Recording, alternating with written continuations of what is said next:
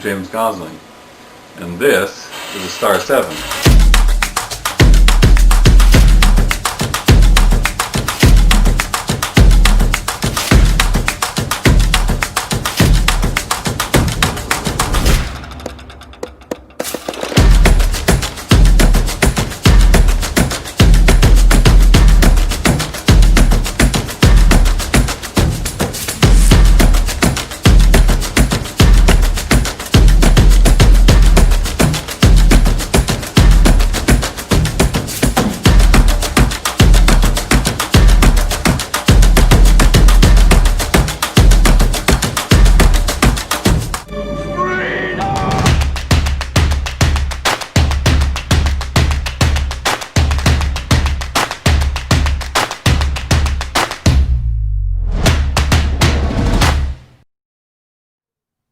Hello and welcome to Devoxx Ukraine 2020. This is the second day, it is Saturday, and we are welcoming first attendees who is joining us.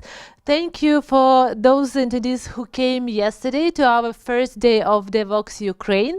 It was amazing. Thank you for being with us all the day. And today we are going to have another day with a lot of speeches, with a lot of speakers, with a lot of entertainment. At the end, we will have closing party online. But still, we will have a lot of drawings from our sponsors, and also we will choose the best speaker. And just a reminder for you, so please go to the website devoxx.com.ua, and here you will find a button where you can join our broadcast if you still don't. And in this broadcast on the user page, you will have a screen where you can see all the speeches. You can click on the stream 1, 2, 3. We are actually now at the stream 2, but you can choose another one like 1 and 3. And in the bottom of the screen, you have a chat, so you can comment on the speakers, you can comment on me. I will be the moderator for this track for this day.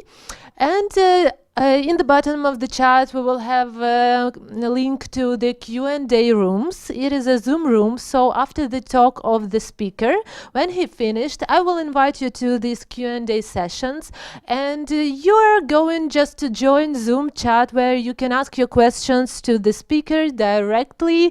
You can turn on your camera and have a small talk with our star speakers. Also, to the right of your screens, you have logos of our best ever partners, and our partners during the day will make raffles and drawings and some special quizzes and contests. And we are encouraging you actually to join, because first it is fun, and second you can win a very valuable prizes from our partners. They prepared very well, so you can try yourself and win something really special. And this is, I think, it as for the organizational part of my speech. And finishing it, I want to invite our first speaker of the second day of the Devoxx Ukraine, and this will be Victor Rentea. Is a champion, independent trainer, and associate professor at Polytechnic University. Victor is very famous Java speaker all around the world. He has a lot of courses, a lot of trainings. So welcome, Victor Rentea.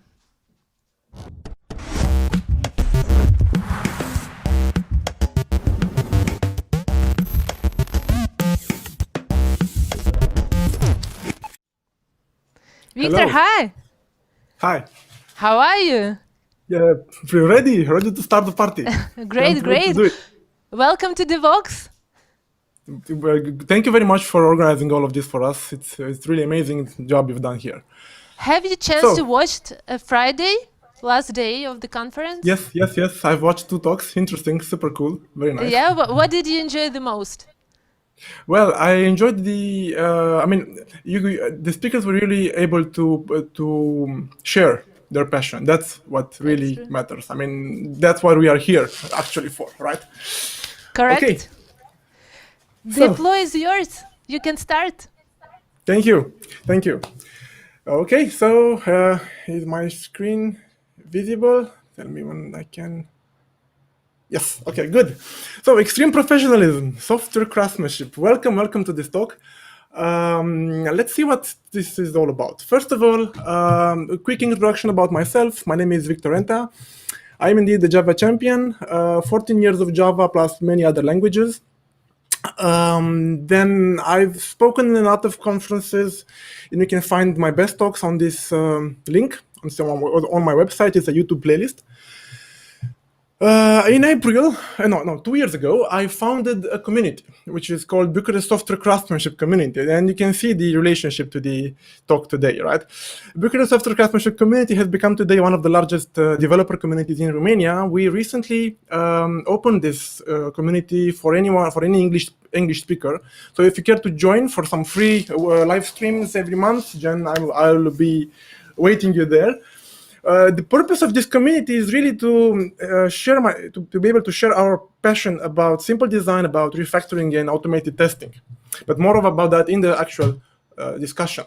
Now, since April, I gave up my role as a lead architect at IBM, and I'm now fully dedicating to training and consultancy. That's what I've been doing for the past 8 years, more than 2,000 developers, 40 companies. Now, what I'll be talking to you, what I'll be discussing with you today is stuff that I've been brainstorming and discussing in dozens, I think over 100 teams in dozens of companies. Now, my normal topics of training is, of course, Java related, Spring, Hibernate, and functional programming in Java. But what I am most asked for is design patterns, clean code, and unit testing. And these are actually part of what software craftsmanship really means.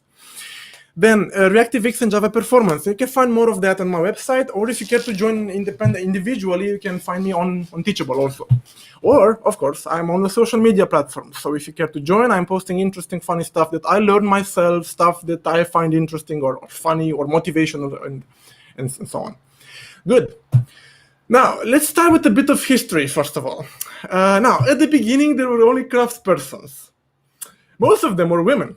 So I want to be very clear, when I speak about software craftsmanship, there is nothing related to just men, okay?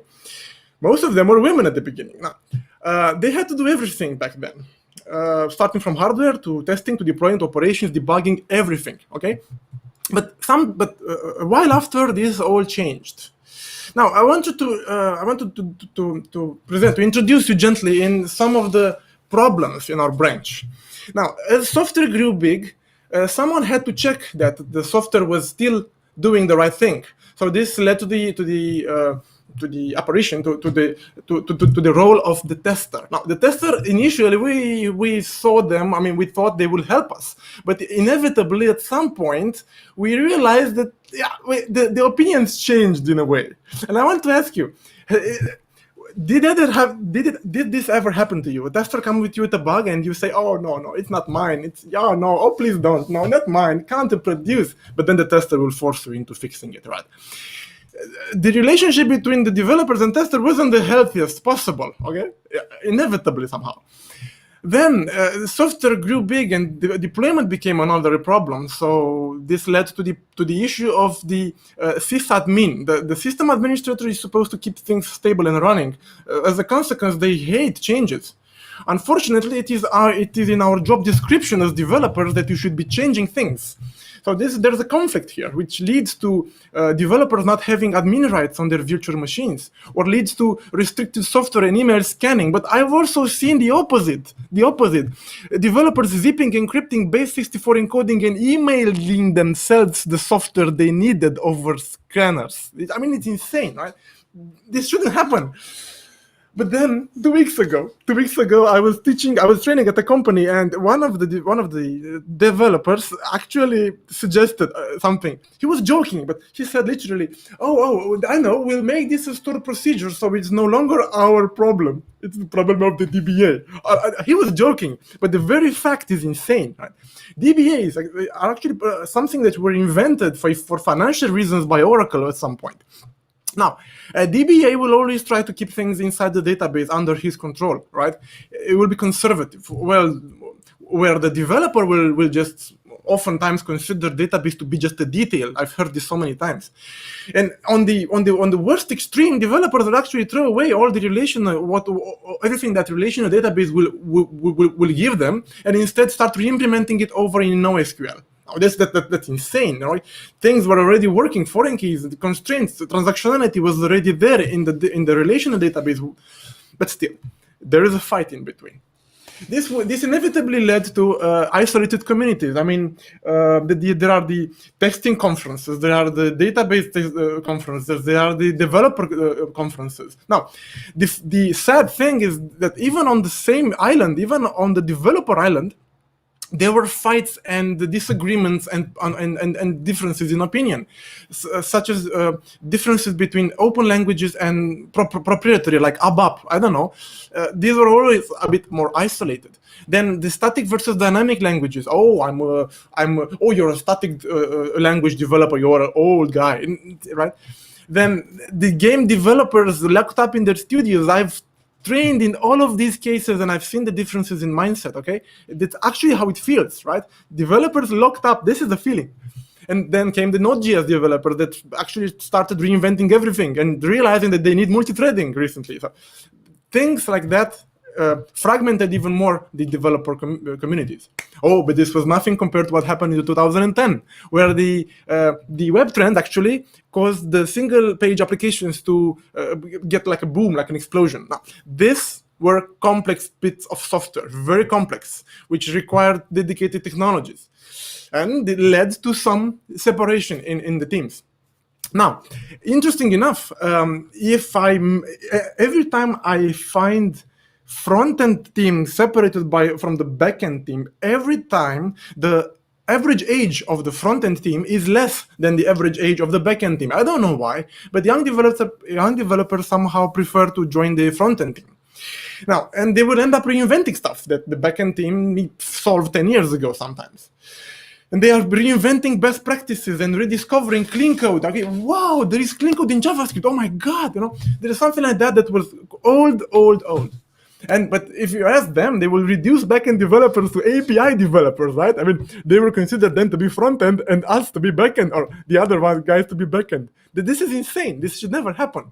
Of course, backend developers had their own perspective about what a front-end developer can really do, right? So there were jokes on both sides. There were this harsh discussion between the both sides, which is not productive. Oh, and then came the mobile world. The mobile world, so nowadays, any business in the world needs to have an application. Okay, it's common sense. We have to have an app.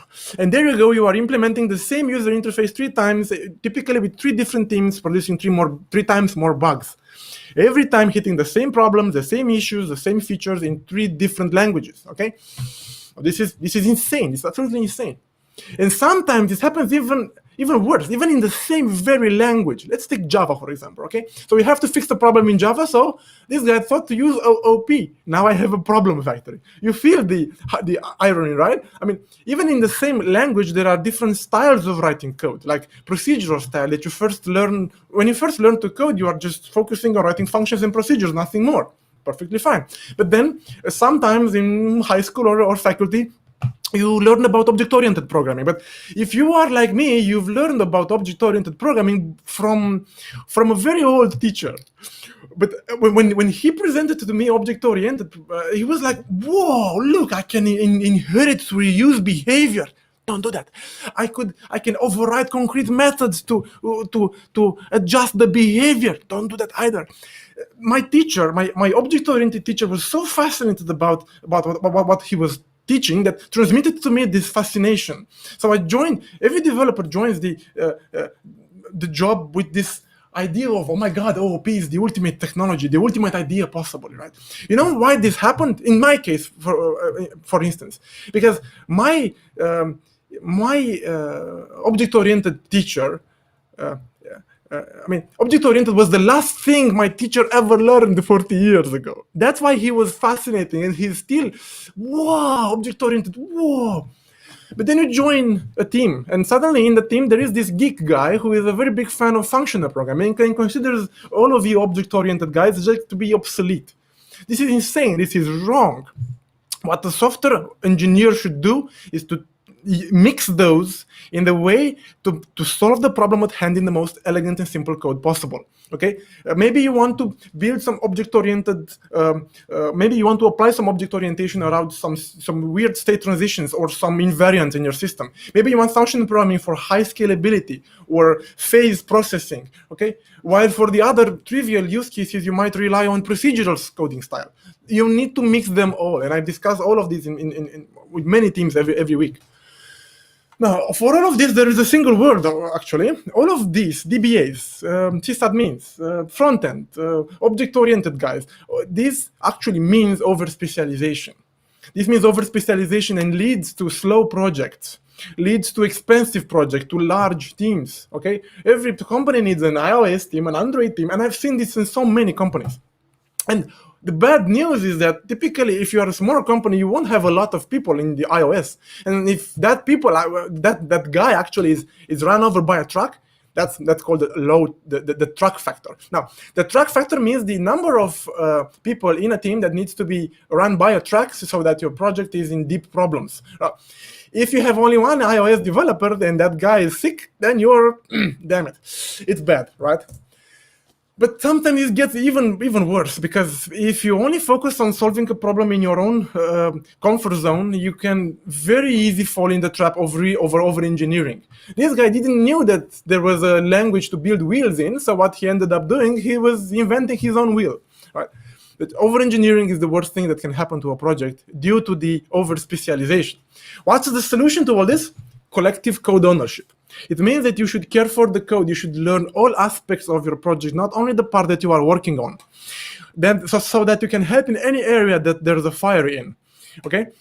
Then you don't need to delegate anymore. You are in control of everything. You get a lot of power with if you do that, but also that comes with a lot of responsibility. You need to be careful. But suddenly you are in control of the entire life cycle of your project, which is amazing. What I'm talking here about is a full stack developer. It's someone who is able to do from A to Z in a project. Now, full stack is not a binary state.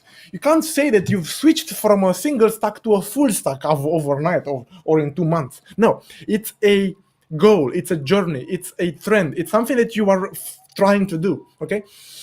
What it means to become fuller stack, first of all, you should not be afraid of languages that you do not know. You should not be afraid of, oh my God, I don't know bash scripting. Oh my God, no. Take your project, and every part of your project you should learn and you should master. Any kind of language or technology that it uses, you should become familiar with that.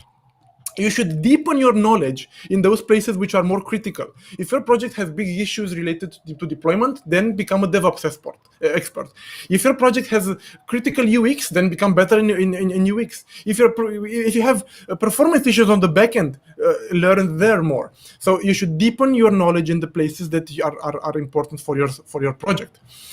You will reuse the essential things you've learned in other places, like simple design, automated testing, security, or logging. These will be somehow, the same principle will be applicable in many places in your application, you can reuse a lot of acquired knowledge. Oh, and as a warning for you, don't ever claim you are a full stack expert. There is no such thing as a full stack expert, especially today with the amount of stuff that we have to learn, with the depth of the framework that we are using. Just to give you a little inspiration, a little example of what it means, just imagine just see for yourself what it feels like when you are running npm install. Let's see, so npm install. There you go. Now, it can't possibly know all of those libraries, right? I don't want to mention LPAD today, but you can't possibly know everything in nowadays in the technologies that you are using. So you shouldn't claim to be an expert in everything. Now, why do you want to go that way? Because technologies will change. Technologies do change. You've seen that every 6 or 7 years, maybe faster on the front-end side, technologies tend to change. So a new shiny framework, a new trend comes to, a blue whale comes to our world and ruins everything. I don't know. Then learning will keep you flexible. Now, I've worked with thousands of developers, and those developers who were still in a learning state, we're special, we're better, we're more open. I love working and teaching and discussing things with people which are learning, no matter what they will be learning. They could be running a master, they could be doing the second faculty, I don't care. If they are in this learning mindset, it's amazing to talk to them because they are open to ideas, they are flexible, they have this hunger to learn, they are in the learning state. So learning all the time will keep you flexible, and flexibility is something critical in today's world. The teams, also, I can testify that the teams that are, I mean, those 20% teams that I worked with that were entirely full stack, I mean, those teams were by far more well, that they worked better with each other. They were better friends. I don't know why. Perhaps because you can't possibly know everything, so you will end up asking something to your colleagues. Perhaps because of that. Perhaps because they were facing the same problems, all of them. I don't know. But they were a better team if they were full stack. And of course, for your purpose only, because you are more useful and more adaptable to things, you can actually earn more. You can actually be more valuable to your team and to your company. Now, being in this training and teaching business, I get this question all the time, on many places. What should I learn? Okay, I want to be better. What should I learn? The best advice I could ever give you is that you should master the technologies that you are currently using on your current project. What I mean here, in case you run into a bug, never patch over a bug. Never just quickly dirty fix it. No, every bug is a learning opportunity. You should investigate to the depth what was wrong. Perhaps it was the technical framework that was weird. Perhaps the problem was a design smell. Perhaps a bad practice that spreads in your application. No matter what was the cause of the issue, isolate the problem. Ideally, put it in your own pet project. Reproduce the bug in a separate application, and then you know what you do. Then you present the problem in a brown bag session to your colleague. Doesn't matter we are isolated. You just over Zoom. Okay, folks, while you're eating, let me show you what I found the last week. Okay, present the stuff. Only then you know that you really are mastering it. Okay. Then every time you read code, you walk through code, you don't just read code, my friend. You don't just go there and look at code. Oh my God, the code is there. No. You should constantly seek for ways to improve the code. Constantly look out for flaws in design, for better ways of doing those things. Don't ever read passively some code, but always proactively thinking, what could I do better? Okay. What will happen then? By the way, all of this will happen even if the problem or the thing that we are talking about is in a language that you didn't master yet. I don't care. The same applies. Read more in that part that causes you problem or that is specific to your project. And people tell me, oh, but my technology is obsolete. There is no such thing. The same problem that you are facing in a technology, you will be facing in other technologies as well. Okay, realize that. Okay, so learn the thing that you are doing today to the most of it. What will happen then? Then you will be able to actually fix the problem, not just work around it. Okay, so there is no more throwing the dead cat over the fence, like it's this saying. You won't pass the problem. Oh, it's a front-end problem. No, if it's a front-end problem, you will go there, fix it, and that's it. So no more passing around problems. Then, in case you have to implement a new feature, then you will be able to find the right tools for the job. By the way, did you know that you can export, that you can generate Excel files from JavaScript? Why not, right? I mean, there are things that you can do which are a lot simpler, and you should know of them. Okay, this will allow you to keep your code simpler, and this will allow you to actually focus on what matters most, which is maintainability, the ability to actually have that code in place and in a good state even after 5 or 10 years. You will focus on maintainability, not on the shiny framework or language. In simple words, you become a pragmatic programmer. You become someone who really looks after fixing the business problem. Okay, so I told you about becoming fuller stack, okay, knowing more of the languages and technologies that your projects are using, but there are other worlds around you that you should tear down. Now, developers are special. You know why they are special? Not only because they are sitting on the computer. Nowadays, we all do this, right? No, developers are special because nothing fuzzy can go through us. We are the human-machine gateway. I mean, the people that we talked to, the analysts, the business, the product owner, the users, everyone can have fuzzy ideas, can have unclear requirements, can have this vague idea of what should happen. But if we developers translate it to code, we can't possibly translate fuzziness into code. Code doesn't work if it's not clear. So we developers have a very difficult role to be like, I mean, there can be ambiguity only until us. After us, there can be only mathematical correct working bytecode. So basically speaking, our job is to translate human fuzzy requirement into machine executable code. Now, this requires a lot of interaction between us and customers.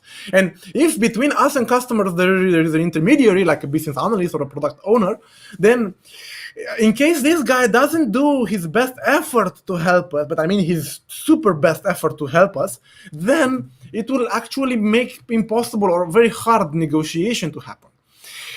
I mean, I'm not talking just about negotiating numbers during estimations. I'm talking about negotiating scope or requirements or clarifying or proposing improvements. This intermediary between us and the end customer should be extremely responsive and put his best effort to the job. Otherwise, can ruin everything.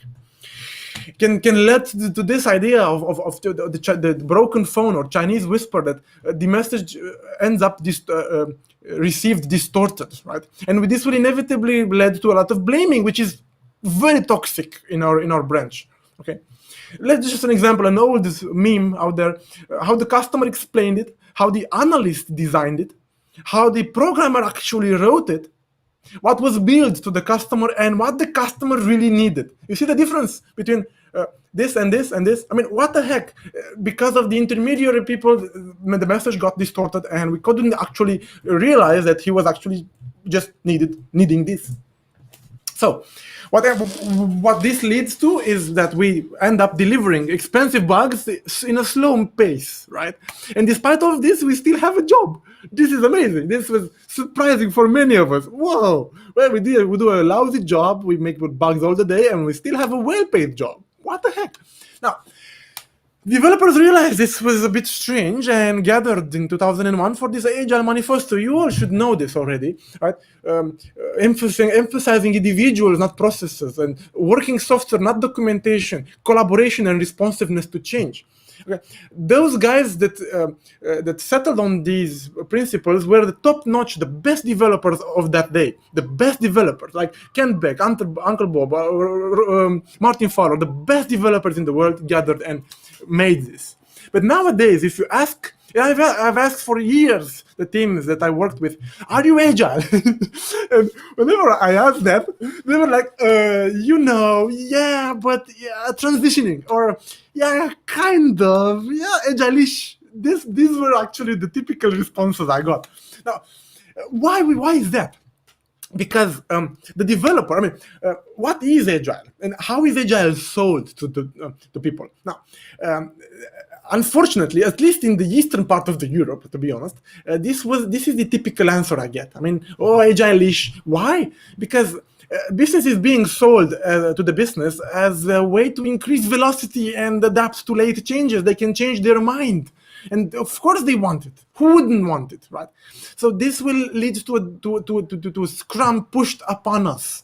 Okay, this is what I've seen happening in dozens of companies. Okay, from higher management comes that we need to transition to agile with the digital transformation. Okay, and they will be scrum pushed upon us. And in all of this stuff, just please remember that agile is not a magic creature that eats post-its and produces software. Okay, this is not agile. Agile, it was all about excellence. It was all about, I mean, the developers that actually brainstormed that manifesto were the best developers in the world. Excellent developer.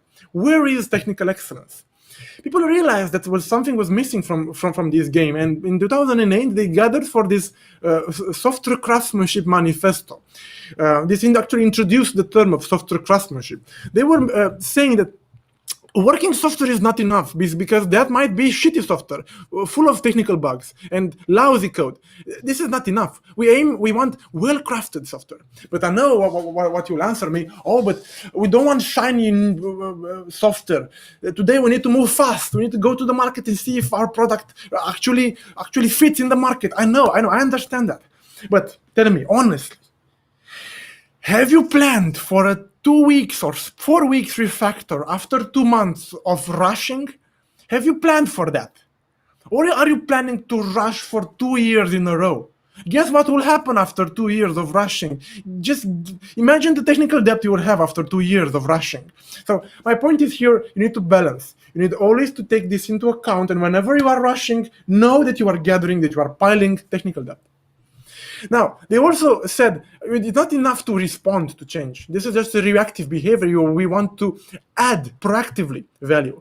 And this is actually one of the strongest weapons that you developers have to earn the trust of your customers. Every demo you have, every chance to talk to the customers you get, you should prove to them that you are partners, not just collaborators, that you want the good of the software. In practical terms, you should propose improvements to the software. You are the first developer, you are the first people in the world who see the software product. You have an enormous advantage. You can see what, I mean, you can propose improvements. You should go to your customer and tell him, look, if I were the user of this application, then I would like these features also. Don't implement them for free, but propose ideas to your customers. This will earn their trust, and then you can actually ask for time to refactor because they will trust you that you want the best for your project. Okay, and individual interactions weren't enough. They needed professionals. Professionals were required. Right? And I would like to do a parallel with the most respected profession in the world, the medic, the profession of medics. Right? You know that they take an oath when they graduate, not to harm a human being. How about us taking an oath, like I will not commit garbage, or I will push with reliable tests? Okay, how about that? But by the way, if you think of it a bit, these two medics are actually telling the same thing, that they will not harm a colleague, because tests with code with no reliable tests and lousy design will end up hurting you back, you or a colleague. So how about taking an oath about that? Okay, good.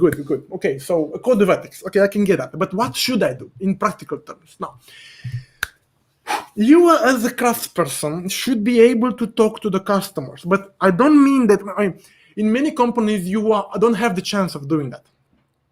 But every time you are given the opportunity, you should have the necessary communication skills to explain their problem to a non-technical guy, or to communicate or to understand actually the real underlying problem, not the imagined solution. No, the real problem. What's there really? What annoys them or what they need really?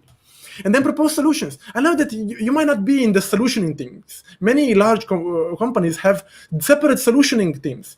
If this happens to you, go to them and kindly, humbly ask them, oh, please explain me, with a very modest and open attitude. Please tell me, why have you chosen to use Kafka there? Why have you put there that NoSQL? Why are we using Cassandra and why not a relational?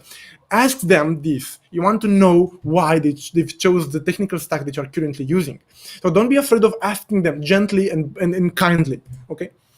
Then, also, this is a separate skill, the ability to take a problem and break it down into smaller user-centric stories so that you can get feedback and you can get paid for those, okay? That's a hard skill that's a difficult skill to master.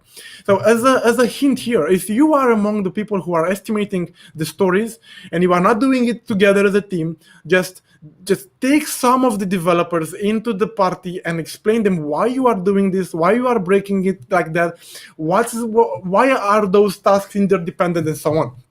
You should grow this skill into every of your team member. And every one of you should be able to design wireframe and screens. In my experience, you can clarify 80% of the requirements of every project if you have the screens drawn. If you have the wireframe, if you have the screens somewhere drawn, then based on those drawings, you can have 80% of the requirements clarified. Because people reason better if they can relate to a screen. This human nature, they can see buttons and text field. Oh, that button should be there or should be disabled. These kind of questions you can find, you can solve if you have the screens. Of course, you should be able to write working code. Of course, but then you should also be able to write tests that will avoid you, that will keep you from introducing bugs when you refactor. And refactor you should do. You should evolve your system architecture to meet the new functional requirements. You should be able to adapt and to evolve your design every day without being afraid of introducing bugs. That's the purpose of automating testing, really, to allow you to refactor every day, every single freaking hour. And then if the development team, if the DevOps team is just sick one day, then you should be able to take over their job. You should be able to push to production. You should know some things there so you can fix issues there. Of course, you might not be as effective as the DevOps team that you might have, but you need to know that part also. Okay, now a classic developer, a classic software developer will only write working code and sometimes even refuse to do any other job that you might ask him to do. Okay, this is bad. This is very bad. Now, what I'm asking you here is to try to do more than just writing code. Try to learn more about what other phases in your project are there. Try to learn other parts of what it means to build a software project. Now, accidentally, somehow, my main focus on my trainings, I'm really actually focusing on teaching people how to write effective automatic testing and how to evolve an architecture and how to refactor and how to redesign stuff. Now, and I want to give you two ideas from these areas, testing and refactoring. Now, the first one is about testing. I want to quote from a book that I love. Back in the 90s, debugging skills were a major point of discussion in any job interview. Seniority could be measured, breakpointing. Okay? Seniority could be measured by how good you were at breakpoint debugging. Those days are gone. Nowadays, you should be disgusted, unpleasantly surprised when you need to rely on those skills. Although you need to have those skills, you should be disgusted when you need to rely on those, like breakpointing, step in to step out to. Instead of doing that, you should immediately write, test, and refactor code such that you never need to go that ugly path again. Okay, so don't fix bugs just by breakpointing. Take the time to write an automated test around it so that you can fix it for good. So I don't want you to be clicking the mouse, looking in the logs, and perhaps the third time you get the bug back at you. No, debugging sucks. In comparison, testing rocks. So this means you can fire those tests every single commit, every single hour. And of course, Jenkins should be running these all the time. And in case you have tests that don't run on Jenkins, those are no tests. The tests that don't run on Jenkins do not exist. Do not exist. And the other point is about refactoring. Now, sometimes refactoring isn't enough. The whole extreme programming and software craftsmanship ideology goes towards the idea of evolving the software, of evolving the design. But what if the architecture never emerges? What if you never end with a well laid out architecture? What if you are just running and piling up a lot of garbage, without any design? What do you do then, and why does it happen? First of all, you might be lacking the knowledge about what you are building. This is natural in an agile application. You might not know what the next requirement will be. That's inevitable somehow. But also, you might have maybe half of the team could be junior, completely junior. Okay, then this could happen to any project. But the solution to fix this actually is applying the correct practices to this scenario. I mean, what you're really missing are practices. I'm talking about here about pair programming, about test-driven development for the most complex parts. I'm talking about continuous refactoring, about simple design, collective code ownership, the practices of extreme programming, really. The extreme programming practices, and it's time to note that extreme programming doesn't mean you should code while skydiving. No, extreme programming really means extreme professionalism. Right? It means a code of ethics. And there is actually an attempt to define a set of rules to follow if you want to name yourself a software craftsperson. First of all, I shall not produce harmful code. Okay? Then the code that I produce will always be by my best work. I will take pride in the work that I produce. Okay? When was the last time you felt pride about the code that you wrote in a day? Okay? You should feel proud about your code. I will make frequent and small releases. Okay? No 2-month long feature branch. I will provide with a quick and repeatable. This actually means automated testing. I will not fear the code, and I will relentlessly improve the code structure at any occasion. I will not increase the technical debt. I will keep productivity high, meaning that I should automate as much as possible. I will ensure that others can cover for me. How could others cover for me? It only means actually one thing: pair programming. I should pair programming so that when I'm sick, someone can take over my task with no fuss. Okay, I will produce sharp estimates, and I will never stop learning and improving my craft. We could spend a day talking about these points, but I want to focus on this one. However, you should never stop learning and improving. Now, I know what it feels. It feels like the performance. You need to push code every day. You need to fix bugs. You have deadlines. You have risks. Okay, you need to perform every day, and this doesn't leave you room to make mistakes. You can't possibly put a bug to production just to learn something from it. It's not ethical. It's like you're always on stage. Then how? And then when do you learn? When do you get yourself time to learn? Now, I want to challenge you. First of all, to challenge your design. To try to make your design in such a way that it becomes easy to test. Make your design testable. And the way to challenge this is to attempt to write reliable tests on that piece of code. Then, in case you are a backend developer, try TypeScript or vice versa. Then try SQL. Maybe try Clojure if you know all of the other. Try Swift. Try another weird language that will move your mind. I mean, change the perspective that you have. Okay, I look different at code today after I learned Scala, for example. Okay. Then challenge your communication skills and try to explain the technical issues you have to a colleague. Every day you should be talking and discussing about code. You should be able to express a technical issue to any colleague with very much ease. Even to non-technical, you should be able to explain. Challenge your reasoning and maybe start a pet project to notice the trade-offs, what should be done and what should not be done. Or even maybe think about starting a business to get a feeling of where the money will flow and what's the actual real cost of a software project. But all of these are, let's say, second stage. In my training experience, I've seen many people struggling on getting past these phase. And this is actually, this is where the need for a coding exercise comes from. You need to practice. Remember what the book says, and I will really advise you read this book. It's an amazing book about how you can drive your professional career. Now, what's missing from all of this is the ability to play. And I keep repeating this. What's missing to our profession is the habit of playing around, of experimentation. I want you to be doing coding exercises. These are actually named coding katas. These are not production code. These are synthetic exercises designed to teach you something. When you solve such an exercise, you should not rush at any moment. You should feel safe. You should not be stressed by, bugs and deadlines and so on. You should aim for perfection all the time. Perfect code that you are proud of. You should reflect on how you work and always try to get you out of the comfort zone. If you are solving an exercise using the identical techniques, the same coding style that you are using while you are coding for work, then you've missed the point. You should try to get you out of the comfort zone. Then you can gather more of you in a coding dojo. And I've been doing, I think, more than 100 coding dojo in different companies where I'm teaching clean code.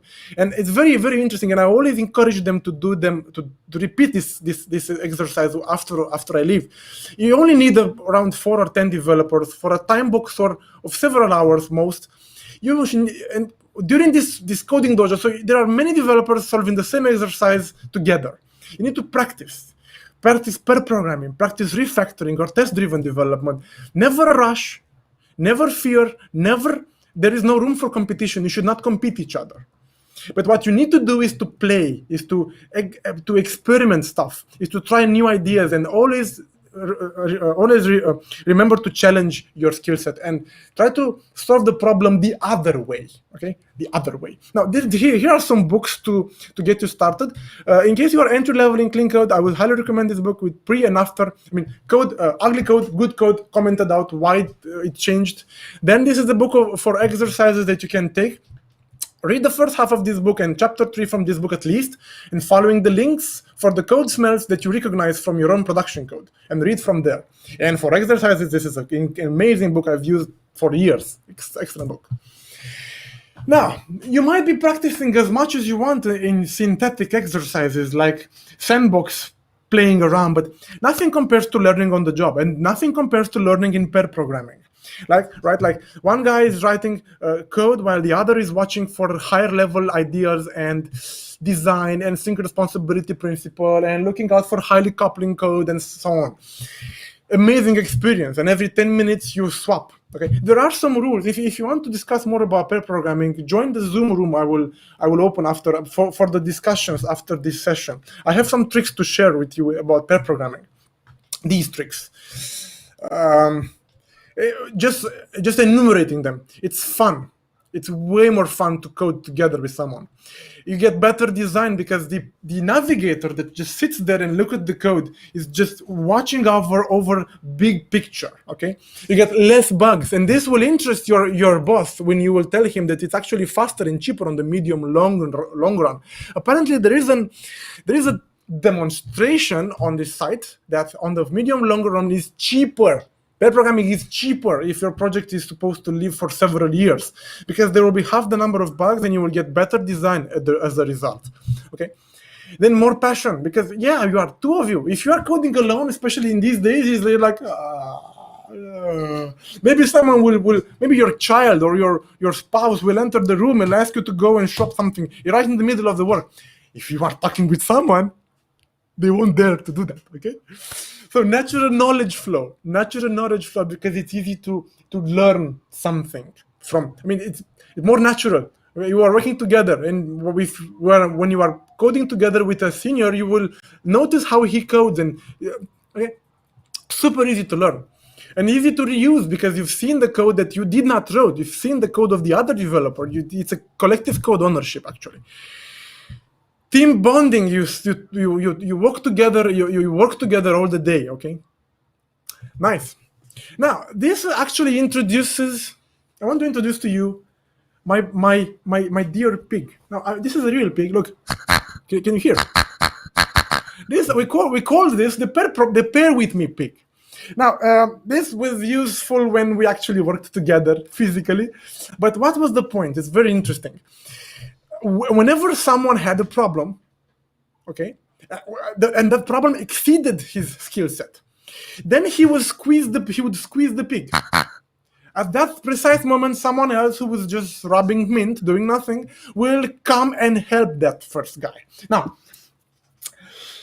we weren't officially planned and encouraged to do pair programming in the projects that I led. So what we did instead, and actually, to be honest, the kind of projects that we worked on weren't suitable for 100% pair programming the entire day.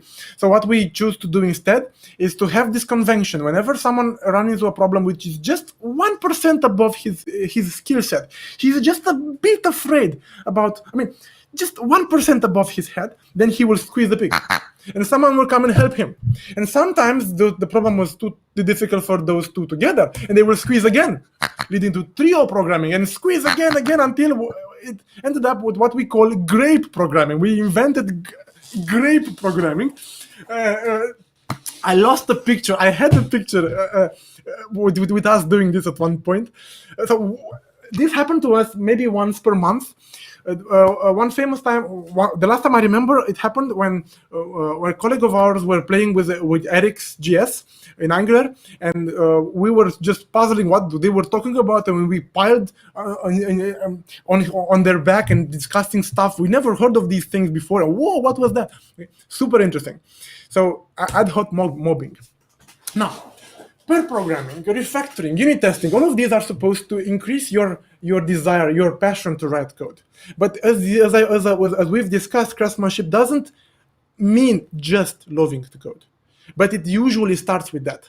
That's why I insist on emphasizing the will, the joy of writing code by writing exercises, by writing tests, which actually represent more code. Oh, joy, more code to write, more refactoring to do.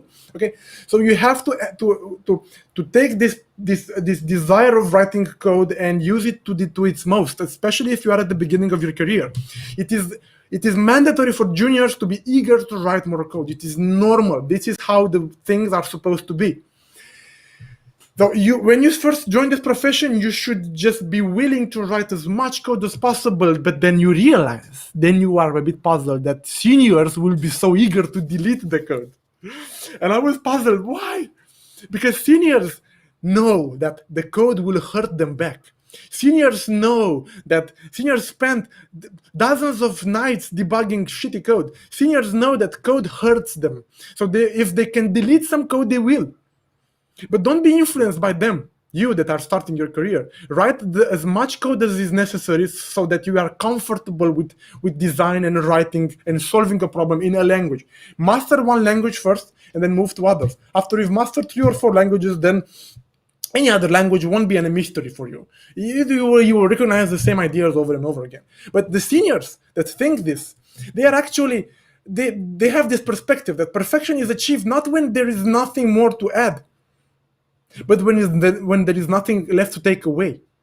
If you can solve a business problem with no code at all, perfect. No bugs. Okay? So perfection is when you implement when you solve a business problem with the least amount of code. And this is actually my message to you.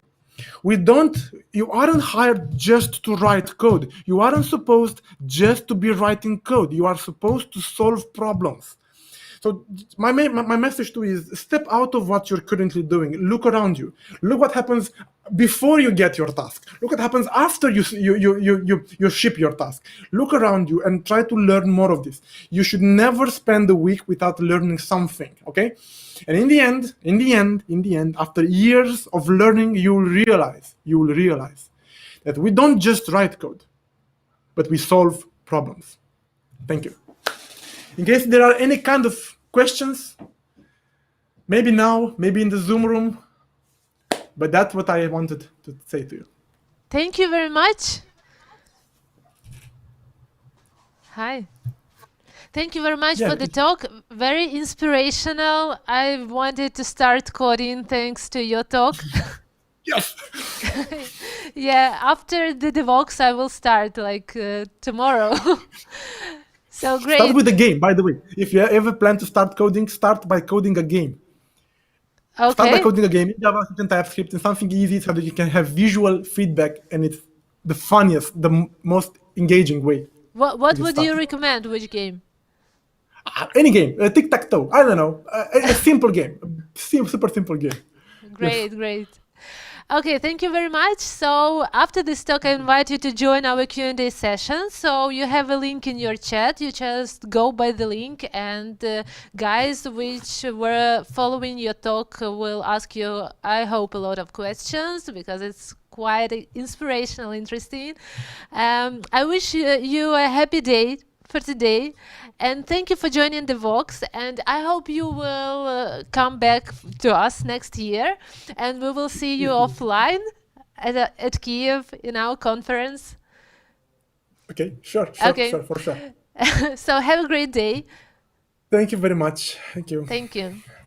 Thank you. And I just want to remind you that you need to vote for our speakers, for our talks. To do this, you just need to upload our application. You can do this easily via Google Play or App Store. So please follow the links on our website, or just scan the QR codes and go to the App Store or Google Play, download the application and find your favorite speaker and favorite talk, and please vote. In the end of the day, we will name the best speakers and best talks, and we'll have a celebration. So stay tuned.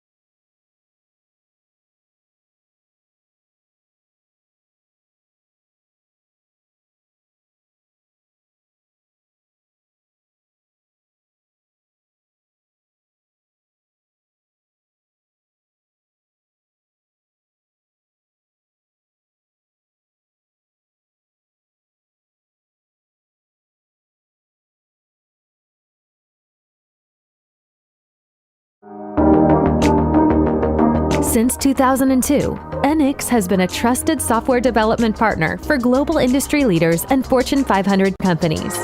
NX offers expert solutions in cloud computing, data analytics, machine learning, business intelligence, IoT, and other tech domains covering various sectors, including fintech, telecom, media, healthcare, manufacturing, and more. Numerous industry rankings recognize the company, such as Global Outsourcing 100, Inc. 5000, CRN Fast Growth, Clutch, and Good Firms. Also, NX is a place for professional growth and exciting career opportunities for more than 1,100 experts. The company hires talent remotely across Ukraine and offers a flexible work format to choose between office-based, flexible, and fully remote work. NX is one of the most active employers in Ukraine, according to DOE, as it constantly has around 100 open positions. Join NX. Grow your career with one of the fastest-growing IT companies by your side.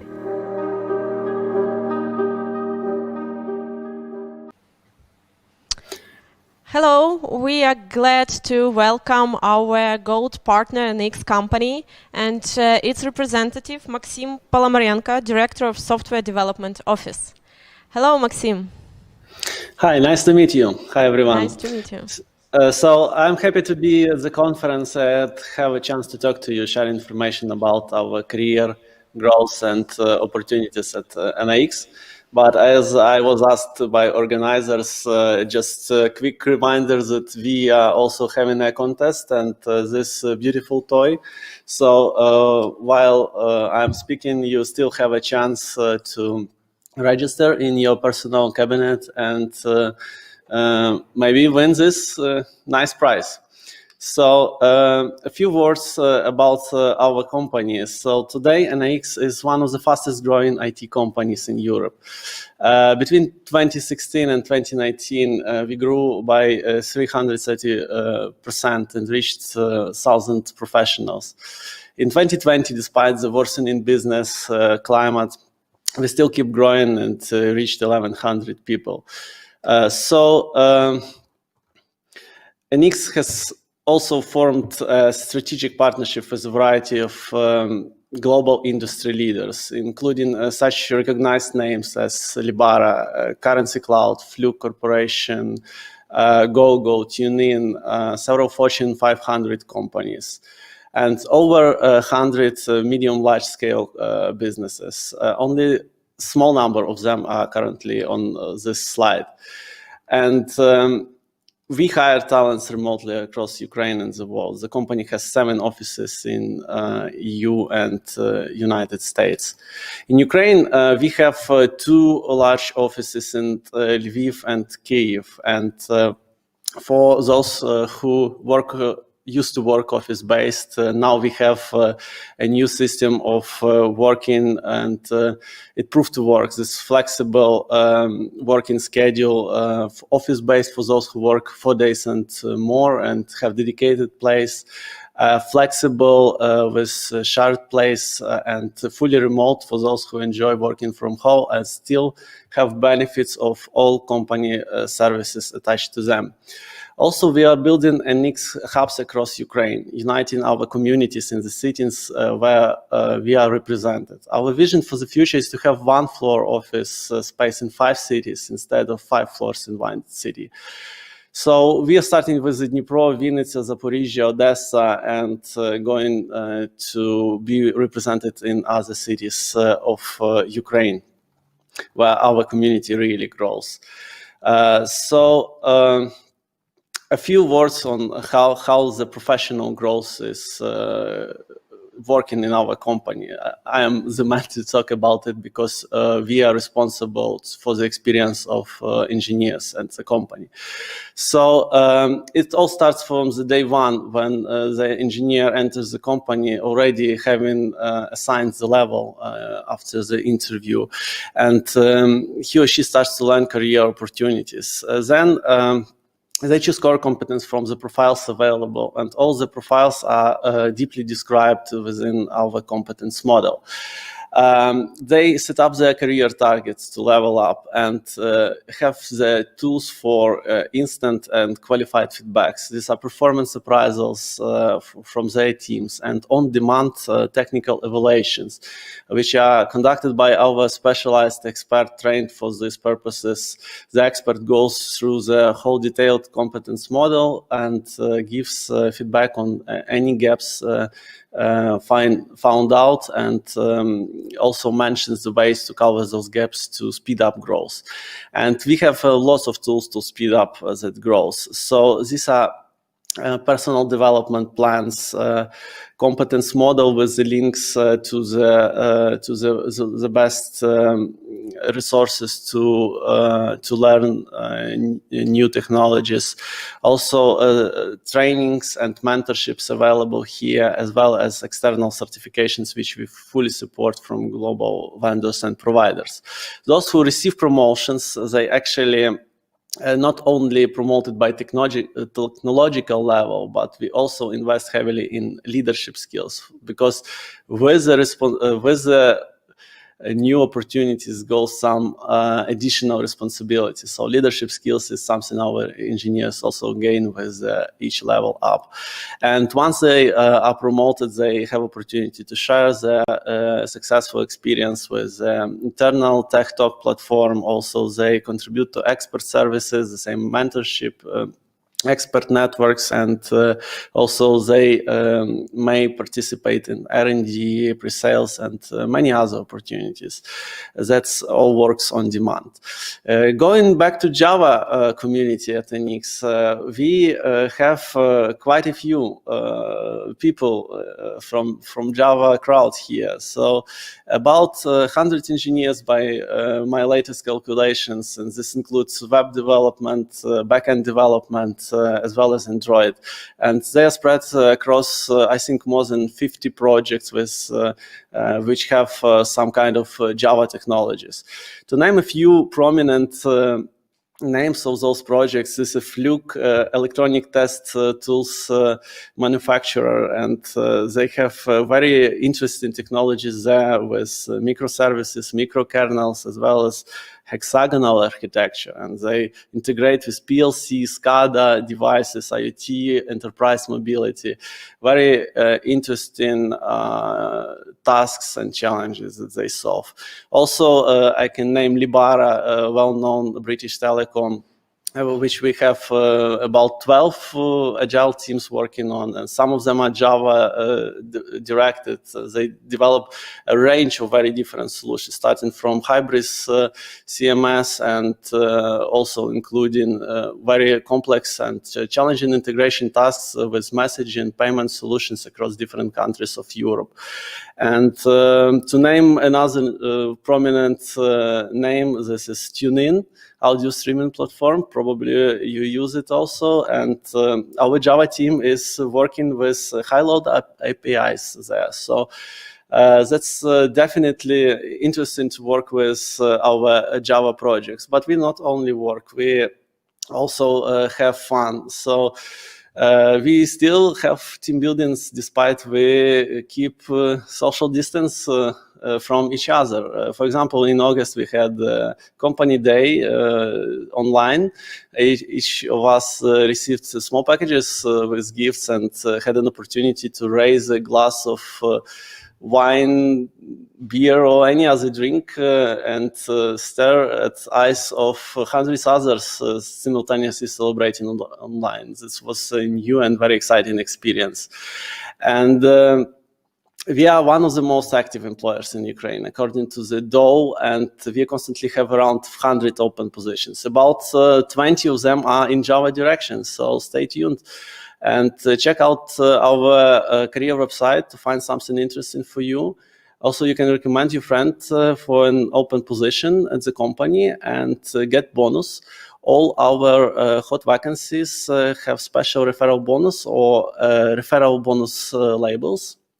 And thank you for your attention. Visit our social media channels. Find out more about our lives, work, and here you can see and use the links about our Java NX communities. and hear what people say about Java here and the company. So thank you very much, and have a great days here at the conference. Thank you, Maxim, and thank you once again, NX company, for supporting Devoxx Ukraine Online this year.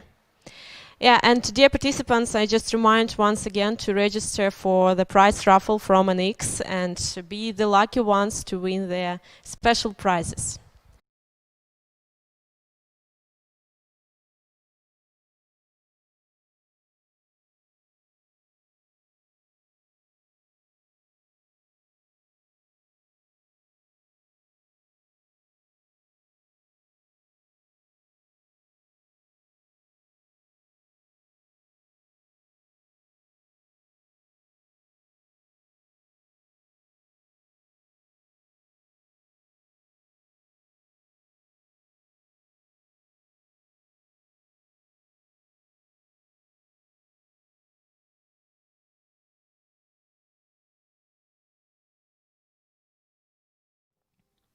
Hello everyone, welcome back to Devoxx Ukraine. This is our second day of the conference and I want to invite our next speaker, Alexander Rilson, a developer and advocate.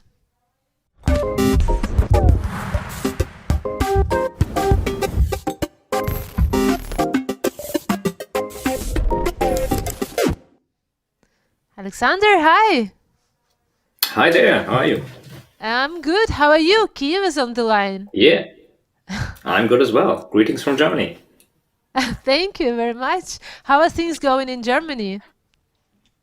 Well, it's getting cold here, but I suppose Ukraine is always colder than Germany, so I suppose I'm fine. This is a stereotype. You should visit sometime Ukraine. Okay, Absolutely. I heard that you are fond of basketball. You are a basketball player.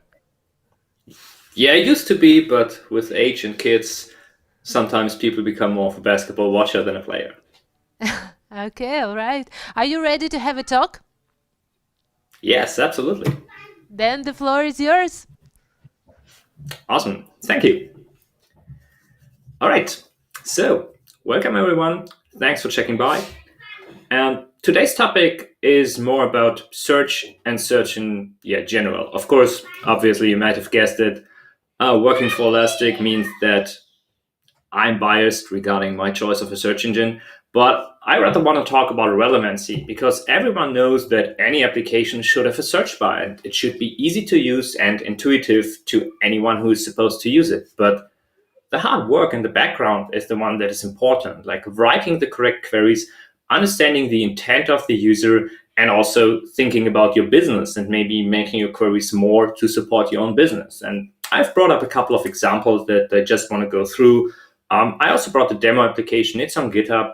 I will share it after the talk. You can check out things yourself, understand how queries work, how you can influence search. And the main metric here, or the main thing I want to talk about is basically relevancy, which means how can we write queries that return content that is as relevant as possible for the user searching the search engine. And that's our today's goal, right? Like I want to talk about search, about relevancy, and of course about the user perspective, because this is crucial to have a good search up and running. You need to think from a user perspective. You can't just run a search and hope that this is what the user wants. Also talk to your users, understand what they are expecting when they're running a search on your application. And before I joined Elastic, I used to run a B2B marketplace with Elasticsearch as a product search engine, primarily for the German market, and the German language has its, let's say it has its own specialties dealing with certain things and also its own complexities, like any non-English language, I would say. And this means I had to deal with the users, and the users were from a specific group running hotels, running restaurants, and maybe having more of a background as a cook or manager, but not so much from a technology perspective. And those are all things you have to cater for in your own applications. Who is your target group? So what is the ultimate search experience? Well, I think most of us have kind of a gold standard set already, if I would ask this question.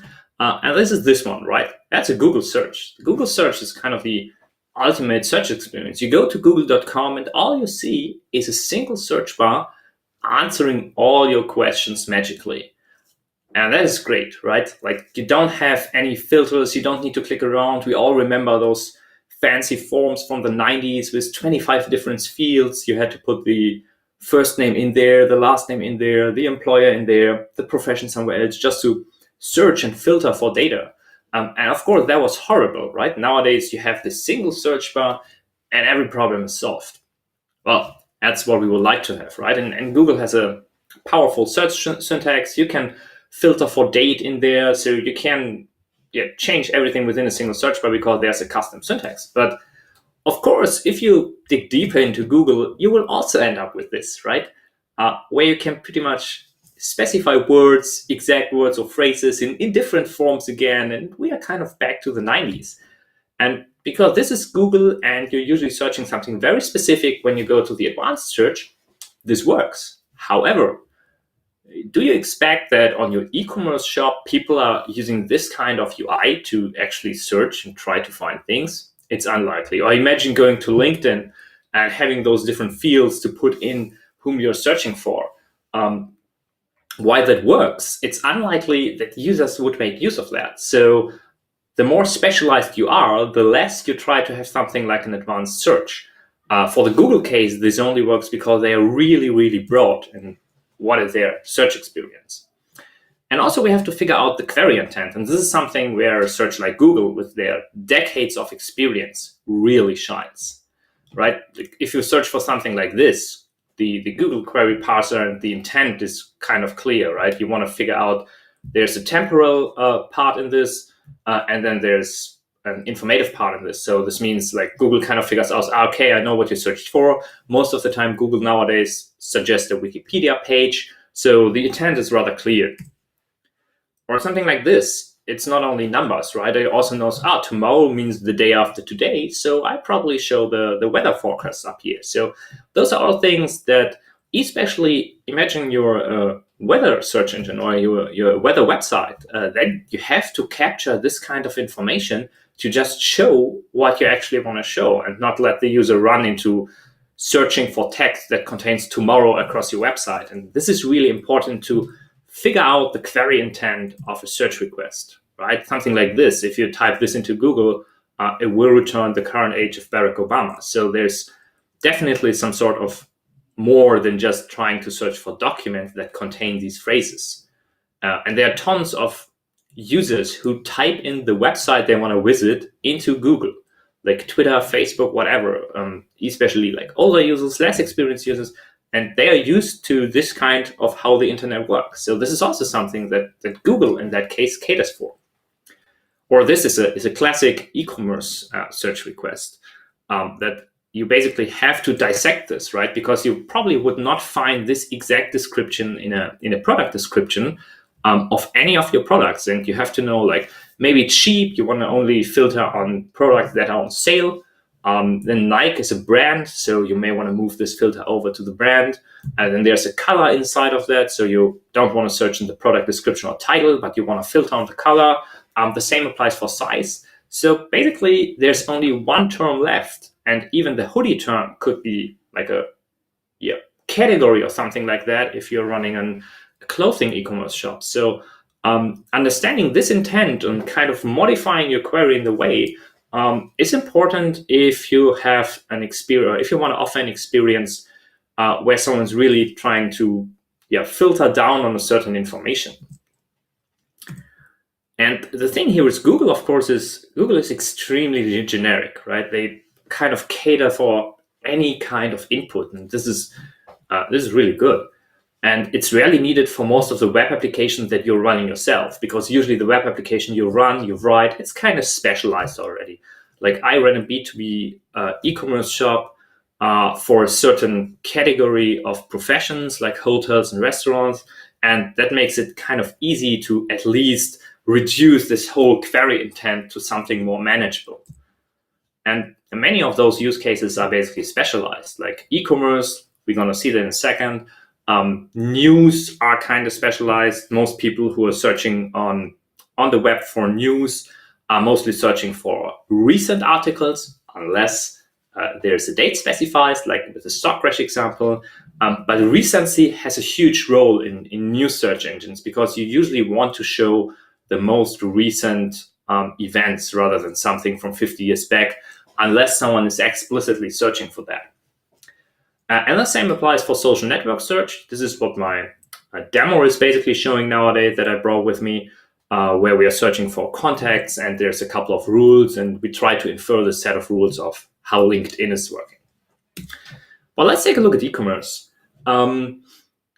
This is Amazon. Probably most of us know this website, and there's kind of a journey how the search engine or how the Amazon search is basically used. And it not only involves the search, it kind of starts with the search bar at the top. And you can also see here, this is not like Google. Google just had this one search bar because Google did not really know what you were trying to search for.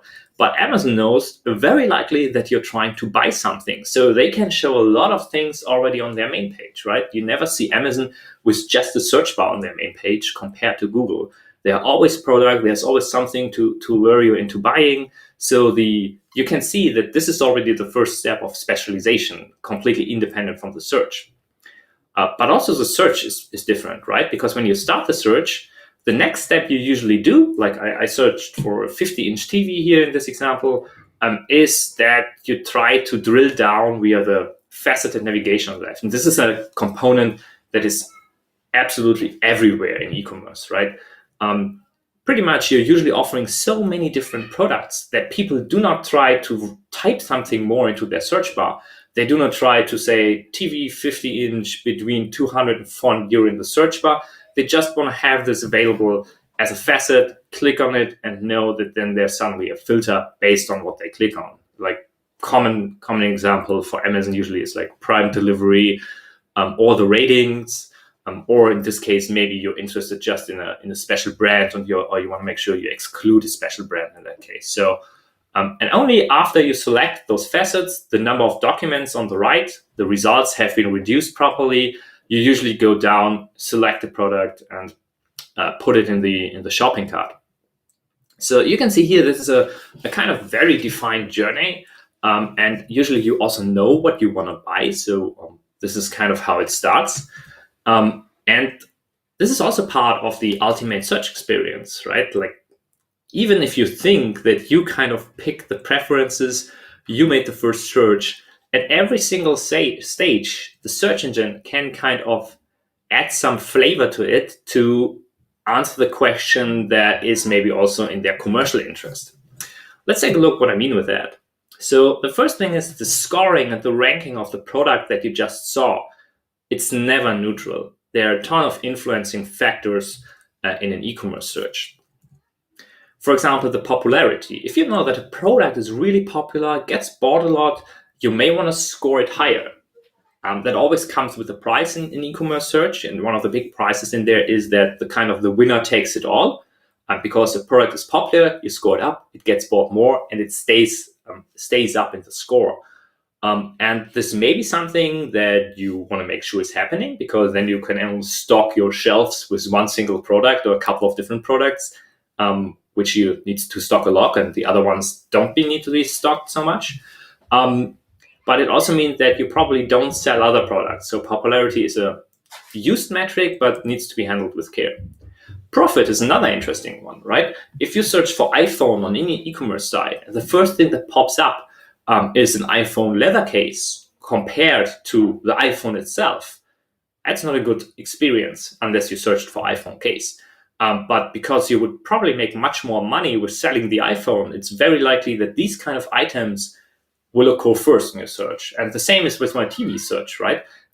If an e-commerce handler is making 10% on one product and 20% on the others, it probably scores the one which gives a higher profit higher up in the search results. Availability is a big deal today. Back then, when I was working on that e-commerce engine, we started to factor this in the search. But today, you can pretty much already filter out everything that cannot be shipped immediately, right? Users are expecting immediate availability and not get sent from China and you have to wait unless this is marked explicitly. So if something is available, if something can be sent really fast, and that's also a huge factor at Amazon, for example, it gets scored much higher. Also, previous searches might come into account, right?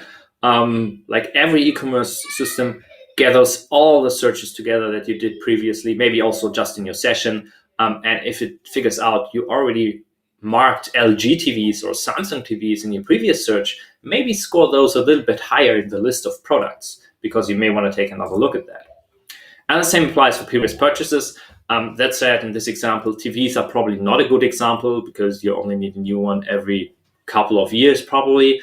But if you have products that need constant buying, that might be a good idea. Imagine you're buying the same diapers over and over again on Amazon, and suddenly Amazon decides to jump into the diapers business. Then they probably score their own products higher. And this is an important trick in that case. And of course, you want to do some cross and upselling products. So this may be embedded in the search, but this also may be embedded in the display, like people who bought also bought. So there are a couple of ways to show this, but this is something that definitely is done in the search experience as well. So let's switch gears a little bit. So we get more to the demo, and let's take a look at LinkedIn search, because this is what I brought for my example as well. It's a small Svelte application which queries Elasticsearch, and I took a look at the LinkedIn search. Like, how is it working? What is it doing? Can we copy the behavior, and what is a generic behavior, right? So when I search for Philip, which is kind of a common German name, I would say, you can see that there's a couple of Philips returned from my LinkedIn contacts. And this firstly implies there's a search for the first name, right? Because there are a couple of Philips with the first name Philip. There's also a search for the last name. You can see that at the third hit, that there's definitely someone with the last name Philip. There's also a prefix search. This is something we can infer as well, because you can write Philip with one P or with two Ps at the end. And if it has two Ps, it's still shown. So it's not just a full term hit. It also is a prefix search where we're searching for people which name starts with this criteria. So this is all things we can infer from the search. And there's another important thing. You can see here that first degree connections are definitely preferred over second degree connections. All the hits displayed here in the search as you type functionality show that the first hit that the hits that are displayed first are always first grade contacts here. So people I already have a connection with. And then there's a second degree user at the end. And we can also infer out of that if the next hit is a second degree user, the LinkedIn search takes this into account as well, and makes sure that if you have indirect connections, they are scored higher from a second than the third degree part. So all of this can be inferred by just running a single search. And that's an interesting aspect, right? When you run a search in other search engines, there's a lot of things you can learn how their search is working. And sometimes it makes sense to understand how the search is working if you try to incorporate a similar feature in your system. Sometimes it just makes sense to understand how you should actually execute your search. So if we search for another rather common name in Germany or in Europe, it's Felix. And that name is also interesting here because, again, you can see that there's like 4 direct connections that I have and another second grade connection. But the interesting part is the highest score result here is actually not a direct connection, but it's a second grade connection. And there's Felix is actually the surname. So what does this mean? It means either that a surname is more important than the first name, which I doubt. But given the way how scoring usually works, it's kind of something called TF-IDF, term frequency and inverse document frequency. The reason is that Felix is a really rare surname, which means that it gets scored higher than Felix being a first name, but occurs way more often. That's how searches are working by default. You can, of course, tweak this behavior, but this is what we see here. So we should probably try to take that into our account for our own application. So in order to show an example how to go from a small search where we basically just search for the name or for the surname down to taking those different factors into account for our scoring, let's first build this using Elasticsearch. So let's do a quick introduction over here. What Elasticsearch is, you can see it's sitting in the middle in the Elastic stack. Elasticsearch is a search engine. It's based on the Apache Lucene, but it has some more features. We get to that, but the main thing here is it's kind of the heart of the whole stack, right? Kibana is a management and monitoring UI on top, and Beats and Logstitch are ways to index data into Elasticsearch, but because everything is HTTP, you can also just use your own mechanism. And there are basically sort of three specialized solutions on top for specific use cases like security, observability, and enterprise search. Enterprise search being those kind of searches in your intranet data if you want. Observability, the classic logs, metrics, and traces use case, but with much more underneath, and security being the security use case for endpoint security and incident event monitoring. Yeah, you can deploy this on different ways, like software as a service or a Kubernetes operator or running it yourself.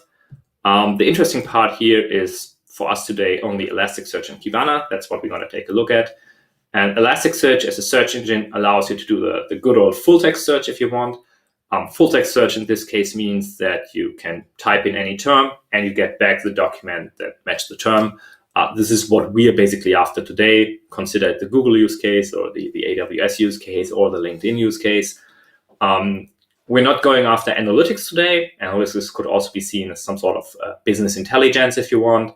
And also things like geo-search. Think of the Yelp use case. I'm searching a restaurant, which is 5 minutes by foot, are things that are not covered today, but this is all things that Elasticsearch can do. The whole idea is it's near real time, so the time between indexing and waiting unless something becomes available is as small as possible. And then lastly, we have the ability to run distributed. So Elasticsearch is not bound to a single system. You can also run a cluster of hundreds of nodes. It's highly available and resilient. Of course, the more nodes you have to consider that high availability goes down because not every node is available. But the core idea here is that the cluster is available, not a single node. As a user, you don't care if you query a cluster with a single node or with 100 nodes. You basically just want to make sure it's always available and you can query all your data. And the resiliency part here is supposed to be the ability to recover from failures. If there's a node failure, the cluster detects this automatically, rebalances the data if needed, and you as a system administrator don't need to do anything about that except trying to bring up the old node again. The interface is HTTP and JSON. The reason for that is simple. Developers know HTTP as a protocol. Developers know JSON as an object notation. So both is kind of familiar, which means you still have to deal with the new technology of how to run queries and things like that. But at least there's not another technology burden on top of that. So our sample application today will be the LinkedIn use case, which means we are searching for persons. And they usually have a couple of fields. A person usually has a first name and a last name, which we will search for. So this is important for matching. Then we have scoring. So there are other factors that are important for relevancy. There would be, for example, the employer. That was also a case, like either first grade contacts or employer was kind of important in the LinkedIn use case, or being a direct contact, or being both. And of course, there's a couple of meta information like the title of a person or the image, things like that, which are not important for matching, which are not important for scoring, but are still part of the whole entity. So the way this looks is like this. We have a name field with first and last name. We will also enrich this with a full name so that you can search in just a single field. There's an employer, there's a title, there's an image, which would just be a reference to a PNG. And then there's the list of other contacts. So whenever we accept a contact, this list of contacts would just be expanded. Same for the people, for the person who received this request. So in this example, Philip K will have me as a contact, and I will have Philip K as a contact, and this for all the others as well. So those are basically the IDs of the other contacts. So I would say we can start the demo. Let's quickly, if you want to rebuild this, you can just clone the GitHub repository, run npm install, create a static build so it doesn't do live reload, or you can change the small Svelte application and have live reload as well. You need to install Elasticsearch. The current up-to-date version is Elasticsearch 7.9.3. You can just download it, you can unzip it or unpack it. It's a TGZ archive.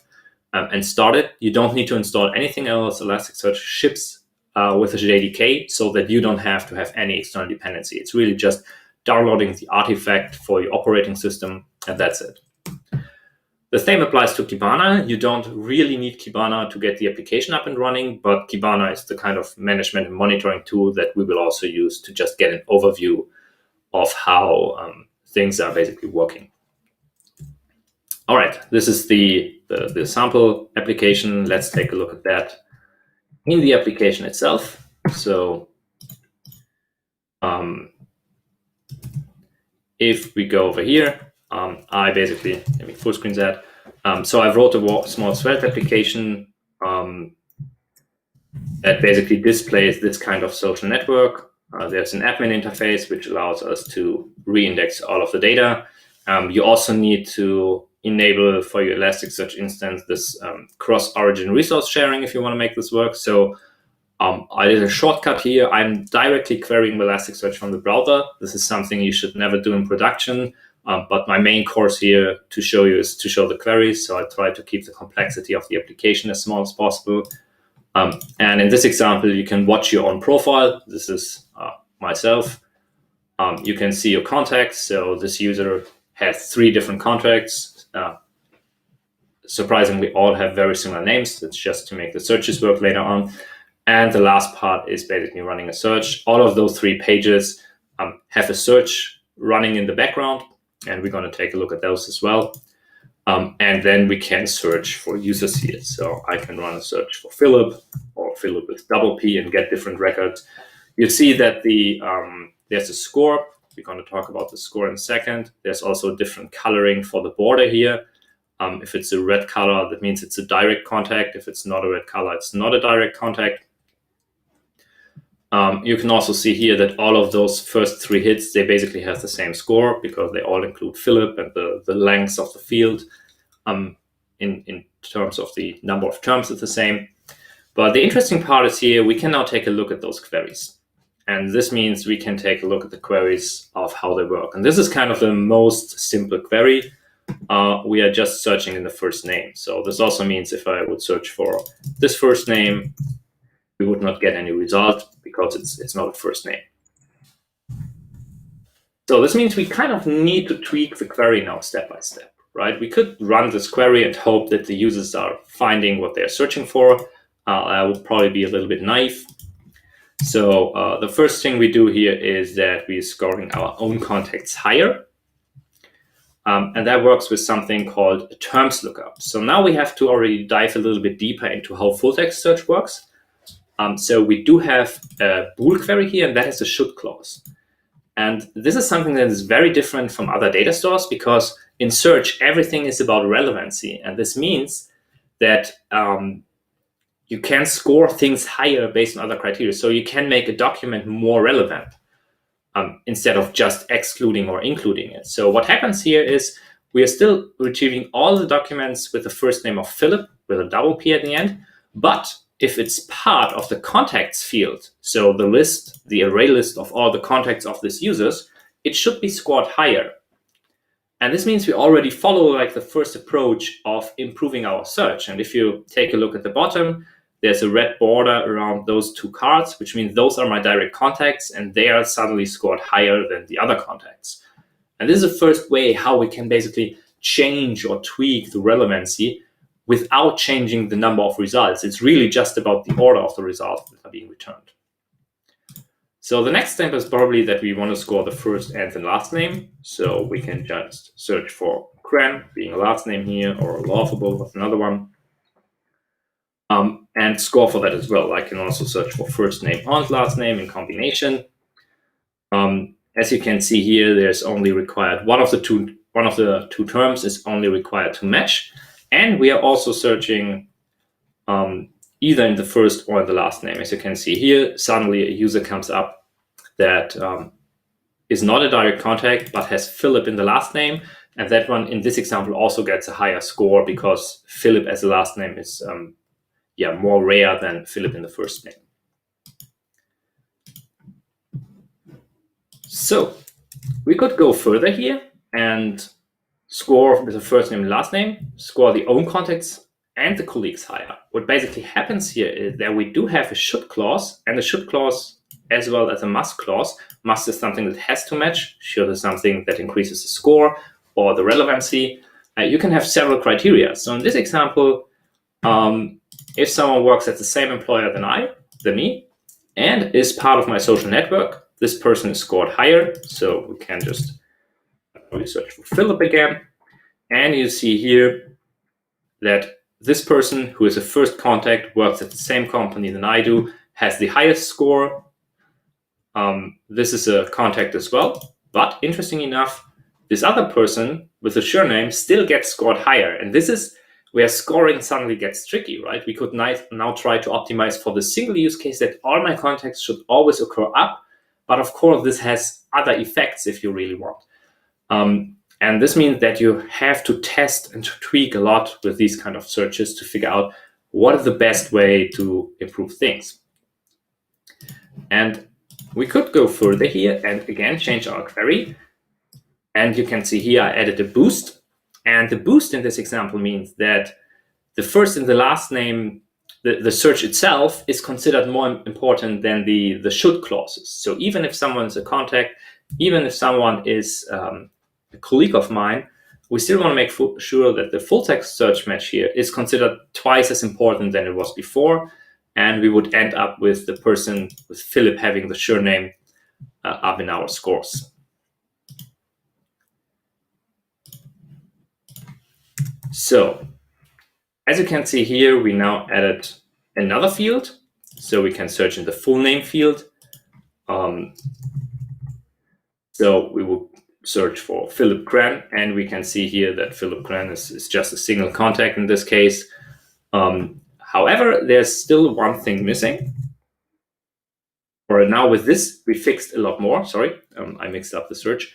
I switched the field where I'm searching, and I switched it to a dedicated field named search as you type. So in order to understand this, we will go to Elasticsearch in a second and take a look at the configuration. But the search as you type functionality really allows me to say what it says, that it's not only searching for full names, like a Kren in this example with a double N, but it's a prefix search. So this means that I can kind of search for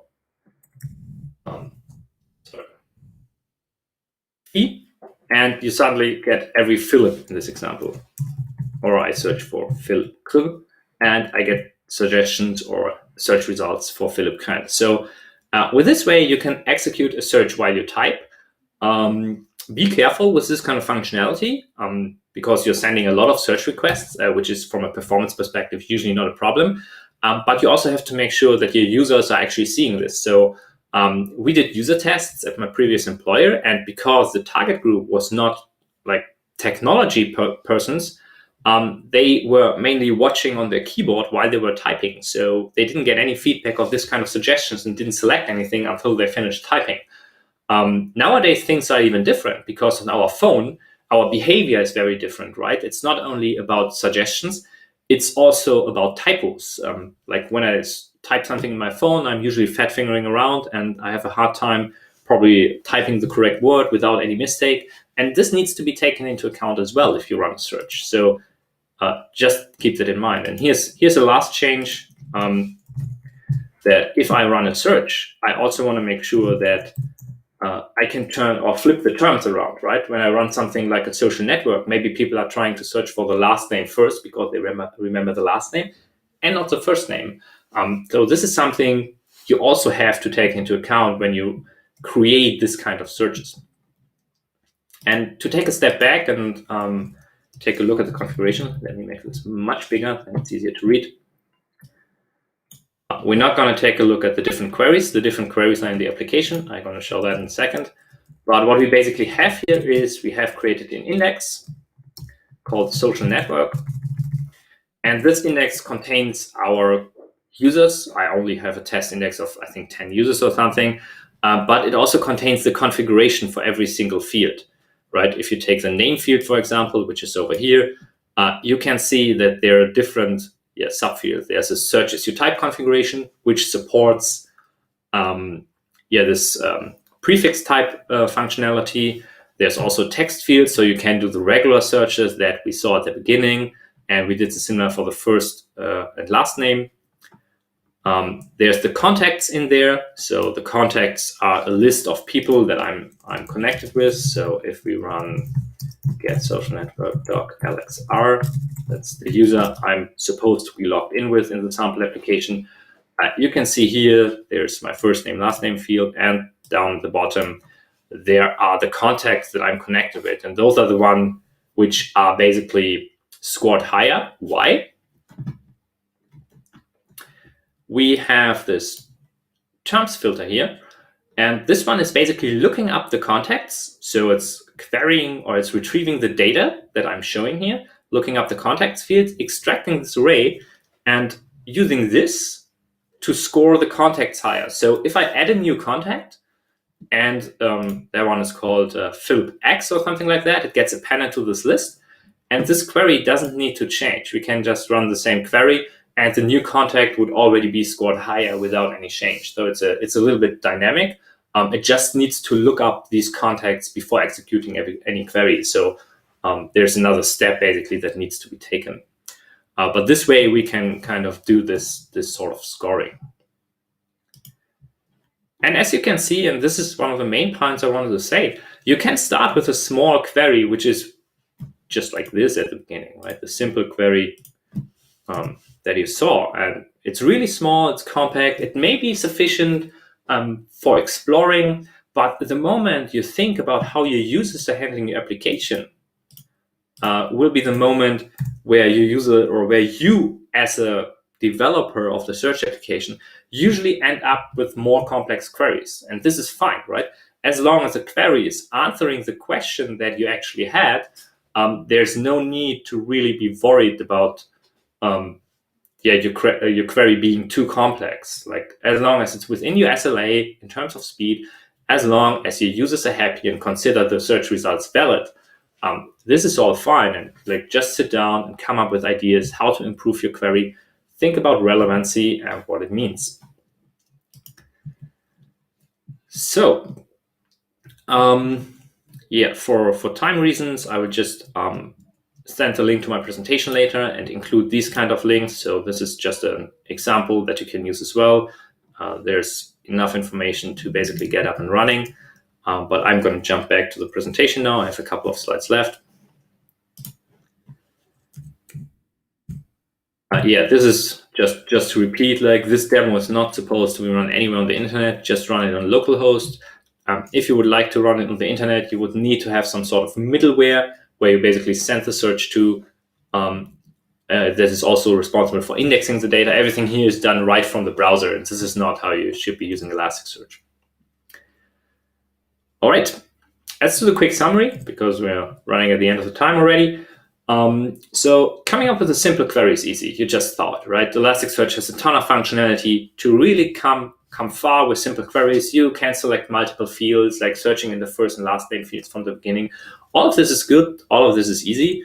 But the next step you always have to do is figuring out user intents. This also means you have to kind of know what your users are searching for. So logging their queries and analyzing those actually makes a ton of sense. And after doing that, you can also think about not only logging the queries, but also figuring out in the UI, like, did they really click on the first result? Did they paginate through the 10th page, which usually means that they did not find what they were searching for, to mix and match and understand what the user is trying to do. And of course, talking to your users is a good idea as well most of the time. So yeah, coming up with a proper query is nothing that like happens immediately. So taking a look at the Elasticsearch reference documentation in the Elasticsearch case and just trying to figure out, like, what do I search for? What kind of different queries exist? How do these queries behave if there's certain data being indexed? It's really, really important and highly encouraged at that stage, at that point. And just as I mentioned, analytics and metrics are vital, right? If you just have queries and users querying the search engine, it's going to be really, really hard to figure out, like, what was my user's intent? Was the user intent satisfied? Of course, if you're an e-commerce shop, you have sort of secondary metrics deciding about that. Think about the conversion rate. If you improve your search and your conversion rate goes up 0.5%, you have a direct link. If you did 25 other changes in between as well, the link gets much harder, of course. But at least there's a link that can be connected. So there's second order metrics, but if you have direct metrics and analytics about your search, like did this search lead to a product view? Did this search lead to putting something in your shopping cart? I think you can create like much better indicators if your search has improved or not. So this was really just a small introduction also about the capability of Elasticsearch. There are more advanced features that you could take a look, like the rank feature, field type, and query type, for example. I didn't talk about that, but that one is extremely interesting because you can score based on the numeric value of the document. So imagine that you have within the document your profit gains, like you get a 10% commission for that, you get a 20% commission for that product. You may want to boost this based on your commission so that you increase your commission based on your search results that are being ranked. This is something that would work with rank feature. There's also a vector field type that allows you to do similarity search based on a feature vector. So you kind of decide what features you want to use. You encode those features in numbers. And then this query will basically run a couple of different similarities. By default, it's a cosine similarity, I think. And you can use that to find similar products or similar behaviors of users if you want. All right, I only have like 3 last sentences that I want to give everyone back home to just think about how you can set up your search, configure it completely independent from your search engine. But the one thing I always ask yourself, like if you have a search bar, can you quantify the search experience? Can you say that this is good or bad on a rating from 1 to 10? Do you know that you have an excellent search, that the users are really, really happy or not? Can you measure search improvements in your infrastructure? If you change your search, if you come up with a new fancy query really long that you think it's really good, like can you measure that the users are actually having the same experience that you had with your test data, with the live data that they are searching for, with the searches that they are executing? And do you have a continuous feedback loop? Like, do you kind of take the information that you have from your metrics and analytics part, and are you using this to improve your search? Do you change the boosting? Do you change the importance of a search or of a should clause? Do you make the employer much more important than being a direct hit because your users are always searching for their employees on the website, like in LinkedIn? Do you have this kind of feedback loop to incorporate this information back in your search? That's also an important and crucial question to me. All right, that's it. I pretty much finished, hopefully on time at this stage. If there are questions, I'm super happy to answer them. I will publish the slides later on. I tweet about them. They contain the sample repository that you can try out if you want. I will also refer a little bit to the documentation if you want to know more about certain features. Of course, there's meetups regarding the Elastic Stack if you're interested in that, and Discuss forum. But yeah, for now, I'm happy to answer any question you got. And thanks a lot for having me today. And I hope you enjoy the rest of the day for the conference. Alexander, thank you very much for your presentation. It was amazing. Thank you. I have one question to you before you continue with the Q&A session. So if you could have one advice to software developers for 2021, what would that be? So me being biased as a search person is obviously that something like search will completely permeate to many, many more applications that we see right now. And I think this trend will continue. And search is much more than the full text search, right? Like many people are using Elasticsearch for things like logging and observability.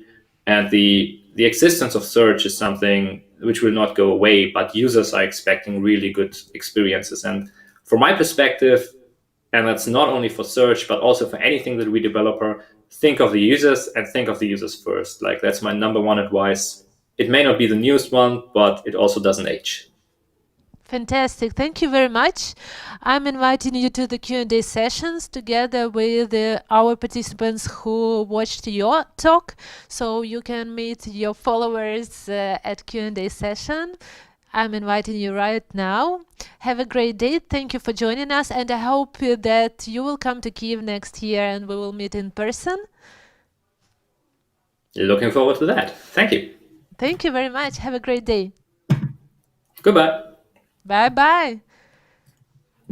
And I just want to remind that if you liked the talk of the Alexander, and if you like him, the speaker, please vote for him in our application. You can download our application via Google Play Market or App Store and find our talks and our speakers and vote for them as much as you can.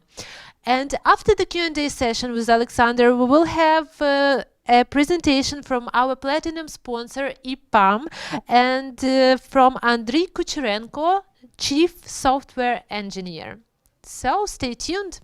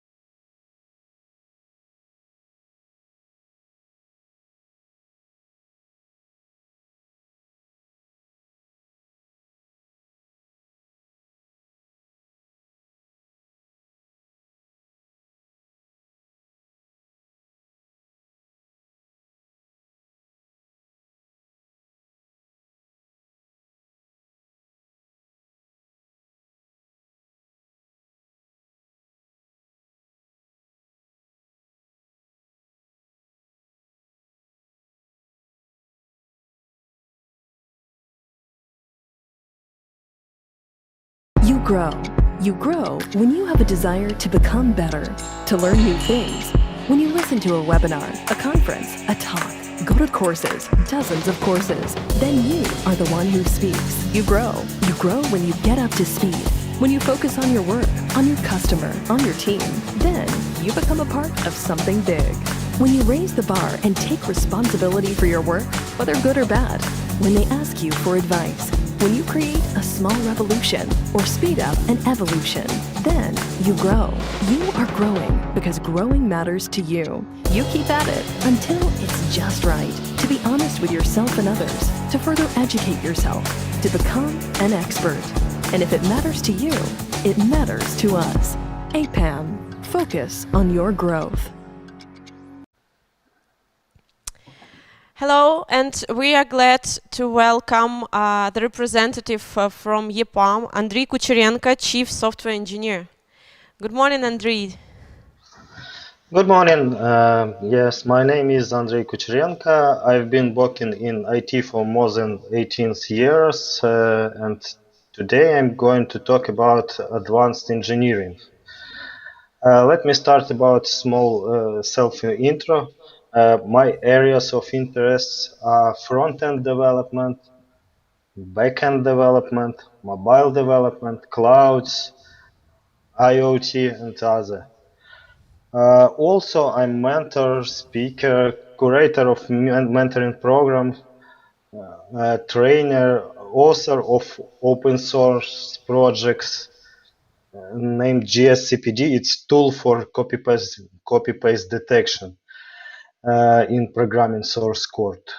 And yes, I work at EPAM and I'm advanced engineer.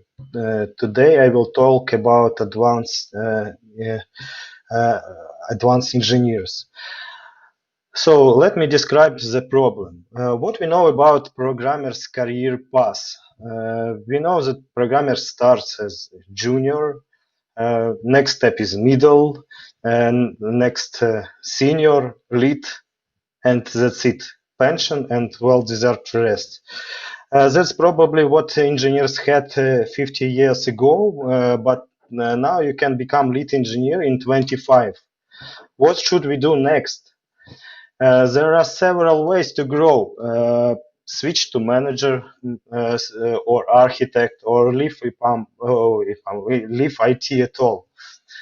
And many good engineers have faced the problem. Until recently, there are no development paths for real engineers. That is why we have the advanced engineering track now. Who are advanced engineers? Advanced engineers are really the best engineers who can solve business problems, who can write code, who can teach, lead, and mentor other engineers, who has influence to engineering communities.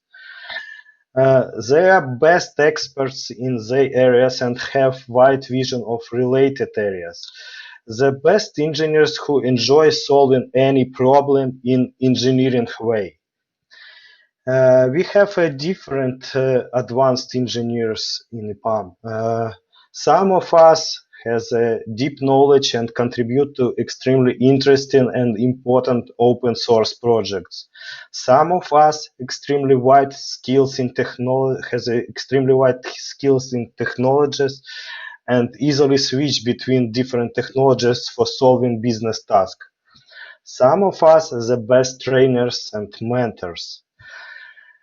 So I'm going to say don't stop to grow as engineer.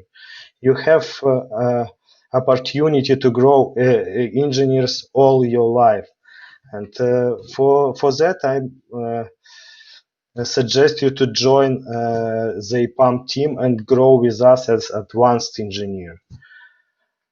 If you have any questions related to advanced engineering, you can write to EPAM. Contacts you can get in the chat, or you can find me directly, and I will describe what I know about the track. And so my name is Andrei Kucherenko, and I'm from EPAM. I think that's it from my side. I'm ready to to answer. Thank you. Thank you, Andrei. Dear participants, if you have any questions to Andrei, you can type them in the chat, and Andrei you can answer these questions there, or you can connect with him directly via Facebook or any other channels.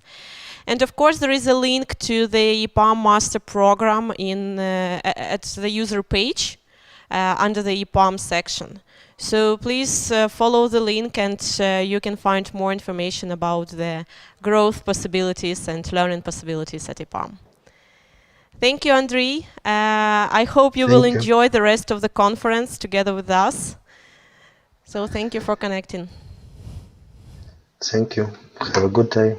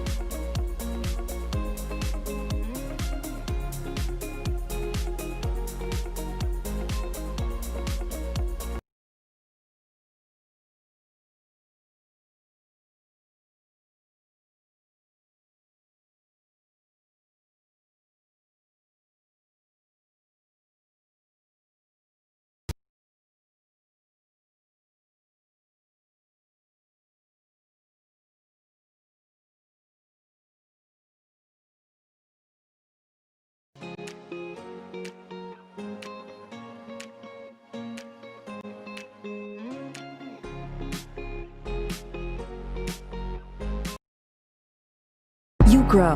You grow when you have a desire to become better, to learn new things. When you listen to a webinar, a conference, a talk, go to courses, dozens of courses, then you are the one who speaks. You grow. You grow when you get up to speed. When you focus on your work, on your customer, on your team, then you become a part of something big. When you raise the bar and take responsibility for your work, whether good or bad, when they ask you for advice, when you create a small revolution or speed up an evolution, then you grow. You are growing because growing matters to you. You keep at it until it's just right. To be honest with yourself and others, to further educate yourself, to become an expert. And if it matters to you, it matters to us.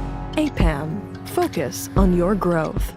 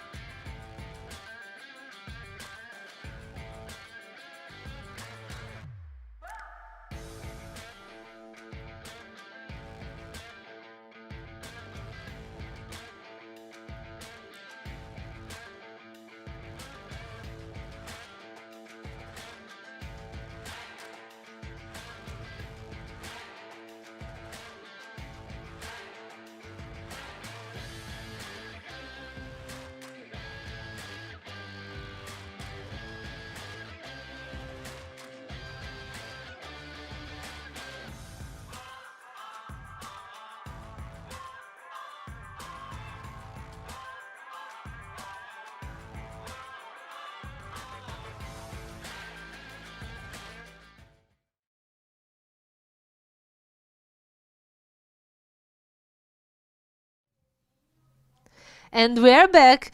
Welcome everyone to Devoxx Ukraine 2020. This is our second day, and I will announce now our next speaker. And now our next speaker is Frank Del Porte, author of Getting Started with Java on Raspberry Pi, software developer with more than 25 years of experience. Wow.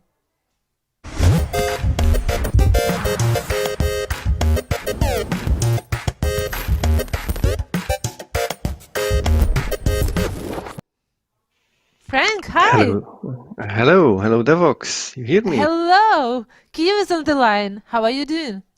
Yeah, very fine, and happy that I can join you at Devoxx, my first Devoxx talk ever. So I'm proud of Wow. it. Congratulations. And in Thanks such a a lot. format.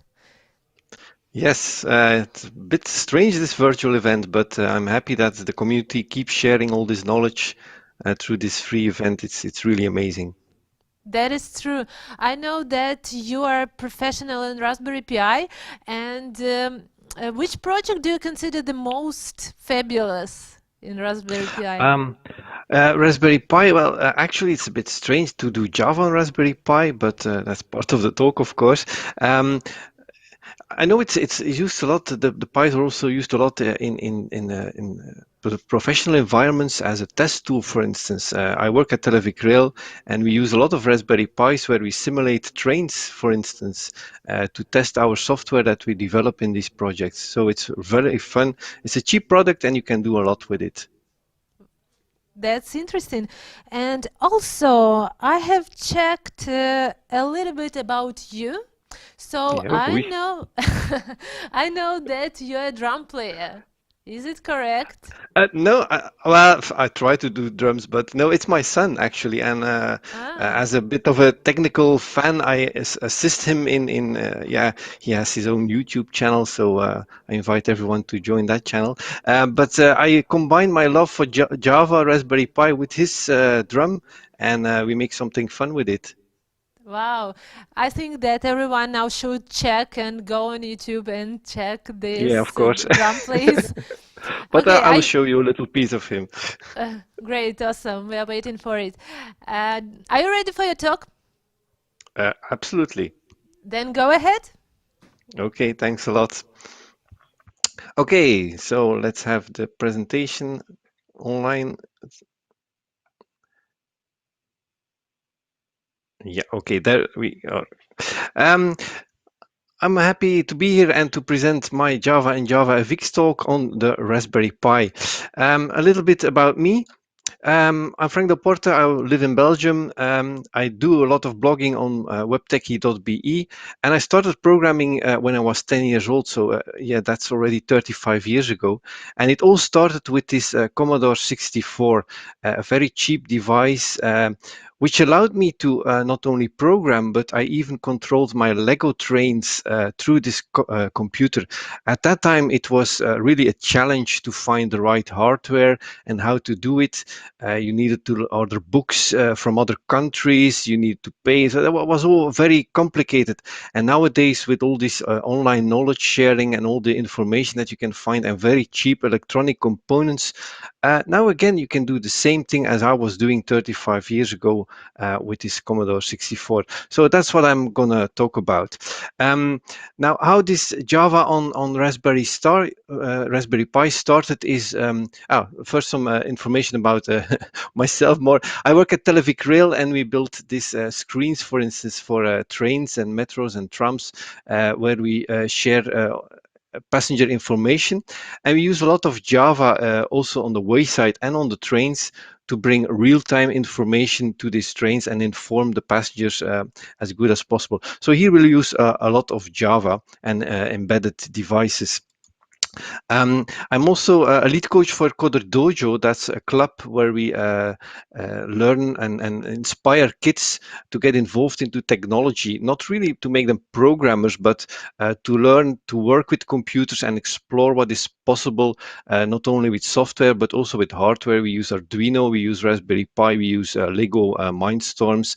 The kids you see here in the front of this picture are using Minecraft and JavaScript to program to build houses instead of putting them there block by block.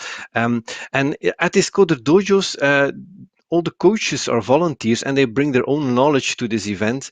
And that's where I met the first time the Arduino and the Raspberry Pi, because coaches brought these very cheap devices to these events and showed what you can do with a LED, how to blink a LED and how to control any kind of electronics. And with these tools that I had here, I was trying to build something for my son. So indeed, he is a drummer and he has this drum boot. And I wanted to have this touchscreen interface to control LED strips. And that's a small 7-inch display controlled and connected to this Raspberry Pi, which has a relay board on it. So you can have switches to control up to 220 volts for these lights. Very easily. I also have LED strips connected to an Arduino, which is very easy to control with some available libraries. And there's even a web server integrated in this Java application so that we can trigger a red alert from everywhere in the house that he knows that he has to come to the dinner table, and we don't need to yell at the stairs that he has to come down. So I said before, he has a YouTube channel. I had to promise that I would mention it. Now, all these experiments led to writing this book, Getting Started with Java on the Raspberry Pi. It's available as an ebook on Linkpub and as a paper book on Elector. And it's where I combined all these experiments and what I needed to learn myself to be able to program with Java on the Raspberry Pi and to control all these electronics. Inside the book, you will find a lot of examples from getting started, how you put an operating system, how you control the pins, for instance, some applications with Java FX, controlling an 8x8 LED matrix display.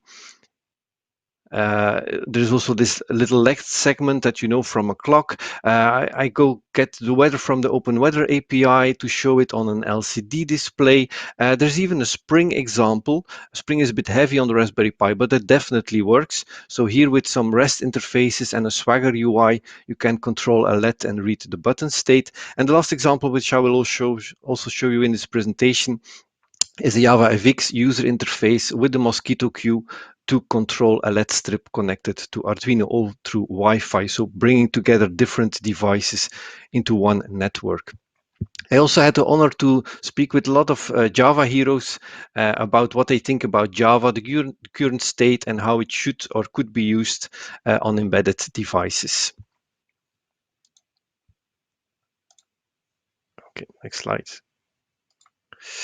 Now, back to the basic, what is a Raspberry Pi? Actually, it's a very small and cheap device, a full PC. As you see here, it's about 9 centimeters for the biggest one, and you have the small one, which is 6.5 centimeters. They cost from 25 euros up to 80 for the biggest one. So the Raspberry Pi 4, the big one you see in the middle, is very recent. It has 3 versions with 2, 4, or 8 gigabytes memory. It's a full PC in a very small form factor. And you only have a very small one. And the right one is the special one, is the compute version. The idea of this is that you combine it with your own hardware. So you see that it has no connections at all. So all the connections you need, you want in your project, you have to add them on your own electronics board. Now, when I created this slide a few weeks ago, that was the state. And now there were a few changes. On the 19th of October, I will always remember this date because it was my birthday. I think it's a coincidence, but they launched the new Compute Module 4. So the same Raspberry Pi 4, the full body, the full big board, is now also available in a small form factor that you can again combine it with your electronics project. And they have 32 versions of this board, depending on how many memory you want it on it. it. If you want Wi-Fi on it, all different options you can configure, and the price goes from $25 up to $90. At the same time, they announced this I/O board, and the I/O board, the idea of it is it gives you all the possible connections with the compute module 4. So you stack a compute module on top of it, and then you have network, you have USB, you have power, you have different connections available here, so that you can experiment and make your own project with it. And if you're ready, then you can use this base compute module board and make your own version out of it that fits exactly in the project that you want to build. And then last week, again, an announcement, the Raspberry Pi 400.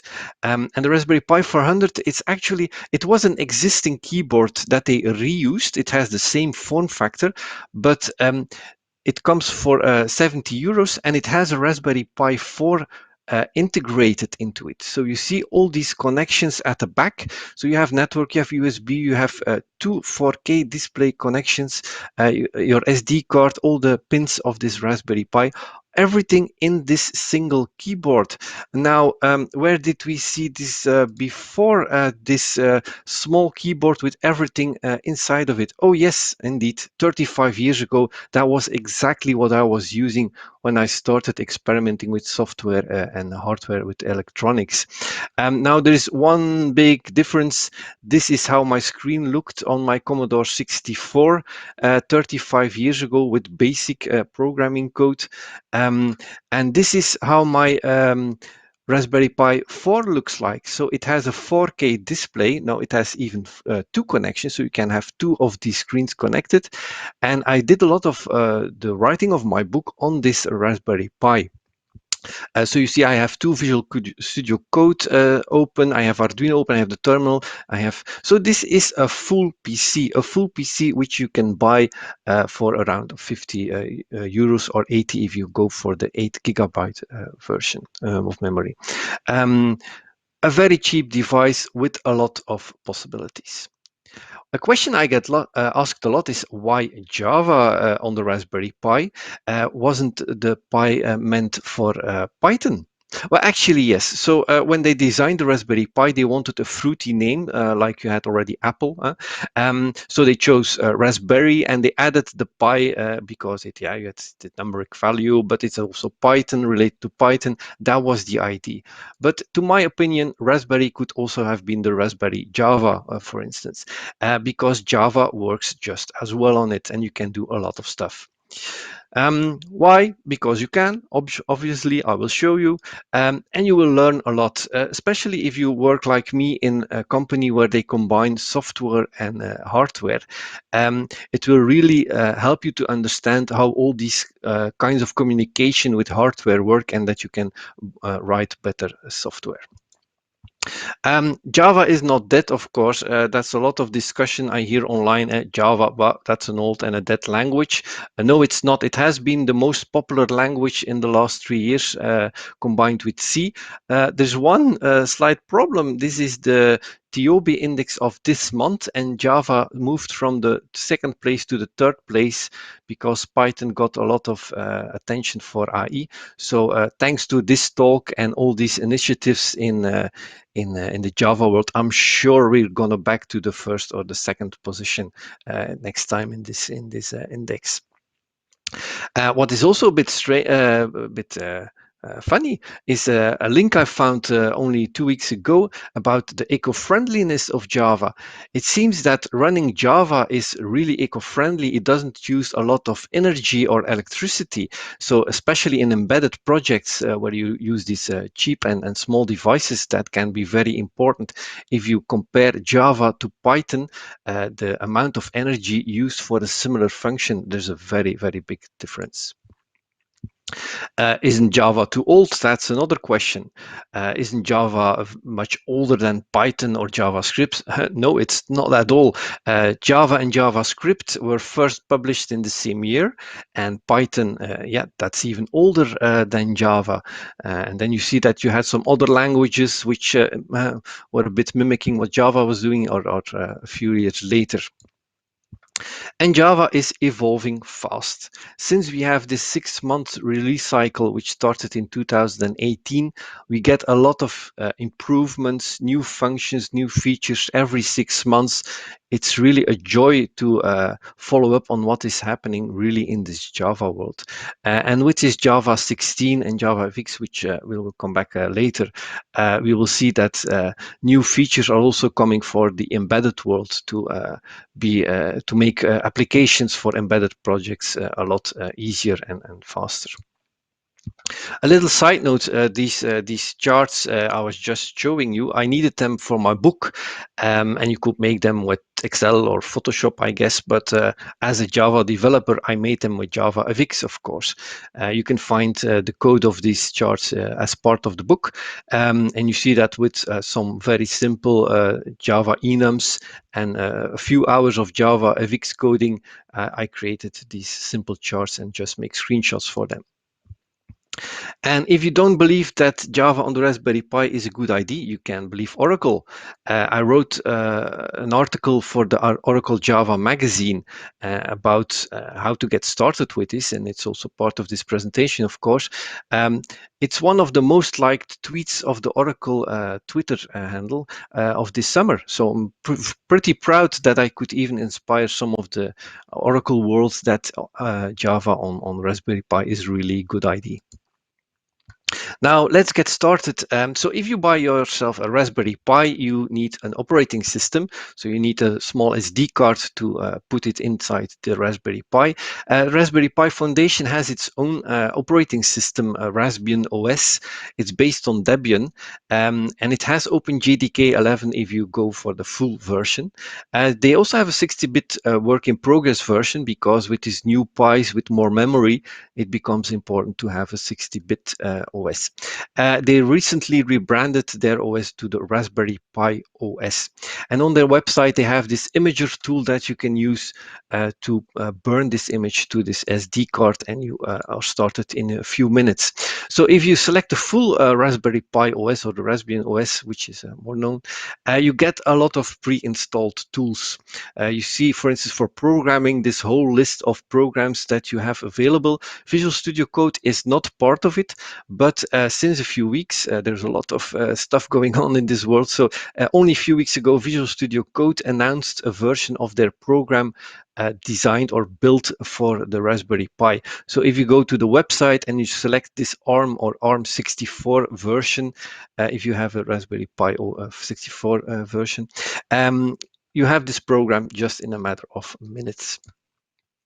I described this process, how to install, but it's very easy on my blog. And of course, in Visual Studio Code, you have this Java extension pack, which helps you to do Java development very easily. Now, as I told you, OpenJDK 11 is pre-installed in this operating system. So this is a fresh new Raspberry Pi. I just opened the terminal and you see Java min version. It's version 11, which is on there. Now, another question is, why would you start experimenting with Raspberry Pi? And here the magic word is the header. It's this 40 pins that is on top of the board, and you can connect electronics to it. A LED light, a button, but also much more complicated stuff.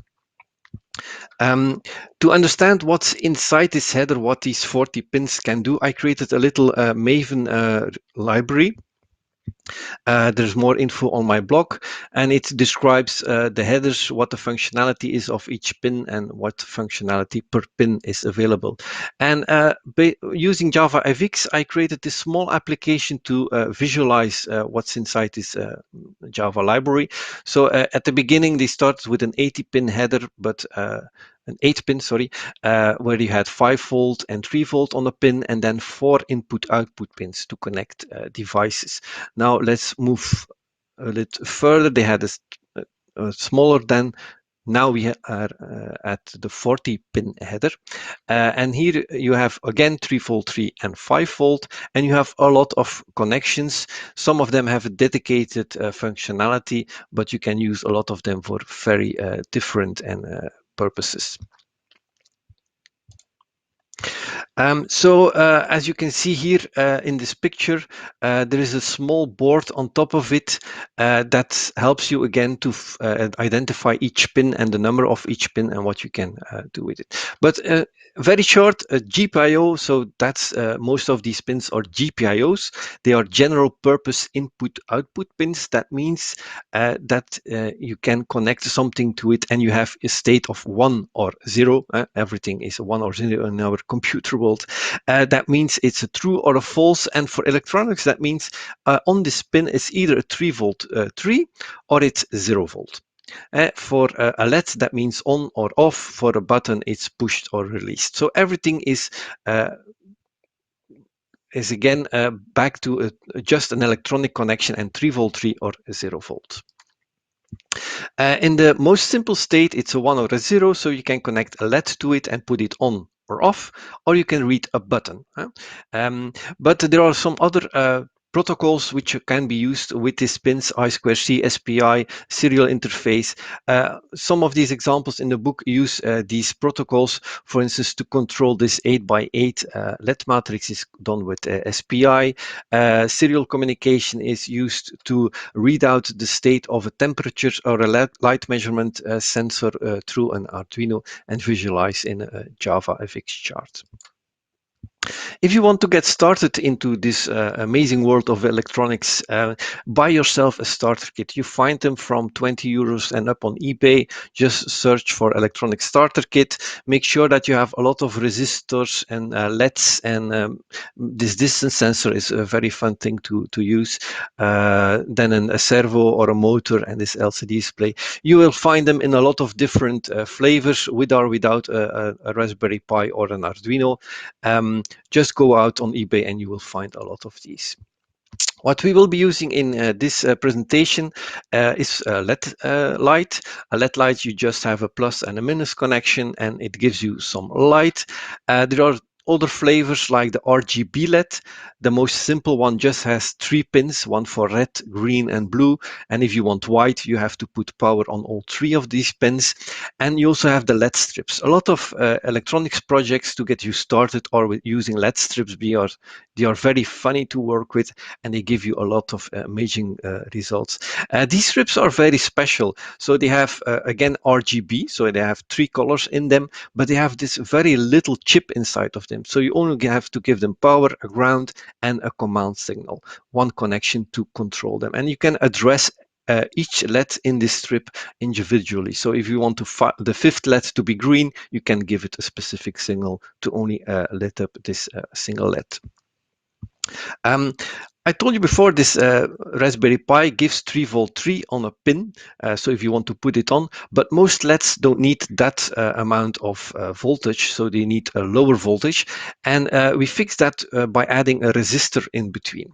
And again, to help you with this, I created a little Java library and a Java FX sample application, because the resistors in these kits, they have these color bands to define the value, and it's a bit difficult to calculate. You need to know the formula, but each color value has a certain each color has a certain value and a multiplier. But using these drop-down boxes, if you have a resistor, like for instance this one we use here, which has brown, black, green, and gold, if you select these colors in this Java FX application, you see that it has a 1 mega ohm value. So it's not the right one, because this other calculation below shows you with an input voltage of 3 volt 3, like the Raspberry Pi, and a LED which only needs 2.2 volts and 2 ampere, that we need a resistor of 55 ohm. If you would use an Arduino, which normally operates at 5 volt, you will see that we need another resistor of 140 ohms. In most projects, I just use a 220 or 330 ohm resistor, because that's you find a lot of these in these starter kits, and your LED will be a little less brighter, but it will still lit up. Now, for the first experiment, we're going to use a button and a LED. The button is just to read out a state of a device, and the LED is to control the state of a device.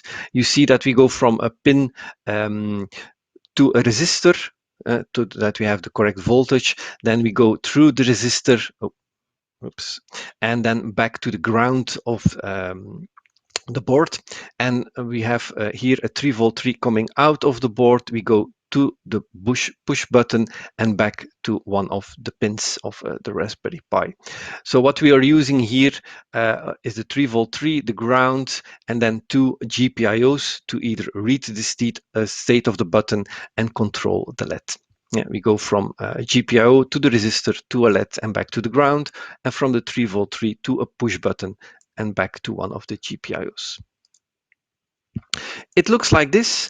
I use again one of these boards which connects easily between the Raspberry Pi and a breadboard, and all the numbers GPIOs here are in a logical numbering. These breadboards are very easy to experiment and test some wirings before you would make, for instance, your own PCB. Now, I was wondering how I was going to show this to you, so I glued one of my breadboards to my screen. I hope I get a refund for this from Devoxx. No, it was just a sticker. And I made a recording of this. So what we're first going to try out is if our connections are okay, if this really works. So we can just open the terminal and type some commands. First, we're going to tell our Raspberry Pi that we want to use pin 3, that's one of the wiring pi numbers, as an output pin, and we write the value 1 to this pin. So, and you see that the LED goes on, and we can put it off again and then toggle a bit. Isn't this amazing? With just a few wires, a LED, which costs you nothing, just a few cents, you can already control this light. Now let's try the same thing with the button. So the button is connected to wiring pi number 5, and we're going to read the state of it. So we tell our Raspberry Pi that we want to use pin 5 as an input pin, and that we want to read the state of it. It's 0, it's not pressed. So now if we press this button and we read it again, it's a 1. Very basic stuff, but we are already controlling the outside world from our Raspberry Pi through the terminal by putting on or off the LED and reading the button state. Now let's turn this into Java code. And for this first example, we're going to use a very basic approach. You see that we are using the runtime get runtime exec. So that means that we can just run this exactly same terminal commands that we've just tried out before and just run them via Java. So first we tell Java that we want to use pin 3 as an output pin, and then toggle 10 times between on and off. And because we are using Java 11, we can just run this from Java without needing to compile. So we just create a Java file, and we paste this code in here. There's some extra logging, but it's exactly the same code as in the slide before. And now we can just run this file. We don't need to compile it. We don't need Maven or Rail or whatever. We can just run Java and this file. It needs a little bit of time because it actually compiles it in the background for us. And here you see it turning the LED on and off from Java. A very basic approach, but it works. And for a lot of use cases, it would already be enough for your first experiments. But let's bring in Pi4j. Pi4j is a project which is aimed to make it a lot easier for a Java developer to control the GPIO pins of the Raspberry Pi. Let's look at this drawing. So you have your Java application which uses the Pi4j library. Pi4j also runs on your Raspberry Pi and talks to native libraries to really interact with the hardware of the Raspberry Pi. So it becomes a lot easier for you to write code to control these GPIOs and use them. Now Pi4j exists already a long time. and it was created by Robert Savage. He already started also on a version 2 some time ago. This version 2 is Java 11, uses the modular approach, and it will support all Raspberry Pi ports. The native library also switched, so Wiring Pi, which is now used in version 1 of Pi4J and what we are also using in this example, got deprecated last year, and a new one, PyJPIO, which has the same functions but better support for newer boards, is now used in Pi4J version 2. It has a reduced code base, this version 2, but it's work in progress. You can take a look at this website, a sneak preview, let's call it, because we're working on documentation on the code itself and on releases, which we hope to do very soon. Now, for this example, we will also use a Java FX. I hope every one of you knows about it. It's a way to create a graphical user interface with Java. It's not part of the Oracle GDK since Java 11, and the main management and development is driven by Gluon. They are really pushing Java FX forward also for embedded and doing a very great work to make Java write once, run everywhere, even more, with bringing Java FX to mobile applications, to mobile platforms, to embedded platforms, so that you really have this single code base that you can use for all devices. Now, Java FX has a lot of components available to build user interfaces. Check out the tutorials site of Jacob Jenkov to find explanation of all the basic components that you have available here. But Java FX allows you to create a lot more, and a lot of developers have made open source libraries which extend this Java FX. So if you want to make a Word-like application with that kind of menu, you have this FX ribbon. Hans-Olo Gerrit Grunwald has Styles FX and a lot of other components, and this Styles FX is also something we are going to use. If you want to make games with Java, then I can definitely recommend FXGL. It's a framework to create games, and we are also experimenting with it on Raspberry Pi, and it gives very, very nice results. And as I mentioned before, Gluon is driving the Java FX development, and they also have some work ongoing for embedded, specifically for embedded and for the Raspberry Pi and for ARM processors. So you see here that they have this direct rendering manager support, so that you have native applications running on the Raspberry Pi with Java FX directly rendered to your screen with maximum performance. And just to give you a small example, SpaceFX is also a small game created by Gerrit Grunwald as a demonstration of what you can make with Java FX in game development. And this is a small video of it running on a Raspberry Pi. You see a lot of movement, a lot of objects on the screen, and still a frame per second of up to 60 frames per second. So very smooth playback, a very smooth player experience. If you want to get started with Java FX on the Raspberry Pi, I can recommend the Liberica JDK of Bell Software. They have a version of the GDK which includes JFX, so it makes it a bit easier. You don't need modules or extra dependencies. You can just run your Java application with Java -jar and then your application. I use it a lot on my Raspberry Pi for experiments. It's very easy to get started. It will be better in the future if you use G-Link or GraalVM on the Raspberry Pi to have native images, but that's ongoing work in progress.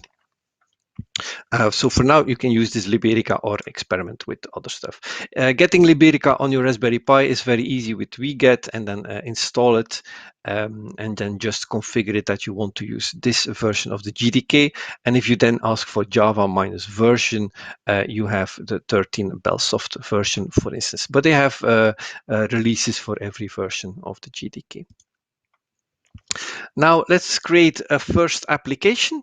Is this Java FX dashboard with a chart and a button and some other stuff.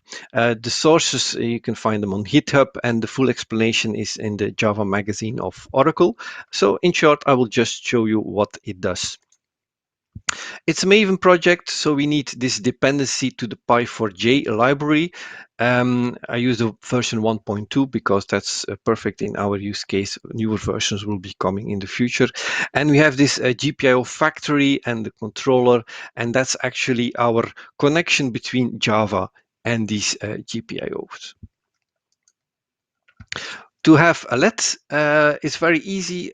We have a digital output, and we ask our controller to provision one of these pins for us. We give it the wiring PI number, in this case number 3. We give it a name, and we start with the low state. So the LED will be off. And then turning the LED on and off is just a simple command, putting it at high or the low state. And the same can be done for a button. So we ask our controller to provision a digital input pin, wiring PI number 5, and the pull down, that is a way to use to define your hardware that you don't have toggles too fast between on and off if you press this button. That's just a pull resistor that's provided by the Raspberry Pi. And then we can attach a listener. So whenever the button state changes, we have this change event listener, which will be called because it implements the digital listener. And in this case, I use it to fill up a chart series. So I have this series, and every time that the state of the button changes, I add data to this series for the chart, and I give it a timestamp and the state of the button. And in this project, we are using TilesFX, this library of Gerrit Grunwald. So we want a switch button tile that we can put the LED on or off. So with some very simple line, we can define this, this tile. And if the switch state of this tile changes, we will put the LED on or off. A bit the same approach is used for a graph. We want to show a graph with the state of the button. We give it a size and a name, and we connect it to the events, so this data series of this change event listener. Now, if you combine all this and compile it with Maven to a jar file, we can just run it. And then you will see, yeah, first we get some output on our screen. There is the application. And you see by changing the switch on the screen that the LED goes on and off. The button, the same thing. You see that the chart changes whenever the button is pressed. Now in this application, I have a third component, which is this dead distance sensor. And by moving your hand closer to this sensor, you see on the top that the chart goes down. So this chart measures the distance every second. So here you see that we combine, it's a touchscreen, so you can even use the switch button by a touch event. So you see with very simple Java code and some very basic components that we can create a Java FX application which combines all this. Now for the next example I want to show you, we're going to use Mosquito Queue. So Mosquito Queue, it's a bit the same as Rabbit ActiveMQ. It's a queuing system. So in this queuing system, we have a central point, which is the queue, a post box, you can call it. And we have a client which subscribes and says, yeah, give me all the messages of this type. On the other side, we have a sender which can publish messages of a certain type. And if the client asked for it, it will get this message. Now that's a very simple approach. One sender, one client, you connect them one by one. But in our example, we want to have multiples. So we want to have different publishers, different subscribers. And And the end result of this application is to show a LED effect, a LED strip effect on an Arduino, but I can control it through JavaFX running on a PC or on a Raspberry Pi or on a combination of all those. So that's what we want to make. We have a PC with a web browser, so we can go to a web page which is actually running inside a Java web application to tell I want this LED effect on the strips. Or we can test it through a Mosquito script, just typing in some commands in the terminal. Or I can have a Java web plus JavaFX application on the other side, which does the same thing with buttons. And all this goes through Mosquito, and the events arrive at an Arduino, which is connected through Wi-Fi, which will control the LED strip. Now, we will use the Raspberry Pi as our central hub, as the post box. The application, the Mosquito application, is running on this Raspberry Pi. Installing Mosquito is just a few lines of code, and immediately you can test it from the terminal. So if we open one terminal and subscribe to a certain topic, we will receive events or messages. And on the other side, we can publish to this Mosquito and send some commands. So you see that all the messages from the lowest terminal arrive in the upper terminal.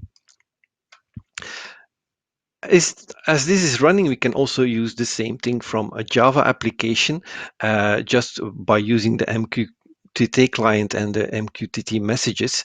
And you see this little JavaFX application. So this JavaFX application is running on a PC, and on the Pi we have this terminal still open, and you can see that we can send messages from this application to the Mosquito and see them arrive inside the terminal, but we can also send a message from terminal, see it again in our own terminal on the Raspberry Pi, but also see it inside the JavaFX application. So here we have a connection between a PC and a Raspberry Pi communicating to each other through Mosquito. Now let's add a user interface. Again, we are using JavaFX. I have this very beautiful color selection circles, which is again an open source project shared by Gerrit Grunwald. So here you can select from 8 different LED effects and some colors. 2 colors because you can have a degradé color fade from one color to another in this approach. And we also have a website. So this is using Undertow being part of this Java application, which gives us the possibility to start a red alert through the web page from anywhere in the house so that we can control this Arduino LED strip. Now, if we bring everything together, you see that we have this. So we have a PC. The PC is running the JavaFX application on its own. We have the screen in the background is the Raspberry Pi, and we have the terminal open, which shows all the messages which are going through the Mosquito. And here at the table, we have the Arduino, which is connected through Wi-Fi to this Mosquito, and which is controlling this LED strip. Now, if we start and look at what's happening, so you see that every push on the button inside this application results in a message which is shown in the terminal on the Raspberry Pi, and that the colors of the LED strip also change. The speed can be changed, and you have different LED effects.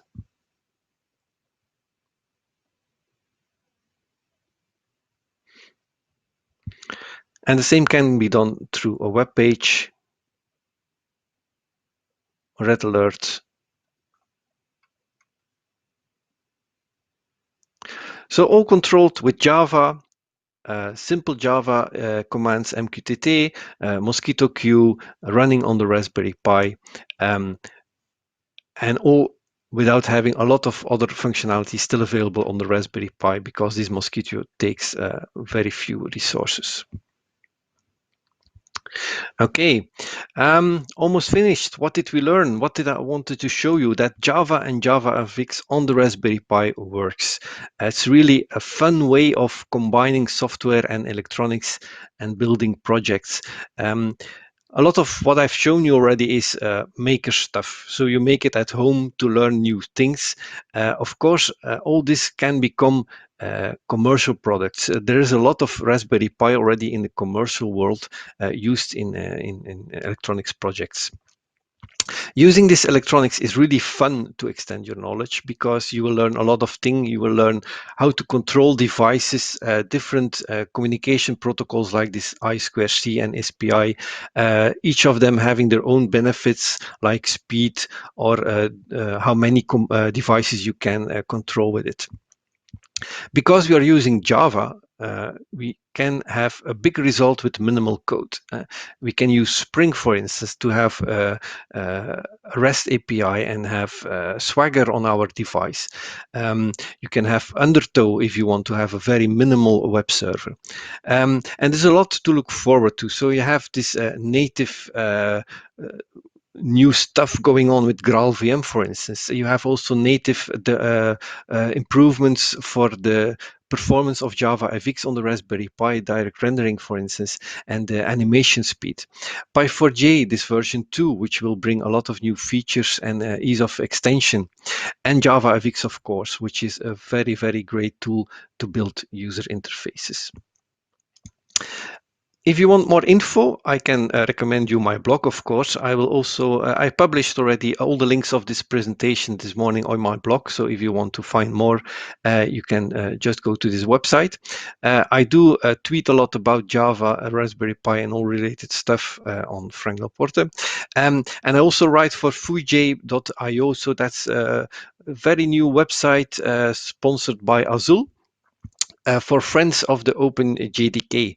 So you find a lot of articles by a lot of Java people telling about all things going on in this Java world and tips and tricks to build applications to better understand how, for instance, the evolutions which are ongoing in Java. And I can only tell you this: build, experiment, and have fun. There can go a lot of things wrong. I blew up a few LEDs while writing my book, but these are all very cheap components. So it's more fun to break something even and learn again what you should not have done. If you have questions, there is a Q&A after this session. I also want to give away a few copies of my ebook. So if you tweet with Java on Raspberry Pi and Devoxx Ukraine in the next hours, I select a few of them and give you a free copy of the book. Tweet what you want to build with Java on the Raspberry Pi and what your dream project would look like. Okay, I think I'm almost at the end of my time, and this is all I wanted to tell. Let me go back to the Zoom. Frank, thanks very much for your exciting presentation. Was it pleasure? It was fantastic, actually. It's a bit a new world for most people, I think, to experiment with this electronics, but it's really a new world which opens once you start doing this. That is true. And I'm asking a lot of speakers today about next year, about advices for software developers. And I want to ask you, what is your predictions for 2021? What will be in trends? I really hope that JavaFX gain even more traction than it already does. It's such a great tool to build user interfaces, to build mobile applications, really cross device. You only need one tool, it's Java. We already know that we are all Java users inside this conference, I think. It's really one tool that enables you to really discover all these different platforms and build stuff for these different platforms. So keep an eye on JavaFX, start using it, experiment with it, combine it with the Raspberry Pi, and I will be very happy to see what is happening in the next year. Thank you for a great advice and for your talk. It was really exciting, and we are honored to have you at Devoxx Ukraine. And of course, we are hoping to have you next year offline. And with that, I'm inviting you to the Q&A session and all our participants to join you to ask questions. I'm sure that they have a lot of questions after your presentation. And with that, I also wishing you a great day and great time. Thank you. Same for you. And Thank thank you for you. having me. Thank Yep, you. bye. Bye-bye. And I want to remind you once again that we have an application where you can vote for the speakers. So please do, don't waste your time, because we have a little of time late till the voting will be finished, and we will count all your votes and we'll tell you who is the best speaker of Devoxx Ukraine 2020 and who has the best talk this year.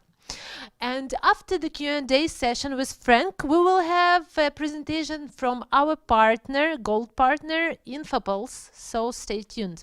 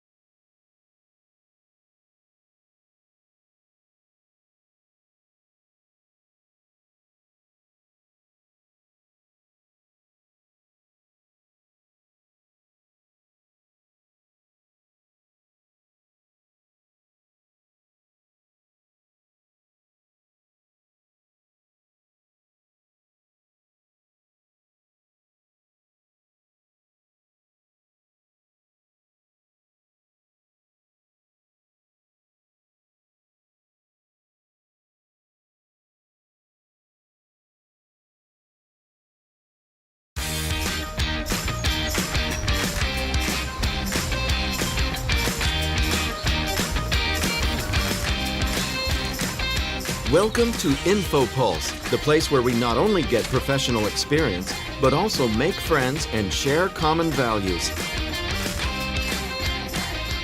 And what's more, InfoPulse is about the company's top management, who is on the same wavelength with everybody and knows each specialist personally.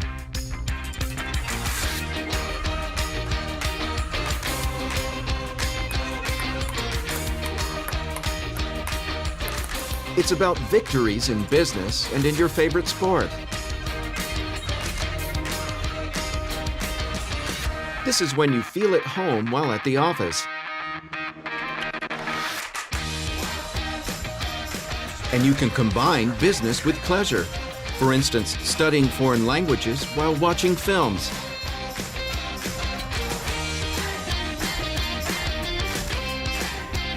This is when you look for ways of completing the most challenging tasks together. When you can get creative without leaving the office.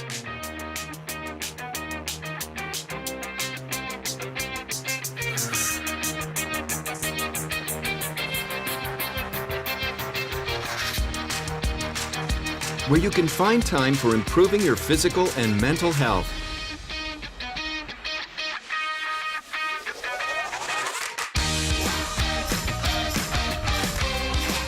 When you understand that most of the time which we spend at the office is not only about business.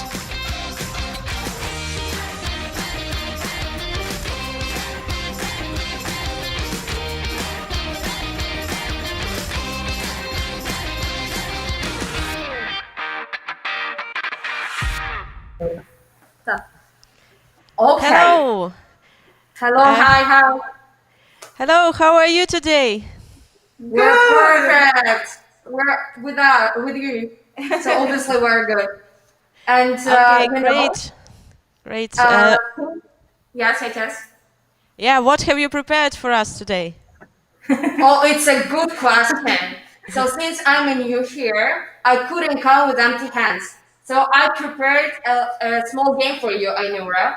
Are you ready? And for you participants, our dear participants. Yes, obviously. I'm ready. Yeah. So I hope you know the Who Would Rather game.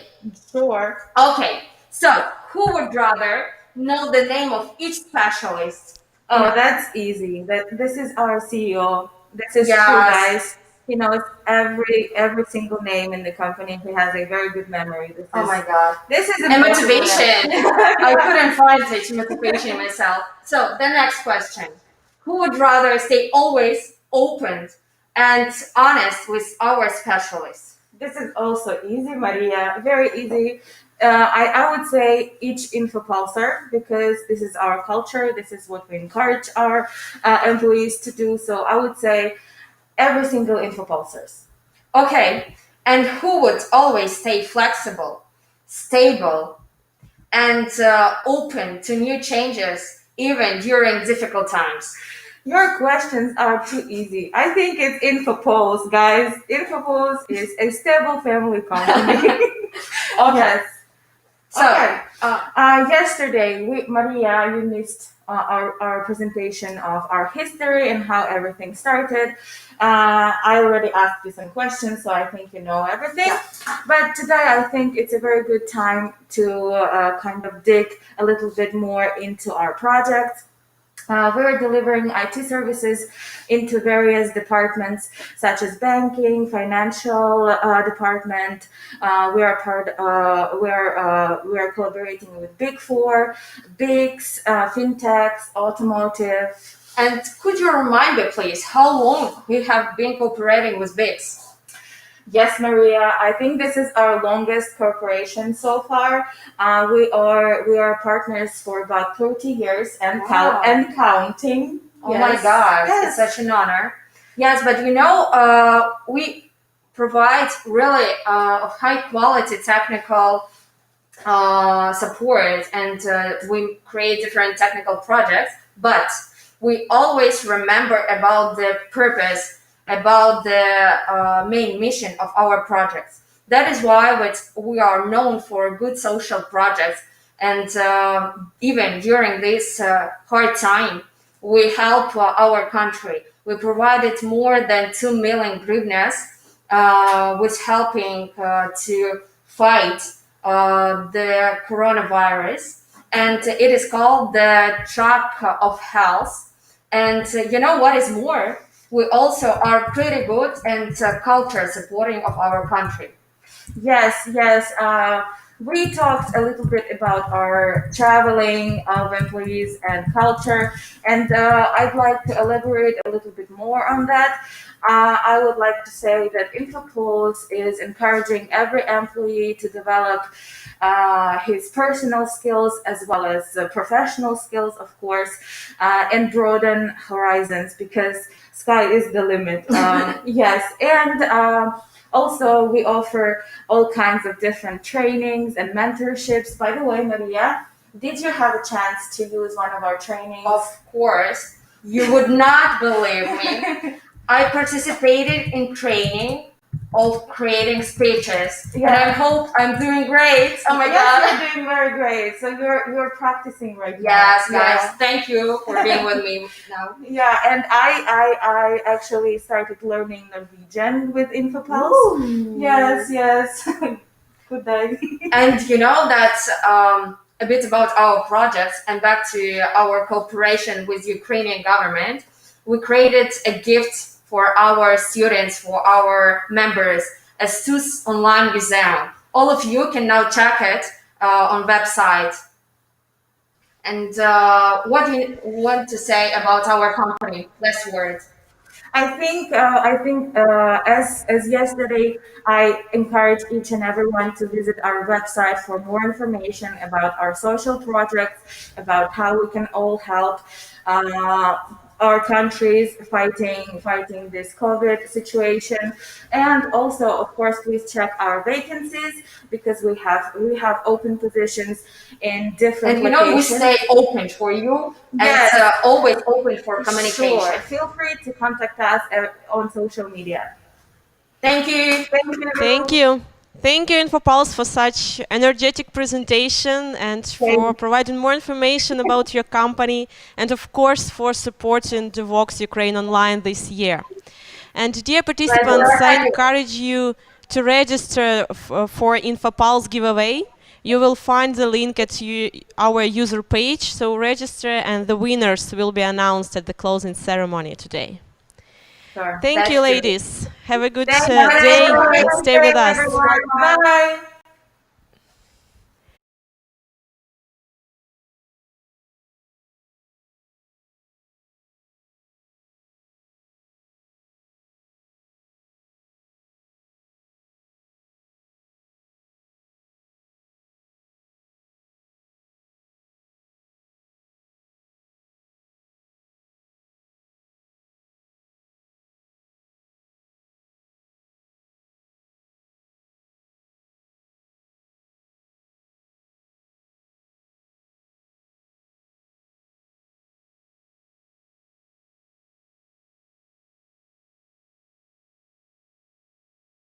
You grow. You grow when you have a desire to become better, to learn new things. When you listen to a webinar, a conference, a talk, go to courses, dozens of courses, then you are the one who speaks. You grow. You grow when you get up to speed, when you focus on your work, on your customer, on your team. Then you become a part of something big. When you raise the bar and take responsibility for your work, whether good or bad, when they ask you for advice, when you create a small revolution or speed up an evolution, then you grow. You are growing because growing matters to you. You keep at it until it's just right. To be honest with yourself and others, to further educate yourself, to become an expert. And if it matters to you, it matters to us. APAM, focus on your growth.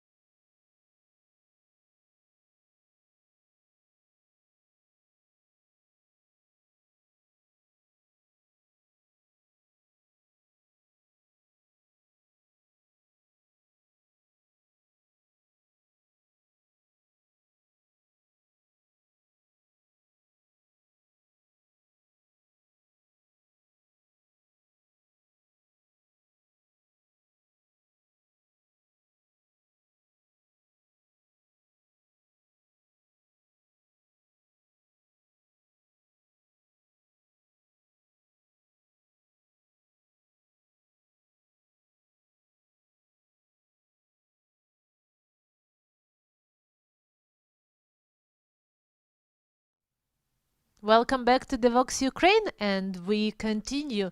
I want to remind you that this is the second day of Devoxx Ukraine, and we are welcoming back those participants who were with us yesterday, and also we are glad to see the new participants. And with that, I want to invite to our virtual stage our new speaker, who is Ryan Dawson, and this is a software developer who specialized in Go, Kubernetes, and machine learning. So welcome, Ryan, to Devoxx.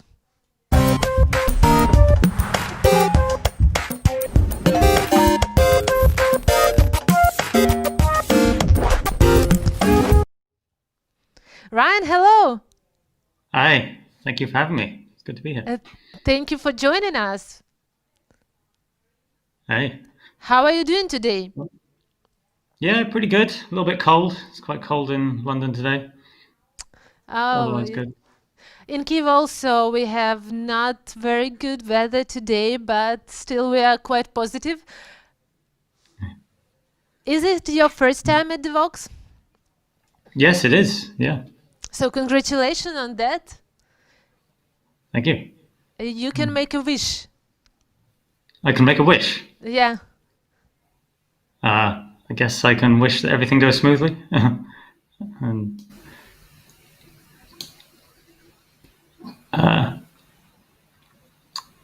so what's the structure for the session today?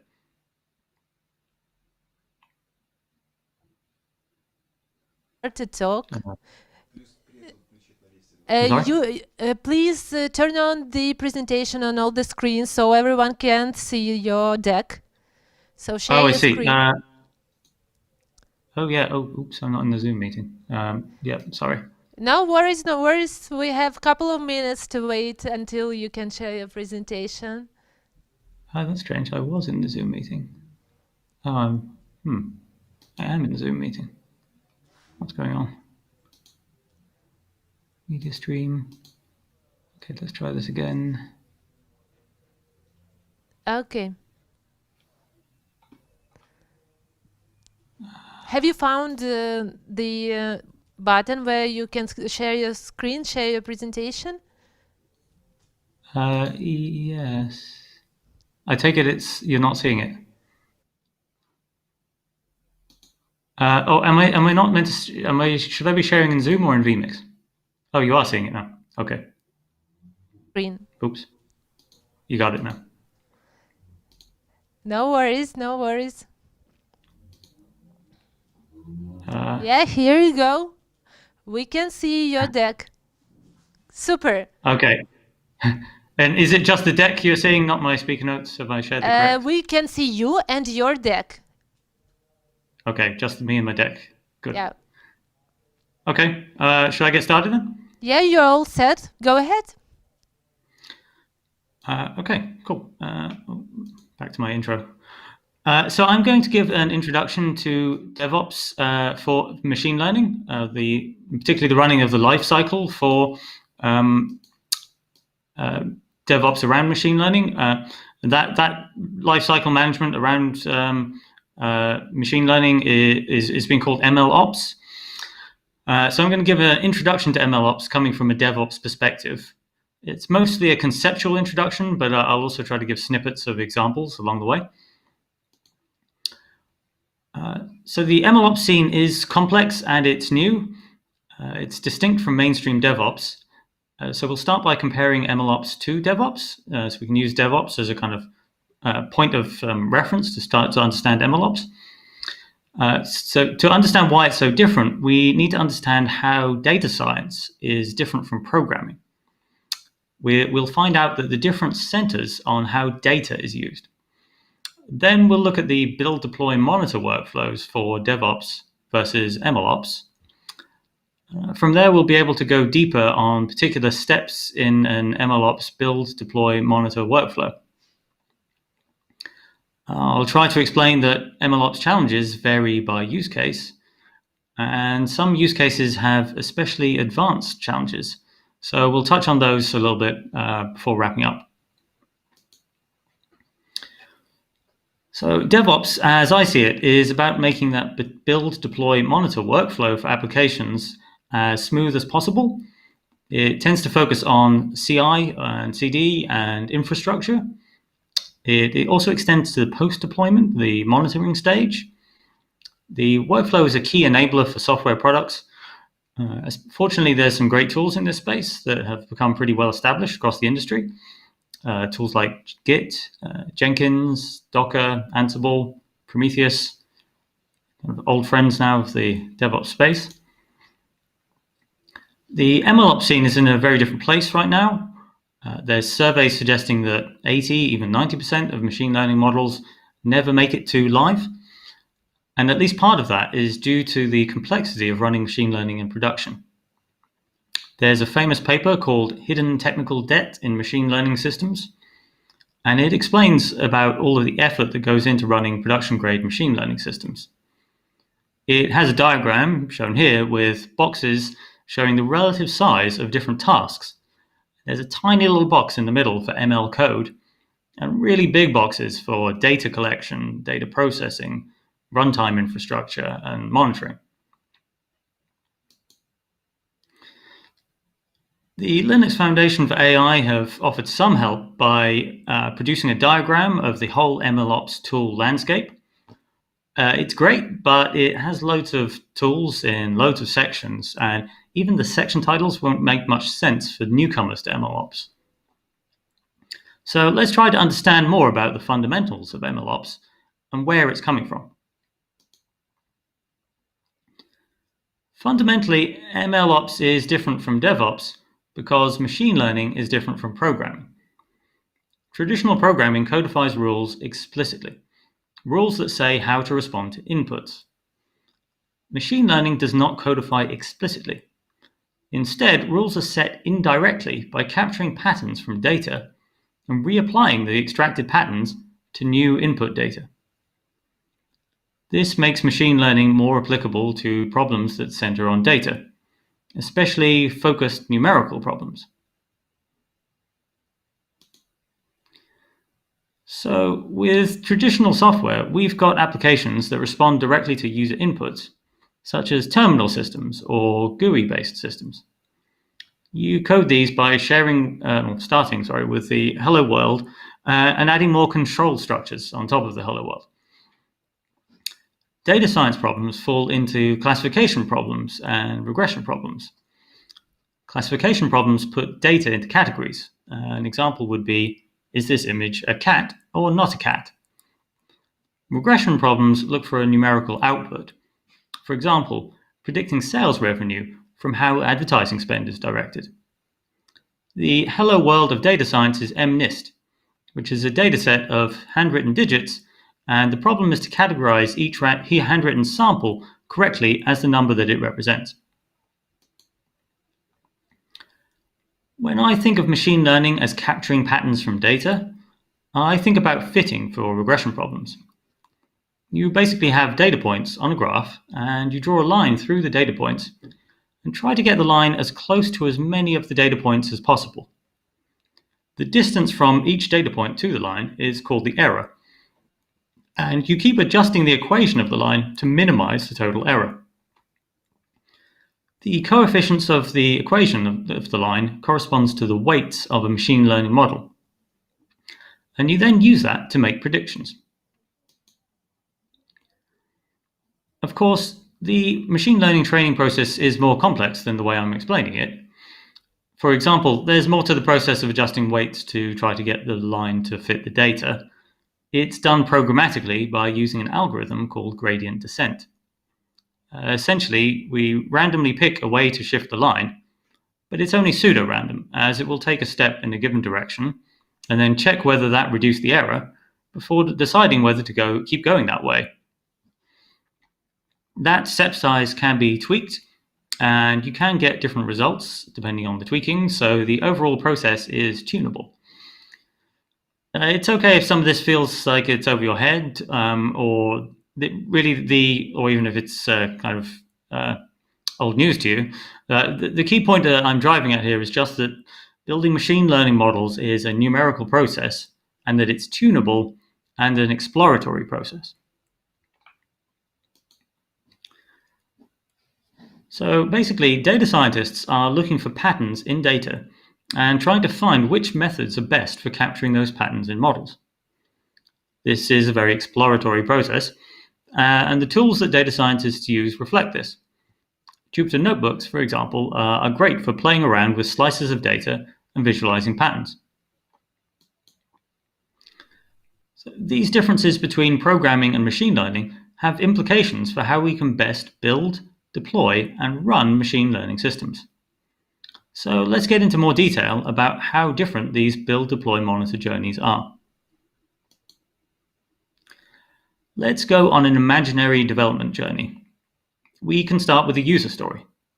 Let's say we're building a calculator, and our user story says that our users want to put numerical operations into a screen so that they don't have to work out the answers. We could write a Java program to satisfy the story, compile it, and distribute it as a binary. But this is 2020, so more likely we'll package the code to run as a web server that users will interact with via a browser. Most likely we'll Dockerize the web app and run it on some cloud infrastructure. Probably we'll keep the code in Git, and we'll build a Docker image and push it from CI system like Jenkins. So now let's think of a machine learning build journey. This is more likely to start with some data, maybe a question. Let's say we've got data about employees and their experience and skills and salaries, and we want to see whether we could use it to benchmark salaries for other employees during a pay review. Let's assume the data is already available and clean, though this is a pretty big assumption. But let's assume we've got good data and we can create a regression model that maps employee experience to pay, maybe using scikit-learn. So we train the model, and then it can be used to make a prediction for any given employee what the salary benchmark would be. Let's say we've given our predictions for a particular set of employees to the business, and they're happy with that. So happy they want to use it again next year, or more regularly. Then our situation changes, because then what we want isn't just a prediction, but a predict function. That'll help us because we might not want to have to rerun the training process every time the business have some new employees to check. This problem would be magnified if another department says that they want predictions too. Actually, that would add extra complication, as even if we know that the patterns from our training data are applicable to our department, we don't necessarily know about the new department. Let's assume that it is applicable. Then our main problem is a problem of scaling. How do we make all these predictions without burning ourselves out? Probably we'll use the model in a web app, so maybe we'll add a REST API around our Python code and look to run it as a web application. We might naturally package it in a Docker container, like we would for a traditional web app. This is a valid and common approach, but it's just one approach with machine learning deployment. It does present a challenge about how to Dockerize the predict function without including the training data in the Docker image. So it's also common to separate the model from the data by taking the Python variable for the model predictor and serializing that to a file using Python serialization. Then the file can be loaded into another running Python application. So if we load the model into a suitable Python web server app, then we can serve predictions that way. This varies a little from framework to framework and can vary quite a lot if the language is not Python. But basically, this is a good picture for the machine learning cycle. Get data, clean it, experiment with it, train a model, package the model into something that can serve predictions. And there are tools that are pitched each stage of this cycle. For data storage and prep, there's tools like S3 and Hadoop. Training can use a lot of compute resource and take a long time. So there's tools that help with long-running training jobs, and also tools for tracking all the operations performed during training. There are tools specifically aimed at helping make batch predictions on a regular cycle, say for just getting predictions every month or whatever the cycle is that the business worked to. Or if the predictions could be needed at any time, then there's tools for serving real-time predictions using a REST API. Some real-time serving tools are specific to the framework, and some are more general. I personally work on Selden, which is a framework-agnostic open source serving tool. The Selden team also collaborates on another tool called KF Serving. Both of these are part of the Kubeflow ecosystem, which is an end-to-end platform. That's another space of tools. End-to-end platforms that try to join up the whole journey. Platforms can save you the effort of stitching several different tools together, but platforms can also be opinionated, so they don't necessarily fit every use case. I'm listing these types of tools because I think it helps to divide up the machine learning lifecycle into data prep, training, and serving. This helps us make sense of the landscape of MLOps tools out there, as we can then put them into categories mapped to the lifecycle. There's also the monitoring part of the lifecycle, but we'll get to that later in this presentation. For now, the key point is that MLOps is different from DevOps, mostly because of the role of data. In particular, models are built by extracting patterns from data using code, so the training data is a key part of the model. The training data volumes can be large, and that leads to complexity in storing and processing the data, which there's specialized tools to help with. You also get different toolkits for building machine learning models, which results in models of different formats and adds some complexity to the space of tools for getting predictions out of models, the space called serving. So the complexity of the way the ML build, deploy, monitor lifecycle uses data has knock-on effects to the tool landscape. We've not talked about the post-deployment stage yet, but there's also complexity there. For example, you can sometimes need to retrain your running model, not because of any bugs in it, but because the data coming in from the outside world changes. Think, for example, of how fashion is seasonal. Let's say you've got a model trained to recommend clothes for an online fashion store, and you trained it based on purchases made in the winter. Then it might perform great in the winter and make lots of money, but when it comes to summer, it's still going to be recommending coats when people are looking for summer clothes. So you would need to be regularly updating this model with new data and ideally checking that it's leading to sales. That's a complexity you don't normally get with traditional software. These complexities about handling data, they ripple through the whole MLOps lifecycle. We've talked about this at a high level so far, but now let's think about the individual steps of the workflow and the tools used in those. Let's just remind ourselves of the workflow steps with traditional DevOps. We start with a user story, specifically specifying a business need. From that, a developer will write code and submit a pull request. Hopefully, tests will run automatically on the pull request. Somebody will review it, and it'll get merged to master. There, our pipeline will build a new version of the app and deploy that to a test environment. Perhaps further tests will be run, and it'll get promoted to the next environment, where there might be more deeper tests, and then on to production. In production, we'll monitor for anything going wrong, probably in the form of stack traces or error codes. The pipeline producing these builds and running the tests will most likely be a CI system, like Jenkins. The driver for the pipeline will most likely be a code change in Git, and the artifact we're promoting will probably be an executable inside a Docker image. ML workflows are different. The driver for automation might be a code change, or it might be new data. And the data probably won't be in Git, as Git isn't a great store for data. not data getting into the gigabytes. The workflows are more experimental and data-driven. You start with a dataset and you need to experiment to find usable patterns in the dataset that can be captured in a model.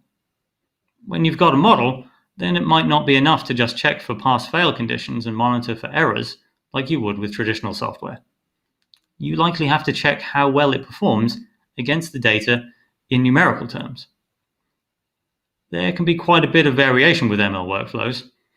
One major point of variation is whether the model is trained offline or online. With online learning, a model is constantly being updated by adjusting itself through each new data point that it sees. So every prediction it makes also adjusts the model. Whereas with offline learning, the training is done separately from prediction. You train the model and deploy it, and when you want to update the model, you need to train a new one. We have to pick somewhere to focus, and offline learning is probably the more common case. So let's focus on offline learning. As we've talked about already, a ML workflow starts with data. It can be very large and typically needs to be cleaned and processed. A slice of that data can be taken that a data scientist can work with locally to explore the data on their own machine. When the data scientist has started to make some progress, then they might move on to a hosted training environment to run some longer running experiments on a larger sample of the data. There will likely be collaboration with other data scientists, most likely using Jupyter notebooks. The artifact produced will be a model, commonly modeled that is pickled or serialized to a file. That model can be integrated into a running app to serve real-time predictions through HTTP. There will probably be a consumer of those predictions, which may be another app, perhaps a traditional web app. So you may need to integration test the served model against the consumer. And when you roll out the model to production, you'll want to monitor the model by picking some metrics that represent how well it's performing against the live data. The rollout and monitoring phases of the workflow can be linked. An example might help to understand this. Say we've got an online store. With e-commerce, a common way to roll out new versions of a model is an A/B test. With an A/B test, you'd have a live version that's already running, and that's called the control. And then you run other versions alongside it. Let's call them version A and version B. So we're running 3 versions of the model in parallel, each trained a bit differently, to see which gives the best results. We can do that by splitting the traffic between the versions, and to minimize risk, we'd send most of the traffic to the control version. A subset of the traffic will go to A, and a subset to B. And we'll run that splitting process for a while until we've got a statistically significant sample. Let's say that variation A has the highest conversion rate, so a proportion of its recommendations, or a higher portion of its recommendations, are leading to sales. That's a useful metric, and it might be enough for us to choose variation A. But it may not be the only metric. These situations can get complex. For example, it might be that Model A is recommending controversial products. So some customers really like the recommendations and they buy the products, but other customers are really put off and they just go to a different website when they see them. So there are trade-offs to consider, and monitoring can need more than one metric, depending on the use case. We're seeing that MLOps is complex, and in many organizations right now, the complexity is enhanced by challenges from organizational silos. You can find data scientists that work just in a world of Jupyter notebooks and model accuracy on training data. Then that gets handed over to a traditional DevOps team with the expectation that they'll be able to take this and build it into a production system. Without the proper context, the traditional DevOps team is likely to look at these notebooks and just be very confused about what all this stuff is. In a more mature setup, you might have better understood handoffs. For example, You might have data engineers who deal with obtaining the data and getting it into the right state for the data scientists. Once the data is ready for the data scientists, then they can take over and build the models, and from there data science will have an understood handoff to ML engineers. And the ML engineers might still be a DevOps team, but a DevOps team that knows about the context of this particular machine learning application and knows how to run it in production. This is new territory. There are special challenges for MLOps that are not a normal part of DevOps, at least not right now. Now that we've got a high-level understanding of where MLOps is coming from, we can next go into more detail on particular MLOps topics. So let's take these in order and go first into training, then serving, and finally rollout and monitoring.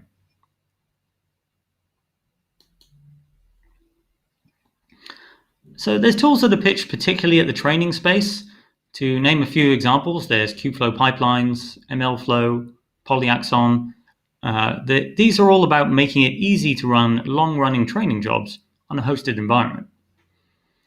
Typically, that means providing some manifest that specifies which steps to be done and in which order. That's a manifest for a training pipeline.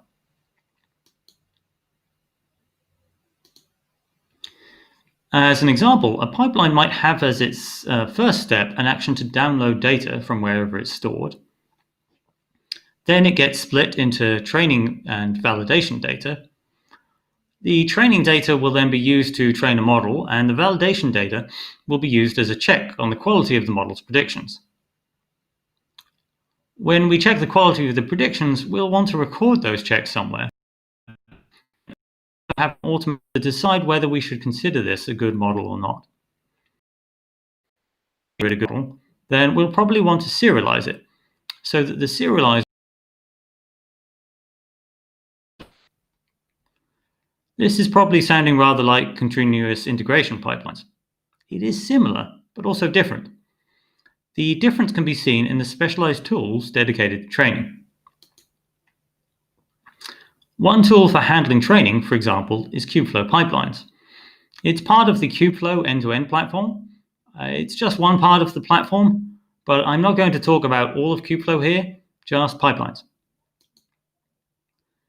In Kubeflow pipelines, you define the steps for the pipeline and also visualize it and watch its progress and see any steps that fail. But the pipelines aren't only called pipelines. They're also called experiments, and they're parameterized. So there's options in the pipelines UI where you can enter parameters. Remember, I mentioned before that there can be tunable parameters in the training process, such as the step size. So you can kick off runs in parallel of the same pipeline, but using different parameters to see which parameters might result in the best model. Kubeflow pipelines is not alone in having this idea of being able to kick off runs of an experiment with different parameters. The terminology of experiments, runs, and pipelines are pretty common, and the various tools have fairly similar interfaces. These tools are intended just for the training part of the build, deploy, monitor workflow. So there's similarity here with traditional CI systems, as the training platforms execute a series of steps and an artifact gets built. But it's different, as you've also got this idea of running experiments with different parameters to see which is best. That means you have to have a definition of which is good, which is the best model. Whereas traditionally with continuous integration, you would just be building from master, and if it passes the tests, then you're good to promote. But so long as you can automate which counts as the best model, then your training can build an artifact for promotion, much like with CI. And sometimes these training systems have integrations available to CI systems. So let's say we've got a way of building our model and we want next to be able to serve it. So we want to be able to make predictions available in real time via HTTP, perhaps using a REST API. We might use a serving solution, as there's a range of them out there. some that are particular to a machine learning toolkit, such as TensorFlow serving, that's for TensorFlow, or TorchServe for PyTorch. There's also serving solutions provided by cloud providers, as well as some that are more general and toolkit agnostic. Some are open source offerings, such as the one that I work on, Selden. Typically, serving solutions use the idea of a model being packaged and hosted, perhaps in a storage bucket or a disk location. And that's so that the serving solution can then obtain that model and run it. Serving solutions often come with support for rollout and some support for monitoring as well. These different aspects are integrated. As an example of a serving solution, I'll explain the concept behind Selden and how it's used. Selden is aimed in particular at serving on Kubernetes, and models are served by creating a Kubernetes custom resource. The manifest is designed to make it simple to plug in a URI to a storage bucket containing a serialized model. So at a minimum, you can just put in the URI to the storage bucket and specify which toolkit was used to build the model. Then you submit that manifest to Kubernetes, and it will create the lower level Kubernetes resources necessary to expose an API and serve the model's HTTP traffic. There's also a Docker option to serve a model from a custom image. I'm emphasizing the serialized models in this talk, mostly because it's common to see that with serving solutions, and it's not very common outside of the MLOps. The serving stage links into rollout and monitoring. I've talked a little bit already about the A/B test rollout strategy. With that strategy, the traffic during the rollout is split between different versions, and you monitor that over a period of time until you've got enough data to be able to decide which is best. There's a more simple rollout strategy, which also involves splitting the traffic between different versions. That's the canary strategy. With canaries, you split traffic between the live version of your model and a new version that you're evaluating. But typically with a canary, you just have one new model, and you evaluate over a short period of time than with the A/B test. It's more of a sanity check than an in-depth evaluation, and you just promote if everything looks okay. Another strategy is shadowing. With shadowing, all of the traffic goes to both the new and the old model. But it's only the responses from the older model, the live model's responses, that are used and which go back to the consumer. The new model is called the shadow version, and its responses are just stored. They don't go back to any live consumers. The reason for doing this is to monitor the shadow and compare it against the live version. So it makes sense to be storing the shadow's output for later evaluation.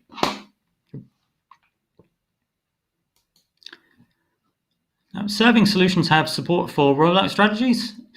In the case of Selden, for example, you can create a Kubernetes manifest with two sections, one for the main model and one for the canary. The traffic then will automatically be split between these two models. By default, Selden will split traffic evenly between the models in a manifest, but you can set a field against each model called traffic. That field takes a numerical percentage that tells Selden how much of the traffic each model should get. These rollout strategies involve gathering metrics on running models. With Selden, there's out-of-the-box integration available for Prometheus, and some Grafana dashboards are available. These cover general metrics like frequency of requests and the latency. You also want to monitor for metrics that are specific to your use case. And there's defined interfaces for capturing extra metrics that can be exposed in the usual Prometheus way. And we have some new integrations as well that make it easier to get metrics specific to machine learning, like model accuracy. I mentioned earlier that in the shadow use case, you might want to be recording the predictions so that the shadow predictions are can be compared against the predictions made by the live model. This can be handled through logging all of the requests and the responses to a database. There are other use cases as well where recording all predictions can be useful. For example, if you're working in a compliance-heavy industry and an auditor requires to know of every prediction what the prediction was that was made. In the shadow use case, you'd use it to run queries against the data and compare the shadow's performance against that of the live model. In the case of Selden, the out-of-the-box integration is a way to asynchronously log everything to Elasticsearch, so that everything can be made available for running queries later on, but without slowing down the request path of the live models. Now that we know a bit more about MLOps, we can delve a little bit into some of the advanced use cases. In particular, I'm going to talk about 3 situations which relate to serving and monitoring. First, what if the requests that come from my consumers are too messy for my machine learning model to deal with? For example, maybe we've got text requests that are not clean and require transformation before the model can give a prediction on them. This can happen with text processing use cases because often text in its raw form isn't suitable for a machine learning model. The data has to be transformed in order to train the model. So typically the raw data has to be transformed for real time prediction in much the same way that it was transformed during training. That's the raw form of the model, that's the raw form of the data, then likely that transformation is going to have to be done because the model requires a transformed form. One way to handle this is to ask your consumer application to do it, but likely the consumer application won't know much about how to do this. So you likely have to write code that will do this. Actually, you have to write that code for your training pipeline anyway. So it's good if you can build components that you could reuse. With Selden, we have an idea of an inference graph. The graph can be a kind of pipeline of steps, where each step is a Docker container, which can be specified by plugging a custom image into the Kubernetes manifest. Selden then orchestrates the requests to go through each of the containers in the graph in order before the responses go back to the consumer. The inference graph concept also relates to other use cases. One interesting use case is where you want to split the traffic between different models, but not for the purpose of choosing which one to use. You might do this because you know the data is changing over time, and which is the best model can hence change over time. In that case, you use an algorithm to split the traffic. Multi-armed bandit algorithms typically send most of the traffic to the model that's currently performing the best, but give a small amount of the traffic to other models too. That's so that it can keep checking each of those versions in case one starts to do better. This naturally requires a concept of which is doing best, some way of getting feedback from the consumer for how good each prediction was. There are ways to provide feedback to models served with Selden, and there are examples of multi-armed bandit components in the Selden Git repo. There's also some advanced monitoring use cases that relate to the data that's coming into the live model and how well it matches to the training data. If the live data doesn't fall within the distribution of the training data, then you can't be sure that your model will perform well on that data. Your model is based on the patterns from the training data. So data that doesn't fit that distribution might have different patterns. One thing we can do about this is to send all of the request data through to detector components. Those detector components will look for anything that might be going wrong so that we can flag those predictions if we need to. So let's drill a little bit further into what we might need to detect. One thing we might need to detect is an outlier. This is when there's the occasional data point which is significantly outside of the training data distribution, even though most of the data does fall within the distribution. Sometimes models express their predictions using a score. So, for example, classifiers often give a probability of how likely a data point is to be of a certain class within the model. You might expect to get a low probability on everything. Unfortunately, it doesn't work that way, and for outliers, sometimes models can give very high probabilities for data points that they are getting completely wrong. This is called overconfidence. So if your live data has outliers and your use case has high risk associated with it, with the outliers, then you might want to detect and track those outliers. Worse than the outlier case is when the whole data distribution is different from the training data. It can even start out similar to the training data and then shift over time. Think, for example, of the fashion recommendation model that was trained on data from winter, and then you continue using it into the summer. Well, as we've discussed, then it's going to be recommending coats when it should be recommending t-shirts. If you have a component that knows the distribution of the training data, then you can asynchronously feed all of the live requests into that component. And then it can keep a watch, and you can use it to set up notifications in case the distribution shifts. You could then use that notification to decide that you need to train a new version of the model using updated data. Or if you've got other metrics that let you track model performance, and they're still showing as good, then perhaps you might choose to just check those metrics more frequently while you look more closely into what's happening with the live data distribution. So another interesting thing that detectors might be applicable for is adversarial attacks. These are when manipulated data is fed to a model in order to trick the model. Think, for example, of how face recognition systems can sometimes be tricked by somebody wearing a mask. This illustration shows a model being tricked to think 7 is a 3 by producing a 7 with a small line in the middle, a kind of line that looks a bit like what the line that the 3 has. This sort of thing is a big problem in high security situations, and there are analogous attacks that have appeared for other use cases. Part of what's going on here is that somebody has manufactured data that isn't quite like the training data set. So there are ways to create detectors for that.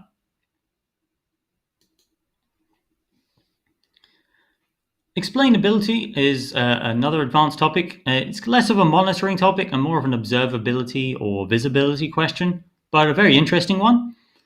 Being able to explain why a model made the prediction that it did is a data science question in itself.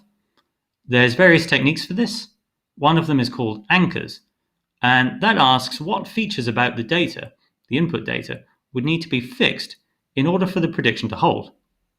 Let's say you've got an image classification use case, and your classifier has decided that a particular image is a Persian cat.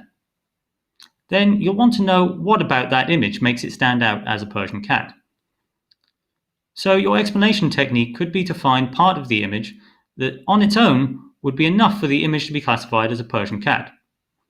For example, maybe just the nose and the eyes alone would be enough, and any image with that eye-nose region would almost always be a Persian cat.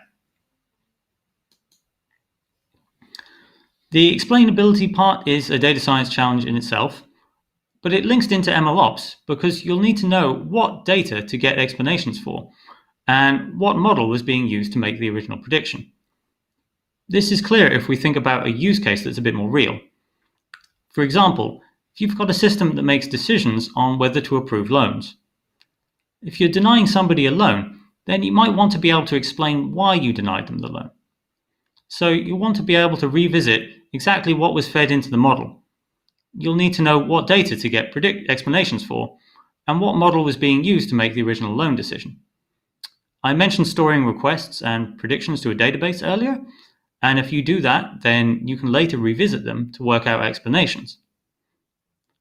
Let's say you approve or reject loans based on characteristics of the individual and a prediction of their future income.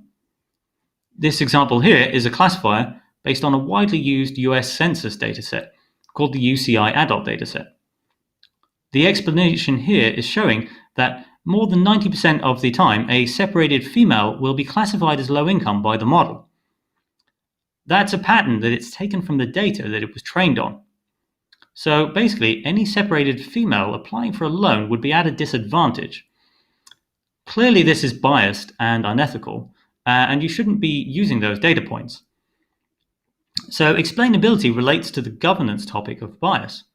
as you've got a better chance of discovering that bias if you can explain which data points are contributing most towards the decisions. So just to summarize the advanced topics here, these monitoring and prediction quality concerns are a big part of the governance problem for machine learning. Data can change from the training data, and you can then find your model making poor quality or even dangerous predictions. We've seen that with the drift and outlier cases. Or people can craft data to trick the model as an adversarial attack. We can also find that we've trained the model using data that we shouldn't have used for ethical reasons, and that opens up questions about bias and ethics.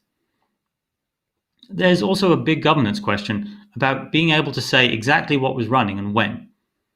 In traditional DevOps, it's a familiar idea that we'd want to be able to say which version of the software was running at a given point in time and what code it was built from, so that we can then delve into that code and build it again if we need to.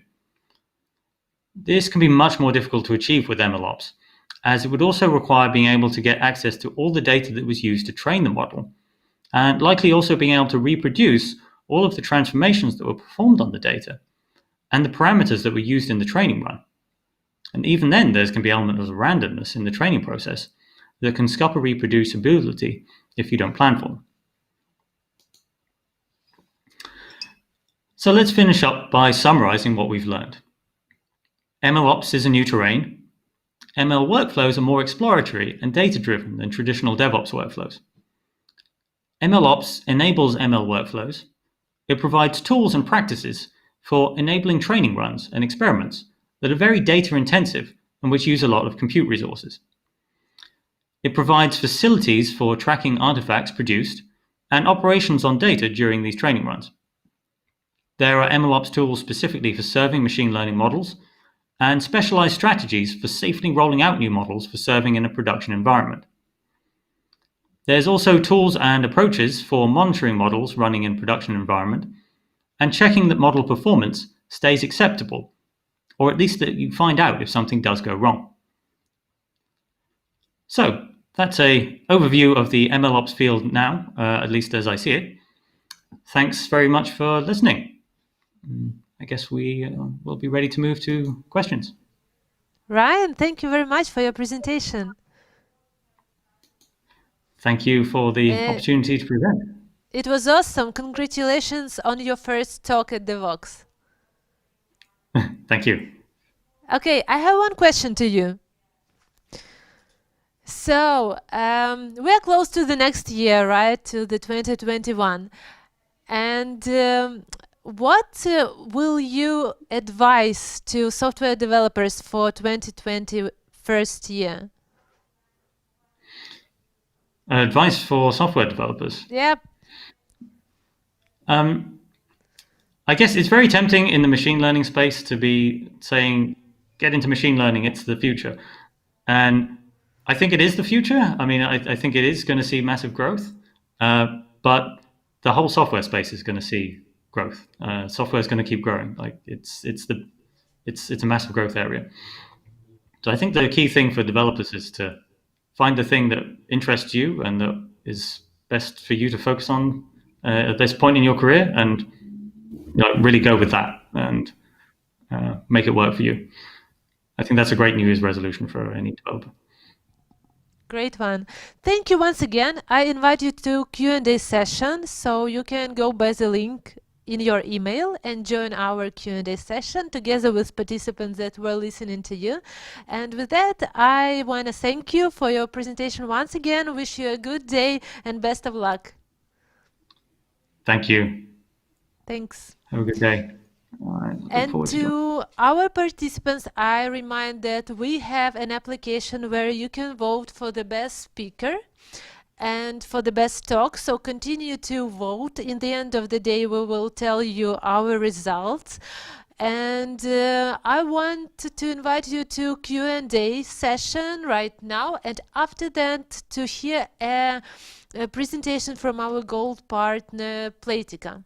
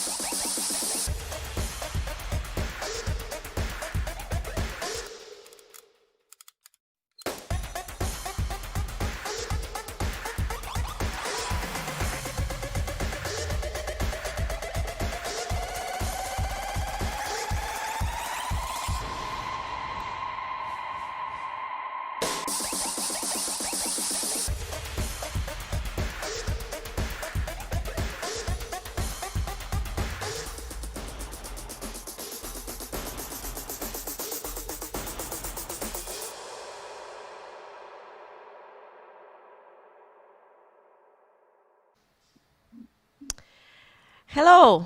We are glad to welcome the gold partner of Devoxx Ukraine, Playtika company, and its representative, Alexei Kisilov. Alexei, hello. Hi. Hi, welcome to Devoxx Ukraine Online. And what Kahoot game have you prepared for us today?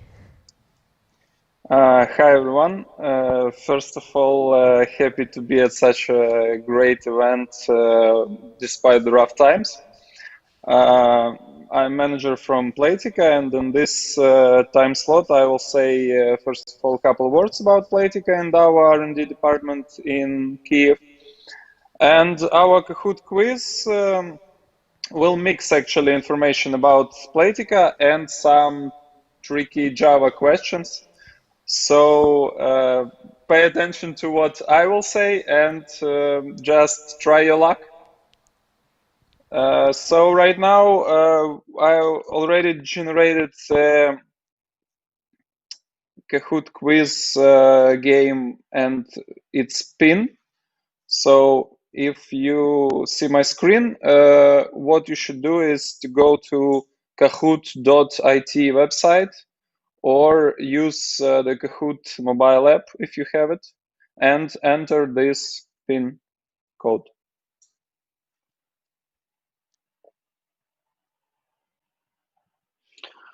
And while we're starting to get in people, couple of words about Playtika overall. Playtika is a leading gaming company.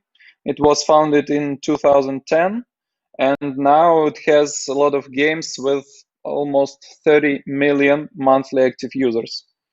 It was among the first to offer free-to-play social games and on social networks and after on mobile applications. We have like 3,500 of employees through all over the world. We have headquarters in Herzliya, Israel, but we have offices in Tel Aviv, London, Berlin, Montreal, Chicago, and many other cities, including 3 cities of Ukraine. It's Dnipro, Vinnytsia, and Kyiv. In Ukraine and Kyiv in particular, we have our core R&D department that delivers a platform of more than 100 microservices written in Java. And this platform provides to all our games core functionality and different bundles like contests, clans, missions, and so on. And every Playtika game integrated with this platform can use the power of it. And I'm very proud of it, and I'm very proud of the high loads it can take with all these 30 million active users. And I'm proud also that the pipeline we built allows us, like department of more than 100 people, to make 2,000 deploys on our environments last month. I think the people are coming, so a few words, maybe a few promotions. We also will have a raffle later this day. We will the prize will be rather fruitful. It would be a MacBook. And also I would like to promote the speech of our colleague should be today. He would tell us about some interesting case and interesting research he made here in Playtika. So I think, yeah, one more thing. All 8 questions will have 1 minute for you to answer. But because of the delay, I think it would be less time than 1 minute. So you'll be able to pick an answer like in 30 seconds gap. So keep that in mind also and try your luck.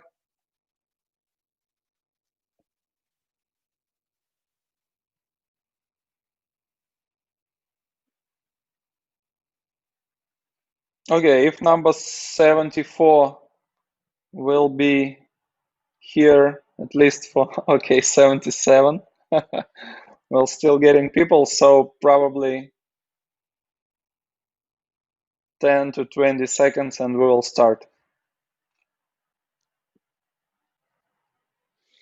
3 persons actually from this Kahoot quiz, rather prices.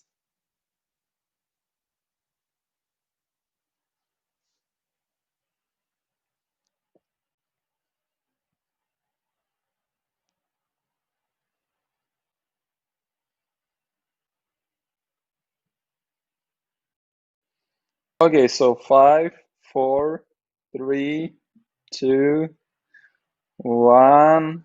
Okay, let's start.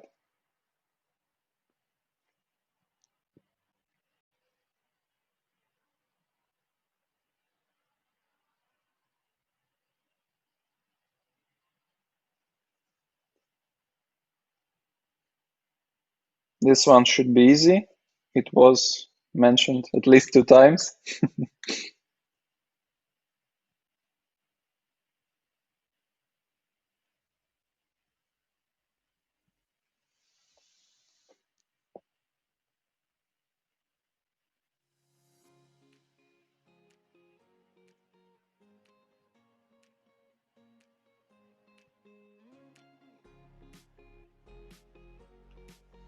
The answers are going. It's great.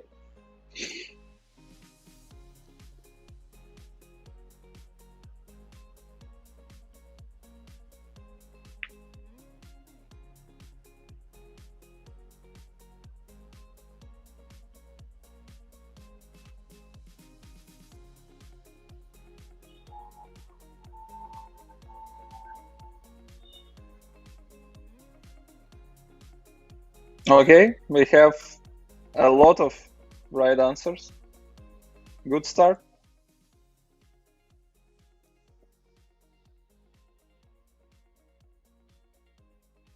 I think after the half I will name the main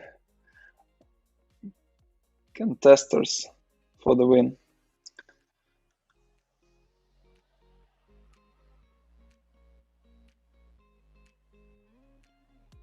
This one wasn't named particularly, so a little bit of luck or a little bit of Googling.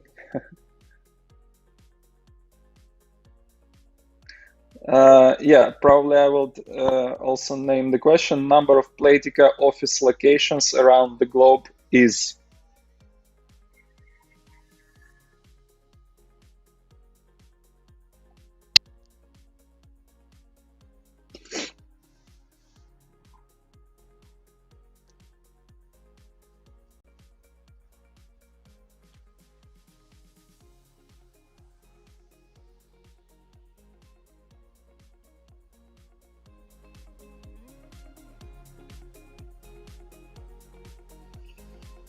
Okay, 33 right answers. It's great, but it's less than half of all the answers we have.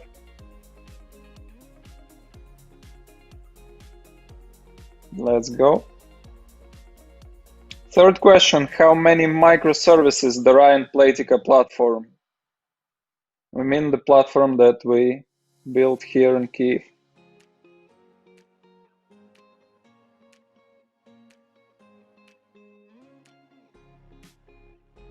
It is a core bundles. It has its core functionality like segmentation. It has a lot of features, stuff like missions, contests, and clans. So, how many?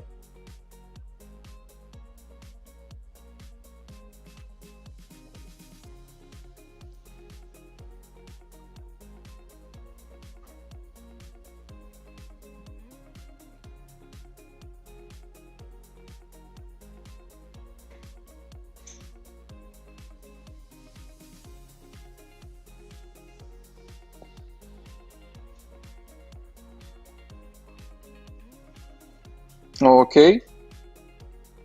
A lot of people, yeah,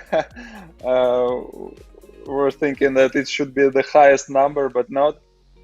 in some day we will have 300 microservices, but now it's 125. So I will start. Funny Monkey for now is the leader, with Doctors and Andre is the second and third.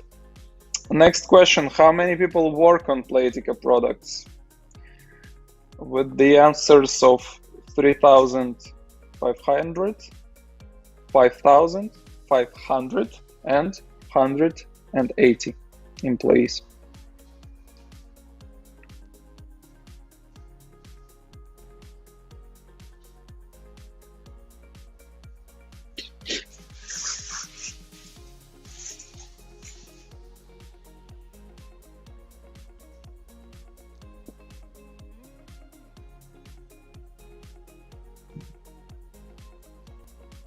This one was definitely named in the video and in my speech, so hopefully it would be easier than the previous.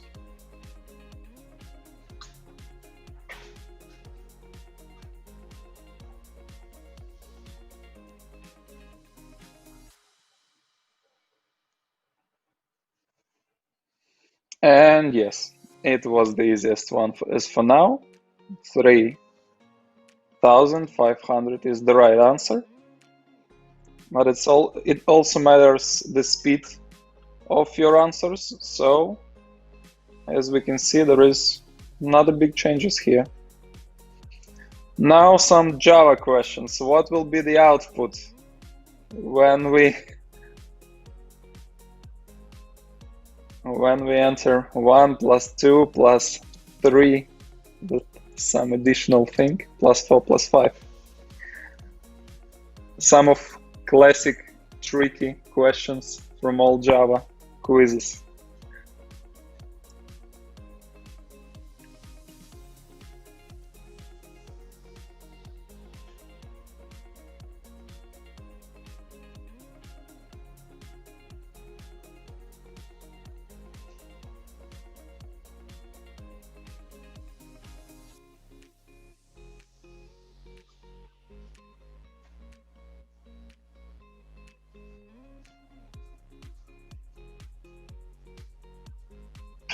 I hope that this question will be also the easiest, but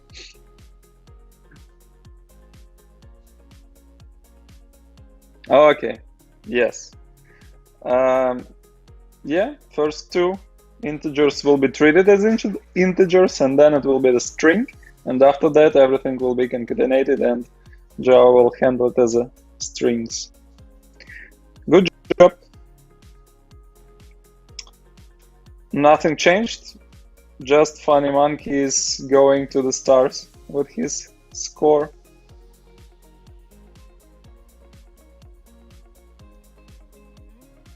Again, some strings question. What will be the output if we compare these two?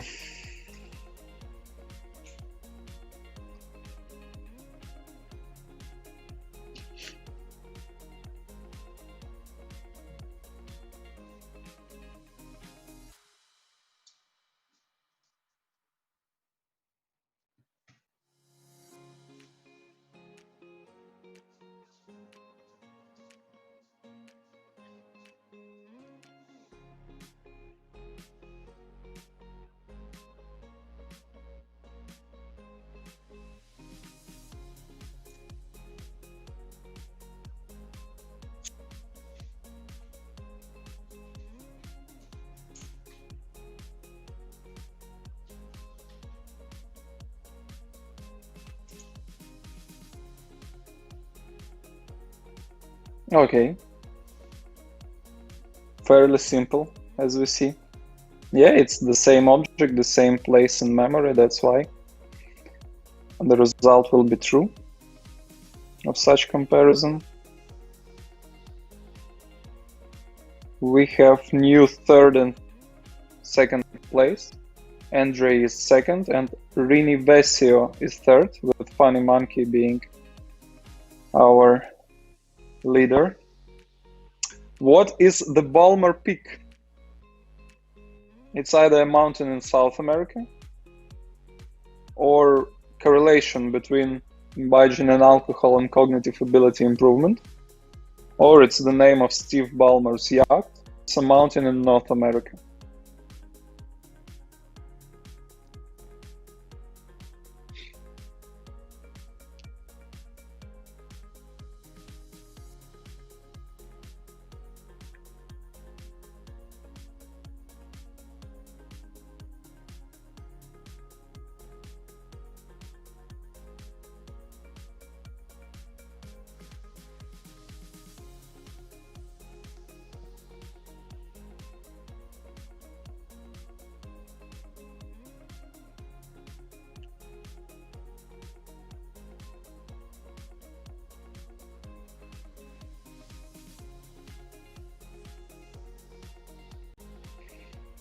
Okay, not so easy as I thought.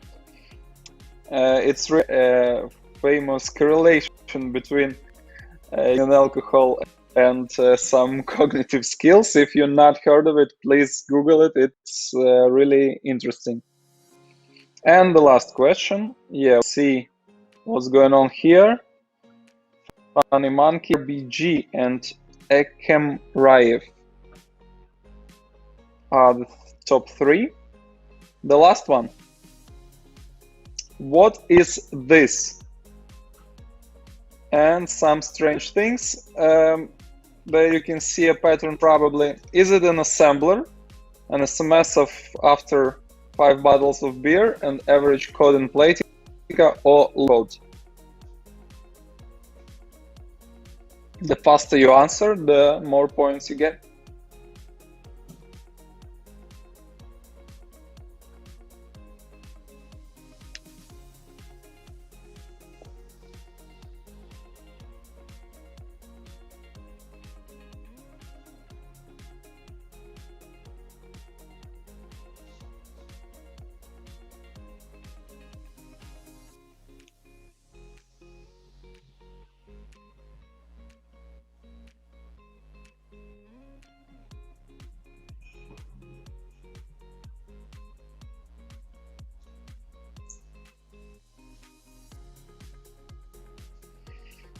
Yeah, it was code, and almost everyone knew it.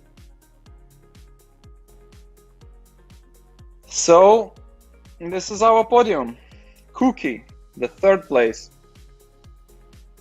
Funny Monkey, our leader, became 2nd, and who's the winner? It's RBG. Guys, please contact us, and you will have some prizes. That was our Kahoot. Thanks, guys. Thank you. Thank you, Alexei, for this exciting Kahoot game. The questions were really funny, some of them.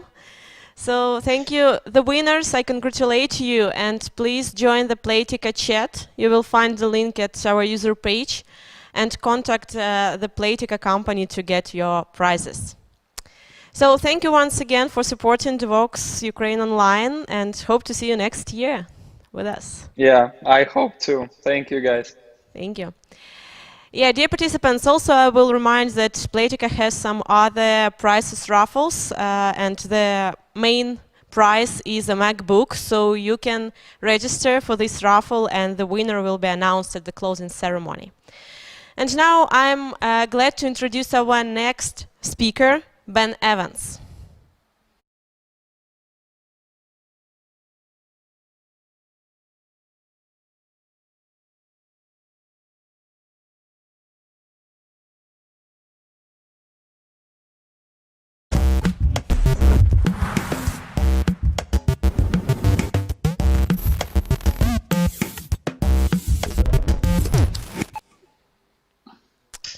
Hello, everyone. Good afternoon, Ben. How are you today? Hi. I'm very good, thank you. And thank you so much for inviting me to come and talk today.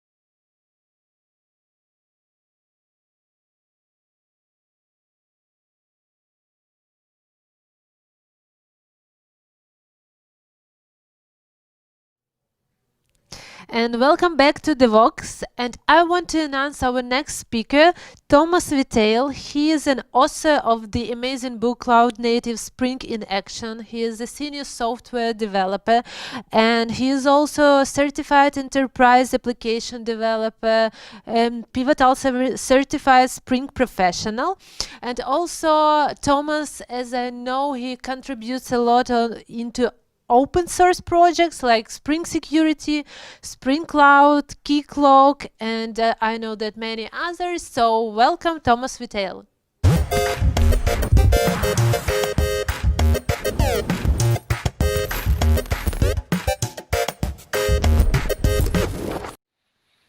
Thomas, hi, can you hear us? Yes, I can hear you. Can you hear me fine? Yes, perfectly. Welcome to Devoxx. Good. Thank you. This is your first time at Devoxx? Yes, first time. Congratulations on that. Hope you will have a great talk. And I know that we will have an interactive contest with you after your talk. So if you have, I encourage everyone to listen carefully to your presentation and to your speech at Devoxx, because after the presentation, you will have Q&A session. And at this Q&A session, all the participants can ask you a question about your speech or your experience, and you will get to the best, you will present to the best questions, to the best participants that will ask the best questions. Your book, Cloud Native Spring in Action, right? Yes, that's correct. How many books will you present? We're gonna have 5 codes to get the book for free, and also some discount code for the others. Sounds wonderful. With that, I encourage you to start the talk. Yes, thank you. So, hi everyone, and thanks for joining this presentation. I'm going to talk about migrating traditional applications to cloud native with Spring. You heard about me, so I'll skip my presentation and move on to how to migrate traditional Spring applications to cloud native. So I assume that you decided for your company or your team to go to the cloud, and you have some existing applications that you would like to migrate to be cloud native, so to take advantage of all the nice features that we have in the cloud. In this presentation, I'm gonna go through 5 essential migration steps. I'm gonna talk about application servers, containerization, configuration, application lifecycle, and logging and monitoring. Without further ado, let's start right away with application servers. A traditional application in Java is usually packaged as a Word file and deployed to an application server like this. You might have even multiple applications. To reduce the maintenance cost of the application server, we might deploy different Word files on the same one. And with this approach, we have 2 main aspects that we don't really like in a cloud setting. The first one is that we have a dependency on the application server being available in the environment. And the second thing is that if we have multiple applications on the same server, we are kind of limited in our freedom of making changes. So that could affect our speed, so affecting delivery of new features, because we have to coordinate with other teams and coordinate changes if we want to update the server or making some configuration changes there. In the cloud, to move out from this scenario, we have different strategies that we can adopt.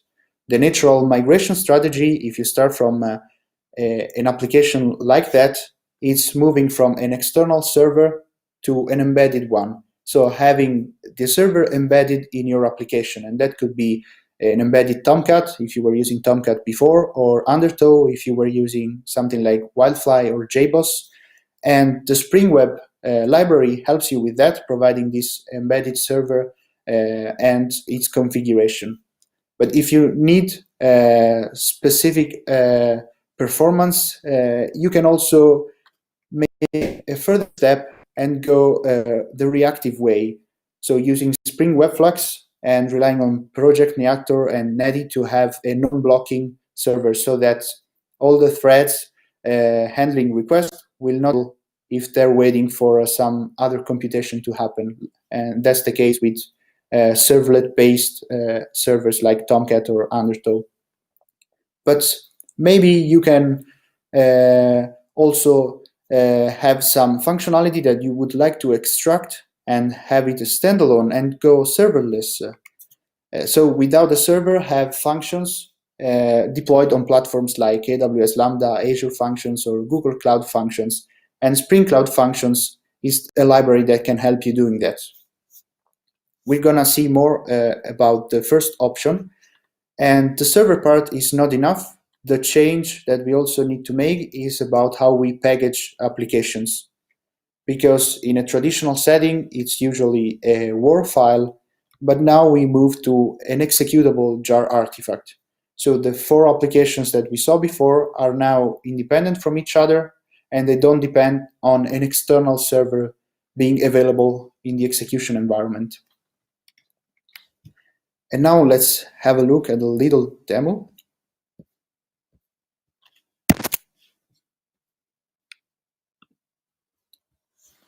So this is a very simple application. It only contains a REST controller returning a greeting. And the only dependency I'm using in Spring Boot version 2.4.0 is the Spring Boot Starter Web. This is the dependency providing the embedded server. In this case, it's Tomcat. That's the default one, but you can also change it. And it works with some auto configuration. So I can go ahead and run it.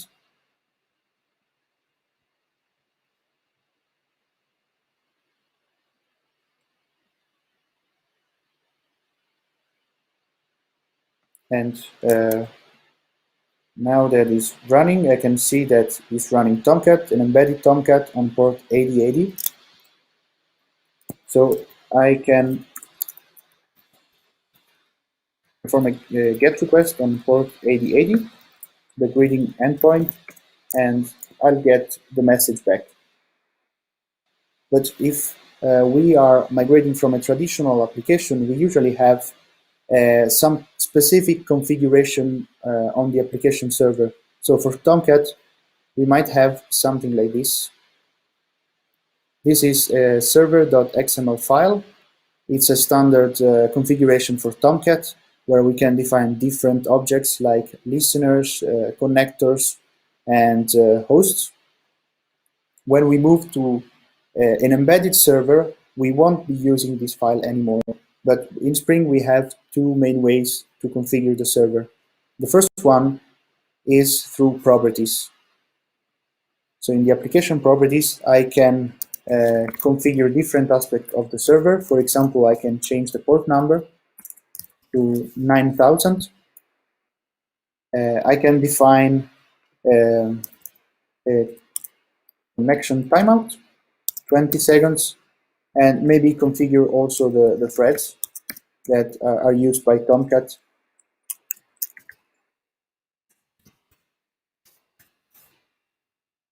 There's a lot of properties available here that we can use, but sometimes they're not enough.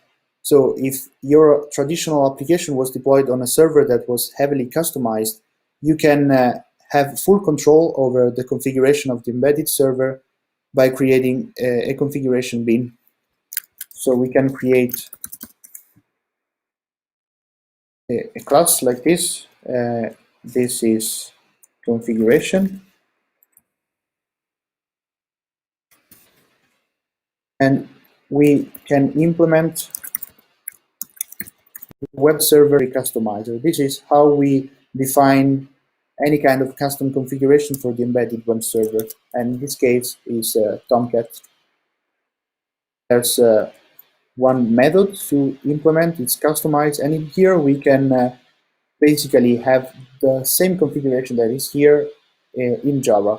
For example, we usually have some listeners defined in a server.xml file for Tomcat. We can do the same here in this way. can add, for example, the version logger listener, which will log at startup several information about the version and the system where it's running. So if I now reload the application,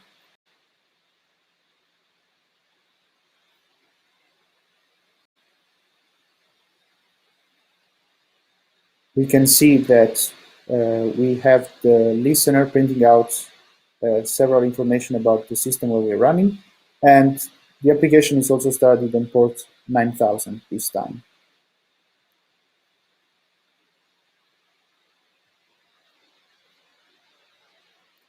Yes, and that was it for the first step. In this way, we have a more self-contained application, and we really like this in a cloud environment because we don't want to have external dependencies like the application server. But sometimes also having a dependency on the JVM itself, on the environment, is a problem. So we can go a step further, move on to containerization. With containers, we can encapsulate in the same artifact not only the jar application, but also the JVM and its configuration, so that the application will be totally portable across environments. And the only dependency would be a container runtime, and that would work for any kind of application, not only Spring applications or Java applications, because once you have containers, you have a standard way of managing applications that is independent from specific languages and framework. For Spring Boot, you have different options to package the application as a Docker image. The most standard one is through Docker files, so writing the sequence of instructions to build the image. But Docker files require certain care in the way that we build images. So some tools have been developed to build the images for us without having to specify the Docker file.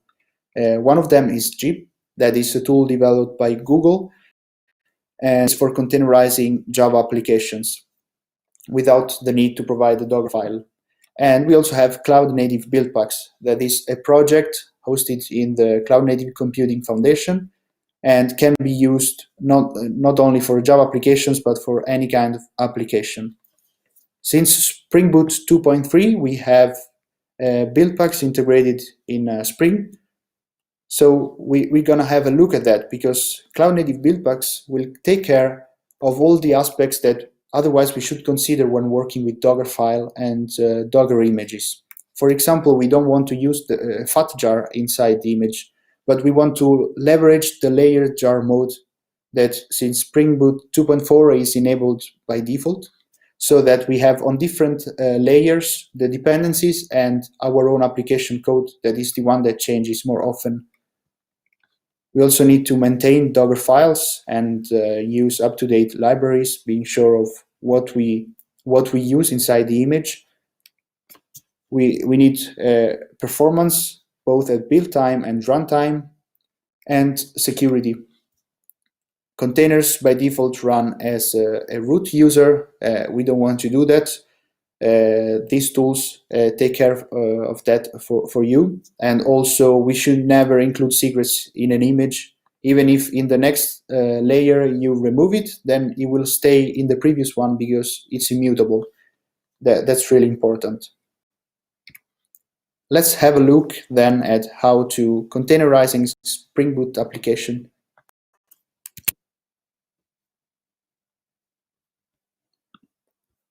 As I said, in Spring Boot, since version 2.3, we have Cloud Native Build Packs integrated. We can configure it. It's available both in Gradle and Maven. In Gradle, we would configure it in this way. It's called boot build image. We can specify an image name. I will use syntax for pushing it to Docker Hub. So I have my Docker Hub username, and then I can dynamically get information about the project name.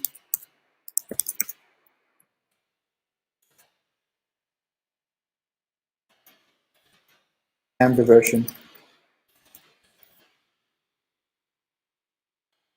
Then also important is the version of the JVM that we want to use. In this case, I want to use Java 11, so I can define an environment variable.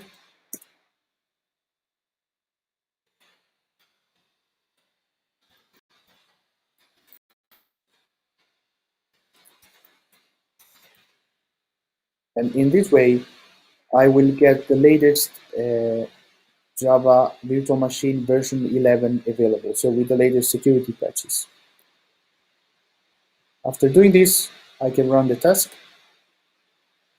The first time it will take some time to download all the dependencies used by Cloud Native build packs at the particular implementation used by Spring that is called Paketo. But after the first time, it will be much faster and will take care of all those aspects that I mentioned before, like performance, security, and using layer jars. And that's it. We have an image. And now I can run it.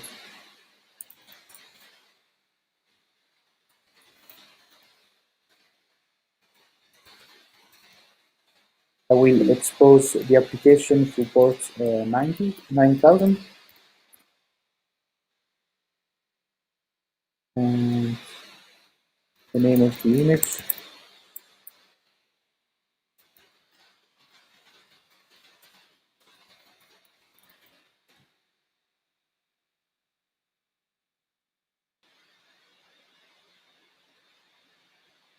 And here it is. So I can still call the endpoint now on port 9000 and get the reading back. Perfect.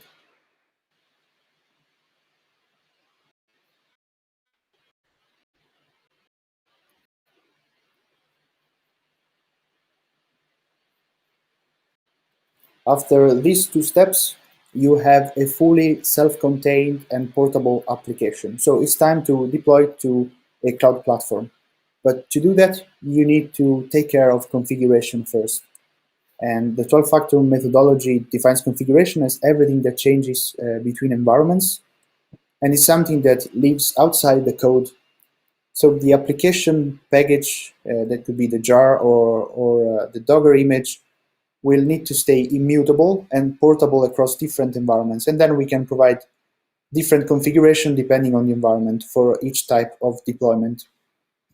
In a traditional application, we usually rely on configuration files that are stored and managed together with the application source code, maybe having multiple files depending on the environment. But that's not a good thing to do in the cloud, because we want to have the flexibility. The cloud environment is very dynamic. So property files in a traditional setting will have to be migrated to a different strategy. We're going to still use property files, but in a different way. And we can get rid of XML files like we did for the Tomcat configuration, that we got rid of the server.xml file. And then we also want to get rid of some unmanaged environment variables that we have maybe on the same machine where the application server was deployed. So we want to take back control over those. And we have different ways to do that.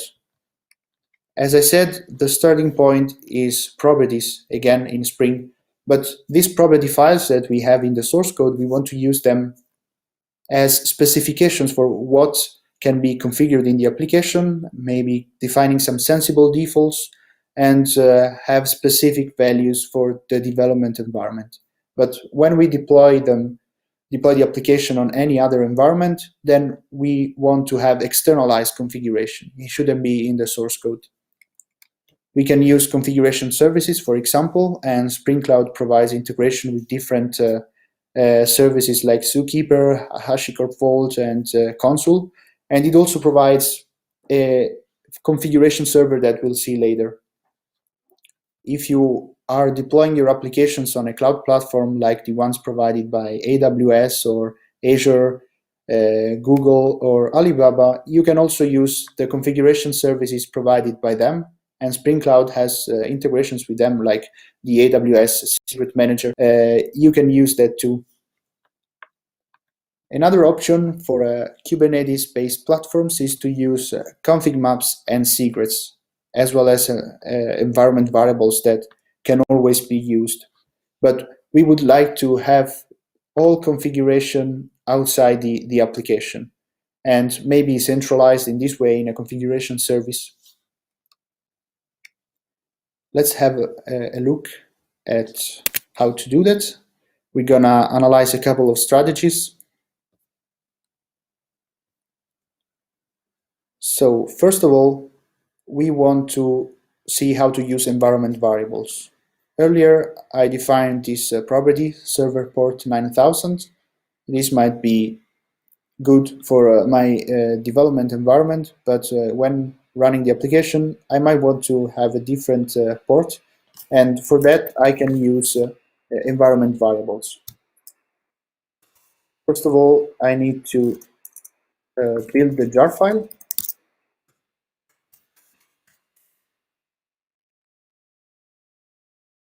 After that, is a standard Java application from the Java CLI, and I can specify an environment variable to override that value.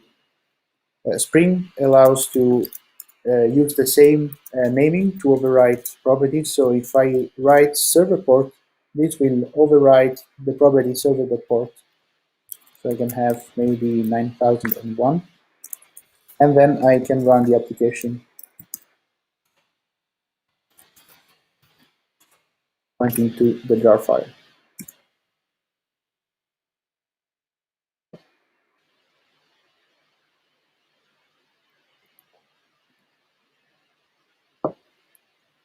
Here it is.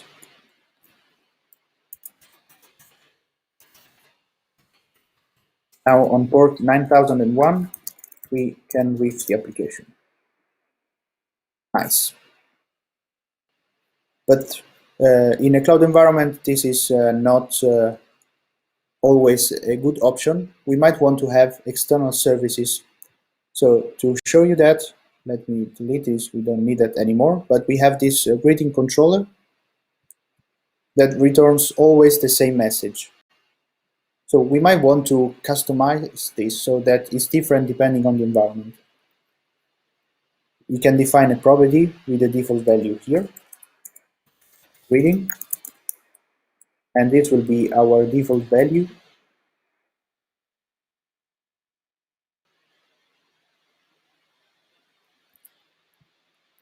And then we can use the environment abstraction in Spring to get access to it.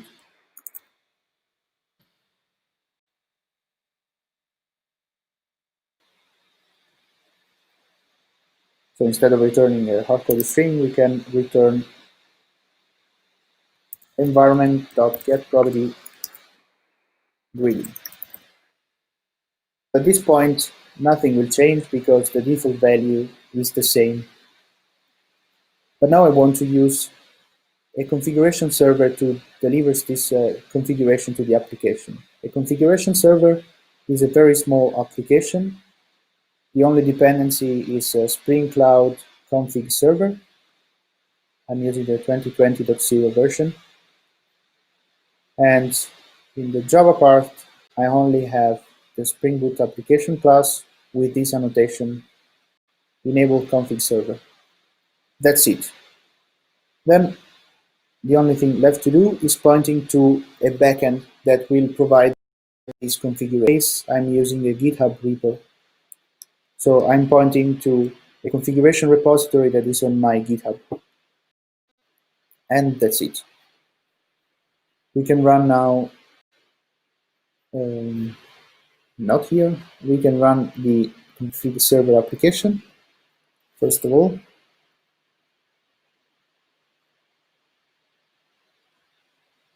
And duration repository, it looks like this.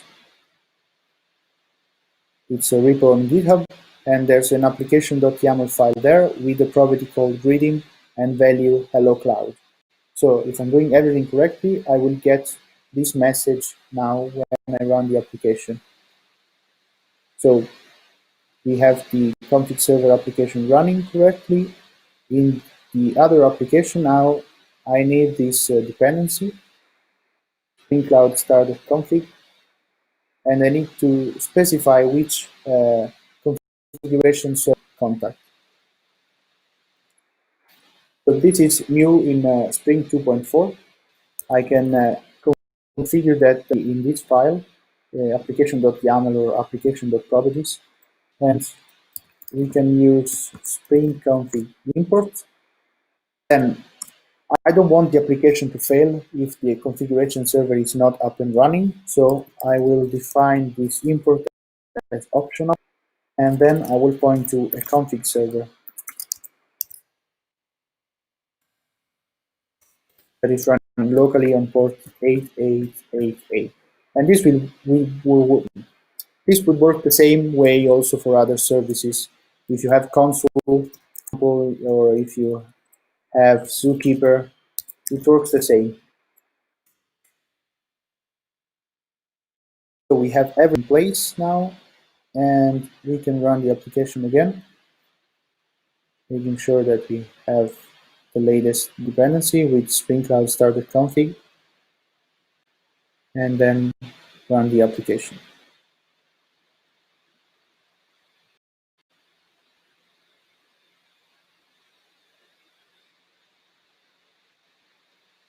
So you can see here that the first step that the application does is contacting the config server and getting the configuration. Call the application again now, on port 9000. We should get Hello Cloud. Here it is.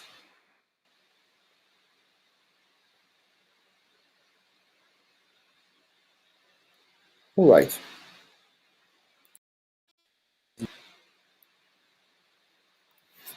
So far, we have made the application self-contained, it's portable, we know how to configure it in the cloud. We actually have many different strategies that we can use, and we had a look at two of them through environment variables and through a centralized configuration server.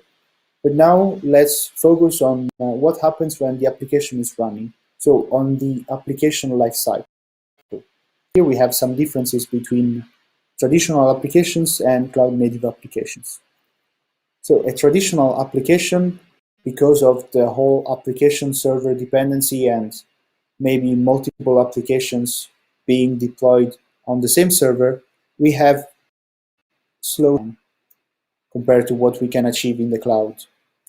Then each instance, we really take extra care for that, because it's expensive and we want to always have it up and running. So if an application is misbehaving, maybe we redeploy it, or if that doesn't work, we restart the whole application server, including all the other applications on that server.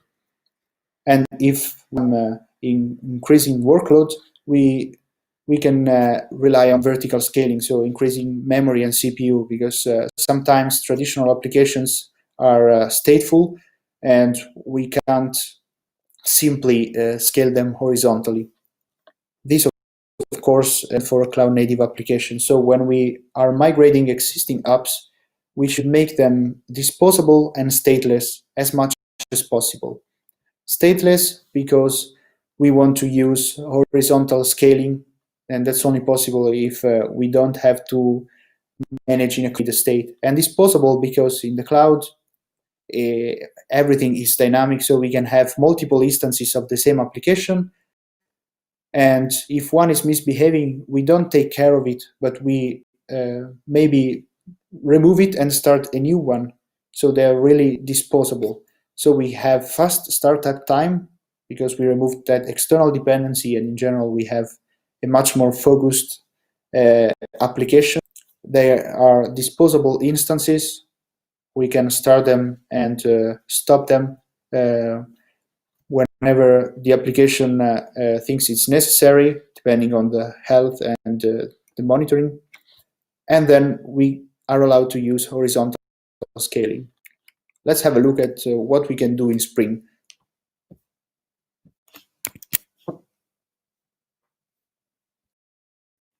The stateless part, it depends on what state you're saving and how you're managing it. If it's a web application, maybe you want to use something like Redis for caching or for session management, and Spring has integration to it. But for the disposable application part, we can have some more general rules. Since Spring 2.0, we are allowed to define how the server in Spring should be shut down. So we have a shutdown property that can be immediate or graceful.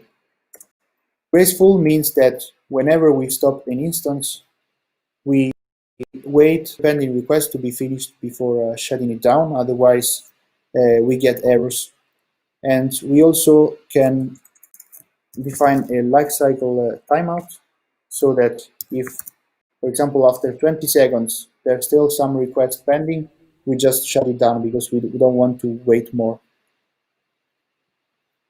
And a fast startup time is already there in general, but you can optimize it depending on your needs. Like for long-running applications, like it could be standard web applications, it's fine having a startup time of a few seconds, like we are achieving here with this application.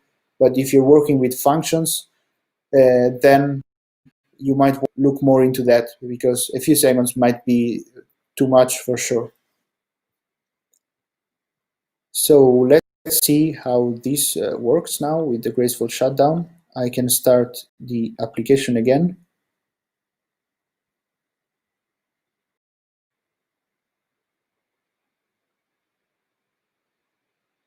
So we haven't changed anything in the startup. That is now 2.0 seconds.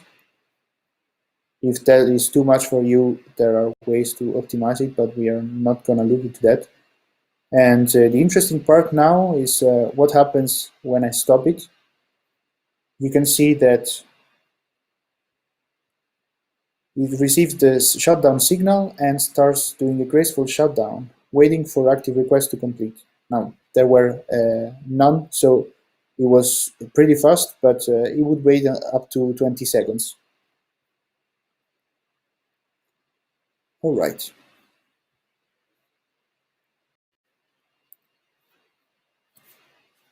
We have gone through 4 steps now. So we have self-contained and portable apps. We know how to handle configuration. And now we also talked about how to make the instances disposable to be managed in a cloud platform with fast startup time, graceful shutdown, and hopefully stateless to rely on the elastic scaling capabilities of cloud platforms. The last step that we're gonna see is about logging and monitoring, because once the application is running, we need to get, of course, information about how it's behaving. This is no news, because even in traditional apps, this, but what changes is how we handle them. Starting from logs, in a traditional app, we probably have log files so that we have applications that have configuration for naming the log file when they exceed a certain size, and so on and so forth. And you need this for all the applications. So it's sort of a repetitive implementation that needs to be added to all applications. But in the cloud, we do things differently.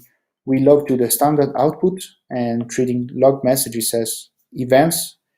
We have an event stream through the standard output, and then it's external tool that take care of collecting those logs and storing them safely. Another difference is about health check. In particular, when the application is live and when it's ready. Liveness and readiness probes is a terminology used in Kubernetes, but it applied in general because it's important to distinguish between these two states that an application can be on. The first one is whether it's alive or not, because if it's not, then a restart might help. And in this case, we know that a restart would mean new instance and destroying this one. But if the application is alive, but not ready, then a restart or spinning up a new instance maybe won't help.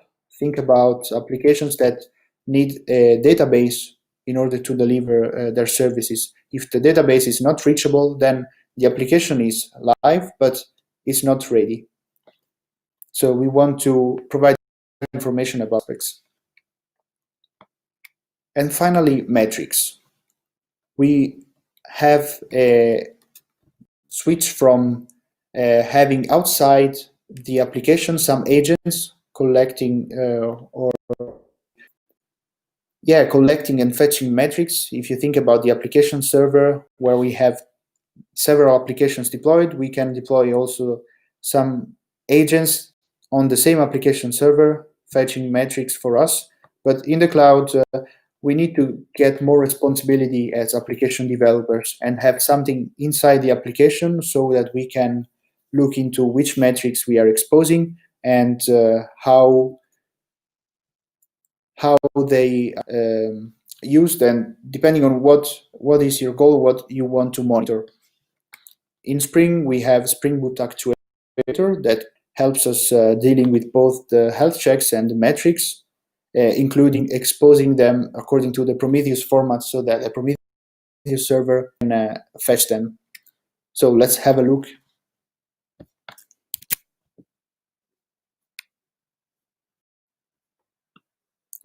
We are still in the same application. We need two things for using Actuator. The first, the dependency on the actuator, but since we also want to expose metrics in a Prometheus format, we need to add this micrometer registry Prometheus library as well. Spring Boot will have some auto configuration when it finds the actuator in the class path, but we should be explicit into what we want to expose. In the application YAML file, we can configure all these metrics and health check endpoints. So starting from which endpoints we want to expose. By default, I want to be explicit into what I'm using.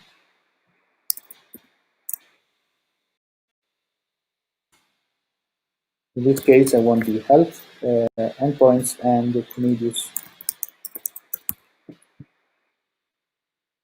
Then I can further configure the two endpoints. So for the health, yes, it should be enabled. Maybe if it's a Kubernetes environment, I want to enable the probes.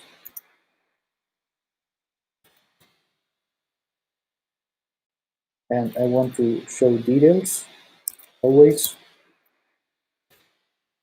And something that I don't like having in it because it's not native is about the disk space shown in the health endpoint. So I will put this to false.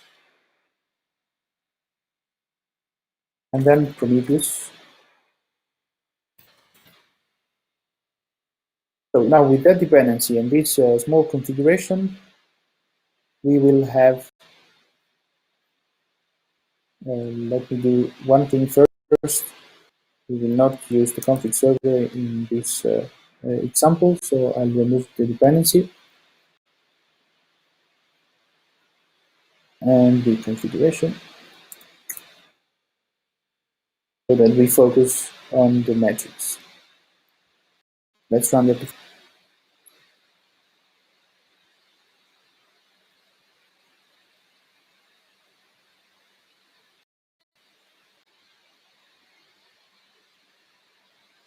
You can see here that now two endpoints from the actuator are exposed, and we can see how they look.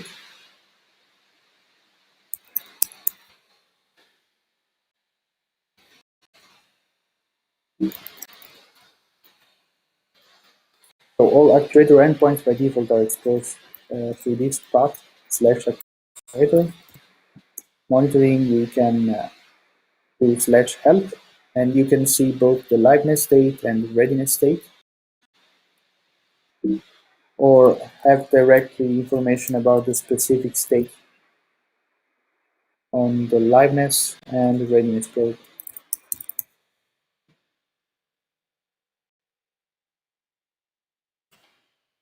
And then we configure it per need. So by default, we have several metrics about the JVM, like the memory consumption, the garbage collector.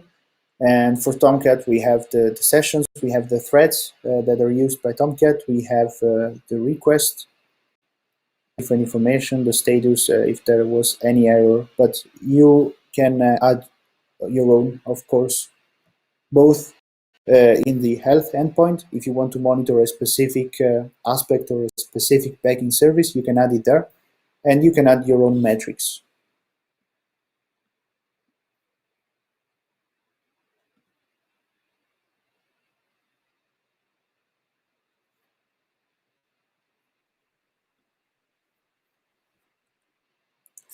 So what's next? We've been through these 5 essential migration steps, and I think they should be performed in order. The containerization part, I would say that is optional. It depends on how you're going to deploy your application, because if you use something like Cloud Foundry or Heroku, you might want to have just the jar file, and then it's the platform itself providing a container.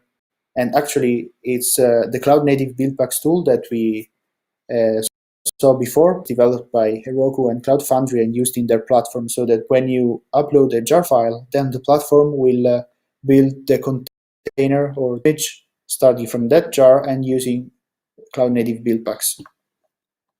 It's important that you don't skip step 1.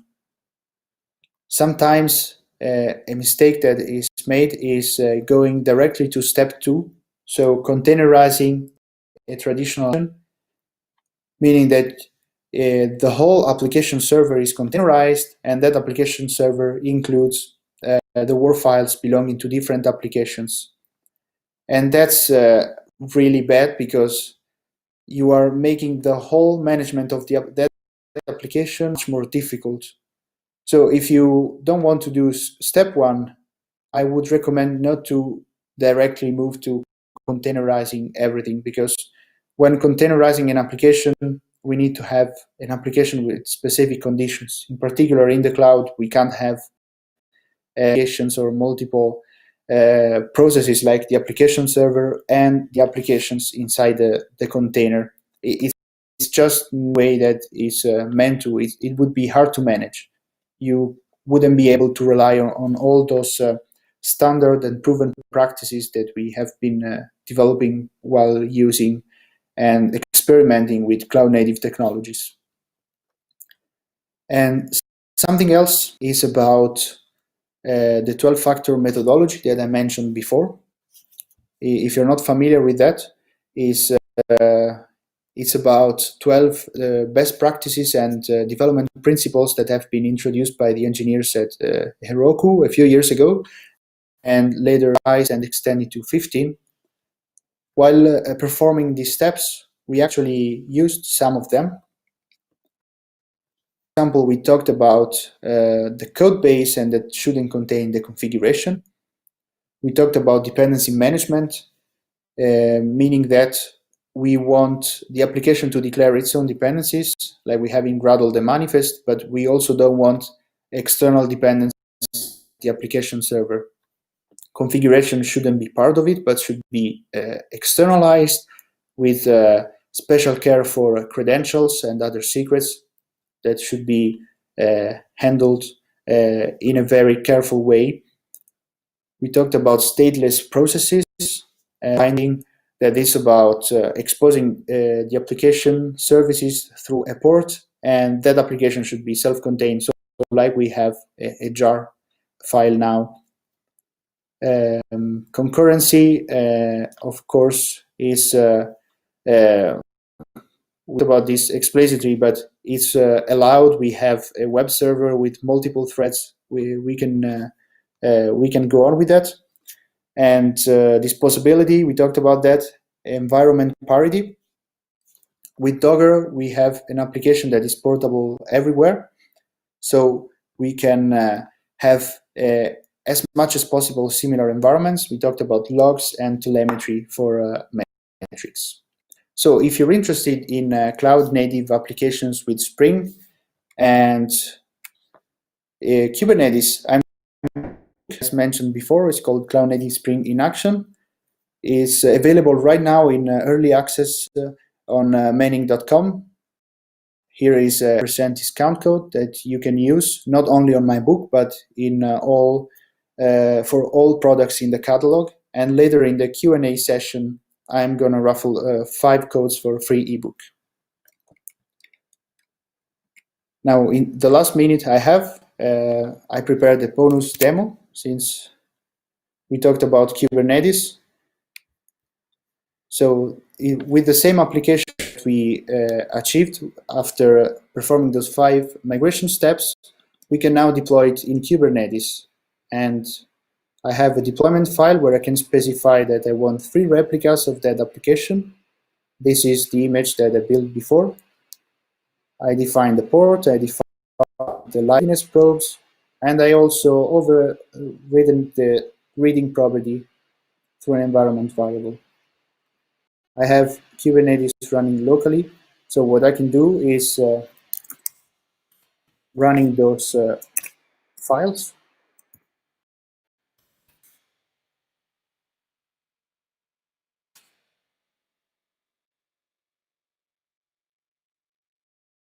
So I have an object for the application and the service object to expose the services.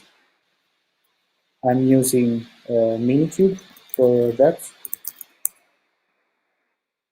So you can see that the applications are alive now, but they're not ready yet. Readiness probe. So let's wait for them to be ready.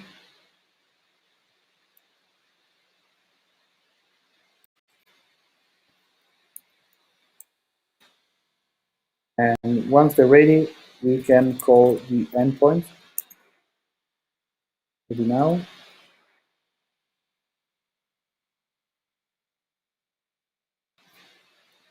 Well, that's taking some time.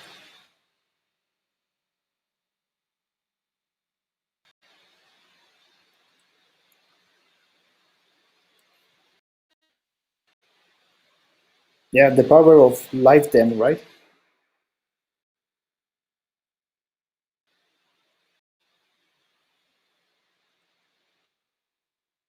Well, something is, of course, wrong.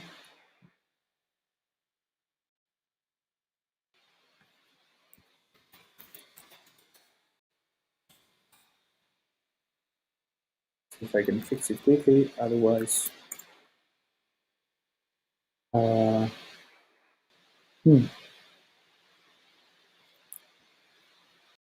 Yes, sorry for this. Not the perfect ending, but yeah.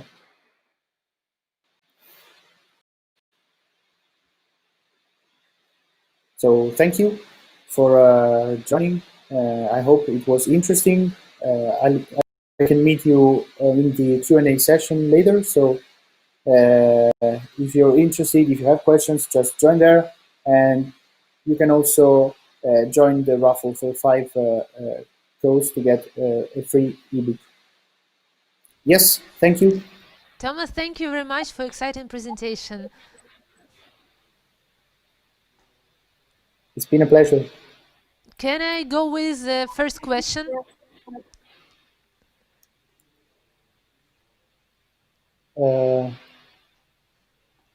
I'm sorry, something happened in the building. You probably have something with your sound, but that's okay. Okay, so I think that we will see Thomas at the Q&A session, and now I'm encouraging you to just vote for the speaker in the application. So go ahead and install our application if you still didn't install it. Go to the App Store or Google Play, install the application, choose your favorite speaker and vote for him. And at the end of today, we will name the top 3 speakers and top 3 talks of 2 days of Devoxx. And next we will have, as I said, a Q&A session, and after that, sponsored presentation. So stay tuned.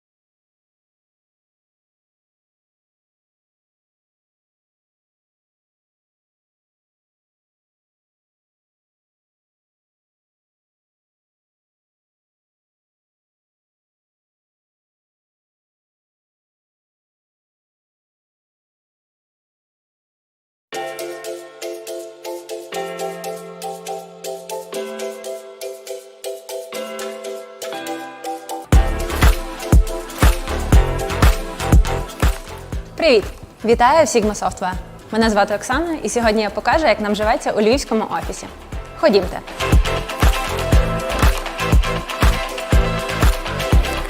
Знайомтеся, а це Зеник, традиційний житель скандинавських країн і символ нашої компанії. Мініатюрна версія Зеника подорожує з нами по всьому світу. Ми беремо його у відпустки, в бізнес-тріпи і на конференції. Sigma Software – це шведська компанія, яка понад 17 років надає послуги з розробки та IT-консалтингу. Nordic Tradition, Ukrainian Spirit, Superior Software – це про нас, адже нам вдається поєднувати шведські традиції та підходи з українською гнучкістю та самовіддачею. У нас горизонтальна структура. Неважливо, який у тебе тайтл та скільки у тебе досвіду. Чи ти пишеш код, чи ти керуєш департаментом. Усі ми разом працюємо, обідаємо, спілкуємось та відпочиваємо. Запозичили шведську традицію фіка – перерва на каву з запашною випічкою. Проходить вона за участі засновників, а також топ-менеджерів. Разом ми обговорюємо новини компанії, ділимося думками, а також знаходимо відповіді на питання, які нас цікавлять.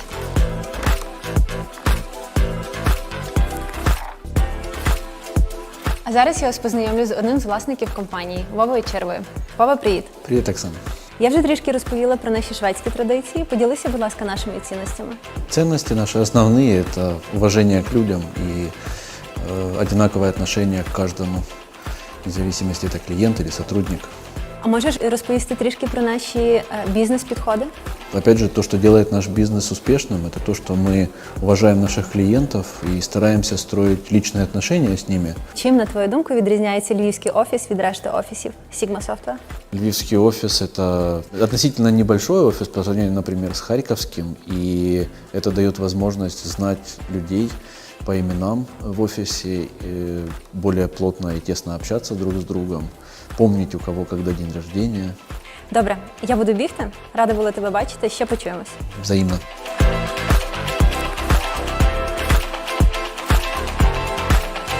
Нам важливо розвивати IT-екосистему України. Нещодавно ми запустили Sigma Software Labs – лабораторію для стартапів і компаній, які щойно розпочали свій шлях. Наші резиденти мають змогу отримати консультації від бізнес-експертів, технічних експертів, а також доступ до світових фондів.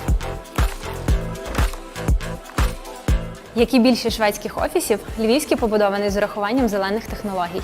Ми стежимо, аби він був озеленений і всім вистачало простору. Сам офіс працює за принципом ресурсозбереження, а ми популяризуємо зменшення використання пластику та паперу.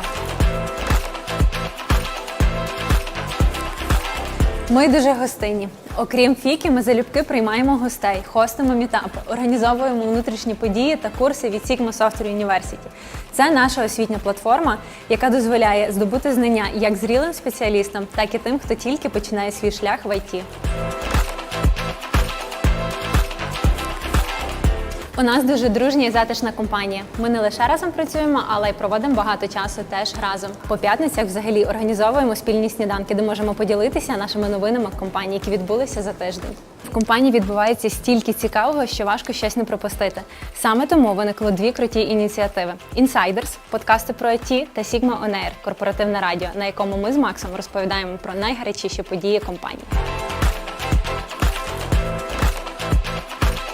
Дякую, що були з нами. Зустрінемось у львівському офісі. Готова? Так.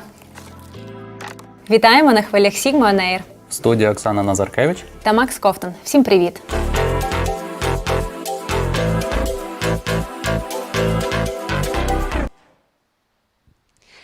Hi guys, happy to see you on the second day of Devoxx conference. My name is Kate, I'm PR manager at Sigma Software, and today I'm gonna talk shortly about our company mission, and what are the possibilities for you at Sigma Software. So let's start. Sigma Software is a place where Nordic tradition meets Ukrainian spirit to create superior software. We decided to combine best practices and approaches from Sweden culture and combine it with Ukrainian ones. From Nordic tradition, we take high demand for quality, minimal hierarchy, freedom in decision making, and attention to every detail and each opinion. From Ukrainian culture, we took flexibility and dedication to every team member, every project, and every client. So, Sigma Software in numbers. We are IT consulting company with development offices in United States, in Australia, in Poland, and Sweden, and Ukraine. With the help of our professional team, we deliver smart city solution to our customer in areas like development, gaming, government, automotive, aviation, logistics, and many others. Now we are a global player with a team of 1,000 specialists in Ukraine. We turn ideas into technology. Our main mission is to provide our customers with value IT services. And our core values is our team is built on mutual professional respect. We keep our promises. We appreciate professional development and freedom in decision making. Of course, like every Swiss, we follow green principles.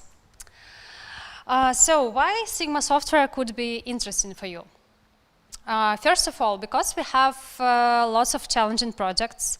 Here you can find fast-growing professional development and, of course, cool benefits. So let's start from the first one, challenging projects. The company has variety of possibility for everyone. Here you can work with startups, product houses, large enterprise with different technologies and modern directions. We really appreciate professional development of our team. Each teammate could be a part of continuous education program within which you can attend internal and external courses, various of meetups, and be a part of our professional communities. Also, we have an institute of membership. If you need a mentor, you can have one, which will support you during your professional path. Also, you can organize your own career path in the way which the most suits you. And maybe lots of us know we have Sigma Software University. It's our educational platform where our employee from junior to senior could get new knowledge and attend our external and also internal courses. So what about the benefits? At Sigma Software, our main focus is our team, and we care about their work-life balance and also mental health. That's why we have really competitive social package. We have legal and health insurance, paid vacation and sick leaves, specialized conference, flexible working hours, part-time for students, and also continuous education program, as I said before. At Sigma Software, we promote sport, one of our main directions, and we support our employees in their activities. We have gyms in our offices. We have our own cycling teams. We support cycling races. We have yogas. Now we have yogas online. And of course, we participate in lots of marathons. Of course, we also love to party, and in the time of COVID-19, all of us faced significant transformation, and Sigma Software is one of them. But we didn't stop. We decided to transform every activities to the online format. Now you could see the photos from our previous corporate parties. Now it happens online. Our employees could attend external internal conferences online, participate in online bars, quizzes, team buildings. They can attend events with their children. For this, we have like special kids days, and also we have online Fika. It's the event where our top managers share the recent news of the company with the employee, and each employee could ask anything. So, actually, there are a lot of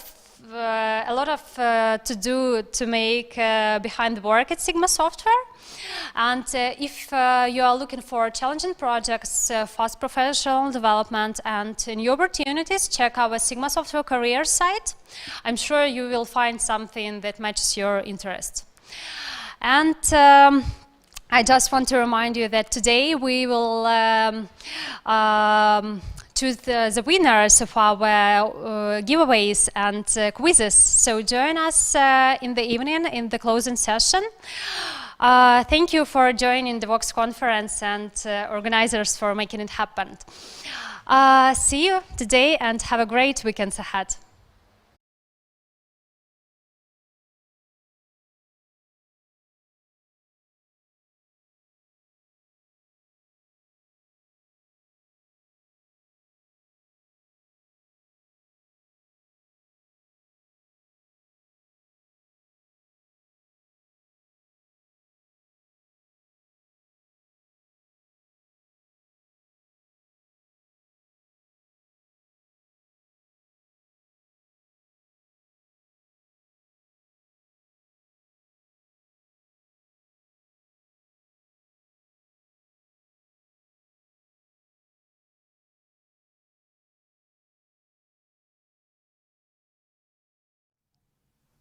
Welcome back to Devoxx Ukraine, and I want to announce our next speaker. It's an awesome speaker. It's Mary Grigleski, a software developer from IBM.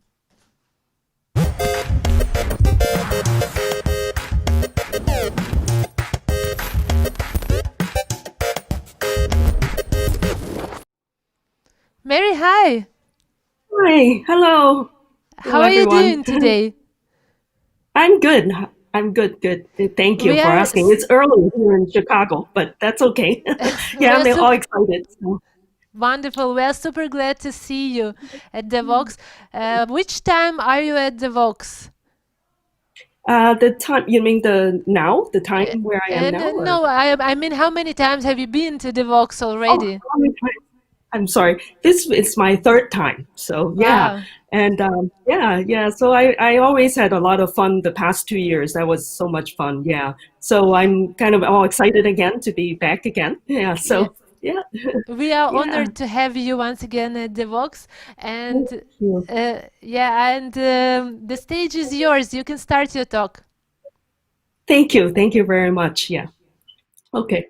Let me make sure everybody, you can see my screen, right? Yeah. So, okay. So I'm going to be looking over there because my screen, oh, good. Thank you. Now I can see it too on my own here. So, welcome everybody to my talk. The title of my talk is called Thirst Quenching Streams for the Reactive Mind. I mean, as such too, I'm going to be talking a lot too about reactive. I'm hoping too, if there's some time available towards the end. And because when I first submitted this talk, that time too, I was developing another talk, was actually more on using Vertex to deploy it to the to Kubernetes and actually OpenShift on the cloud. So I think it may be helpful or interesting to some of you. So if I have time, I'm going to also show that. But otherwise too, I'm going to start my conversation. And again, my name is Mary Grigleski. I think some of you already have been here. And so thank you for coming to my talk, because I think at the same time, we have two other speakers. They are wonderful too. So thank you for being here. Okay. And okay. So let me also begin a bit of giving you some basic starter information, because maybe not everybody has come here with experience working with reactive. Although I think there are a few speakers here also been talking about reactive. So it's just to make sure we have a common beginning. So let me also say some of these basic concepts. So forgive me if I'm repeating something that you already know. As such too, for reactive, there are, broadly speaking, I think, the way it is going, especially when reactive is applied in the Java context. Now, also too, before that is that this isn't like React.js, which is JavaScript, or React Native, which is JavaScript with mobile. This is about Java. And also too, I mean, as such, it also then any kind of JVM languages, and this also apply. So kind of, they are all languages are still trying to accomplish the same thing, is basically having systems and applications and programs that are highly responsive. And they also carry this asynchronous nature, event-driven type of nature. And also then it leads to basically there's reactive programming. So programming is essentially the part of your system in which you are working with the more like the mechanical part of it, right? So you're programming, and it's basically reactive programming is utilizing the functional style. And especially since Java 8, functional style is being supported, so functional programming is there, is ripe. So Java started having the reactive support too since then.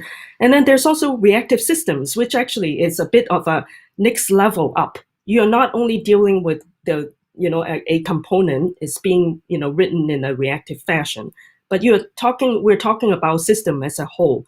They are all loosely coupled, and they are all communicating with one another through messaging. And then I'm going to just quickly talk about the reactive manifesto, which is like the guidelines that guide and define what a reactive system should be. And then there's also these specifications, a standard that's being worked on and first being proposed to by several companies. And now it's actually becoming a standard, reactive streams. Reactive streams currently is being managed, in some ways like managed, kind of loosely managed, but it is an open source, open standard, is underneath the reactive foundation. And some of you, I'm sure a lot of you know Oleg Dokuka in your country, who I had the honor of co-presenting with him many times. And so he's actually representing the reactive foundations too. And they are actually primarily managing the reactive streams, helping to define it, the standards and everything. So that's also like based on like Java 9 Flowable. Okay, without further ado, let me go a bit in just to give a bit of a refresher. So this is about reactive programming. I'm borrowing this idea from the reactive extension, using marble diagram to describe it, because as such too, reactive programming is a bit of a newer concept, and it's not as kind of intuitive as for most of us. But when you think about it, reactive is not new, and actually reactive mimics what human beings do things, right? When we do things, we don't wait. When we do something, we kind of go do it, and then we will be, not waiting for something to come back. For example, right? And for now, let me kind of give an example. You go to the store, and then you get hungry, going to the shopping mall. You are hungry, and you went to go order some food. But in the meantime, you order your food. The order is being processed, but you go off and do some shopping. And then you may be carrying like a beeper that will notify you, and kind of usually they vibrate or something, then you know your food is ready. So in a computing sense, it's the same kind of concept. And that's what we're trying to achieve. So anyway, RX marble diagram is a good way to describe some fundamentals of streams processing, essentially. So we're talking about streams, and the top one here is an open-ended stream. There are no events. And then the second one is a stream with some events, and there's also a perpendicular line, meaning that the stream has a definite time ending to it too. And then the third one is a scenario in which the streams encounter some problem, and the problem is that there's an event that actually is an error event. And the bottom one is basically an open-ended stream, so it's basically is there and it's waiting for events to be admitted by the source. That's what it is. So, and let's take a little look. Maybe if you come to my last year, I believe I did this talk, but I want to kind of a refresher too, if you're not too familiar with it. So when we do programming using RX Java 1, the operator observable. So this is like an operator. You basically have your streams coming in, and observable.just is like in your data from your stream.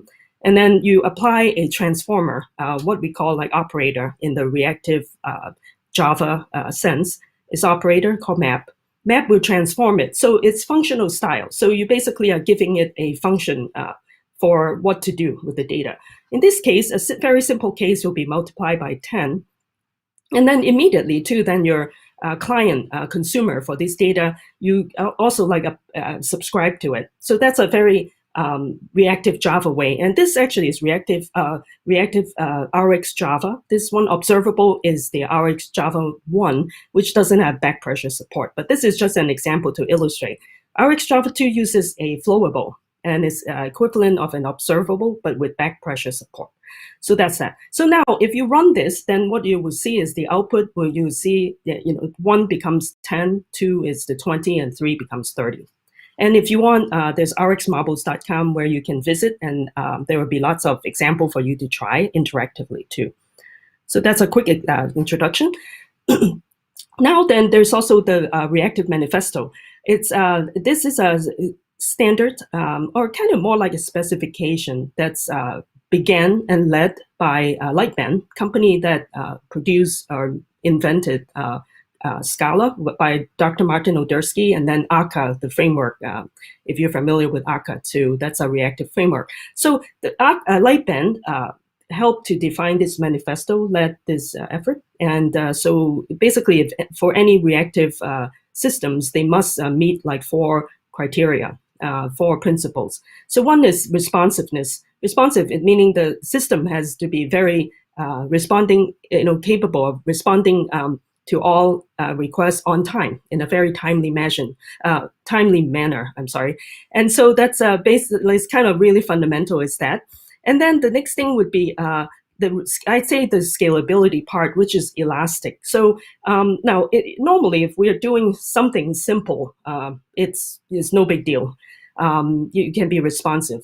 However, in reality, especially in cases such as IoT, Internet of Things type of application, maybe machine learning, you will be dealing with a lot of data, big data kind of scenario.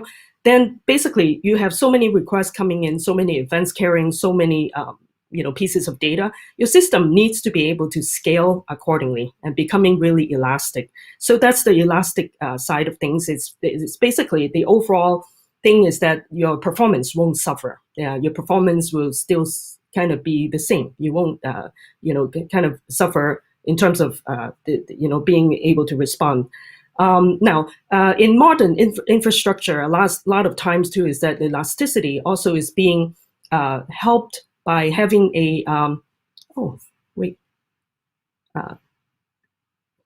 is it okay? Anyway, should I go on? And seems like I'm not able to share my screen. Yeah. Okay. Can you see my screen again, or?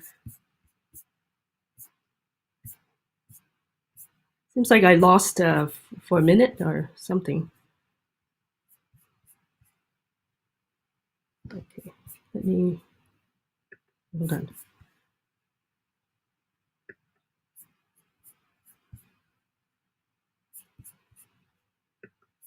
Is it good?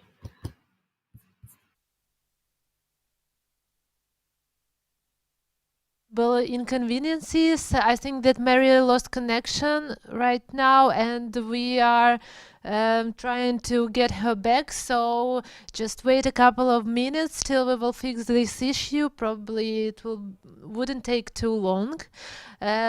Meanwhile, I will remind you about our contest and about our application that you can download and vote for the best speaker.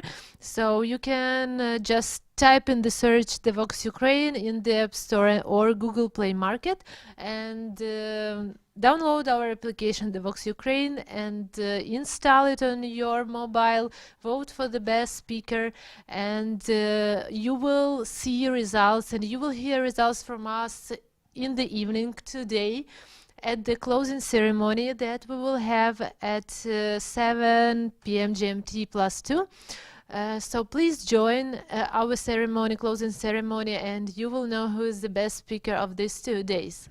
Besides the choosing of the best speaker, we will have also the final raffles from our sponsors.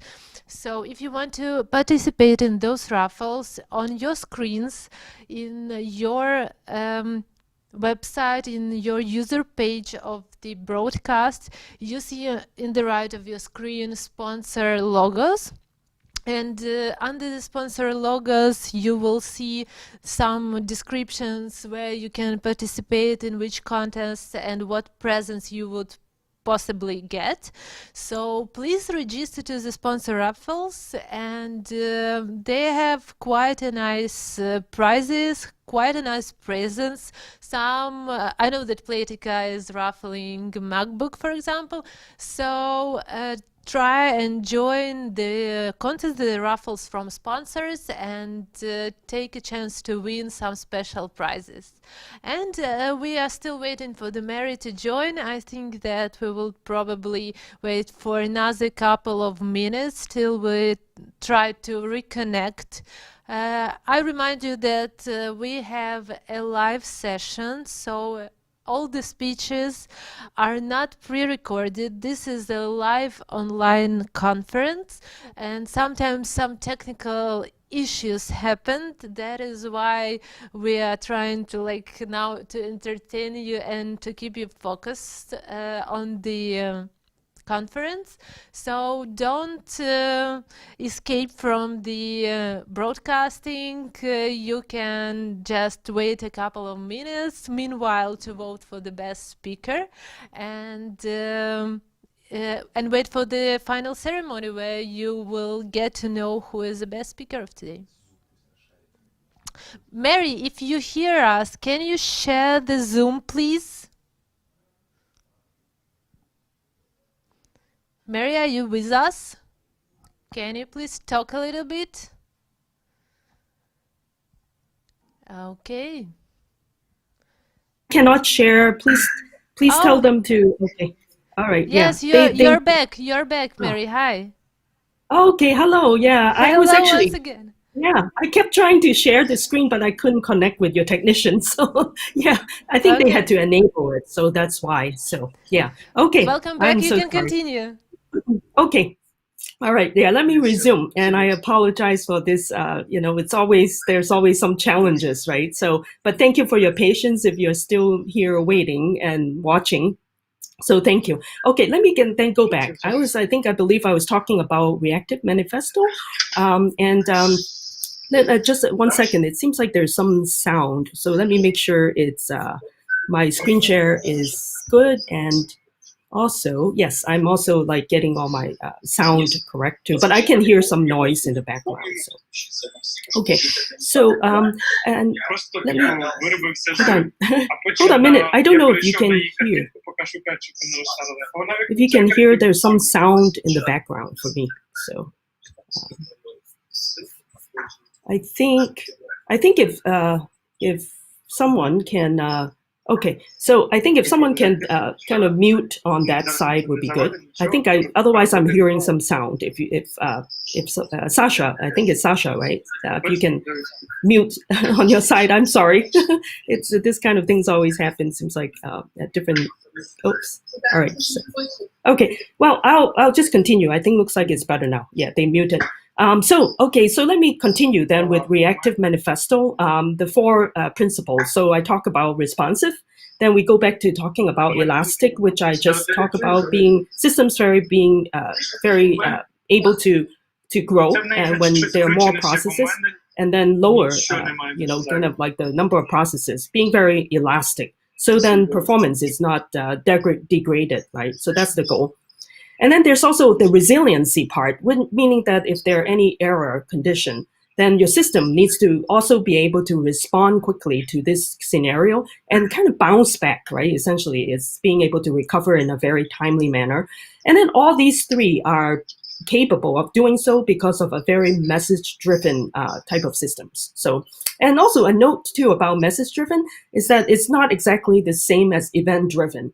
Message-driven to me too, so it's about basically point to point, like with 2 known addresses. You know the sender sending something to the recipient, it knows the address. However, for event-driven is that it's in fact event-driven is about mostly if you implement it, it's like a publish subscribe type of scenario. So events are being emitted, right? Emitted by the source, but it doesn't know where exactly it's going to. It's basically up to the consumer side, right? The receiving consumer side. They need to subscribe to it. So in a RxJava way is basically observable and then doing a subscribe, or flowable doing a subscribe. So that's that. And okay, and let me go to the next slide and. Okay, so that's the thing, is that fundamentally the kind of problems like reactive programming is trying to solve are really concurrency. So concurrency is like dealing with multiple tasks all at once. Now that concurrency doesn't require your hardware to have multiple, say, processing. Fundamentally, concurrency can be done in a software way, and basically, it can be like on the software side in which you manages all of these processes. Now, one note about reactive programming, I've also been asked to by previous some audience was saying that, well, why reactive? You can have other ways of doing things. Let's say right now with the cloud infrastructure, you can actually have hardware clustering, all of these things that's like handle all of the concurrency. But why reactive? Now that's the thing. It used to be, right? Hardware used to be simpler. There was like no multi-core machines or no multi CPU. So then you basically then on the software side, then we have to deal with the threading ourselves because the thread was being handled in the kernel level. So as such, right, it's always like one CPU, like one main thread. So you can imagine too the thread, if you are doing something else, then you have to manage like synchronizing your different multi-threading activities.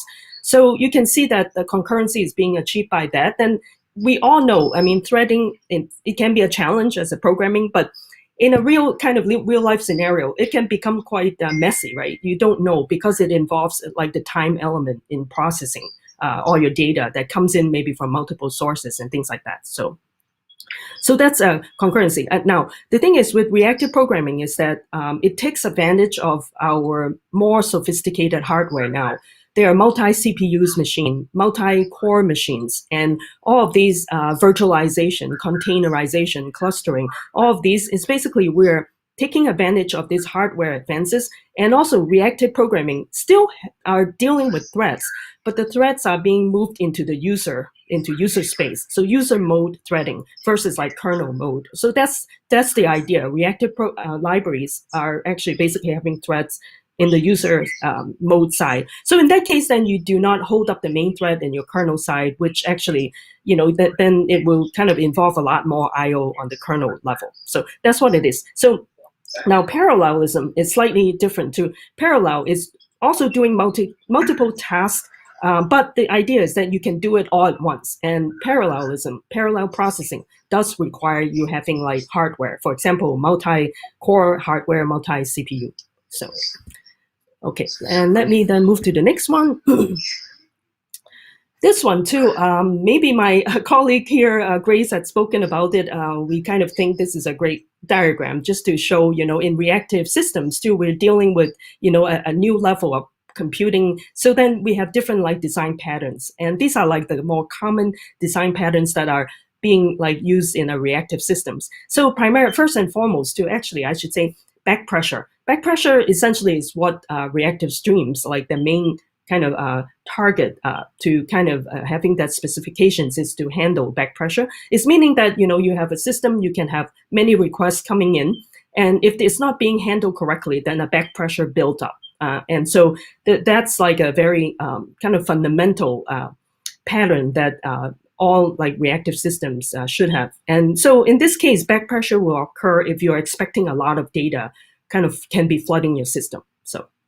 And then there's also, going back, there's also a circuit breaking. Let's say circuit breaking. Now, if you're familiar with physics and, of all the electronics, then the idea is the same. So if there are error that occurs, you want to kind of break that problem and then handle it accordingly, like break it. And then before you kind of reintegrating this particular component back into your whole system. So that's circuit breaking. That's also a common kind of design pattern in reactive systems. And then there's also event sourcing and CQRS, and very often we talk about them together too. So event sourcing is essentially what we're trying to do accomplish is that instead of storing the state, of your data into the database, for example, we're actually storing the events. So the events will kind of contain information about the data and the state. So in this case is that rather than storing the data, that particular state, at a certain time, we're kind of storing it in multiple, state that their time is, it's kind of like a time sequence. You store that data and its state at, at that particular time. So in this case too, what you can do is that if you need to look back or kind of kind of trace what's going on, you can always do a playback, with event sourcing. And then there's also CQRS, which is like separating the read and the write in your processing too. So basically it stands for command query responsibility segregation. So in this case too, you kind of like make both processes not like being like overly overbearing. If you say you're doing read and write together, then you always kind of could run into some issue. Now, this kind of CQRS is primarily to address the concurrency or kind of like a the data being not a data integrity type of problem. So if you separate them, then you have a better way of managing both your read and write. So. Okay, so now then let me get to I talk about the title of this talk, like reactive streams and streams. And streams, to me, it's been kind of quite confusing because now when we talk about stream, a lot of times too, if you kind of are working with streams programming and if people ask you what you do, you say, okay, I program and then I do streams programming. People, if they are not familiar with it, they may immediately think of, you're watching like movie, right? So it is very true. Even now, as I'm doing presentation, this is a live stream. So as you can see, stream describes like the mode of how your data is, how it flows. So in reactive programming, being very asynchronous and event-driven, that's kind of the mode of data is being kind of the movement of it, and that's what is being done is basically using streams to kind of like handle the processing part. Now, with streams processing, then we have to be aware in the reactive style of programming, there are like this two models, fundamental models. They're called push and versus pull. So push is basically also called in RX Java term, they call it hot observable. So what it is that hot is because the source of the data, it's when it is there, it gets kind of pushed downstream. So it's a bit more like hot. It's more proactive kind of way of doing things. Like if data comes, you push it downstream, whoever is subscribing to it.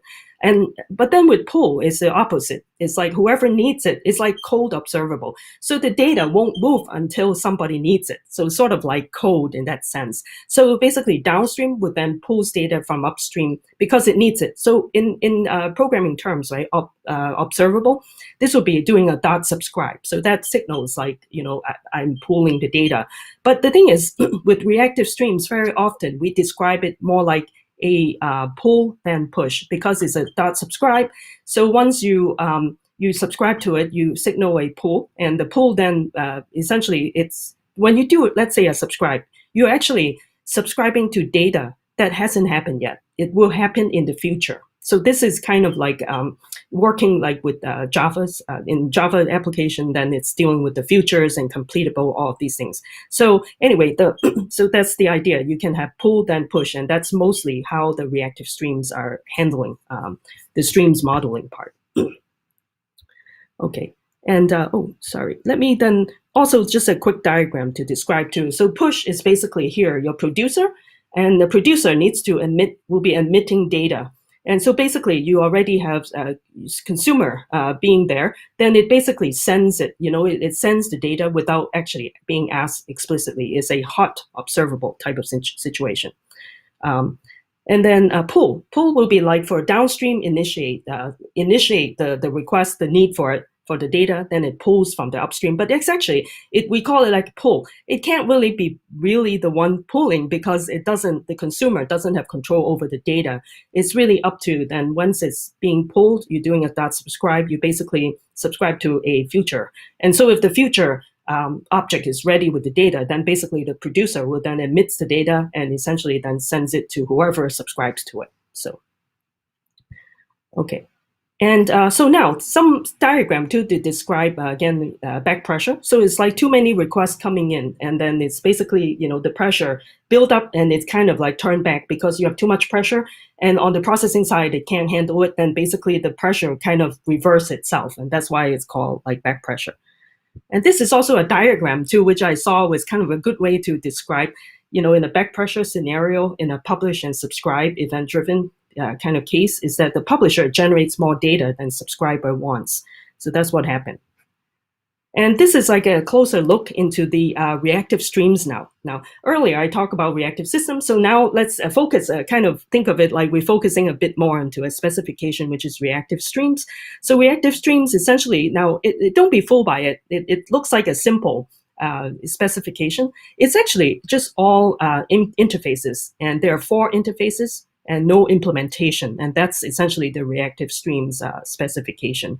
But it is actually managing something quite complex, as we all know. It's basically dealing with concurrency. So the 4 interfaces, it's actually not that easy to implement. Now, that's not something that we would be telling application folks. Maybe a lot of your applications dealing, you're really building like end user applications or some applications that are useful for some end user purpose, right?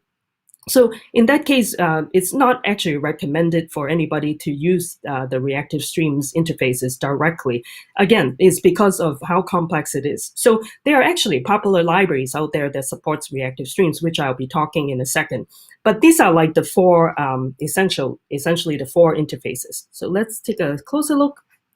A bit more is the reactive streams. It's essentially Java 9 the Flow API. And basically these are the Java interfaces. So if you take a look into it, there's publisher, then subscriber. Subscriber has on subscribe, on next, on error, on complete. And then there's also subscription. Now this is the part where back pressure support will happen in there. Subscription essentially is a bit more abstract. It's basically subscription, you basically implement it at the time when there's a known relationship between a publisher and a subscriber. So in other words, the subscriber will be there.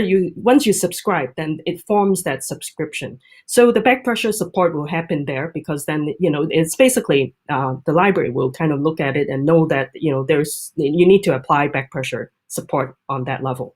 And then there's also processor that basically that signals, kind of tells, how do you process the streams. So, okay, so now then let me quickly then turn focus to the more of the reactive streams. And again, I just talk about this is the API. You follow the package org.reactivestreams API, and it's specifications only and no implementations, and not recommended for us to use it, user of the reactive systems way directly. And basically, too, these are then the more popular libraries that implement reactive streams are listed here. And so all of these vendors, they need to run through the TCK, which is the testing compatibility kit, in order to certify, kind of like a certification, right? They have to pass the TCK in order to certify that they support, they're eligible, they're capable, or kind of label as reactive streams compliant. And the nice thing about this, having a standard, just like any other standards for any other problems that we're trying to solve, is that we're promoting like true interoperability amongst them. So here's something I like to challenge you to. I know I kind of talk a lot, but the idea is that, well, sometimes we speakers come here and talk, and there's no way we can describe a very complex subject area in just 45 minutes, right? Like this. But the idea I'm hoping you will kind of come away with will be kind of start to think of creative ways. How can you make use of the reactive way of doing things? And I would like to say that, and there's also a talk that I'm going to be doing and developing a prototype, is to see how can we maybe look at some older application. Now, very often when we do programming at the company, right, a lot of times we go in and there are systems already written up, or systems that are maybe not very well designed. We need to like maintain it and kind of write it and redesign and rewrite it in a better way, something like that. And that's most of the time, right? And very few times can we go into a company and it's completely brand new project. We can design it, using the latest technology. So then that's more a reality thing in which we are all, most of us, and myself included. I was working for over 10 years at applications, in financial area especially, and manufacturing. So those are kind of really old system. And in fact, I was actually working on a Java messaging, JMS project too. And it was constantly, when you kind of doing the pops up thing, constantly some messages get dropped and all those things. So clearly JMS serves its time, right? So now it's like into new things, new way of doing things. So I like to just challenge us and say that while Reactive Streams has all these wonderful capabilities, can we make use of it and maybe help to transform some of these older applications? You can identify maybe data input and output. Can you make it asynchronous style of processing? And then basically, because of the flexible nature, you can have different libraries that implement this standard. You can actually build out a pipeline, data pipeline, that actually are implemented by different libraries for doing different things. Now, say, for example, here, Vertex is a very highly flexible library. I want to go into a bit more to, and also showing you some code and telling you some kind of a strong capability it has. So anyway, even Spring, Reactor, RxJava, all these, they have a lot of operators and you can operate on the data. I wouldn't say one is better than the other. It's usually depending on your need and how much you are comfortable with the library too. That's also very important. And so you can kind of pick and choose. But again, I'll be sharing with you. And then these are ones, right? And I talk about these three and Akka. Then there's also MicroProfile too. MicroProfile is a more microservices focused kind of used to be well Java EE, right now Jakarta EE. So MicroProfile works very well with the enterprise scenario, and it helps you with your microservices implementation. It's much lighter weight than Java Jakarta EE too. Well, I shouldn't say it's all kind of better, but I think Jakarta EE works kind of very well together with, say, MicroProfile. And then there's also RSocket, which Oleg from Kiev keeps here in your country. And RSocket too is reactive socket, like I mentioned, that also supports like reactive streams. So now let me quickly go over Spring Reactor. There's the Reactor core. And basically in Spring, we know there's a Spring Web Flux, which is their web framework that leverages on the project Reactor from Pivotal or VMware now. So essentially too, they handle, we usually like work with Flux. Flux are like 0 to n, or many streams, or like mono, which is like 0 to 1 stream. So kind of like the highlight of it.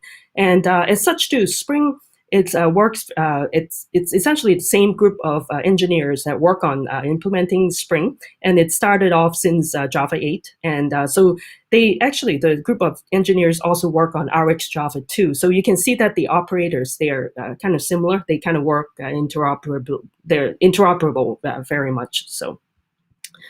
And then RxJava, as I just also mentioned, if you go to reactivex.io, you can find more information, and it's very popular with Android. And in fact, RxJava 1 used to be maybe like the primary like reactive library that Android uses. But now with Android being Google announced basically using Kotlin, so now there's also Rx Kotlin too that also supports the reactive streams as well. And so I already gave some examples. There are the observables from Rx before RxJava 2, but RxJava 2 is flowables that has back pressure support in the V2. So otherwise too is observables. So, and then there's Vertex, and which I will spend a bit more time in a little bit that I can talk about too, but it's the Eclipse Foundation project. And by the way, all of these libraries are open source, so it's kind of very nice. You can kind of take it and start doing some work, and if you haven't already. So Vertex makes use of a vertical model, and it kind of helps with like the deployment unit. So I'll show it the code to you. And Vertex is kind of strong because it's also the engine that powers Quarkus too. Quarkus is a newer Java cloud-ready framework. And is for you to help you develop your Java application. It's basically streamline the whole building part too. So you realize that it is actually very fast. And today I won't have time to get into that, but I have a workshop which I just did. And actually we use a Tecton build lines pipeline to actually build and deploy to Kubernetes on OpenShift. So actually so that's something that verticals will kind of help, with the Vertex application. And Vertex also has its own runtime, and it has its own event bus too. So. Okay, and then Akka. Akka comes from Lightband, and I think Hugh McKee was also giving a talk, so I also would not be spending as much time, but they come from Lightband, and they support also reactive streams. But the thing is with Akka, it's actually very sophisticated if you haven't already worked with it. It actually has an API that's quite minimal and consistent too. And explicitness over magic, that's what they kind of call it. And compositionality, which is kind of like RxJava way of composition by composition. That's how you kind of, you do all the calls. And it actually has a flow, and essentially have a flow, and then it is processing, and then goes to a sync. It implements the reactive streams interface kind of underneath the hood, but when you use it, you're dealing with the flow and the processor, and then also then the sync, that which collects all the data too. So again, handles back pressure, buffering, and all those things. And then there's also then a microprofile, which I also just now talk about. Its primary focus is on microservices. And I want to point out it's integrated with Open Liberty, which is an open source WebSphere product that actually heavily kind of maintained too by IBM, my colleagues too, over in on the Open Liberty team. So. And also a quick thing too about microprofile, it also supports like reactive messaging too. So just wanted to point out is that how it kind of communicates is using annotations. So any kind of method, you have a channel that you communicate with one another, and inter-methods communication through the channel, and they are all annotated. Basically, you signify what what the outgoing is and the incoming is, and that's essentially how you do and the messaging, and it supports reactive messaging too. So. And our socket, as such too, is a binary protocol, and it's used for use on byte stream transports. It's a little bit kind of lower level kind of programming, and it has 4 models: request response, like kind of 1 to 1, and then fire and forget, like 1 to 0, and then request stream is 1 to many. You can have one request and expecting many streams to come back.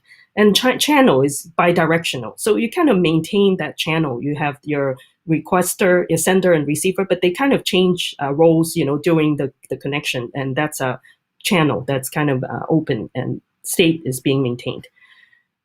So quick slide to show you the R socket is basically currently it's managed or kind of overseen by the members in the Reactive Foundation and open source kind of consortium underneath the Linux Foundation. And these are the 6 companies that started this effort. And one thing to point out is that our socket is actually implemented by Facebook. Now, if you see all the feed that comes in underneath, is actually the implementation was done using our socket. So just to give you an idea. And so without further ado, I won't say as much because I had a bit of a delay. So I want to make sure I kind of not wasting all my time. Now, one additional information is about OSGI. If you use the Eclipse editor, then you know that Eclipse editor is actually free, and maintained by the Eclipse Foundation. And so underneath too, the way Eclipse being implemented is using OSGI. This I forgot exactly, it's saying open source, some name of it. But essentially, it's a bit of an older framework, but it's actually a well thought out and well designed framework. And it's very modular. So the way it's doing things, it manages all of your packages very well. But anyway, I wanted to bring this up because OSGI doesn't have it explicitly say, support the reactive manifesto, but it has a push stream specification. So that's truly like a push stream type of implementation too. So that's also one way of you can use, for doing streams. And the nice thing about this is that you can use the OSGI push stream not needing any dependency on other OSGI libraries, except for over here, OSGI promise. So basically, the push streams and the OSGI promise kind of work kind of hand in hand. Now, I won't have time to get into all the details, but just wanted to point that out to you if you're interested. And it is not only an interface, it actually is a self-implementing API. So if you have that, it already implements the API for you that you can use directly. So quick kind of comparison, reactive streams in Java 9 and how it maps to push streams. So you can take a look. We talk about the 4 interfaces. That's how it kind of maps. And just wanted to point out is that on the connection kind of interface there, subscription, push stream, there's this auto-closable concept. So interestingly, in this push streams, it actually lets the the client to your streams, you actually have access to close the stream itself. Now, in reactive streams, it doesn't have that capability on the library, on the consumer of the library side, so the library implementer. The subscription is basically managed by the library runtime. But the push streams too, you can do an auto-closable, so you can actually kind of have control over when to close the stream. So. Okay, so now let's kind of get into some use case. I hope I'm still having some time. I think it's probably, I know I had a bit of a delay start too, so please let me know.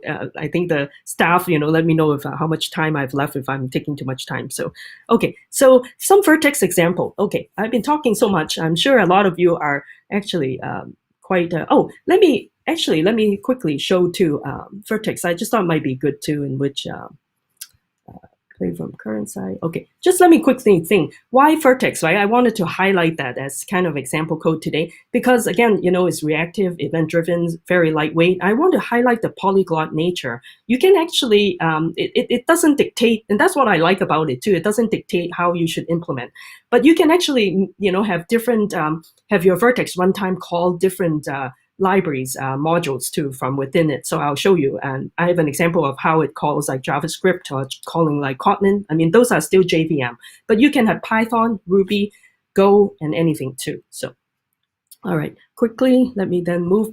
And I want to also bring up the word of Quarkus. Now, Quarkus, I like to also encourage you, if you haven't already done so, it's actually very highly efficient and it's making use of Vertex underneath the hood. And actually, not just Vertex, there's also a library called Mutiny too, which is also like developed and maintained by the Red Hat folks. So Red Hat actually invented the Quarkus, right? And IBM too work with them too.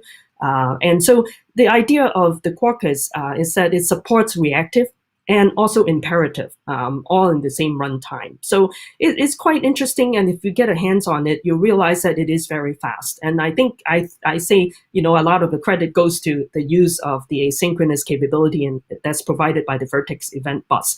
So this is how it works. Application, you have different, like go into the routing layer. Then from there, it's basically is the Vertex that handles all of the routing. And Vertex has its own event bus. And so you have like requests going to Vertex and it handles it by Vertex. And it's highly reactive, asynchronous in nature. So, and you can visit more the vertex.io and the Quarkus documentation will also talk a lot more in detail. And this is a polyglot use case of Vertex, which I'll quickly show you now. So I actually implemented a Vertex. Vertex has this model called Vertical. Vertical is a deployment unit. And so when you implement your code, it's actually not very complicated. And that's what I find it to be, very, very good to work with. And I also have a live coding stream in which I've been also demonstrating how to use it too.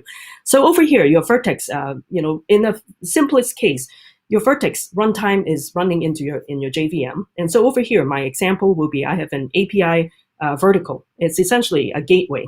So there is handling all of the HTTP requests coming in and it routes it accordingly. So then I routes it to the different verticals that handle each job accordingly. So I have Java, Kotlin, and JavaScript kind of implementation. So I'll quickly show you there.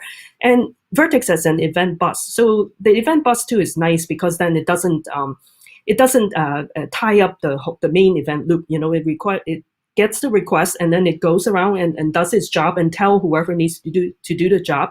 So my main vertical can go on and do something else, not be held up by it. So that's the idea. And then for JavaScript, you might be wondering how does it kind of communicate with the Java? Is that there's a sock.js bridge that's what I use. So okay, so with that, then let me that's right. So let me then quickly then get to showing you the code. Okay, all right. I've been, okay, sorry. Here, okay. So this would be my workshop that I just did, but I do want to quickly show you, and maybe I'll show, sorry. I have like multiple things. So, and here is just a basic, how do you implement a Vertex? So hello world, then in this case, will extend abstract vertical. So the vertical is the unit of deployment. So, and then it's actually the interface, this extend is an abstract class. So it's actually quite not that complicated. So if I kind of highlight this, you can see this is abstract vertical, I'm using the Vertex RX integrated library. Now, Vertex also integrates very well with RX Java as well, because it leverages on the operator capability. It's very strong. And Vertex has this event bot. So they kind of both work hand in hand very nicely together. But so I implement that, and then that's all you will need is have you override the start, and then you do whatever you need to do. And in this case too, what I'm doing is I just create an HTTP server, and I'm using an RX Java 2 interface is basically the Flowable. And over here, what I do is that I request Flowable, and basically is taking my HTTP from the request stream. I basically converts it to a Flowable. I can do that. And then over here, my Flowable, I do a subscribe. So what I subscribe to is basically the request using a Lambda. And over here too is that in my request, I basically will send back, I subscribe to it, but I'm using a chain together my call, and I basically build up my return string, which is like hello world, and then whatever I get from the target environment variable in here. So that's just a very simple example. And then I listen, set the listener to 8080. And then in order to, this kind of like, let me kind of expand it a little. Oh, no. Seems like my code kind of looks different. Okay, here we go. So in order to actually start up your Vertex, and this is the simplest way to do it. It can't get much simpler. Is basically start off your Vertex, start Vertex. You basically bring up the Vertex control center, and then all you need to do is deploy vertical. And that's how you can do it. So let's take a look right over here, hello world.class.name, or you can just simply do a new hello world. Will also do it too. And so you can see too, your vertical that you're trying to deploy will need to extend the abstract vertical, or you can write your own vertical too, and kind of like implement that or extend that too, and write your own as well. So. Okay, so this is just a quick example, but let me also then show you.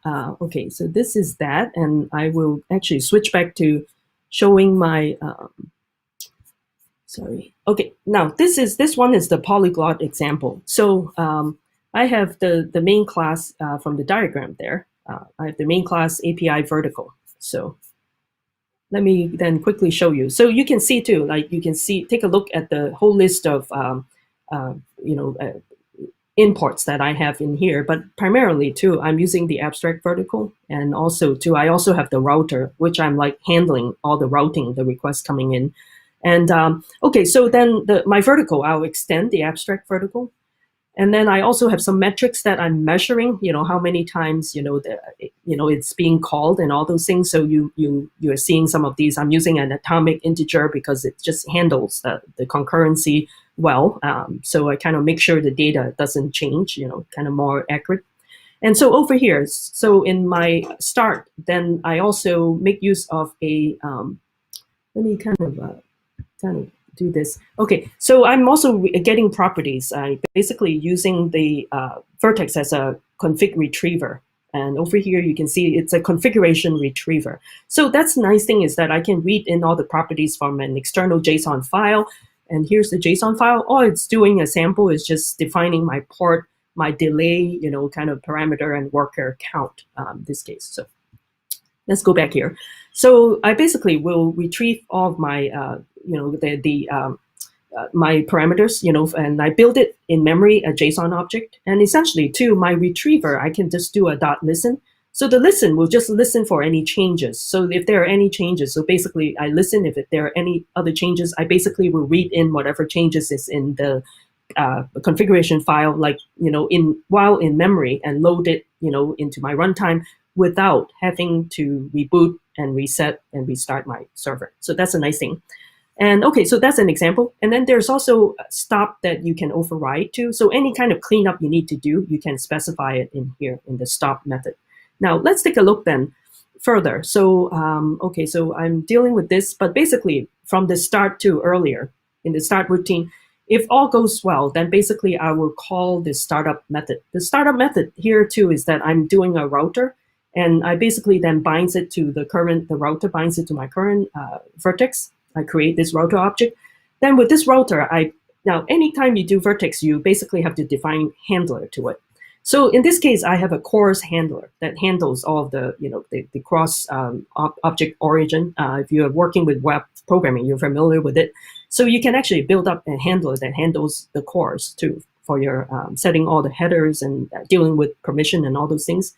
And then you can then do a mapping of here. I'm using this, kind of calling URL for health, then I basically call generate health and all these things. And then over here, as such, I'm still kind of in progress. I'm doing a Twitch stream. So this one I'd be kind of still working on, but there's a SOC JS bridge too that I can leverage on in order for it to be able to like talk with my JavaScript worker vertical. So that's what this thing is doing. So, okay. So over here too, this is the part then, that's when I start up my, if all goes well, right? All of these setup is all good. Then I go into creating my HTTP server. And so, and you can see too, again, I have a request handler. So over here too, I do listen to the port, and basically this is where, I'm kind of got to this point. I know I'm listening, it's all good. Then I will deploy all of my worker verticals. So these are like the different methods that I define for deploying my Java worker, my JavaScript worker, and Kotlin worker in here. And over here too, I have my event bus too that I'm handling. My event bus, again, setting up the consumer handler to handle any messages that will be coming in and all that. So, okay, so here we go. Generate health. So you can see too, then these are like the different methods that handles what to do when a certain request come in, right? And so I think of interest would be here is that how do you actually deploy, your vertical? So as you can see, right, I call when it's ready, I have my HTTP listener, and I basically will invoke this deploy worker here. So all I'm doing in here is that I read in all of read in all the configuration parameters for my particular worker vertical, so it can get it. And basically over here too, there's deployment options that I set it up. That basically the vertex, the control center, basically do a call to deploy vertical. Then you pass in the actual vertical class. In this case, API worker vertical is my Java implementation. Then you pass in all the worker options to it. And basically, then you also have the response. You define the response handler, what it does too. And over here too, for me, I'm just this deploy vertical here. I'm just keeping track, while I'm like, I deploy it, but I also set up some measurement to see how many times, this is being called and as such. So now that's an example of deploy Java worker. So likewise, if you do it in Kotlin, do it in Python, any implementation, all you would need to do is again have vertex call deploy vertical, and then you pass in whatever it's your worker vertical. So you can do it like that, and then basically for JavaScript, likewise, you say deploy vertical, then you pass in your JavaScript to be called. Now, of course, too, this is just a quick kind of introductory. But in reality, too, let's say I have this is how I organize my code. I have my main Java. And there's also main JS too. So JS is my worker vertical JavaScript here. But the thing is too, with JavaScript, as you know, we also have to do some work in the resources, web root.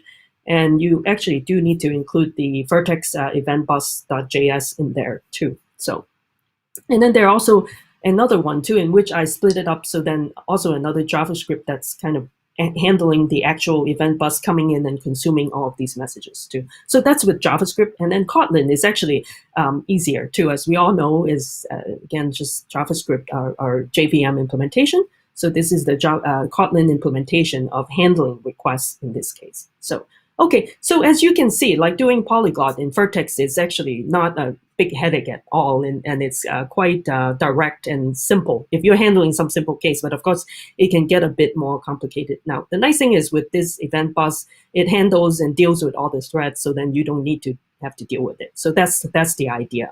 Okay, so that's that, and I will probably go back to my slide and see what my next thing is. So I kind of talk about that, and I think the Akka, I probably won't have time to go through with that. I was going to show that, and how much time do I have left, just so I know I have a little more time, or if I should show the deployment to the cloud, for example. can I kind of spend 5 more minutes or even less, maybe like... Mary, hi. You have 2 minutes. Hi, you 2 minutes. Okay. 2 minutes. Okay, all right, then maybe I won't show. But the only one thing I can quickly show is that, and I would like to let me kind of do this one thing first. Because I know I got delayed earlier, so I think that I have something kind of this. So I like to kind of encourage you if you want to get an IBM Cloud account, and then basically right now by default you can get a cluster, but it's only a one single worker pool, so it may not be able to do too much. But I would like to suggest that we also have our IBM Developer Ukraine or even every city. We run workshops that are OpenShift, and then if you get and enroll, is all free, you can actually get like 48 hours of usage of a cluster. So that's kind of nice. So this is like, I define my cluster. The thing is, I won't have time to show is how do you actually do the part of how to deploy it. But maybe very, very quickly. I have done my workshop, so some serverless deployment. So all you would need to do, I quickly told you, if you're doing a Hello World, you do a Maven build, then all you need to do is you do need Docker, or if you want to have a separate Docker image, then you can skip the Docker build part. But the thing is, the very bare minimum, you can do a Docker build. And after you get your image build, you push the image to your Docker Hub. And then all you need to do is basically use an OpenShift and to apply the service YAML file. So service YAML file describe all of your build kind of deployment kind of definition. And in this case, I'm using Knative, which is a Knative serving to help you to deploy to Kubernetes. So, okay, so that's a quick thing. I just wanted to quickly show you before I get to the end part. So then you know that there was there to come, and also invite you to also watch for our, chances for you to sign up for a workshop. And I'm also doing a Knative Vertex microservices workshop. So if you're interested, let me know, and I can also send you the information or tell the organizers here. Then you can join me too. So with that, I'd like to thank you all, and thank you for your patience and allowing me to kind of go over time. And this is how you can stay in touch with me if you haven't already. But one thing I'd like to point out is that now I have my Discord server too. So if you want to continue the conversation, it's easy to find me on Discord because I'm always online there pretty much, and I'll chat with everybody. So this is how you can join my Discord over here. And these are my other ways of contacting me. And then there's the reactive systems information on developer.ibm.com. These are the reactive information that I talk about, and our IBM Java newsletter too. So, and and then with that, this is the IBM Cloud sign up. I will give the slide to your organizer too. So if you want to scan that, and you just need to give your ID, and then you can get a free usage of the IBM Cloud. I would like to suggest you to do that. These are the reactive streams resources. And my live coding stream on Twitch is Chicago time, so GMT actually is now winter time is -6. So every Wednesday I have this stream. I'm currently talking about reactive operators too. So, and also I'll be having a podcast, so I want to let you know. And then with that comes to an end. And thank you so much, and really appreciate this opportunity. Thank you. So yeah. Mary, thank you very much for your talk. It was amazing. Thank you so much. Yeah, next you will have a Q&A session. Please join by the link that you have in your email, and all the participants that were following your talk will also follow the link under the broadcast, and will follow you in the Q&A session chat. So thank you very much for joining Devoxx Ukraine this year, and we hope to see you next year offline. I hope to come to Kyiv next year. Thank you so much. Have a great day, everybody. Okay, bye-bye. Bye-bye. And I want to remind that you should vote for Mary's speech at the application Devoxx Ukraine. So please, if you still didn't install our application, please go to the App Store right now, to the Google Play right now, and install application and vote for Mary's speech in this application. And after the Q&A session, we will have a presentation from our gold partner, Svitla Systems. Stay tuned.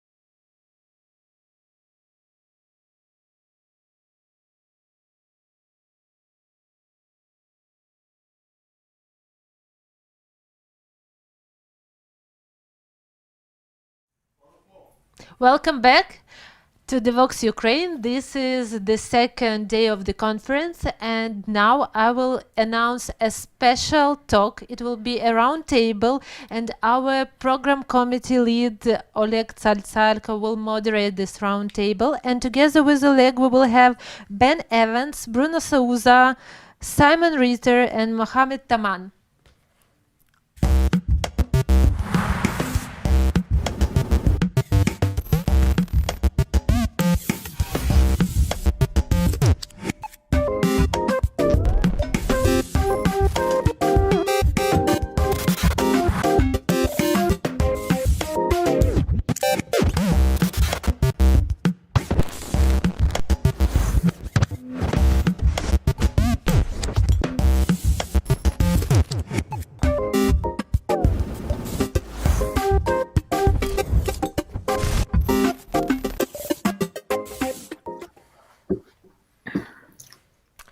Hello, everyone.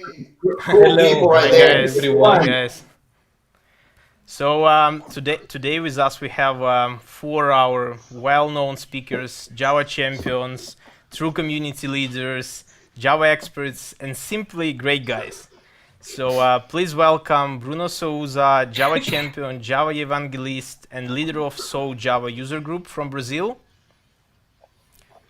You can wave. Everyone, awesome to have you here. That's so cool.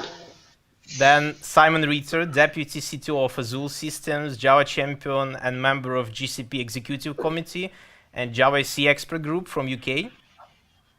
Good afternoon. Hi, Simon.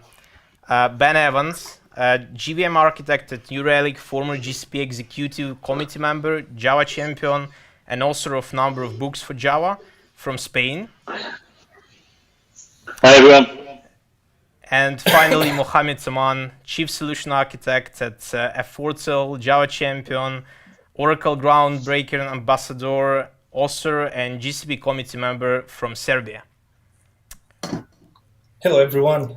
Hi, guys. Your neighbor So country. it's my pleasure to host you today at Devoxx Ukraine. Some of you already gave your talks. That was great talks. Today we still have the Bruno talk after this one.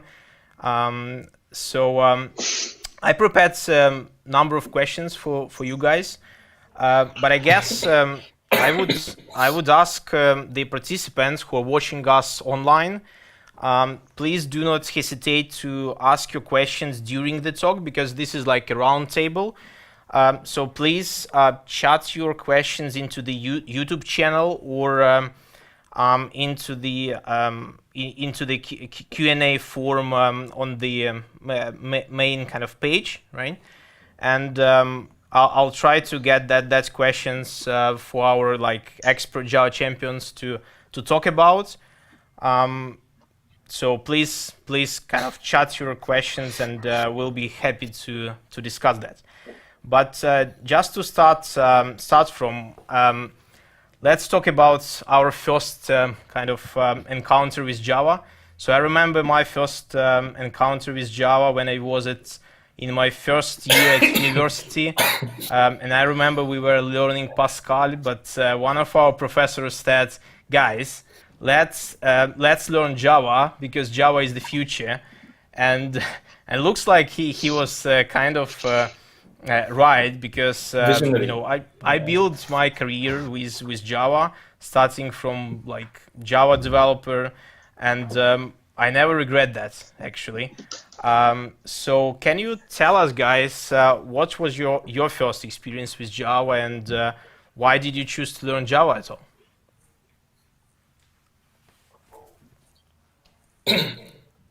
Okay, I'll start it. Since nobody else is. Go for it. Go for it. Yes. So when did I first meet? Was that? Everyone wants to be polite. Yes.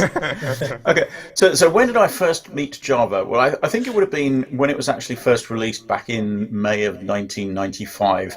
And I remember sort of reading the reports about this new language and this thing called Hot Java, for those of you who remember Hot Java, which was a browser that was written in Java. And so I thought, well, this kind of sounds interesting. And I didn't really pay much attention to it at that point. And then a few months later, I joined Sun Microsystems, which was February of 1996. And that was about the same week that JDK 1.0 was released. And then when I started working at Sun, I sort of looked at Java and I thought, this looks like it could be big. So I think I need to get into this. And so I think I did my first presentation on Java about maybe May of 1996. In fact, I've still got the slides. I put them on SlideShare. Okay, thank you, Simon. Guys, I'll go next. Who's next? Go for it, Ben. Okay, so my first encounter with Java was 1998. By the way, I think there's some echo on the line, so if someone is not talking, could they mute? Okay, let's try that. Is it better now, Ben? No, I think there's still someone who's not muted. I can't. Oh, well, I'll carry on and see what we get to. I'm afraid, but I hope it's not from. Yeah, okay. It's not my echo. Echo's only when you didn't have echo, I guess. Okay, well, I'll carry on and see if that improves. So it was 1998 and I was doing my PhD. And like most PhD students, I had no money. So I went to the employment office and asked for some work. And they said, there's a student who is disabled and in a wheelchair and can't physically get to his lectures. Would you go and take notes and then tutor him afterwards? So I did that, and the first class was graph theory and Dijkstra's algorithm and stuff like that. And then I was fine and I'd made some money, and then they said, next semester, would you come and do another course for me? It's a brand new programming language called Java. I'm like, oh, I don't know, man. I've never heard of this language. I don't want to do this. And eventually he said, I've asked everybody else and no one can help me. Please, please, will you help? So I went to the class and taught myself Java so I could teach him. And that was 22 years ago. Cool. Who's next? Mohammed or Bruno, do you want to share your experience? First experience. Let me go next then. Yeah, so let me go next then. I was very, very lucky, right? Because I just joined Sun Microsystems as a trainee. And so, I didn't know exactly what I was going to do there because I was a developer. I was studying to be a developer. That's what I was doing, for many, many years already, developing software and everything. And Sun in Brazil was a hardware company, hardware sales, hardware advanced sales. I never thought that Sun had any software development in it, but I love it, Sun, right? I had this experience of working with some people that was working at Sun. I was working at Sun in my universities. So for me, it was like a big dream working for Sun. And so I joined Sun, and I didn't know what to do there. And so my first day, they said, oh, there's this guy here that came from the US, and he's come to give a training on Solaris. I actually have a open Solaris mug right here with me, right? So, this guy came to give a training on Solaris. So, go there and watch it. And so I was there and like first day on the company, didn't know exactly what to do. And at lunchtime, everyone left, and it was just him and me on the room. And I'm like, look, it's my first day here. I have no idea where we can go lunch, so let's figure it out together. So we went out. And on the conversation, I told him that I wanted to do software development, but I didn't know what to do at Sun. And he said, you know what? There's this cool thing that Sun is doing, in the US, and he mentioned Java, right? And he said, we should take a look. And so when we came back from lunch, he showed me his internal website for Sun, and he was even actually calling the old name of Java, right? So, but the website was already Java. It was internal site, and then 2 weeks after that, John Gage made the first demonstration of Java, like a public demonstration of Java on stage, and then I don't know, maybe a month after that, my boss comes in the room and said, hey, there's some reporters asking about this Java thing. Does anyone know what this is? And I'm like, yeah, I know what this is. And then that's how it started. Cool. Mohammed, do you want Yeah, to conclude? yeah. Actually, I started Java as a normal programming language during my studies in my computer engineering. At that time, Java wasn't that famous. We didn't use it as a programming language to study in the college, but just it came like a lecture or something like this. I was doing C++, basic, because I start working with DOS, there's no Windows. And we use basic, and it was like, wow, we can do one single stuff at a time. And then we migrated to C++, which is very, programming, doing also a very low-level programming language. But compared to assembly language, it's something is very fancy. Then I start to go in the college in the fourth year. At the first year, I start to study Visual Basic, this kind of stuff. Then I stuck with one lecture, one subject, which is data structure and algorithms. Then the lady, she was trying to teach us, but using, all C++, but it was for me like, I start to search for more reliable books. Then I found Java. But what is this? Is this programming language? So I start to read about it.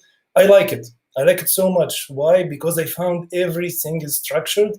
I like it the way that the concept of interpreted language, it's hybrid, working in any computer and anything, like, wow, this is very nice idea. Let me try it. And I will try to do my homework in Java and prove it. I like always to be out of the box. So this is my starting. Then during the other, like I was studying graphics. I did my graphics application in Java. It was 1.2, and there were an OpenGL and Open DirectX libraries, so you can develop your programming and gaming languages at that time. And then I started to love it. I said, okay, I'm going to graduate. I would like to be certified. It was very, very hard to certify Java. I only found like Core Java, the big two books. I studied them, and then I went to the exam, but thankfully I just passed. I get a good grade. There is no like crack examining questions you can find like nowadays. It's just a pure based on your information. And I like the exam because the exam also, it shows me it's not just you have to memorize. The exam always trying to see how knowledge did you have already in programming, because all the questions, it's throw exceptions.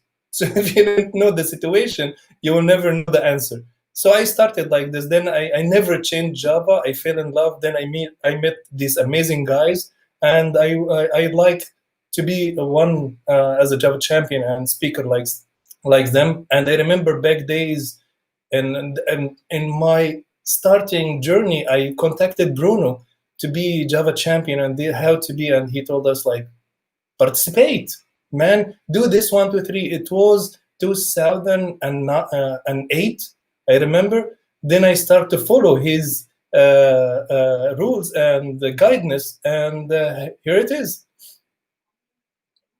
Actually, kind of, I have similar kind of question, which we can kind of naturally go to that one.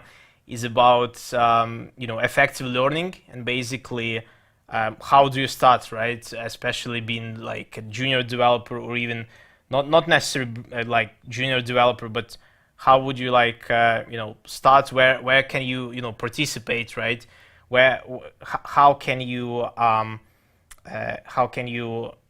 get involved in some like Java development, let's say, or OpenJDK development?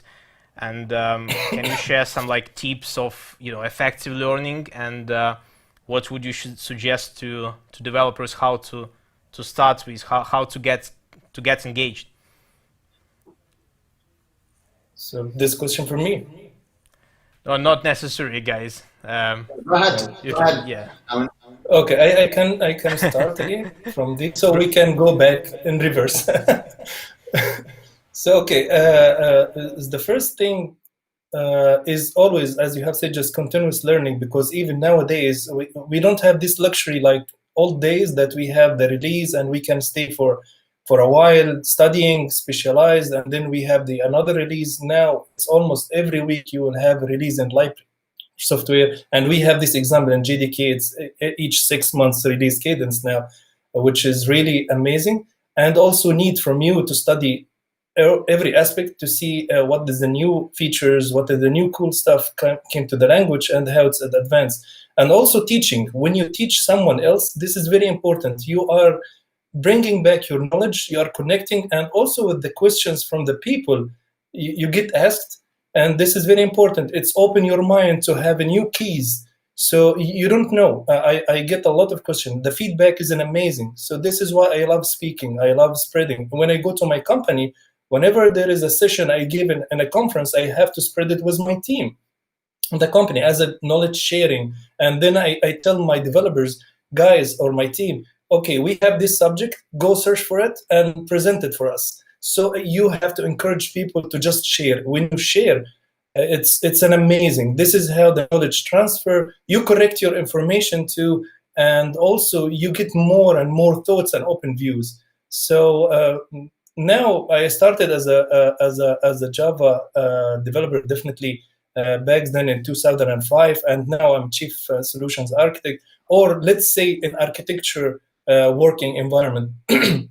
What I put in my way of how I could achieve this, because architecture, you will not be, you have to have horizontal knowledge and vertical knowledge. My deep vertical knowledge is in Java.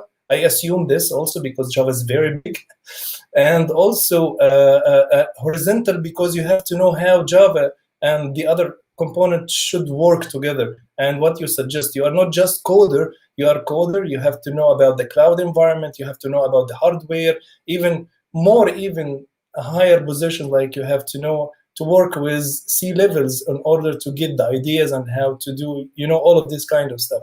But the key point here is learning.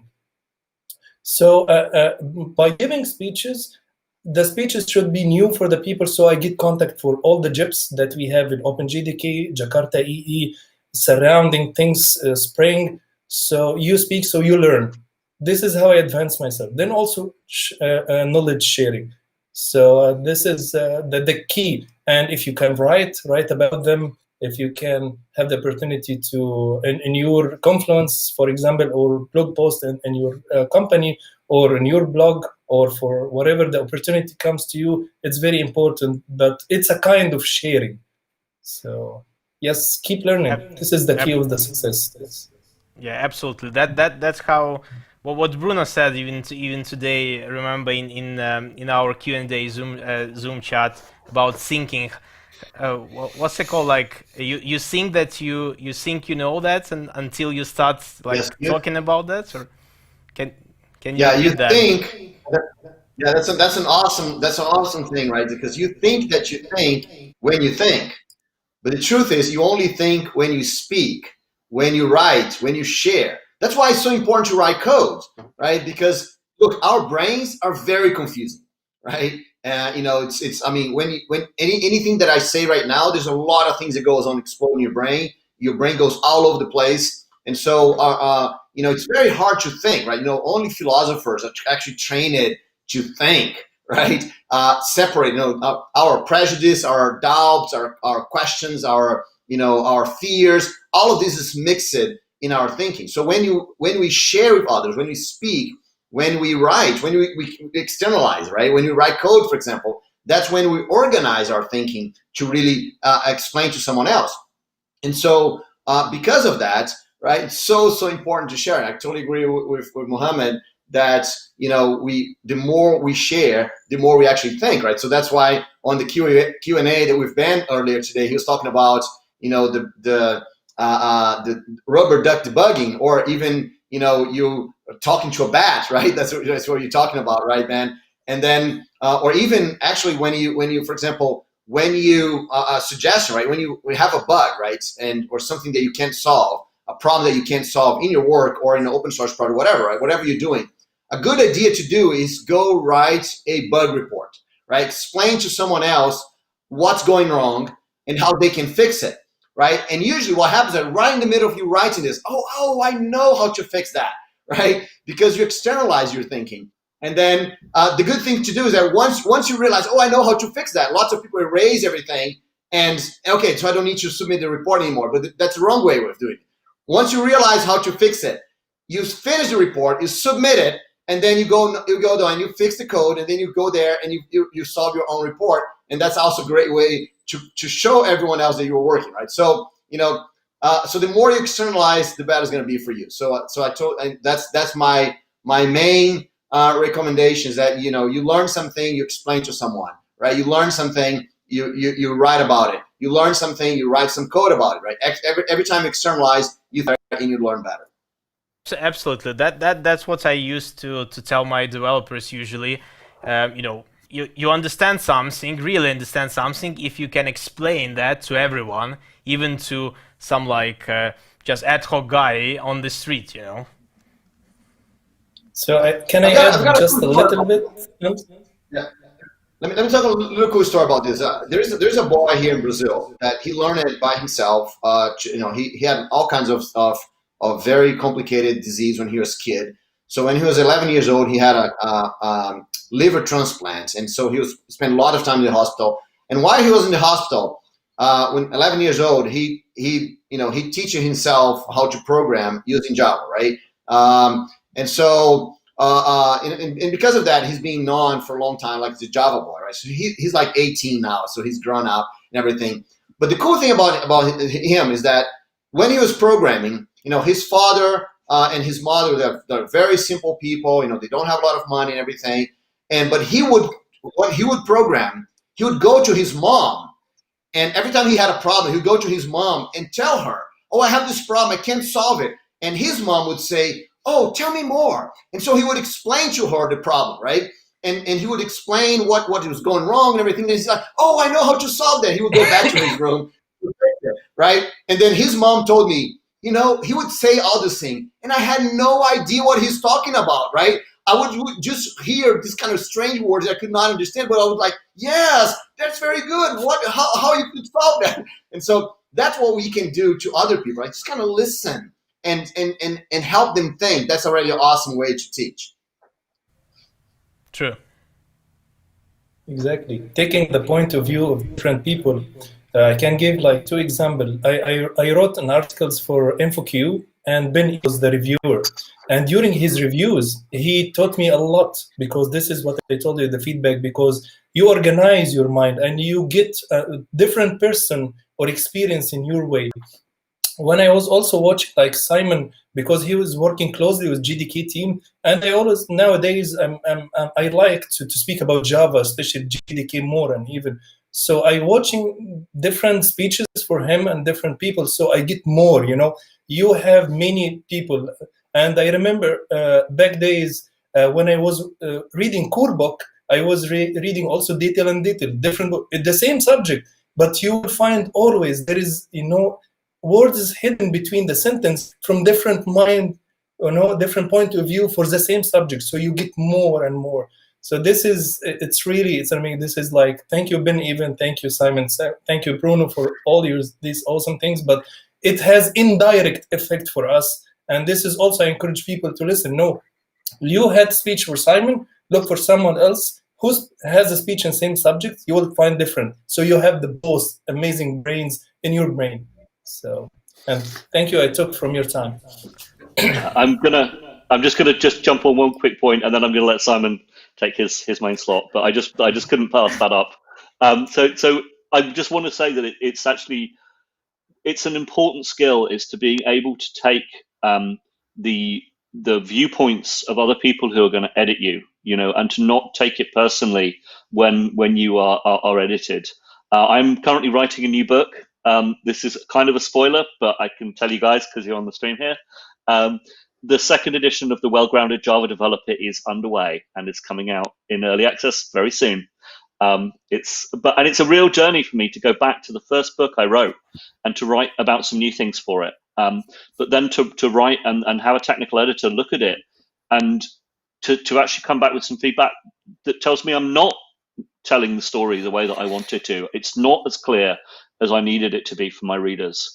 Nobody likes being edited. You come back and you think my prose is my baby. I'm telling this story and it's perfect. And it's very important to remember it's not perfect. It is never perfect. My pressure, right? My precious. Yeah, your precious, absolutely. So you have to get good at that skill of just saying, well, I'm going to accept, the viewpoint that comes in good grace. It's another important communication skill. And I think that most people who have heard me talk on the subject before know that I personally think the communication and the interpersonal skills of a technologist are far more important, so much more important than the technical skills. You can always learn another language or another framework. The learning how to interact with people and being with people in teams is the most important thing that a developer has to do. And I'm going to shut up now and let Simon talk. Okay, no, that's fine, Ben. That's fine. There's a couple of things I'd say there.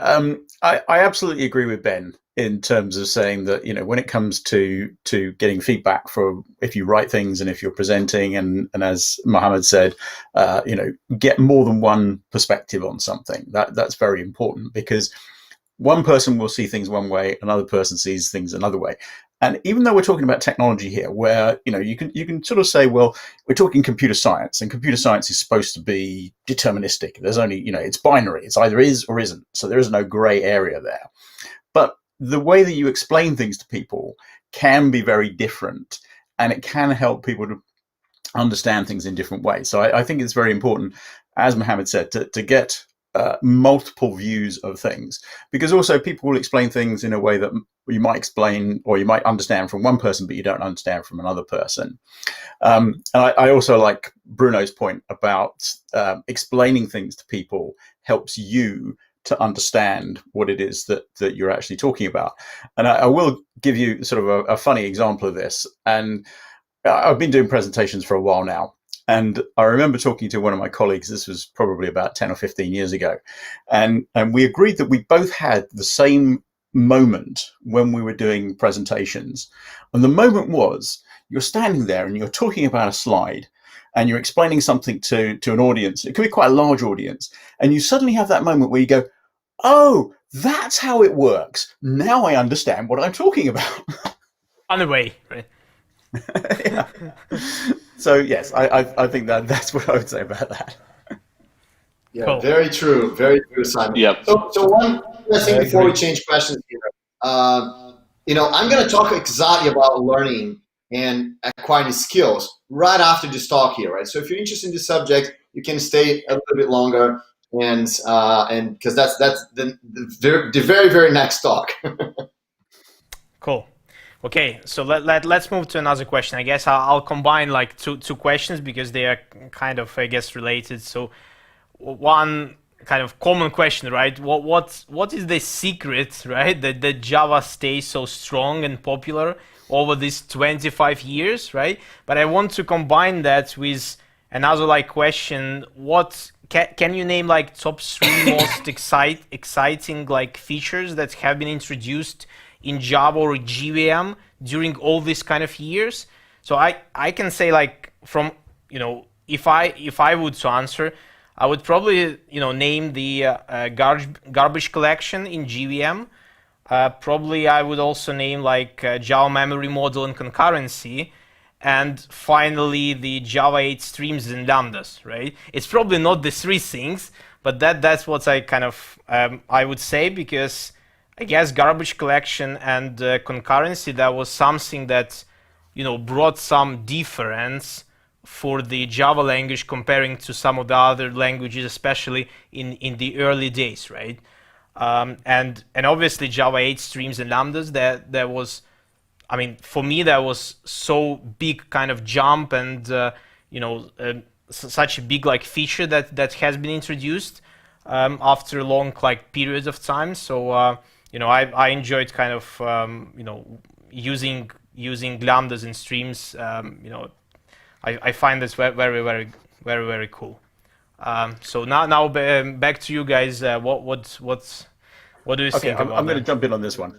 Go I'm going to say that in terms of why Java has been so successful, I think a large part of it is actually down to the JVM itself. And the reason being that what we've got there is a managed runtime environment. And rather than when you look at languages like C and C++, where you have to deal with memory management explicitly and various things like that, the JVM sort of isolates you from a number of those things and makes development easier. Now, I know Java gets criticized sometimes for being rather verbose and more boilerplate code than you really need. And obviously that's being addressed through things like Project Amber. But I do think that the JVM is one of the reasons that Java's been so successful. It's its scalability, the fact that it can support these massive workloads. And I think the other thing that's made Java really successful over 25 years is the very pragmatic approach that the JDK developers have had to the language. And if you go right back to the beginning and you talk to James Gosling, he will say that Java was designed to be a blue-collar language. So it was designed to get the job done. It wasn't an academic exercise. It wasn't a research project in terms of trying to find new ways of doing things. It was about how do we get the job done? And I really think that Sun and then Oracle have done a very good job in sort of staying true to that in terms of the way that they've added new features to things. Not always 100% successful, but most of the time been very, very good at this. And this sort of maintaining backwards compatibility has also really helped to keep things moving that way.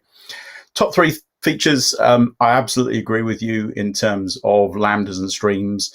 Introducing a functional style of programming to Java really was a big thing, and it made JDK 8 very, very attractive to developers who maybe had thought, well, Java's getting a bit stale and things like that.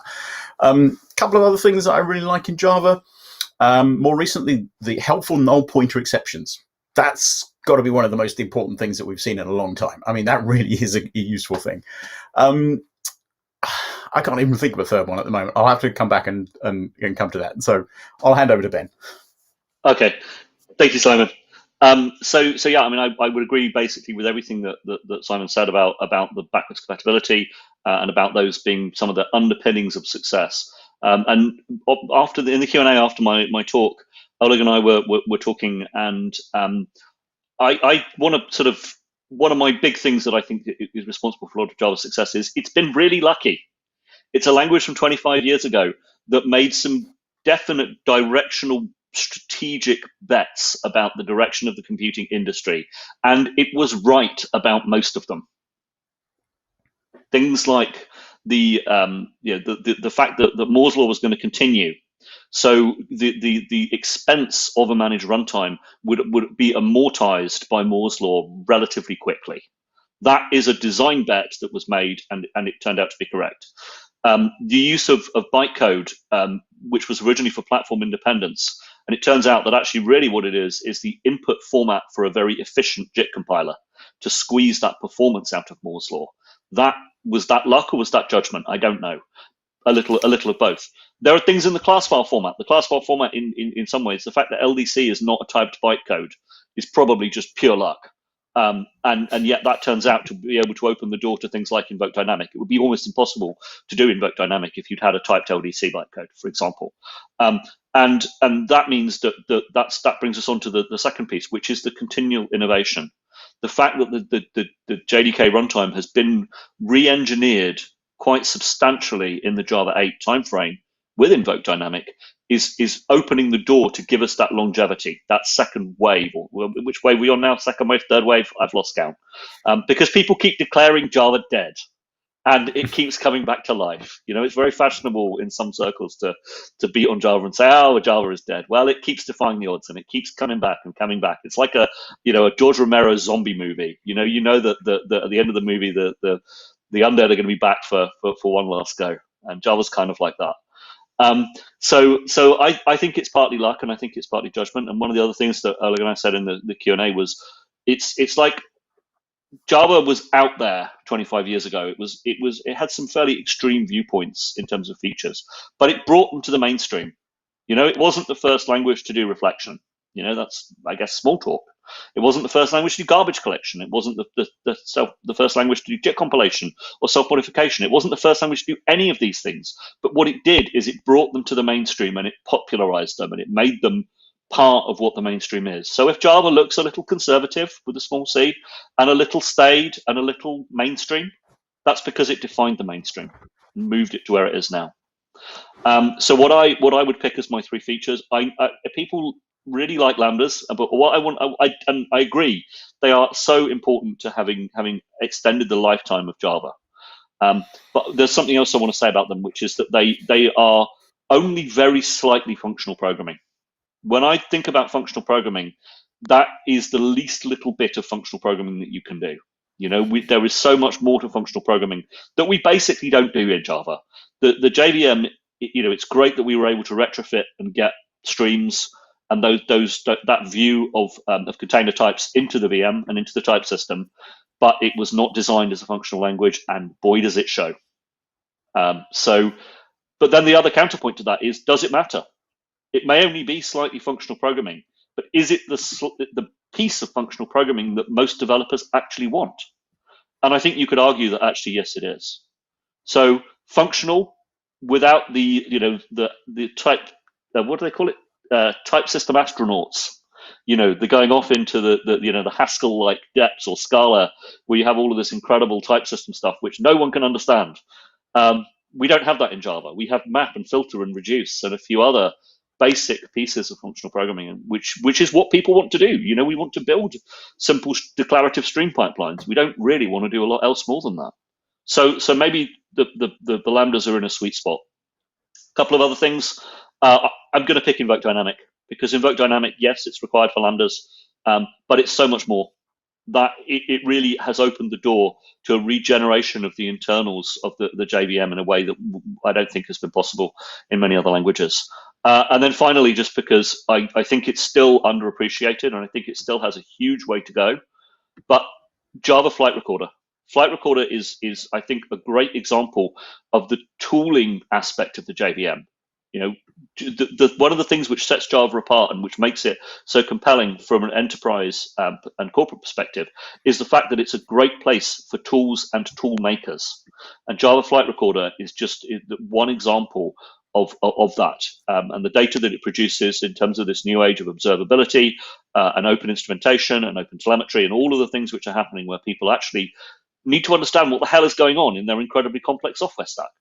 And Java Flight Recorder, I think, is going to make the behavior of Java applications understandable. And in more complex stacks, that is going to give it an advantage against other languages which don't have a comparable technology. And with that, I'll shut up and hand over to Mohammed. No, well said, Ben. Well said, Simon. I agree. I didn't find any points to speak about. You already give it all. Already mentioned everything, right? Yeah, but I can see one that makes Java really stayed this long. Also, besides what Simon and Ben said, is the community. We love Java. We not just take it as advertising. Even people left Oracle after that. You find they are doing more amazing and freely work for Java, pushing it. Which is amazing. That shows that we love this language and we needed to keep it in our way. We took it as this is our weapon in our career path. You know, I love it. I still continue. People, you have to know Kotlin. You have to do. All of them are JVM based languages. So you are making use of the JVM. So, and I agree. And synthetic sugar, it's different preferences, but I still just doing everything in Java. The future is keep going in Java that really, yes, you have said the garbage collection, and every time we optimize this, and also recently we start to introduce many garbage collection outside of Oracle development, like from Red Hat, from the Azure, from different people. Like this is an amazing. So you have different point of view from garbage collecting your memory, so it could suit any environment you are working towards. So now also we have scaled down Java. You know, you have G-Link, and G-Link could bring to you the just enough runtime environment for your application, which could suit any kind of environment you are working as an IoT embedded cloud computing nowadays, and we have the MEM coming in the way. The community work and the push, the GCP, the people, the Java champion, the developers themselves, the adoption of the Java from very big companies and libraries. This pushes Java to stay strong in the market, and it's not something that you can leave tomorrow, so nobody will get not touched. So yes, it's a huge. So this is what can I add: the community and the people. And the features that I like, I told you this, definitely garbage collection. In Vogue Dynamic, I agree with Ben totally. It opens the door for, and still we will see in the future how it will provide more and more feature enhancement for the language. And I like also one single thing that I start to use it because, I don't say that I'm old. I know I love Java, so I try to do everything in Java. I learned some different languages just to see how it works. Like, not language, JavaScript is a scripting language. So I definitely front-end engineering, I do it. I learned TypeScript because it's almost object-oriented look-likes, because this is my roots, very preservative, object-oriented, doing stuff in Java. But I read about Kotlin, I read about other stuff to do some job, but single source file execution, like you run Java with Java. So this was amazing for me because now I do all the scripting and my bash with Java. I don't have to write bash commands to do all of this stuff. So I like this feature so much. And yes, that's for me. I can hand it to Bruno. All right. I think we're out of time now, so I'm going to be very quick because it's very hard after those three geniuses here talking about Java, right? So what else can we say, right? So I just want to say one thing, right? For me, the biggest thing that allows Java to stay, it's like a combination of what everyone said here, right? It's the if you get everything together, it's the openness, right? When Java was released, in 1995, 1996, right? It was released. It was not an open source license, right? But it was a license that allowed you to work with the code and use it. And it was not an open source license because open source was only defined in 1998, right? Like 2 years after Java, right? So it was like, it couldn't be an open source license because there's no open source license at that time, right? So basically, Java created this whole openness idea that where you could that's why IBM joined Java, that's why Netscape joined Java at that time, and I think that this whole process from the beginning to today, right, very open, and then OpenJDK, right, finally getting Java to an open source license. That was like an awesome accomplishment. The whole community fought very heavily for. And so this openness that Java had from the beginning, allowing people to go around, play with it, experiment with it, create new things. I think this is what gets Java very, very strong. And because of that, what I think is the most important feature of Java is actually not Java itself, right? It's actually it's the JCP. Now today, the combination of the JCP and OpenJDK, right? The two places where Java evolves, right? Because the whole idea that you can have open places where you can define the basis, and then everyone can build on top of that. Everyone can go and create more things, right? So everyone here has served on the board of the JCP. So congratulations to all of you to actually making this whole thing happen, right? And all of you have participated on OpenJDK somehow, right? So congratulations for making this whole thing happen. So, I think this is awesome that we have this open ecosystem that allows for open innovation. And I think this is for me the most interesting feature of Java. And the one that I like most, the most exciting thing for me that happened for Java is what Ben mentioned, Invoke Dynamics. I think Invoke Dynamics is like this tiny little thing that when it was released in Java 7, right, there's nothing for it, right? It's just it's a bytecode, right? No one can do anything with that. But that allows an explosion of languages and innovation in Java and lambdas and all of that. So I think that this whole process of being I think that Java being, like Ben said, a conservative language that that actually it kind of defines the mainstream, let's say, right? It's basically all of these cool ideas and experimentation. It allows you experimentation because anyone can get the source code, anyone can get the JVM, anyone can create things on it, and so you can experiment all day long. You can create all kind of crazy things, and then at some point, the ecosystem through the JCP, through OpenJDK, we filter all those things down, and we say, okay, so from all the things that are being experimented, what is the real, down to earth like, like Simon said, right, the blue collar thing, right, where we can that we can all agree on. It's awesome, and then everyone can use without worrying about oh, how that's going to be supported in the future, right? So if you get all of these, so if you get the blue collar mentality of Java, if you get the innovation and the conservative that Ben was talking about at the same time, if you get the community that Mohammed was talking about, you get all of these things together, right? That's Java. So I think that's very cool. And this is actually the recipe, right? This is actually the secret why Java is so strong during these years.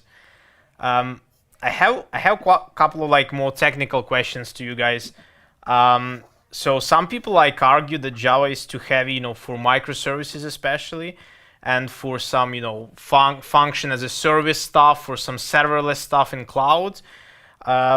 What would you say about that? I know that kind of Ben slightly touched that when talking about Java 11, and also I guess probably kind of Graal VM is kind of answer on this kind of questions.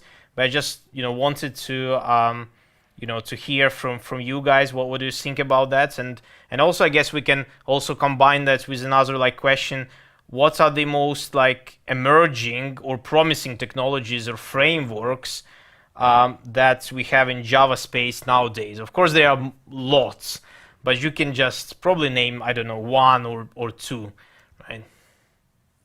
Okay, so let me start with this to kind of do a generic answer here that's going to help everyone instead of taking away from everyone. So basically, what I think in terms of performance, in terms of Java being used for this or that. Look, that's what we've been hearing about Java since day one, right? The first time Java came out, we had all of these things. Oh, Java can be used because of the JVM. Java can be used because of performance.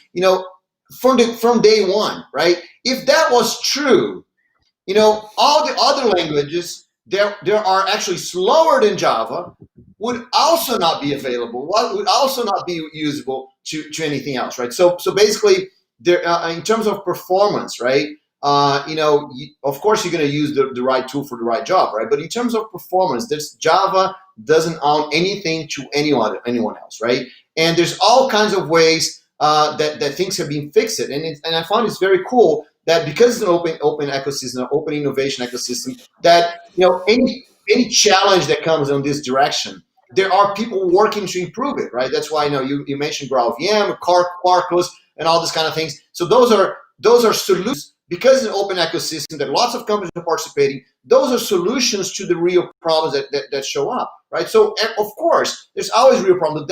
Look, Java has been overcoming performance problems since day one, because that's the biggest question that people ask, for 25 years. I mean, come on, it's time for us to think, okay, let's, instead of asking Java is not suitable for anything, how about we say what we need to do to get Java suitable for something, right? Because that's what Java has been doing for so many years.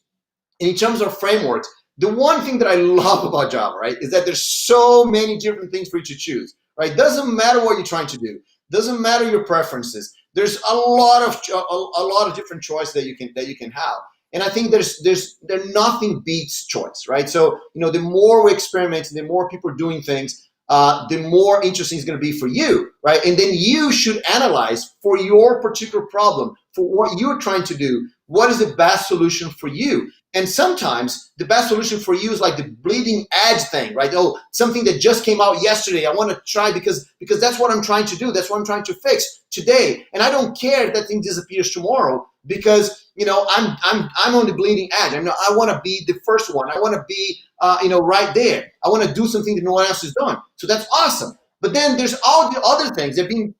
There's like long-term stuff, right? There's things that is going to be supported for a long time. There's a large community behind it, so you're never going to be alone. So then it makes sense for you to use things that are not the bleeding edge. Why? Because it's easy to hire people. It's easy to fix problems. There's a lot of solutions out there. So what is your situation? So the biggest question is, you that are watching us, what is your situation? What is it you need in your project? And choose that. Thanks. Thank you, Bruno. I guess you kind of summarize your answer for everyone. I guess No. Actually, not everyone can go in detail, right? Because I just you do overview. Do you have anything to add, guys, to that one, or you agree with Bruno? I can add. I agree totally with Bruno on everything. Just I have been asked this question a lot, as you have said, you explained it. But just I always, when you are not convinced, just experiment and see what suits you. Because based on the experiment you will get, because especially for juniors and senior people, because they are confused, they are hearing a lot from different people, and then they would like to decide based on hearing. We know about Java, so we know when we choose it for different situation, how to use it effectively for different situation. But when you are not convinced, are you not sure enough, just experiment. This is how you can take the stuff and use, and you have a proof. So you can tell your manager, look, I did my experimentation benchmarking, and here it is. So this is the way that you take more. Again, is the language. The language is amazing. We improve, especially since Java 10. It suits clouds, it suits Kubernetes, definitely because of Dockerization, the memory awareness inside this kind of Dockerization. It wasn't like before. It's improvement. So now Java 11, you have G1 GC. It's improved by 60% faster out of the box for you. So you don't have just by migration, you have all of these kind of tweaking, and you have different garbage collector. How it's so slow, or you're computing. We were comparing or complaining about this because back then, at old days, the computing systems were slow, and then we look forward for this. And now we are not complaining because we have a very huge, fast, super fast processors, memory management, and everything. So we cannot complain anymore. If you do benchmarking, it doesn't matter between C++ even with Java. It's very slight, which is not affecting your application's performance. And even we use Java now for IoT, for embedded systems, for everything. So I cannot say it's slow like before. So. No, absolutely. Yeah, and this is kind of the proof that we are improving each year, kind of with each Java release. And I guess from what we discussed like today, basically, I'm pretty sure that there is very big and bright future of the Java language and Java platform itself. And I guess at this on this note, I would. Invite you to the Q&A Zoom chat, where we can also kind of speak to the participants if they have any like specific questions to you guys. Yeah, thanks a lot for joining today, and thanks a lot for this conversation. I guess this is very important, and hopefully we encouraged people to work with Java and to improve Java and participate community. Thank you very much, guys. Thanks, everyone. Thank you for having us. Stay for the next talk, because I think we're gonna run over a little bit here. 1 minute, you're gonna have a next talk. So just stay here. No, we have a we have a shift, Bruno. So we can switch to the Q&A chat channel, and then you can jump on your talk. I guess we have like some switch. Okay. Like small shift. Thank you.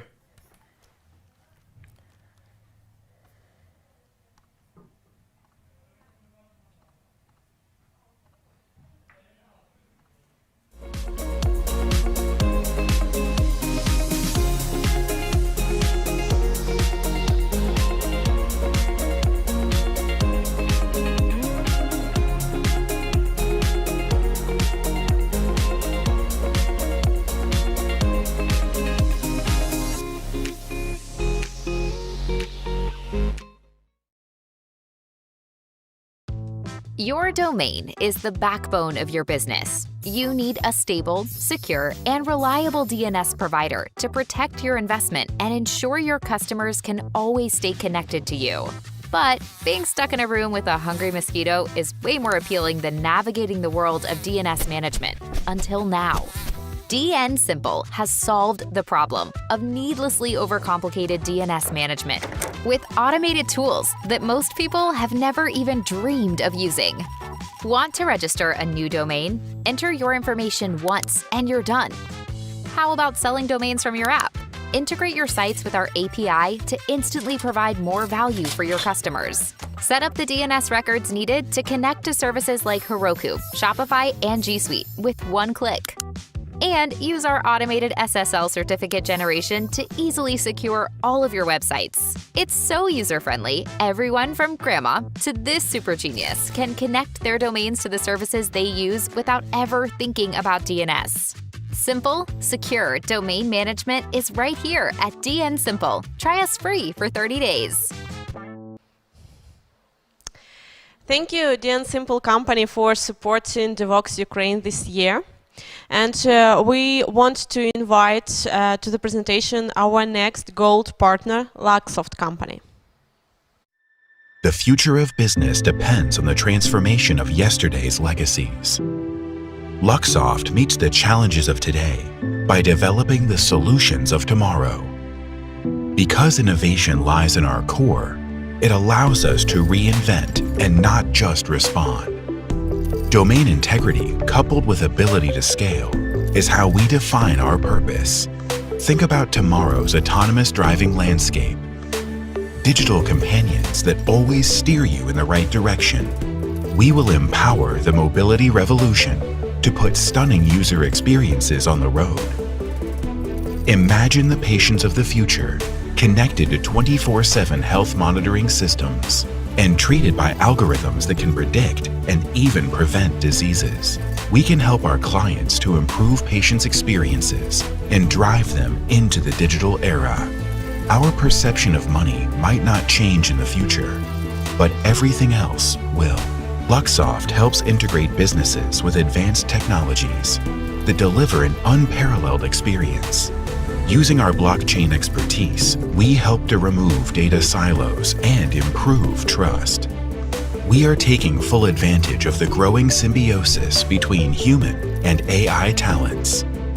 With self-learning machines and robots on our side, we will be able to shape the world of tomorrow. With our client-centric approach, Luxoft quickly connects the dots to identify a perfect solution, from development to delivery. We offer technology hope. We embrace customer fear, and we drive the experience of tomorrow. And because we live and breathe technology, we see what others have missed. Hello, Devoxx community. Even though I cannot see you, I can feel you, that you are there behind the screen, and it's a great pleasure to know that you're today gathered at this conference. My name is Lesia Manzevich. I'm an employer branding manager at Luxoft Ukraine, and it's a great pleasure for us to support Devoxx throughout the years, especially this year. It makes us even more proud that this year, in times when we are all threatened and many events are cancelled, Devoxx managed to turn from the biggest Java-related Ukrainian event into truly global happening. Way to go, guys. This is beyond amazing. Java is actually one of the most popular technologies in the world, and hundreds of thousands of solutions are being built daily utilizing this technology. At Luxoft, we honor it and use it in many projects as well. If you enter our website and go through it, you will see many vacancies and events dedicated to Java. Please feel free to study more and join us at any event or join our team at any time. When we participate in conferences, we at Luxoft always strive to make new friends and to get to know people. This year, for obvious reasons, we are forced to do it digitally, but nonetheless, we really want to establish that contact with you. So please feel free to join our Telegram channel and to take part in our friendly giveaway, to test your knowledge in Java, and not only in Java, through our Galactic IT quiz. You can find the links in the partnership section of your screen, of your today's screen. We have a lot of presents for you at Devoxx. These are gift certificates, chargers, backpacks, and even a bike. So as the Devoxx is a 2-day conference, we will announce our winners tomorrow. That means you have still plenty of time to join and to become a winner at our giveaways and Galactic IT quiz. That's probably, I will wrap up my presentation, but the last but not the least, I would like to mention that Luxoft unites over 3,500 people in Ukraine and over 12,000 people globally. We strive to make difference and to bring excellence to our customers. And we think that it's a great cause. That's why we always encourage people to join our team and actually to make a world a better place somehow. So please don't hesitate, join, participate, take part in the quiz. And at Devoxx, learn, become smarter, and have fun. Enjoy. It was a pleasure meeting you.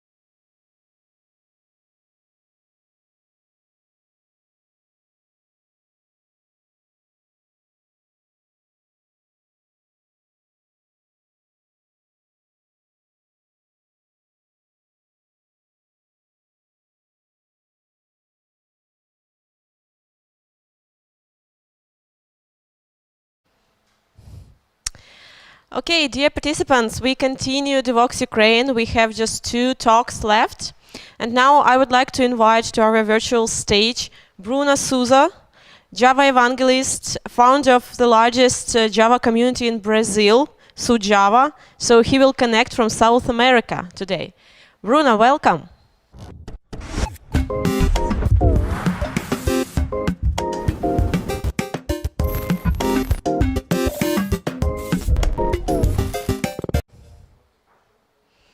Hello, Bruno. Hey, hello everyone. Hello. Can you guys hear me well? Yeah, we do. We hear you well, see you well. So how are you today? So good to see you.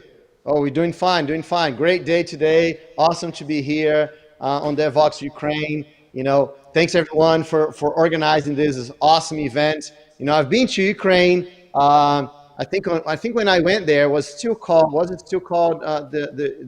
Java Day in Ukraine? I think it was, right? But you know, I'd love to be here with you. I wish I could be there, right, in Ukraine, We doing wish this there because too. it's such an awesome, yeah, such an awesome experience to be there with you. So thank everyone for inviting me again to be here. Yeah, thank you so much for supporting our event and giving a talk and participating in the round table. So I will not steal more time from your presentation. So the mic is yours. Please start. Okay. All right. Awesome. So let's get going with this. So let me just kind of adjust this thing here. All right. So basically, you know, we're talking here about you know, learning faster, right? So let me show this here for you, right? So that's the idea. A lot of people want to learn faster, right? So that's what we want. We want to learn faster, right? To be better, right? To be a better developer, right? So that's kind of the idea. Want to learn faster to be a better developer. But the reason why we want to do this is because we're going to get more results, right? And I think that it's really important that we have to think about what results all about, right? And the one thing I want to show you guys here is that really, for you to learn faster, for you to be a better developer, better professional, and for you to get more results, it's all about the skills, right? So that is the topic that we're going to talk about today. So we're going to talk about those four things here. And one thing that I want you to think about is that we, right, developers, technical people, we tend to be, you know, Java developers in particular, right, to be aficionados, right? Maybe about learning, right? You know, we want to learn everything. We're going to learn new technologies. We're going to learn new frameworks. We're going to learn new languages. We're going to learn, you know, all the new version of Java, right? We're going to learn. So that's why when we talk about, you know, learn faster, right? So we're going to talk about learning faster. Oh man, so I can learn faster. And then if I can learn faster, that's awesome because I can learn more things, right? But you know, at the same time, we do understand that learning is not the objective, right? You know, think about it. How many times have you bought, you know, a book, right? Or how many times have you bought a training online, right? And you never even opened the book, you never even read it, or you never accessed the training that you bought, right? You know, we fictional about learning, but we understand that just learning is not enough, right? Another thing, how many of you put, you know, how many all the books you read on your resume? Right, that's not what you put in your resume. You don't put what you read. You don't put your train. Maybe one or another, but usually you don't put all your trains that you took. You don't put all the videos that you watched on your curriculum, right? What is it you do? You usually put your experience, right? You put your. It's not about learning. It's about your experience, right? And so the one thing that I want to discuss here is right is actually, you know, experience. Doing things, right, is the only way for us to get skills. And I think this is really important because we tend to forget that, right? We know that the most important thing is not learning, is experience. But we kind of mix things up by thinking that, you know, the more I learn, the more experience I have. And that is not true, right? It's not about learning. It's about creating the right skills, right? And so because the skills is so important, we understand how do we acquire skills, right? What is the real way to acquire skills? And so let me just kind of see here, because one thing that I really would love to do is, you know, if you're watching here, really would love to do to see if you have any questions, right? So I want to make this very, very interactive. So I'm just going to go to the chat here. So if you're watching me here, I can see the chat at the I think we are on track 1, right? So I'm at the chat on track 1. So if you can go and ask questions there, so we can make this very, very interactive. It's not about what I have to say, it's about what is your challenge that you're facing right now that I can help you out, right?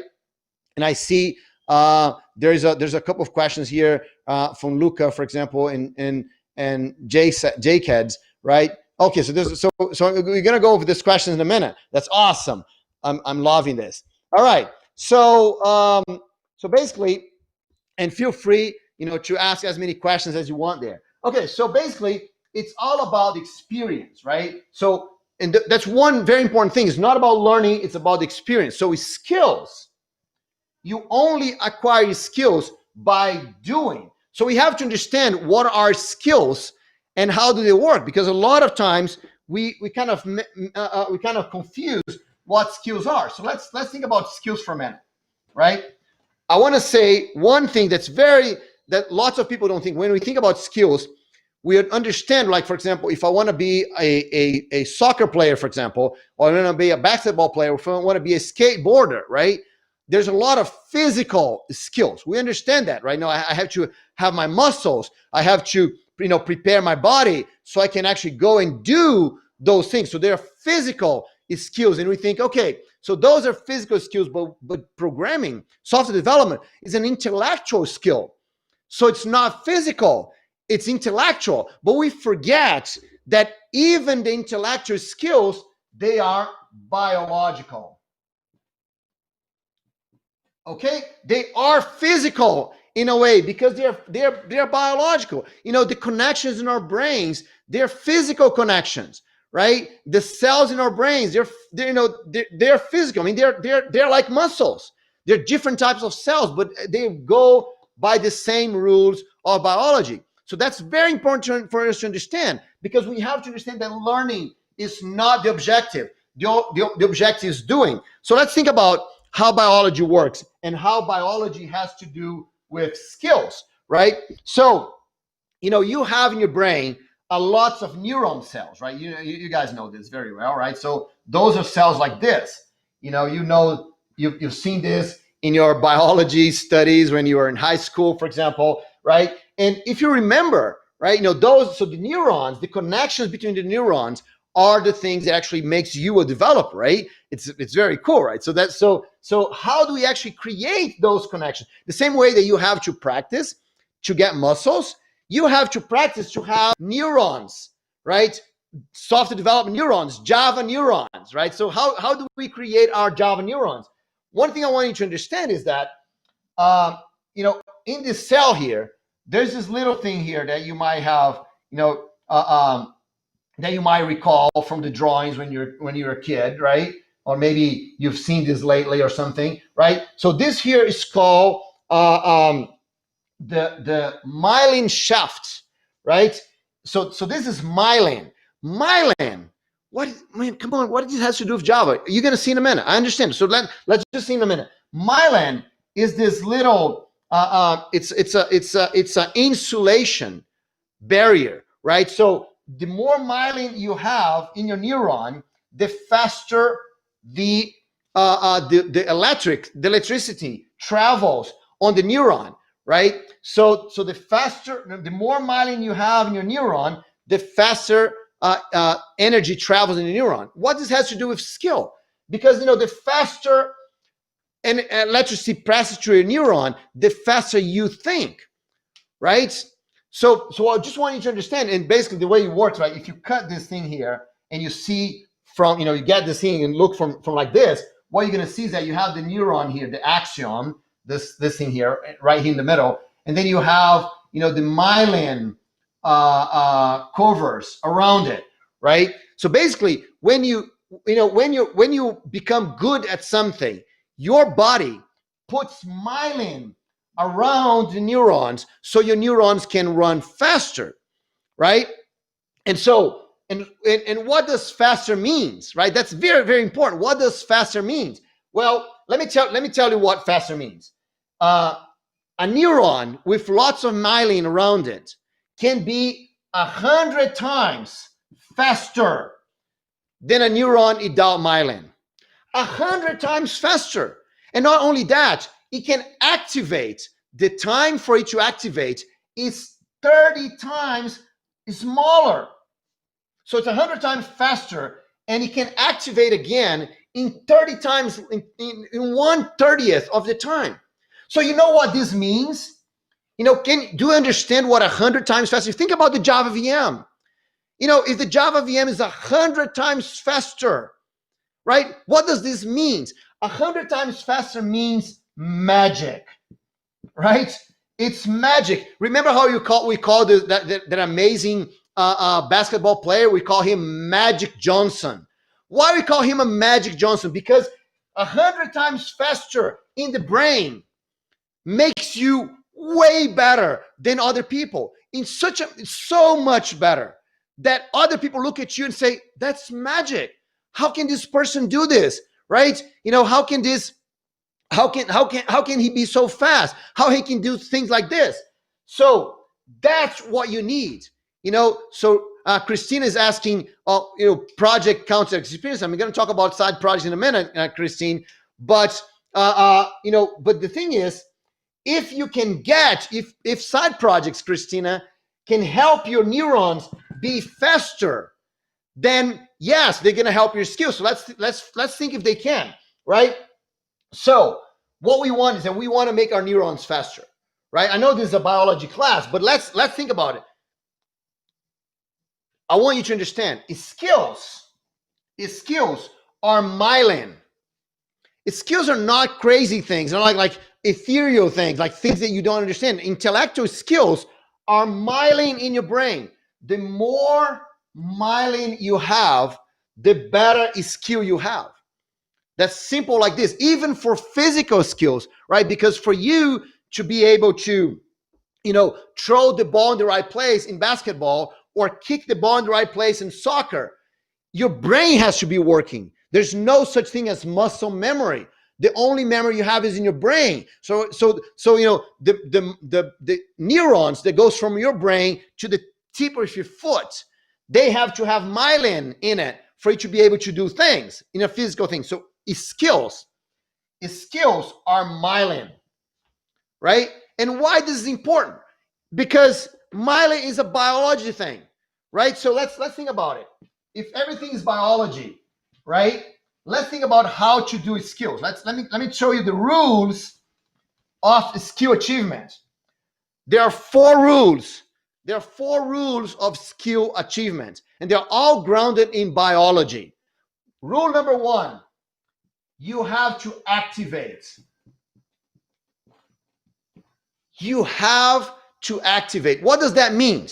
I can't get stronger. Let's say my muscle, right? I can't, do push-ups with this arm here and my other arm will going to be magically strong. That's not going to happen. The only muscles in my body that will get stronger are the ones that I activate. So if I want a muscle to get stronger, I have to activate the muscle. That's biology. You can't force in your brain like, muscle, get stronger. You can't do that. You have to activate the muscle for it to get stronger. It's the same thing with your brain. You can't get a neuron to be faster. You can't put myelin in a neuron.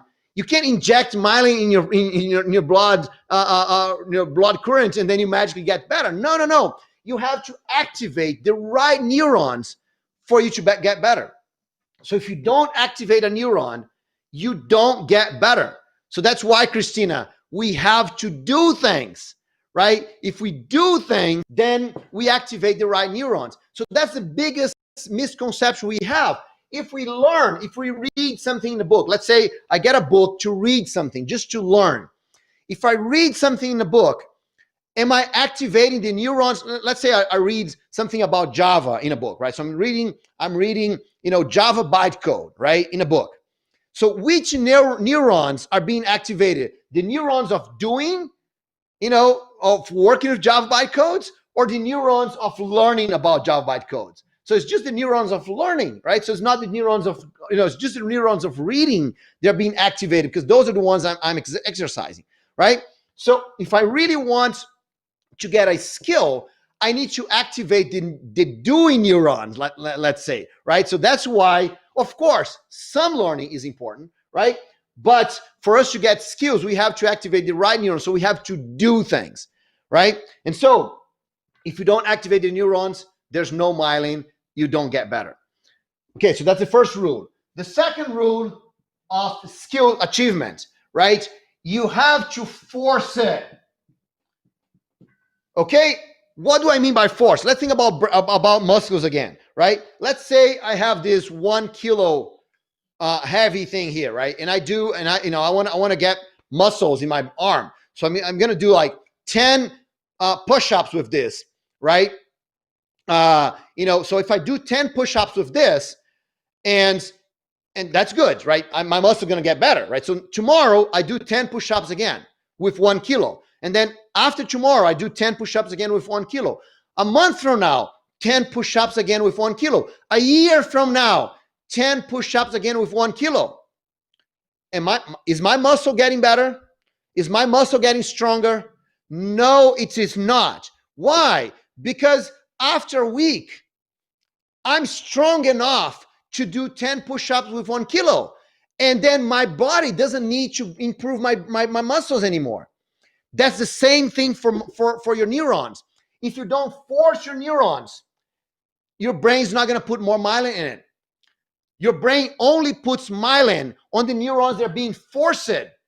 No forcing the neurons, no myelin. So how do you know how to force a neuron?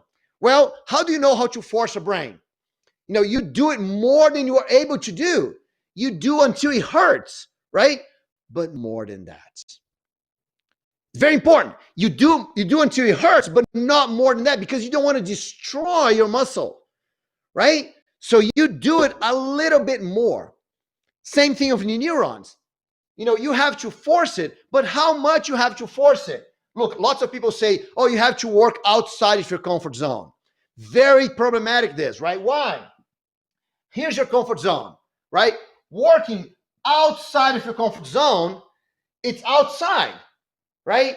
And then, when you work outside of your comfort zone, you make a lot of mistakes, right? So if you make too many mistakes, like it's destroying your brain, if you make too many mistakes, that's forcing too much, right? So for us, we wanna work on the edge of our comfort zone, right? This is the comfort zone, right? We want to work on the edge of our comfort zone. How do we know we're working on the edge of a comfort zone? We are making mistakes. Mistakes, right? If we're making mistakes, we are working on the edge of our comfort zone. Now, if we have no idea what we're doing, if we're getting everything wrong, we are complete outside of the comfort zone, and that's actually prejudicial, right? So like pushing your muscle too far. But if you want to improve, you have to work a little on the edge of your comfort zone. You have to make mistakes. If everything you're doing is always right, you never make mistakes, then you're in a comfort zone, right? So you have to make mistakes, a little bit of mistakes, but not completely wrong, okay? So that's the idea. So basically, that's forcing. It's working on the edge of our comfort zone. Make sense? So if you don't force, your body is not going to put myelin around your neurons, and then you're not going to get better. So you have to activate the neurons, but activate them stronger than the easy part. You have to have difficulty of doing it. If you don't have difficulty of doing, then you're not improving. All right. Now the third lesson about the third lesson, or the third the third rule, right? Those are rules. The third rule about skill acquisition, right? It has to be frequent. Okay? Right? You have to do it continuously. right? So actually continuous could be a better word. We have to do continuously. Continuously, right? You have to do continuously. What do I mean by doing continuously? Look, let's go back to our muscle again, right? We go to our muscles and we say, okay, I don't have time to do 1 hour of exercise every day. So what I'm going to do is I'm going to wait to the end of the month, and once a month I'm going to go to the gym and I'm going to do 30 hours of exercise at once a month. Will that work?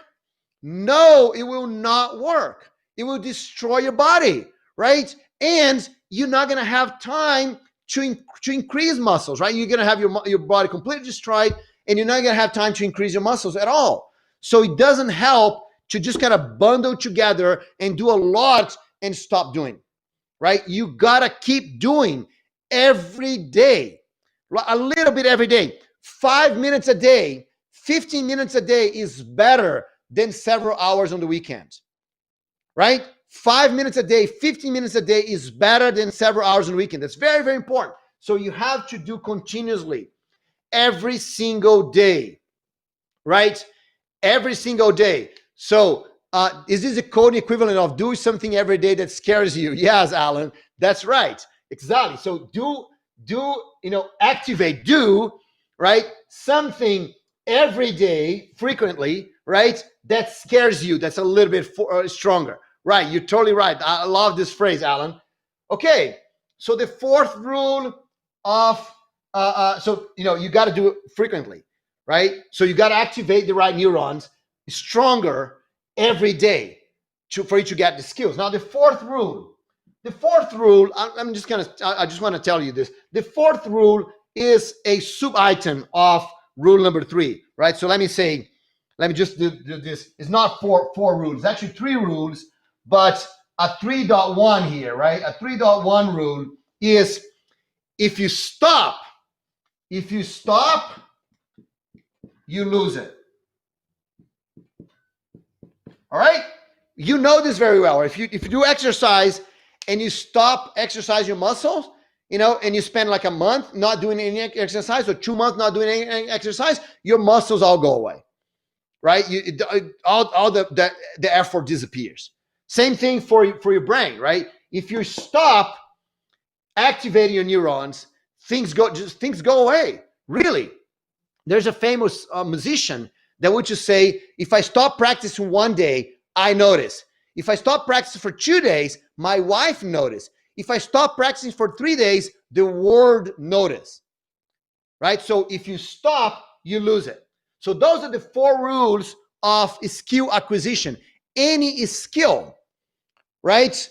You have to apply this. So let's answer some questions here, right? So Christina says mind blowing. So thanks a lot, Christina. Awesome. So think about those 4 rules to acquire skills. It's not about learning. It's about skills. So now let's answer some questions here. So Christina asked, do side projects count as experience, right? Do they help us get skills? So if you do a side project, does it activate your neurons of doing? Yes, it does. Does it forces you? It depends on the project. If you're doing a very easy project, then it doesn't help. Okay, but it's doing a project that's hard, right? Yes, it does forces you. Do you run your side projects for 15 minutes, for 1 hour, for 5 minutes every single day? Christina, if you do this every single day, yes, it helps you, right? So yes, and of course, if you're doing a project, you're not stopping training, right? So basically, yeah, so the 3 rules, remember, those are the 3 rules of skill acquisition, right? So if your project helps you to do that, Christina, yes, it solves you, right? Let me see here. What else? What other question I can answer right now? Mean by learning back end, by trying practice things that you learn it, might help you get the direction skills, isn't it? Yes, exactly, right? If you apply, if you try to look, let me tell you one thing. Let me tell you a story here, right? My friend Oleg, that's here, organized this event, right? Oleg gave me a gift, right? For me, I'm part of the event, so he sent me a gift. He sent me a new video game, right? for me to play on the PlayStation or Nintendo. I don't even know which one I'm going to play on. But he sent me a new game. So right after this talk here, I'm going to go, I'm very excited about this new game. It looks like an awesome game. I'm very, very excited. So what I'm going to do, right after I finish this talk here, I'm going to go and I'm going to read the manual. Right? Is that what I'm going to do? I'm going to read the manual? No way, right? No one's going to read the manual. What I'm going to do, I'm going to go play the game. Look, that's the same thing if you want to do back end, or you want to do anything about Java, or you want to do anything, cloud computing, or anything you want to do. It's not about reading the manual.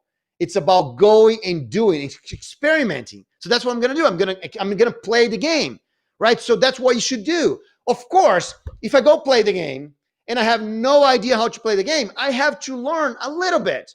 Well, what are the commands, right? And then I can start.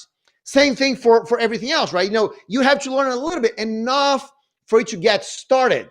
Once you get started, then you can learn more, because now you're doing something, and now you're activating your neurons. Now you're forcing yourself to try to solve the problems. You're making mistakes, right? Because you're trying to learn.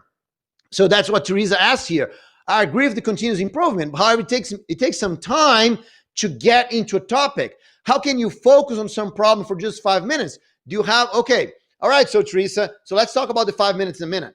But very important, right? Of course, it takes some time for you to get into a topic, right? It takes some time for you to learn something enough, but it's just a little bit of time, right? A lot of people, they want to read the whole book, right? Or they want to learn everything about Java, or they want to learn everything about containers to start doing anything. No. You start doing first, and then you figure out what is the next step. You do enough to figure out the next step. All right? We do enough to figure out the next step. Teresa, I'm going to leave the 5 minutes here for a minute, all right? Because I want to talk about other things first before I come back to the 5 minutes part. All right. So let me go answer some more questions here. That's all I want, right? I want to answer as many questions as I want, as you want to ask me. So people who start coding late in their age, over 40, right? They're late for programming. No, Luca, that's a good question. No, why? Because even after you're over 40, you can still grow neurons. That's an awesome thing. Your brain is very plastic, right? And so you can grow myelin. Myelin grows in your brain until you die, right? Until you die, you're still growing myelin in your brain. So you can put myelin in the right neurons. Doesn't matter what age you are. So yes, Luca, it's totally okay to start after 40, right? That's not a problem.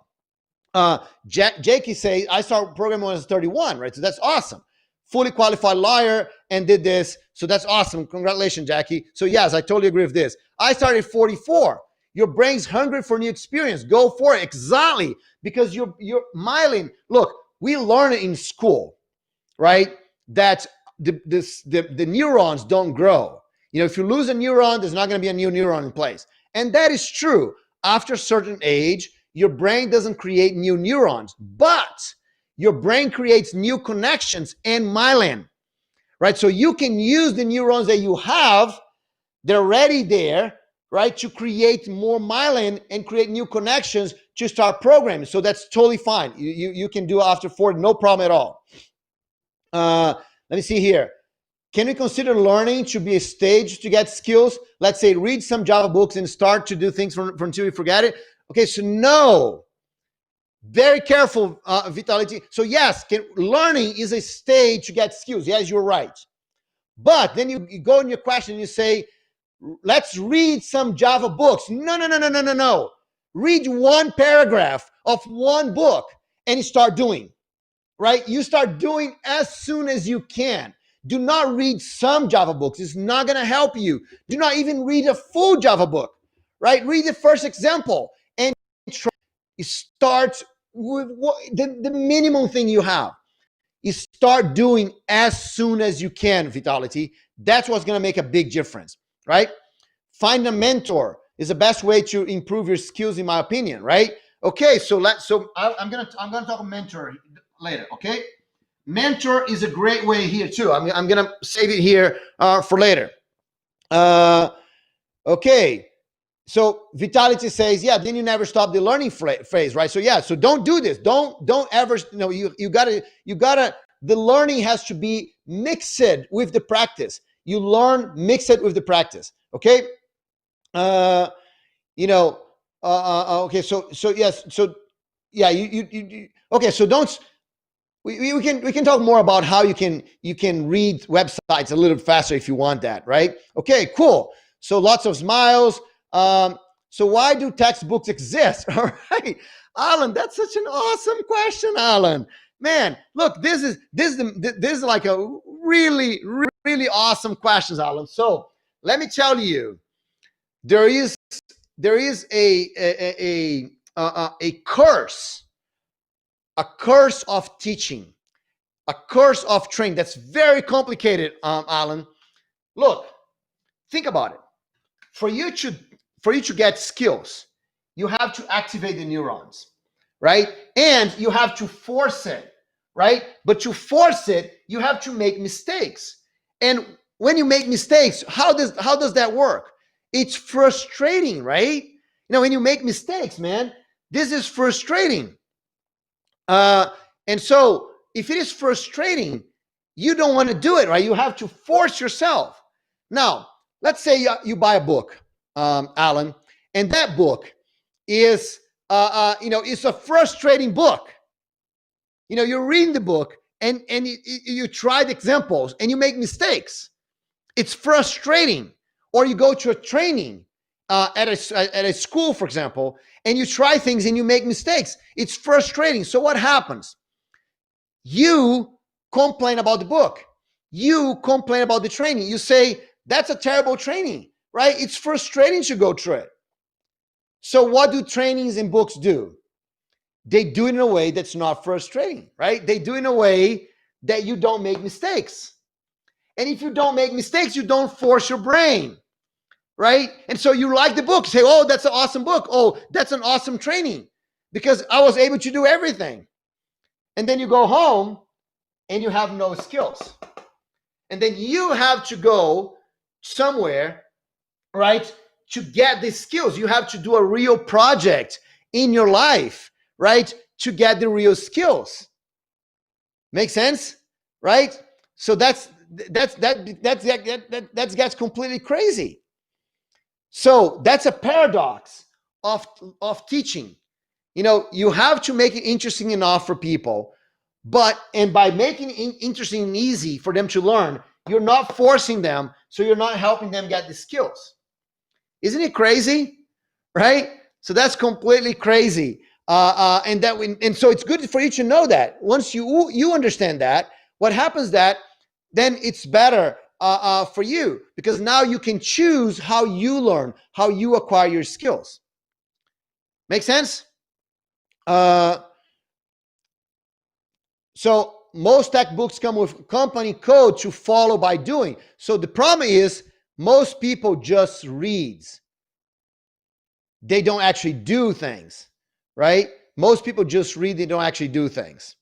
All right, so that is complicated. Okay? So that's very important that you go and do things. All right? So let me ask one thing. For me, it looks like there's a delay on the stream. Can you guys still hear me well and see me well? No problem. I'm just gonna continue here because for me it looks like the whole video is kind of slow motion here for me. All right. So bottom says how you don't forget what you learn it, right? If you're not working with it, so that's the biggest problem. Bodan, you gotta keep doing. You gotta keep insisting, right? You gotta keep working on it. If you stop working on it, you're gonna lose it. Rule 3.1: you stop, you lose it. So you can't stop. You have okay, all cool. All right, thanks, Luca. Thanks, Christina. All right, so if you stop, you lose it, right? So don't stop, right? You got to be refreshing everything. All right, okay, awesome. So how do we refresh things, right? Okay, we're here loud and clear. Okay, I talk very loud, right? So maybe you have to turn down the volume a little.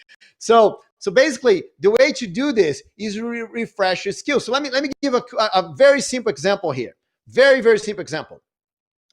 Most musicians, when they start practicing, right, what is that they do? The first thing they do in the practice, when they're going to play the piano, when they play guitar or play the piano, the first thing they do, they play a song that they're familiar with. A lot of them, they love this one they love, so they play that. When you play something that you're familiar with, what do? You activate the right neurons, right? You activate the neurons. You poof, your brain kind of flashes on the right neurons. And when your brain flashes on the right neurons, you activate them, right? And you activate them, you refresh the pathways. You refresh everything. So that's a good thing, right? So that's why we do code katas, for example. You know, when you're going to start practicing, a easy way for you to do a little code kata. Refresh your brain. Refresh the fundamentals, right? You know, that's why it's important for us to do code katas, right? Because then we refresh the for loops and refresh the language features, and we refresh, the collections, right? Because then it flashes our brain. We activate the right neurons. Don't forget, right? So that's an awesome way to do that, right? So do you know learn in public? What do you think? Mainly is explain what you're learning to others while you're studying, even if you're a complete beginner. That's awesome, David. That's very, very good. Why? Why this is very good, David? Because when you explain when you're reading something, when you're just learning and reading something or watching a video or watching a class, right? You are activating the neurons of watching. You're activating the neurons of reading. You're activating the neurons, a little bit of the neurons of the learning too, right? Of the doing, a little bit, but not much.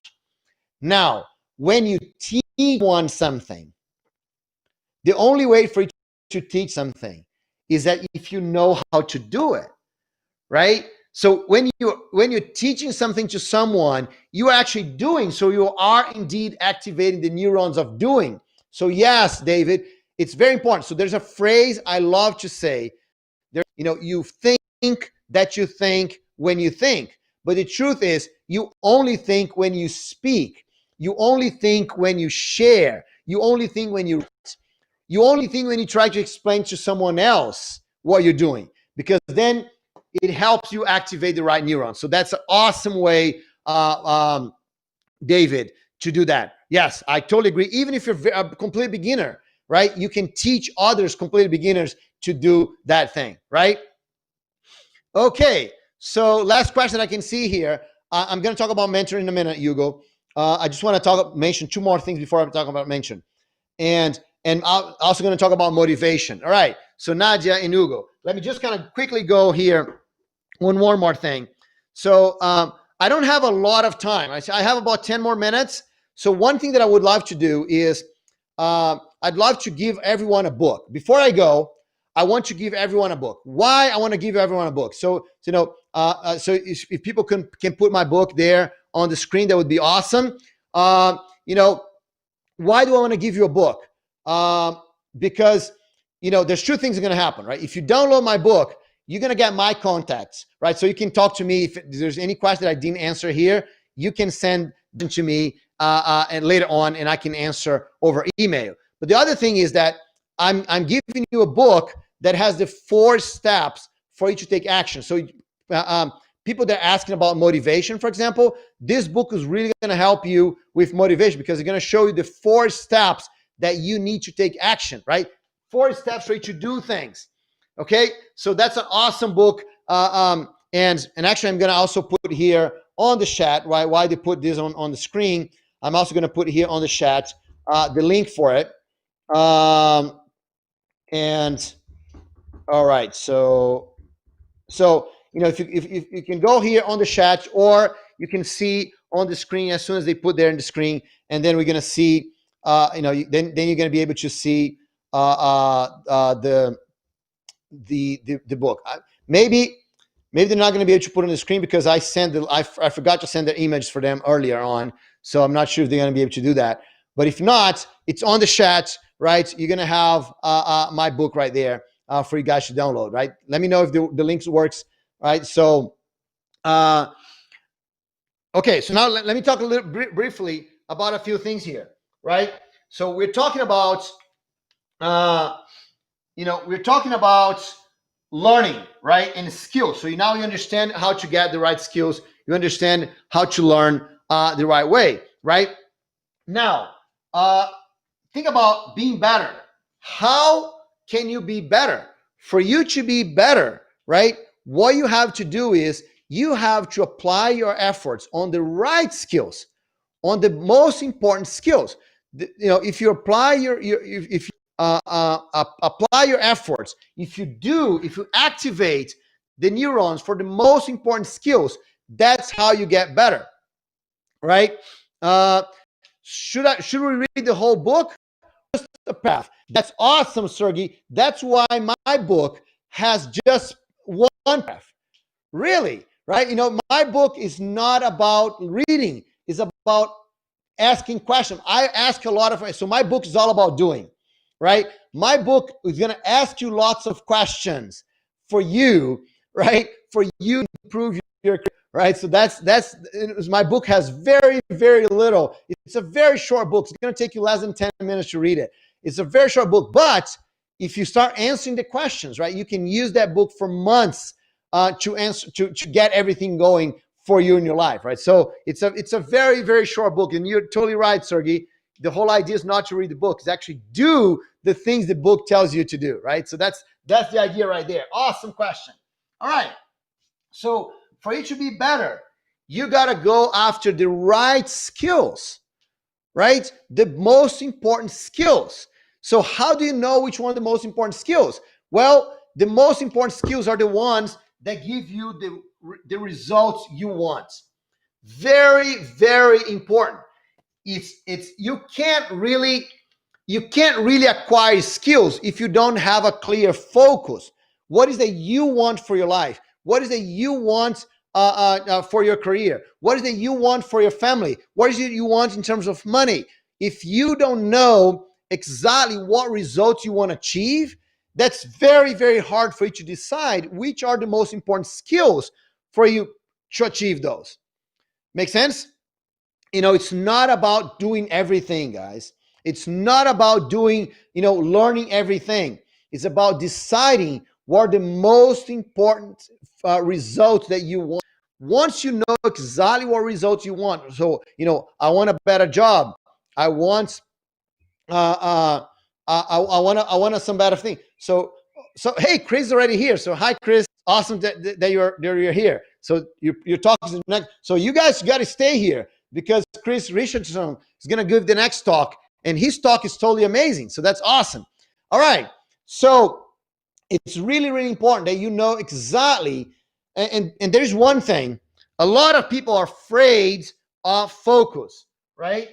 A lot of people are afraid of focus. Why they are afraid of focus? For one thing, it's very scary, right? It's what we call FOMO. FOMO. FOMO is the fear of missing out. The fear of missing out.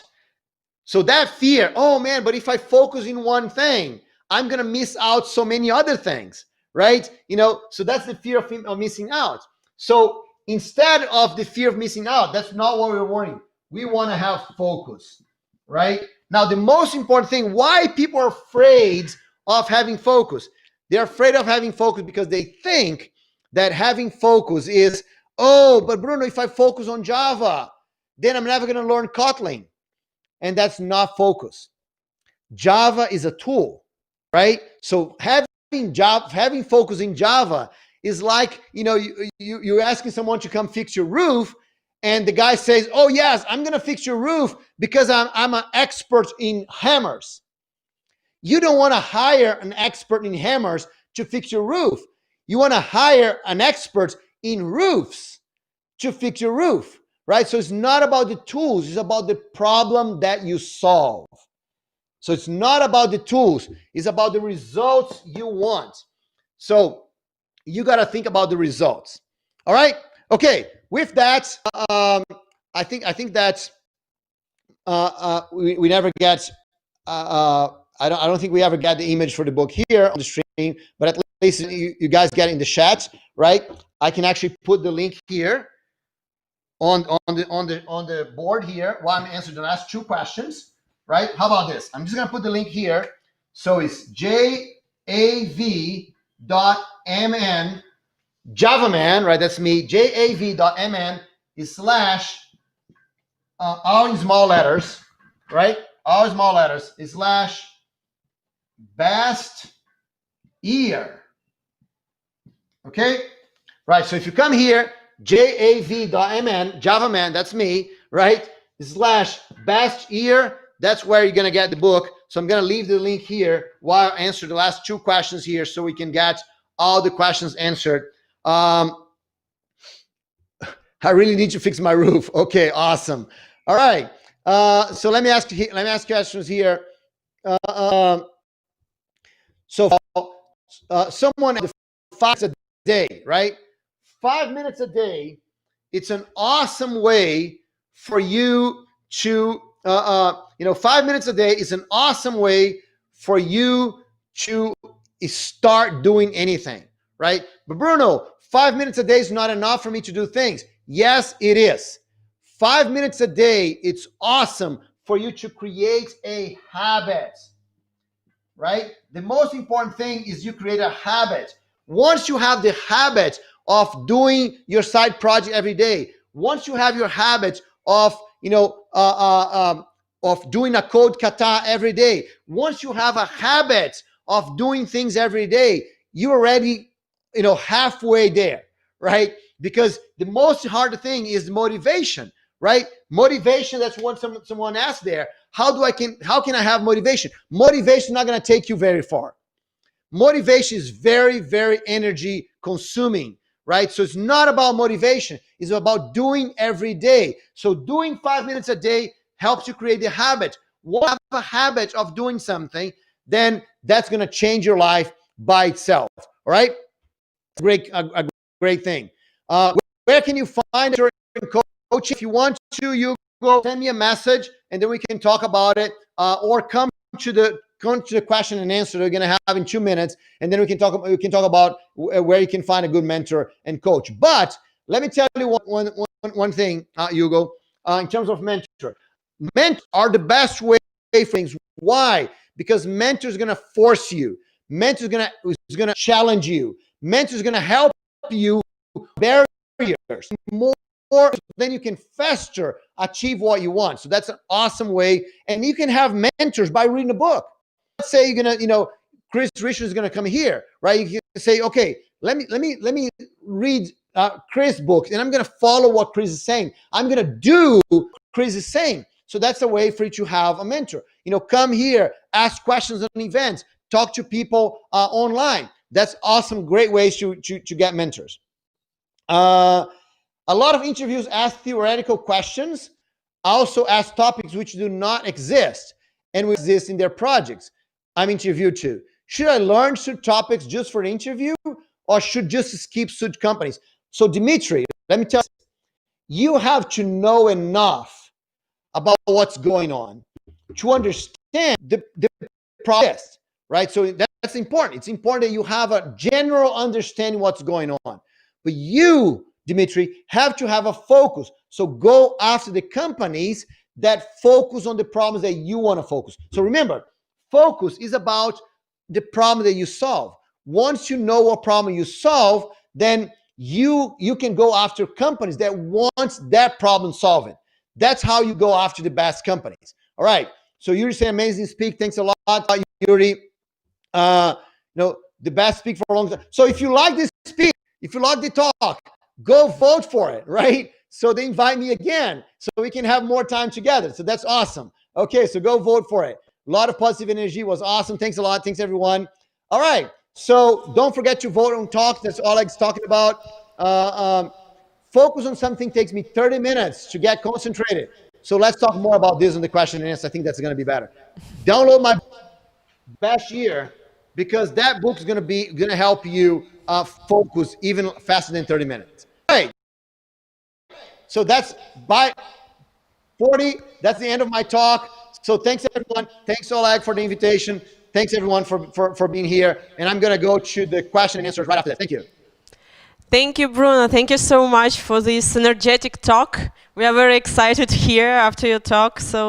And dear participants, the link to the book is published in the chat, and we will publish it once again now. So yeah, go download it and follow the Bruno's advices. Yeah, thank you so much, and please join the Q&A Zoom room and have more discussions and more questions to Bruno. Thank you. Thanks Thank everyone. You so much. It was awesome. Thanks for the opportunity, and thanks for running this awesome event that you guys are doing. Keep doing it. Thanks a lot. Thank you. Thank you. See you next year. Yeah, dear participants, and in a minute we will have a presentation from our platinum partner, EPAM company.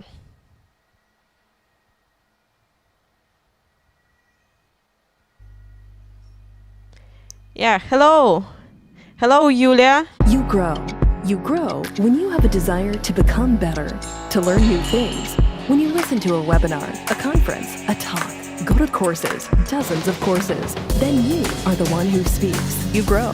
You grow when you get up to speed, when you focus on your work, on your customer, on your team. Then you become a part of something big.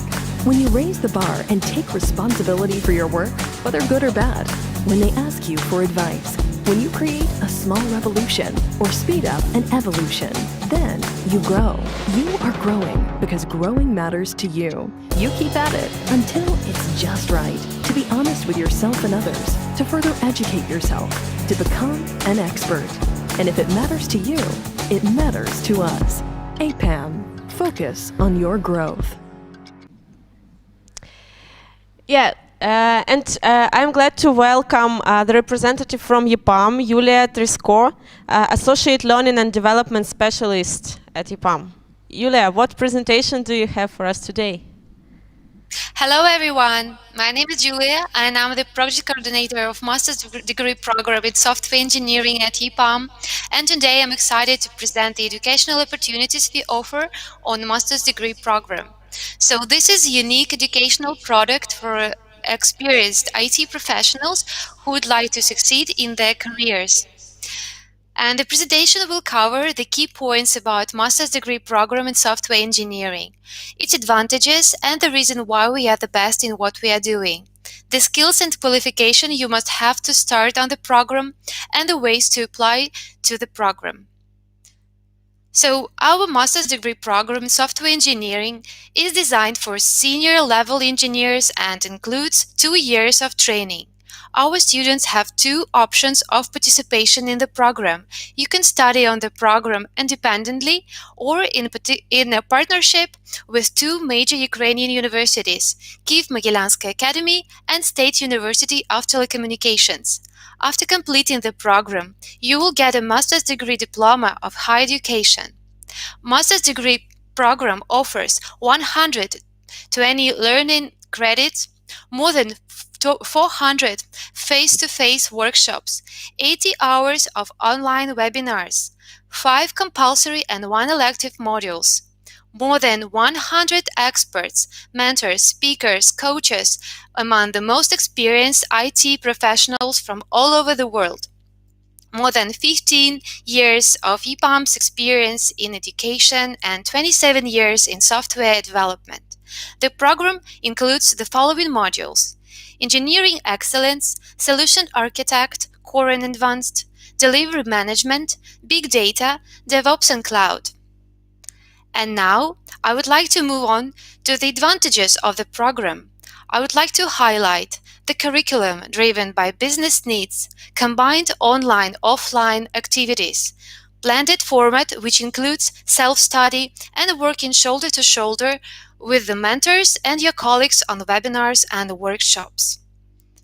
Integration with the best educational practices in the world, best lectures from business and science.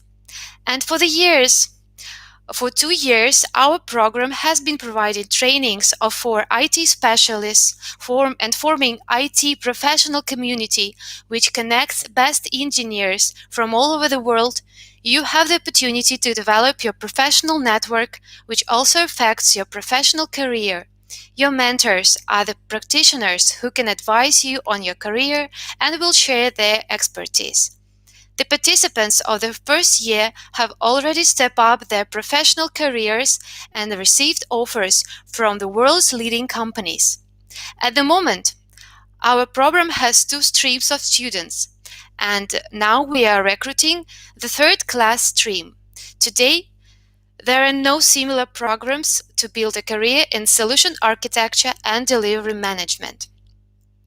And the most important skills you need to succeed are 3 years plus of experience in IT development, working with one of the programming languages Java, JavaScript, .NET, and others, basic business toolkit, English level B2 plus, soft skills like leadership, efficient business, customer-focused communication.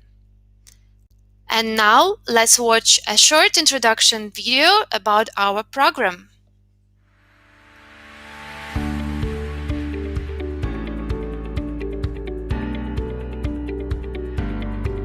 We training tens of thousands of people per year, and this year we also decided to bring some of the program externally. We're running graduated master program for software engineering.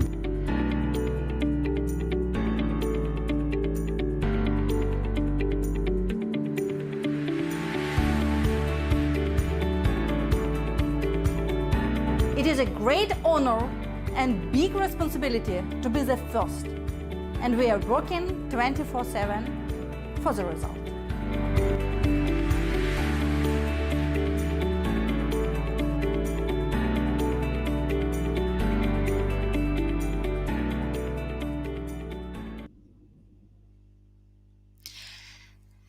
The next start date of Master's Degree Program in Software Engineering is September 1st, 2021. Please send your applications now and you will be contacted right away by our representative. You'll be advised the next steps and get the answers to all your questions. The estimated deadline is May 1st, 2021. Here you see the QR code to the program page. Please scan the QR code and register. Also, you can find the link to the MSDP page on your participant account of the conference. Throughout the program, we have received thousands of applications, but only the best candidates who have been qualified according to their professional level got the opportunity to study. Don't miss your chance to change your future, get new opportunities, and improve your career. Get unique knowledge from top managers and experienced leaders. Hurry up and register and get your seat on the program. The link to our program is also in chat. So learn, grow, be excellent with Master's Degree Program in Software Engineering at EPAM. So thank you for your attention. Thank you, Yulia, for this presentation. Thank you for this exciting master degree program. It's really cool and interesting for growing their future architectures and engineering elite, as your video says. So thank you once again to EPAM for such a program. And dear participants, just will remind you that you can find the link to application form to this master degree program at the personal page under the EPAM section. Yeah, and just in a few minutes, we will start our last keynote of the Devoxx Ukraine from Chris Richardson. So stay with us and enjoy the last talk at Devoxx Ukraine.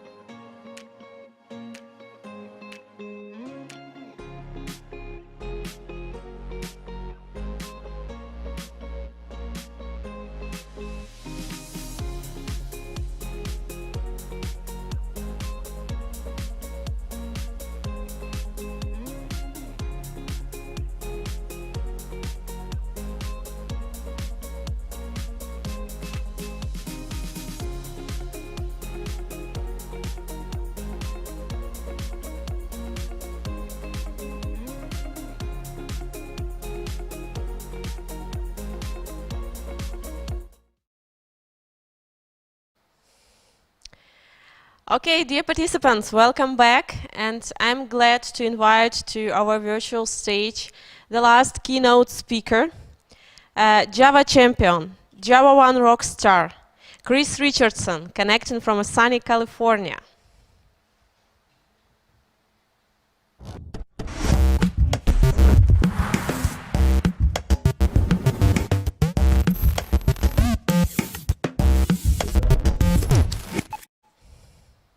And yeah, so it's a beautiful sunny day, and they just announced the results of the election, so I'm super happy.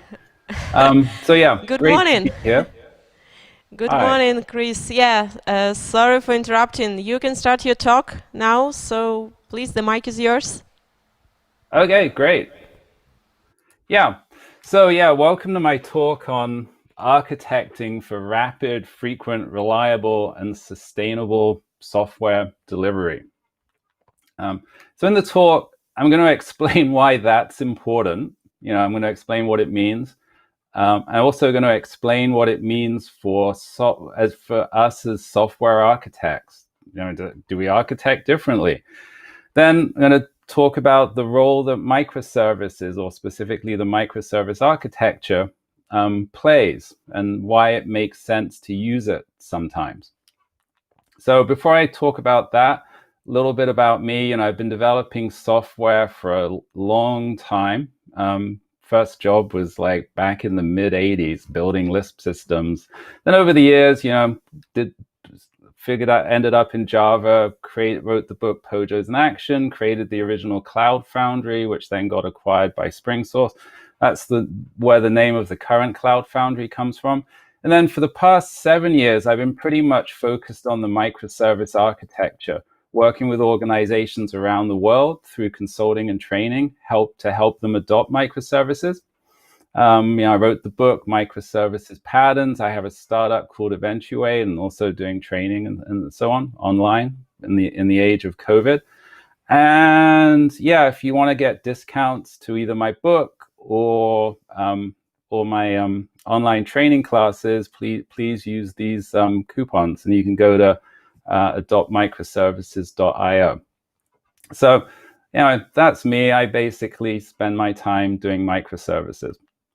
So talk agenda is as follows. I'm going to begin by dissecting the phrase architecting for rapid, frequent, reliable, and sustainable delivery of software.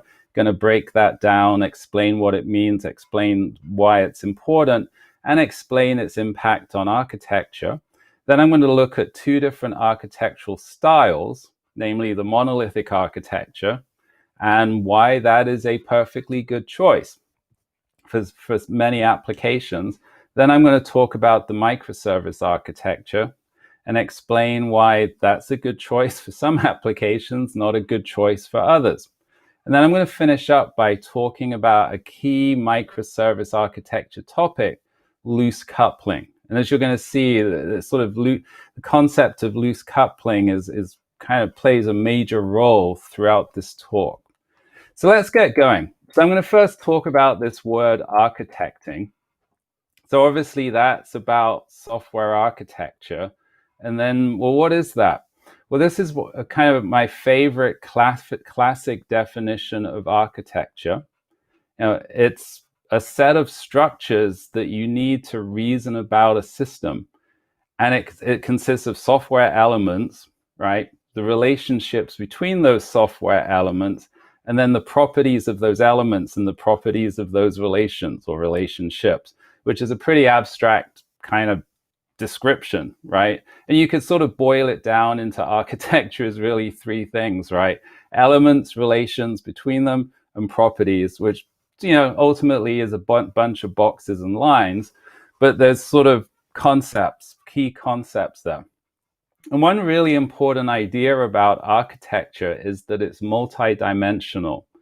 So if you think about a building, right, it could be, say, a house or a high-rise building, there's actually many different facets to the architecture. So there's the structural aspects. If it's a high-rise, that's the concrete and steel. So there's a whole group of engineers who look at it from that perspective. But then there's the electrical architecture, the plumbing, the mechanical, so on and so forth. So there's actually all these different perspectives that you can have on architecture. And each one of those perspectives is kind of a view, which itself is really a collection of elements, relations, and properties. And what those specific elements are and the specific relations depends very much on your perspective. So let's make this concrete. So, let's say we're all Java developers, right? So what does that mean? So it means that what we do is create Java classes, organize them into packages. And so from an architectural point of view, what matters there are the elements are the classes, the packages, the relationships are the arrangement of classes into those packages, and then also the dependencies between those packages. So that's sort of what I'm going to call the logical view of architecture. So that's good, and we can focus on that, and it's quite important. But then there's the deployment view of architecture, which actually is all concerned with taking our classes and packages and turning them into code, into something that is running in production. And there's a couple of concepts there. You have modules, which in Java would be jar files. And then there are components, which are a collection of modules that are executable, deployable units. And so there's this issue, it's like, what is the nature of that architecture, the deployment architecture, which actually includes the deployment pipeline, the automated process that takes our code, builds it, tests it, and then finally deploys it into production. And when we talk about monolithic architectures and microservice architectures, we're really looking at mostly the deployment side of it, which actually leaks back into how we do development. But that's sort of kind of a quick introduction to the sort of concepts of software architecture and how there are multiple perspectives or views on the architecture of the system. So why does this architecture thing matters? Well, if you break down the requirements for an application, there is basically two categories. There are the functional requirements, the stories, the use cases, which, that's all sorts of business logic, right? And then there are the non-functional requirements or ilities or quality attributes, which are things like scalability, security, reliability. And then, some of those are sort of kind of runtime things, but then there's kind of development time things like maintainability, testability, and deployability. Now, it turns out that you can basically implement a given set of functional requirements with almost any architecture. I mean, that's not entirely true, but it's like to just implement some business logic, doesn't matter what architecture you have. But architecture the architecture of the system determines how well it actually meets its quality attributes. It determines how scalable it is, how reliable it is, and so on. So, so architecture is how we achieve the necessary quality attributes.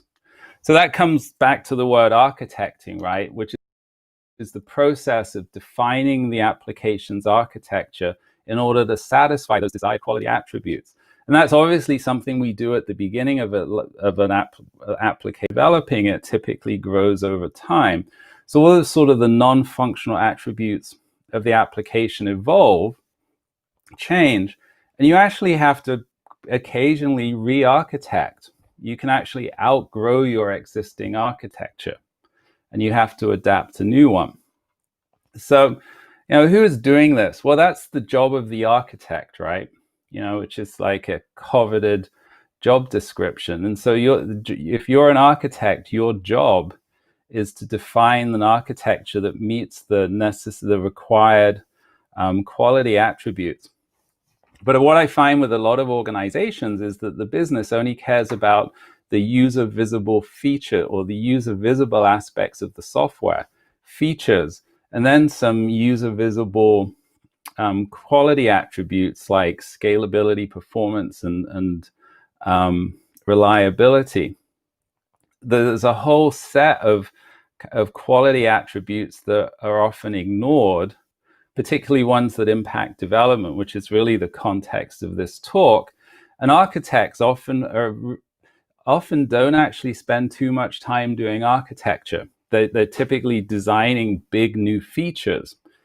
And so what that means is that the quality attributes that aren't visible to the customer are usually neglected. And that's where organizations get into trouble.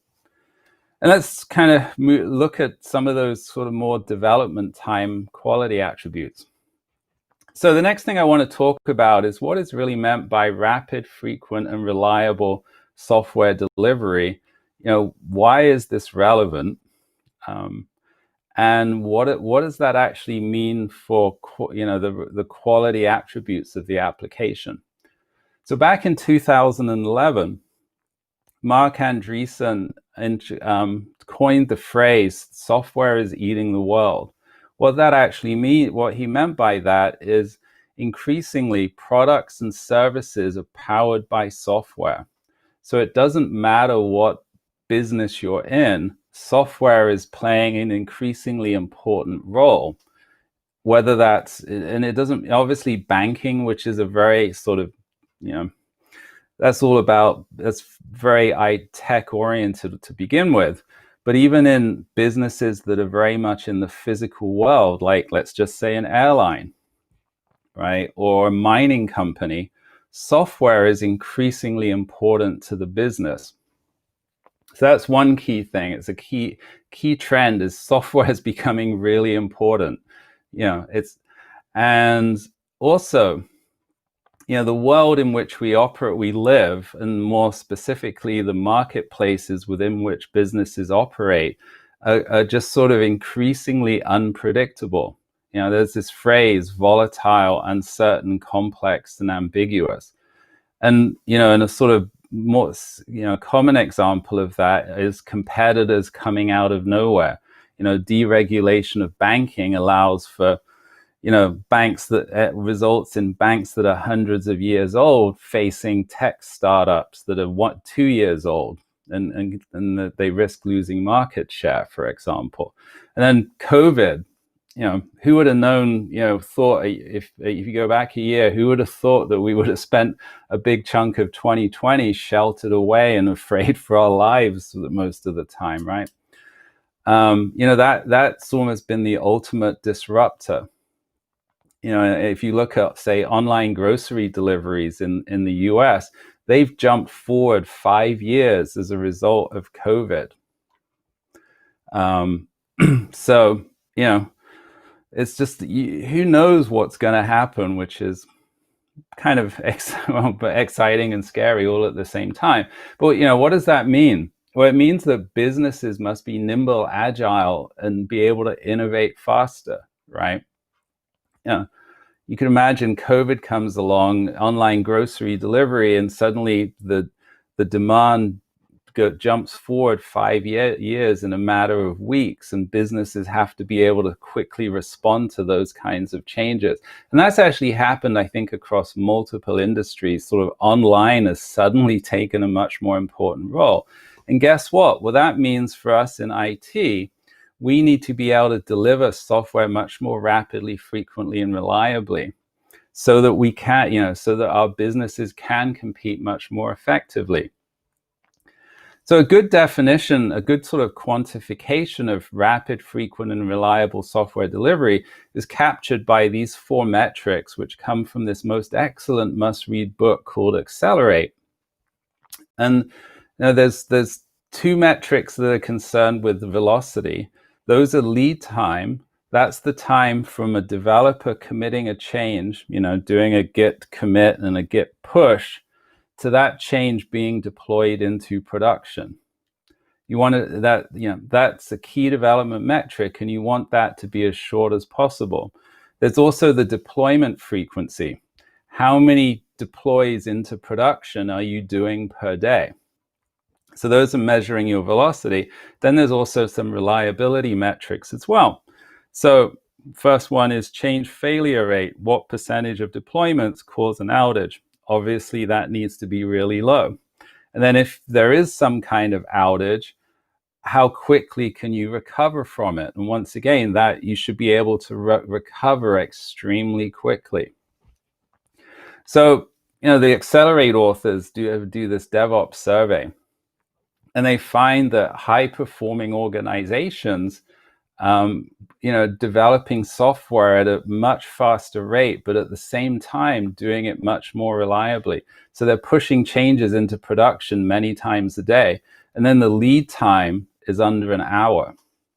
And there's a crazy statistic about Amazon.com, who I think are doing at one point we're doing 130,000 deploys per day, which was like one deploy every 0.6 seconds. So you have massive organization, but a good goal would be each developer commits every day, and that change gets pushed into production. And then these organizations are doing it in a much more reliable way as well. So it's sort of counterintuitive. You think, oh my God, this must be reliable, so we must do it really carefully and slowly and infrequently. And it turns out that it's backwards. If you want to deliver software reliably, then you should be just delivering a constant stream of small incremental updates to your production environment. And of course, it's flowing through an automated deployment pipeline that thoroughly tests it. But that's how you achieve success. And there's a strong correlation between how well you can deliver software and the performance of your business, which is another key finding by the authors of Accelerate. So how do we do this? Well, you have to use what I call the success triangle. In other words, it's a combination of three things. You need to have the right process, which is really DevOps, which embraces continuous delivery and development. And that's really defined by the DevOps handbook. Right? It's a set of principles and practices for delivering software rapidly, frequently, and reliably. You also need to have the right organizational structure, which is a network of small, as in let's just say 5 to 9 people, cross-functional, loosely coupled teams that are empowered to basically take requirements, possibly seek out requirements, and turn them into deployed code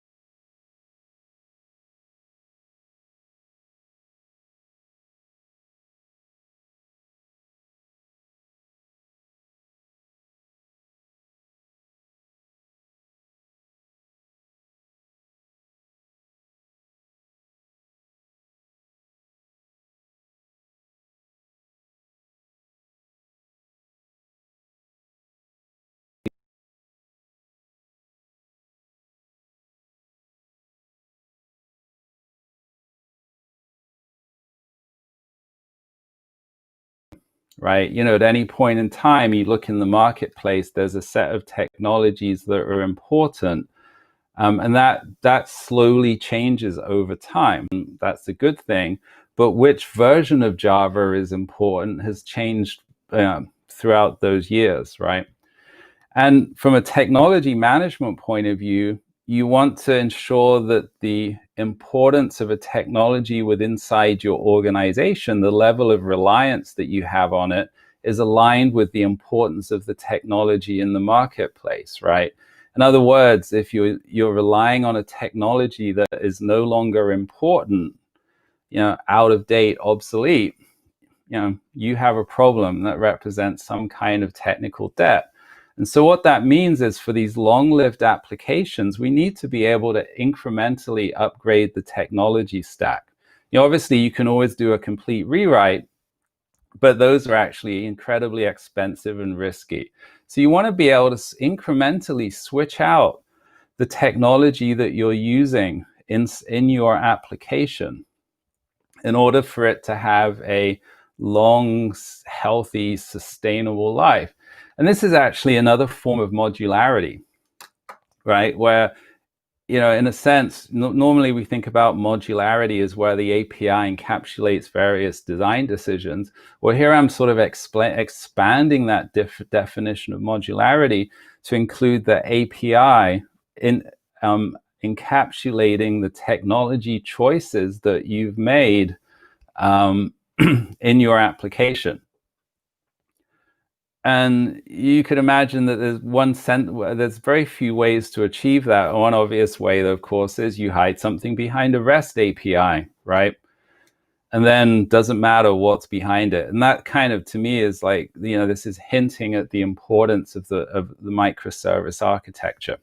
But I'll get to that in a minute. So put all of this together, right? You need an architecture that's loosely coupled and modular, both in the regular way and also sort of in this way that encapsulates technology. And you could also call that evolvability or evolvable as well. Plus, there's a requirement around testability and deployability as well. So that's the architecture that we need for rapid, frequent, reliable delivery of software. So let's look at a couple of choices, right?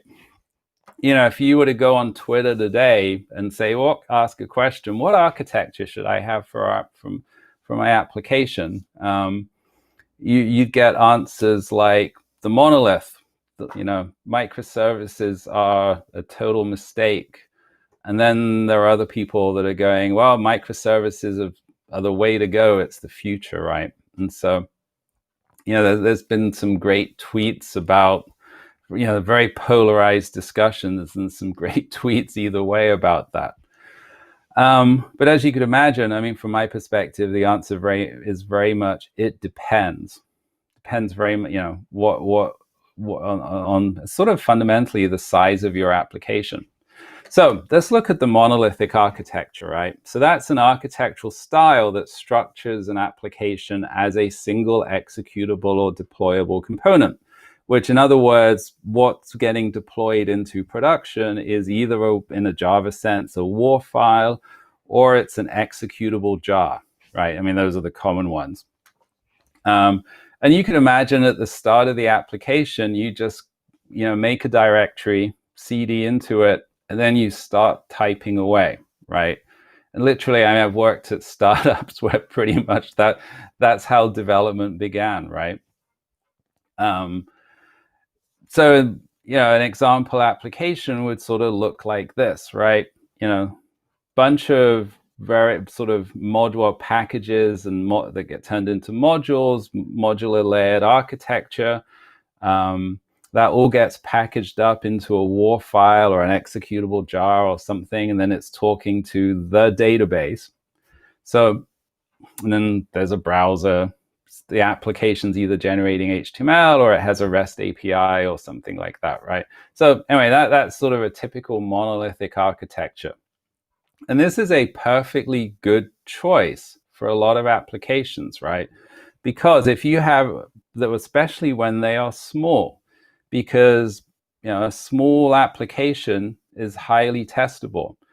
You can test it locally on your laptop. The amount of time it takes to test is relatively short, right? Deploying means just pushing it into production. That's pretty straightforward. It tends to be easy to maintain, right? The code base is kind of small. And then if you design your package structure correctly, it's modular. And it's kind of sort of evolvable in the sense that, well, yeah, you can swap out the technology stack by doing a complete rewrite. But if the application is small, that's not impossible. But the problem that you have is, that's tiny application that maybe it had started off in life as a single, one directory. You just started with make dir, and you've got half a dozen developers. If you're successful, you're likely to end up over time with a large application, right? Many millions of lines of code. I've worked with clients that have had applications where the WAR file itself is measured in gigabytes, right? And then the number of developers you have working on it is measured in the hundreds or thousands. That's the sign of success.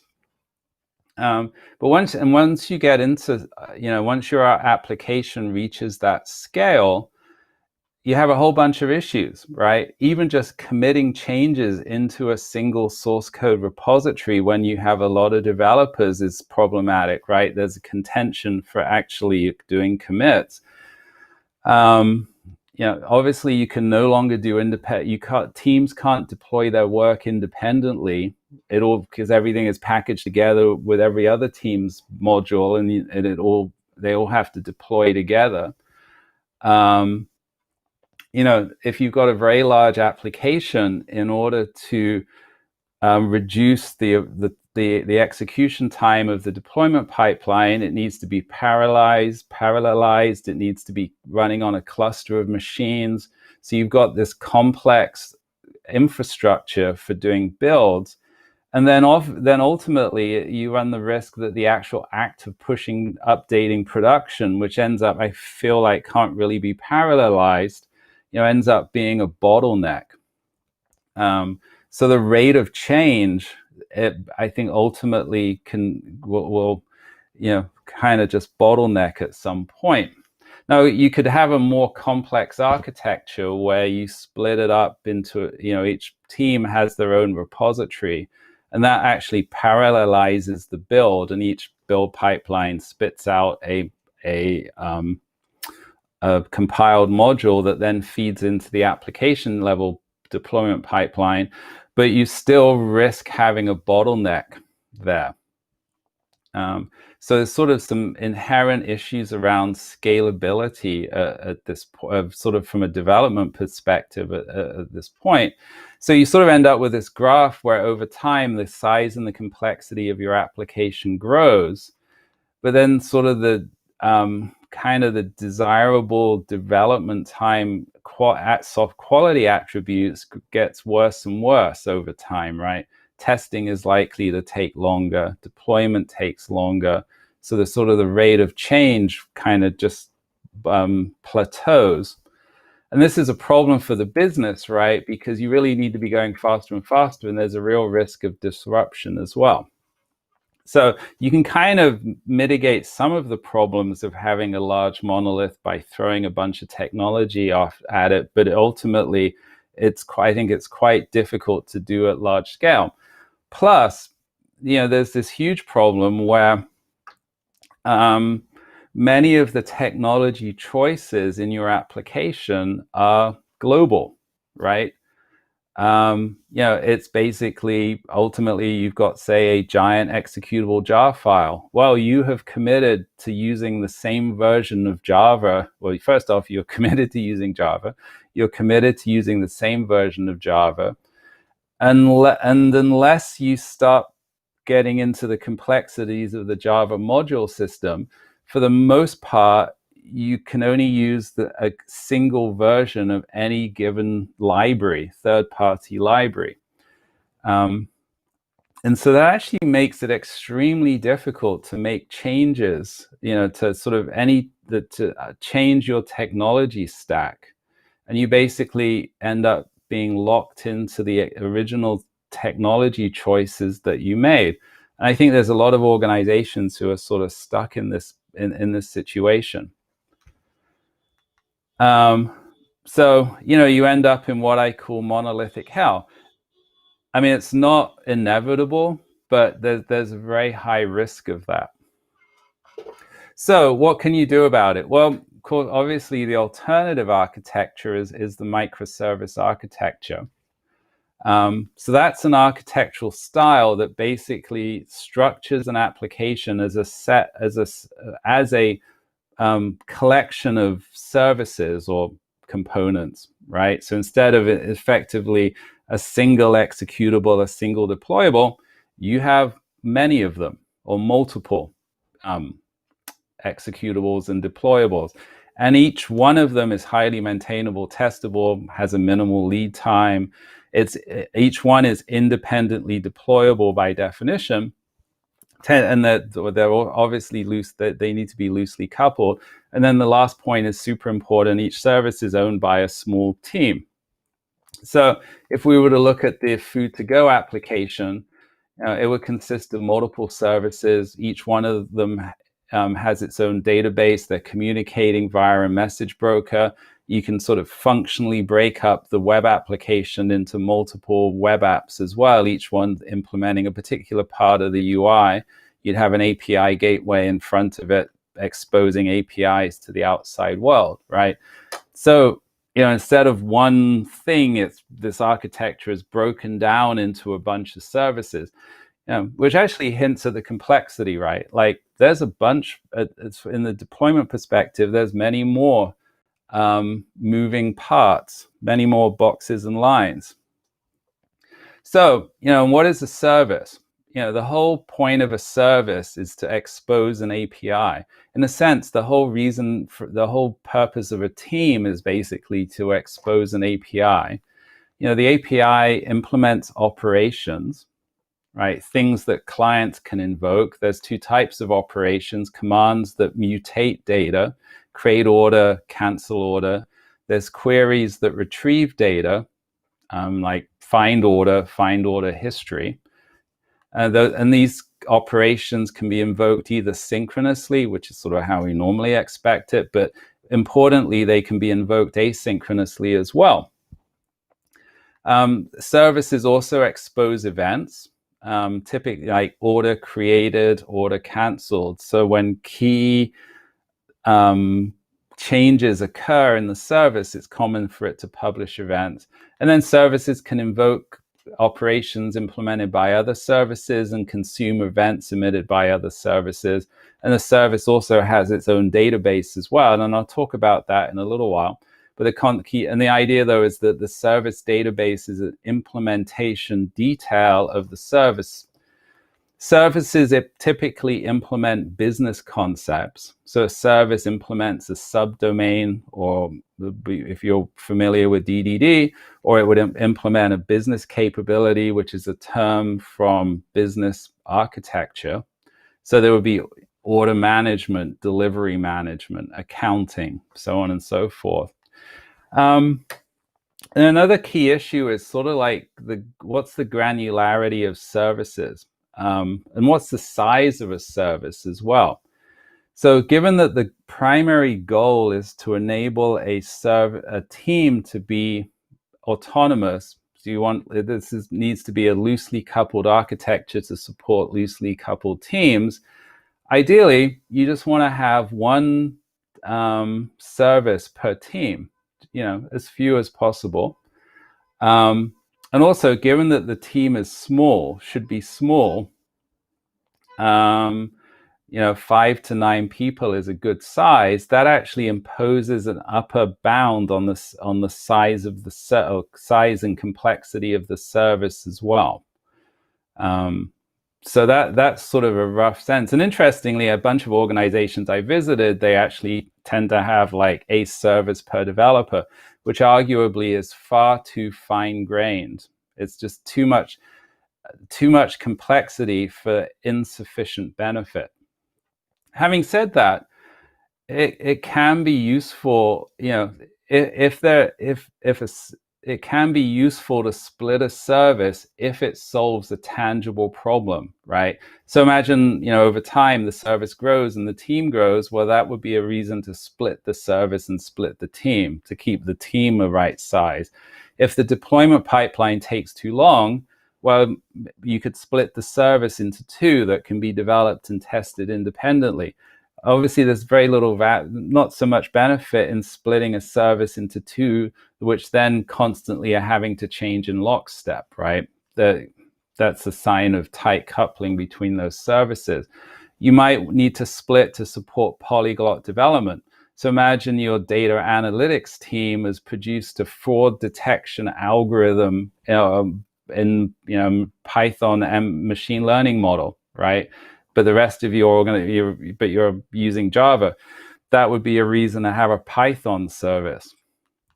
You might want to split for fault tolerance, like high parts of the application that need to be highly available, like the critical path for processing credit card authorizations might be separated from merchant account management, for example. So if I'm working on merchant account management, well, I don't want to impact the credit card authorization logic.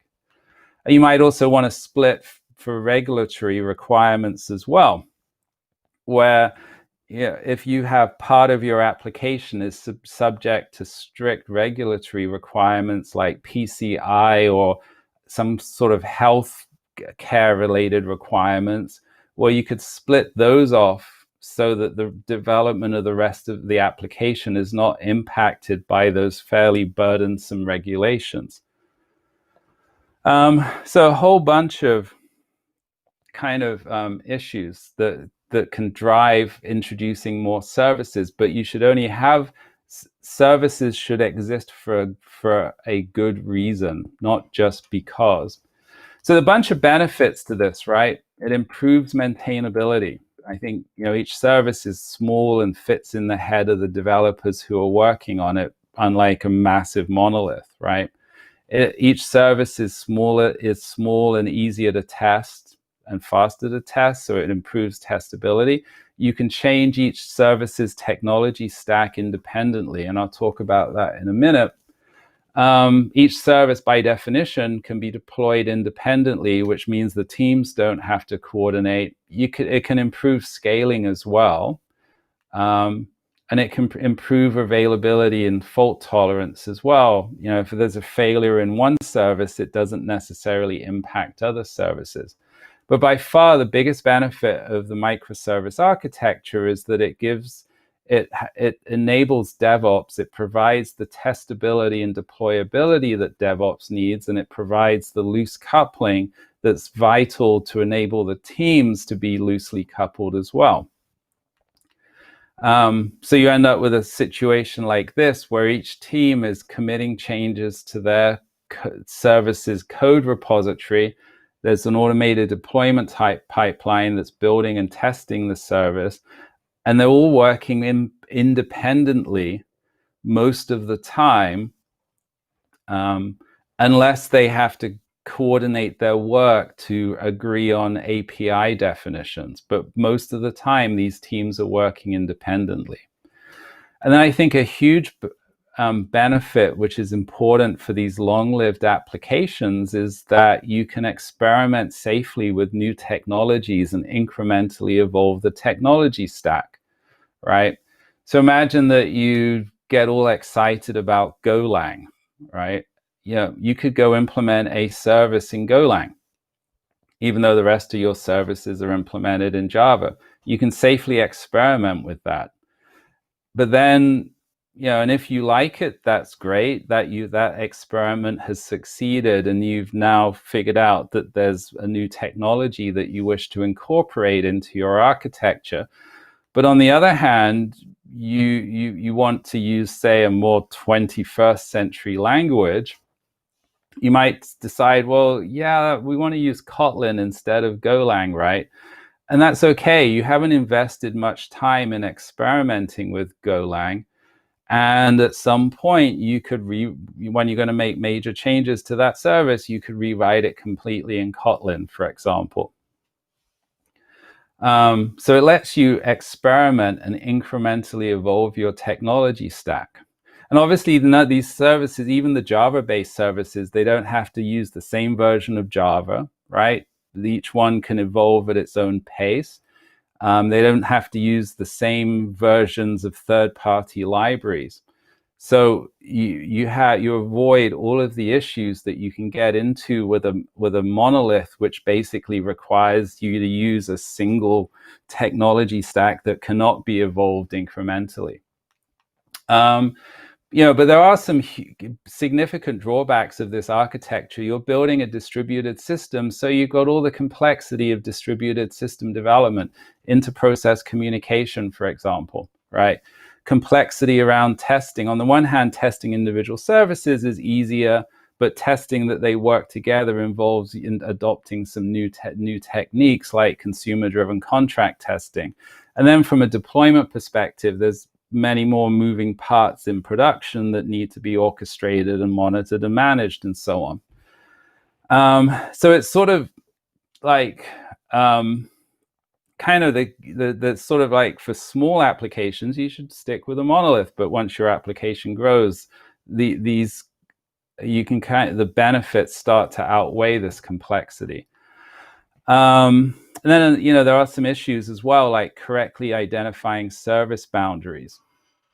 I mean, that's an interesting challenge. There's no mechanical process for that. Yet at the same time, figuring out what your service boundaries are is the most important decision that you can make. Choices around technology are very secondary. And then if you have a monolith, refactoring that into a microservice architecture can be painful and time consuming. So it's sort of, they're not easy to adopt. But on the other hand, if you've got a massive monolith, you're most likely in a world of pain anyway, and you have to embark on this refactoring effort. So it sort of boils down to, if you're developing a large, complex application and you need to deliver it rapidly, frequently, reliably, and sustainably, the microservice architecture is a good choice. But if not all of these things are true, then probably the monolithic architecture is a better choice. Okay, so I want to finish up by, that's sort of a discussion of the two architectural patterns and why they're relevant and when you should choose one over the other. I want to finish up by talking about the architecting loosely coupled services, because this is a key sort of requirement that often people get wrong. In fact, I mean, there's one blog post or one company, they built a tightly coupled set of services, and it was even worse than having a monolith. And they actually had to rewrite it back into a monolith, though they did get a conference talk out of it. So, but they sort of fundamentally, they ignored this point. So this all goes back to Conway's law, which is fantastic, right? I've been hearing of Conway's law for decades, and it turns out that he's on Twitter, which is so awesome. So basically what he said, paraphrasing, is that the organizational structure, or specifically the communication patterns in the organizational structure, who talks to who or who reports to who, mirrors the software architecture, and vice versa. And what that actually means, that if you want to have loosely coupled teams, you got to have a loosely coupled architecture. And there's actually, which is interesting, right? So services almost often have to collaborate. So in my example, when in order to verify that an order can be created, the order service has to reserve credit, which requires checking with the customer service. So collaboration is, inevitable, which introduces a certain amount of coupling, but you want to do it in a way such that they are loosely coupled. Turns out that there's two types of coupling, at least two types. One is runtime coupling, which is where one service cannot respond to a request until the other service responds to it. And I'll talk about that in a minute. And then there's design time coupling, which is where at development time, when you change one service, you kind of have to change another service in lockstep. And a key thing to remember is just because you have microservices, you are not guaranteed to have a loosely coupled architecture. You have independent deployment, which sort of feels like loose coupling, but you have to design your services to be loosely coupled. And loose and tight coupling is a problem because it requires coordination between the teams, meetings to discuss API changes, which slows down development. People at ThoughtWorks have found that decision-making across teams is 10 times slower than decision-making within teams, and it can slow down development. In the worst case, you can end up with what's known as a distributed monolith, which is where multiple services are frequently changing in lockstep. So it's really important to prevent tight design time coupling. So there's a few things that you can do. So one is, this is an old concept of you apply the dry principle. Don't repeat yourself. So in other words, every concept should be represented in one place, and you translate that into the microservice. Every concept should be represented in just one service. If you have the implementation of a concept scattered across multiple services, whenever that concept, think business rule, changes, then all of those services have to change in lockstep. So that is a bad thing. A change should ideally only impact one service. You also want to design your services to look like icebergs. The saying goes that the visible part of an iceberg above the water is much smaller than what lies below. So you want to have services with relatively small APIs that are stable, that can encapsulate a much larger implementation, because what's hidden can be changed, right? And what's exposed in the API is much harder to change, because you're, if an API, worst case, if an API changes incompatibly, then that requires all of the clients of that API to be updated, which is, painful. So you want to design services with thin APIs that hide a lot of complexity. Great example of that is, say, like Twilio messaging, right? Like you want to send an SMS. It's like, well, it's roughly send message from this number to this number, and here's the message, right? Incredibly simple API that encapsulates a massive amount of complexity. It's a key principle. You want to avoid having putting business logic in shared libraries, because whenever that business logic changes, all of the services that use that library have to be updated, requires them to change in lockstep. Now, if you do this could lead to a conference talk, as did the company I mentioned, but it's best avoided. Now, you also want to avoid sharing of database tables. Database schemas are implementation details, right? And so, if you give access to if you let other teams access your database, changing it is no longer straightforward. So it's best avoided. You should really encapsulate the database. So that's design time coupling, and a set of principles that can ensure that your services are loosely coupled and reduce the amount of coordination that's required amongst the teams.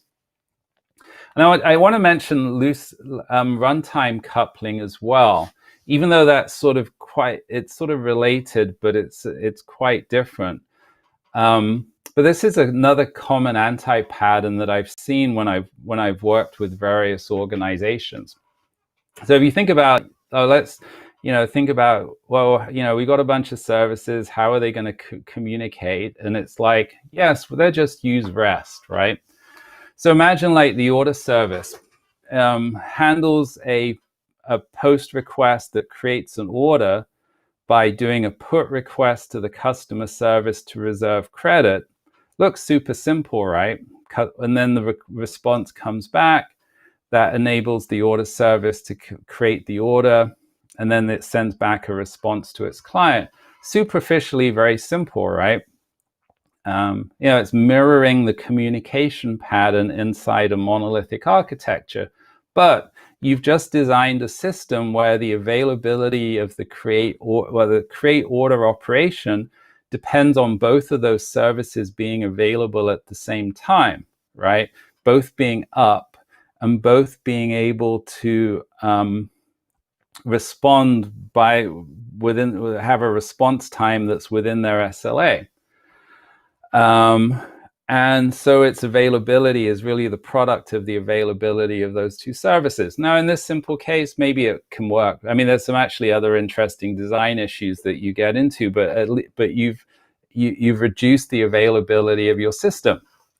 So it's sort of like this distribution is free anti-pattern. And I remember one time I visited a client. They had this critical API endpoint that was integrating with a third party, and there was really strict SLA requirements, right? Like around availability and around response time. And by the time I talked with all of the teams that were involved in implementing the services that were invoked, became apparent that like 10 plus services were being invoked, which, so they were risking, not meeting their SLA because if any one of those services was down, right, they couldn't respond, or if any one of those services was exhibiting extremely high latency, they could not respond either. So it represented a major risk to the business. So you should be very wary of long chains of synchronous communication. So there's a really key concept, which is this idea of a self-contained service, which is a service that can handle a request without waiting for a response from another service, right? So the order customer example I had earlier, the order service was not self-contained, right? Because it had to interact with the customer service. So it didn't fit this pattern. So one way of making it fit this pattern is to actually merge together the order service and customer services, right? That improves the availability of this critical operation, right? So that's good. But at the downside is that the team is much larger. Now, depends on the situation, this might be a worthwhile trade-off, or it might not. So, once again, it depends, right? But quite often, you can't, if you followed that path, you'd basically end up with a monolith. And we've agreed that in this situation, we want to use services, right? So you can adjust service boundaries, but ultimately you might have to have some kind of communication. And for there, it's actually best to have asynchronous communication. I highly recommend this book, Enterprise Integration Patterns. It's a great pattern language. So one way of implementing the order service using asynchronous communication that gives you high availability is as follows. So the post-order request kind of basically initiates the process of creating an order, and the order service responds immediately.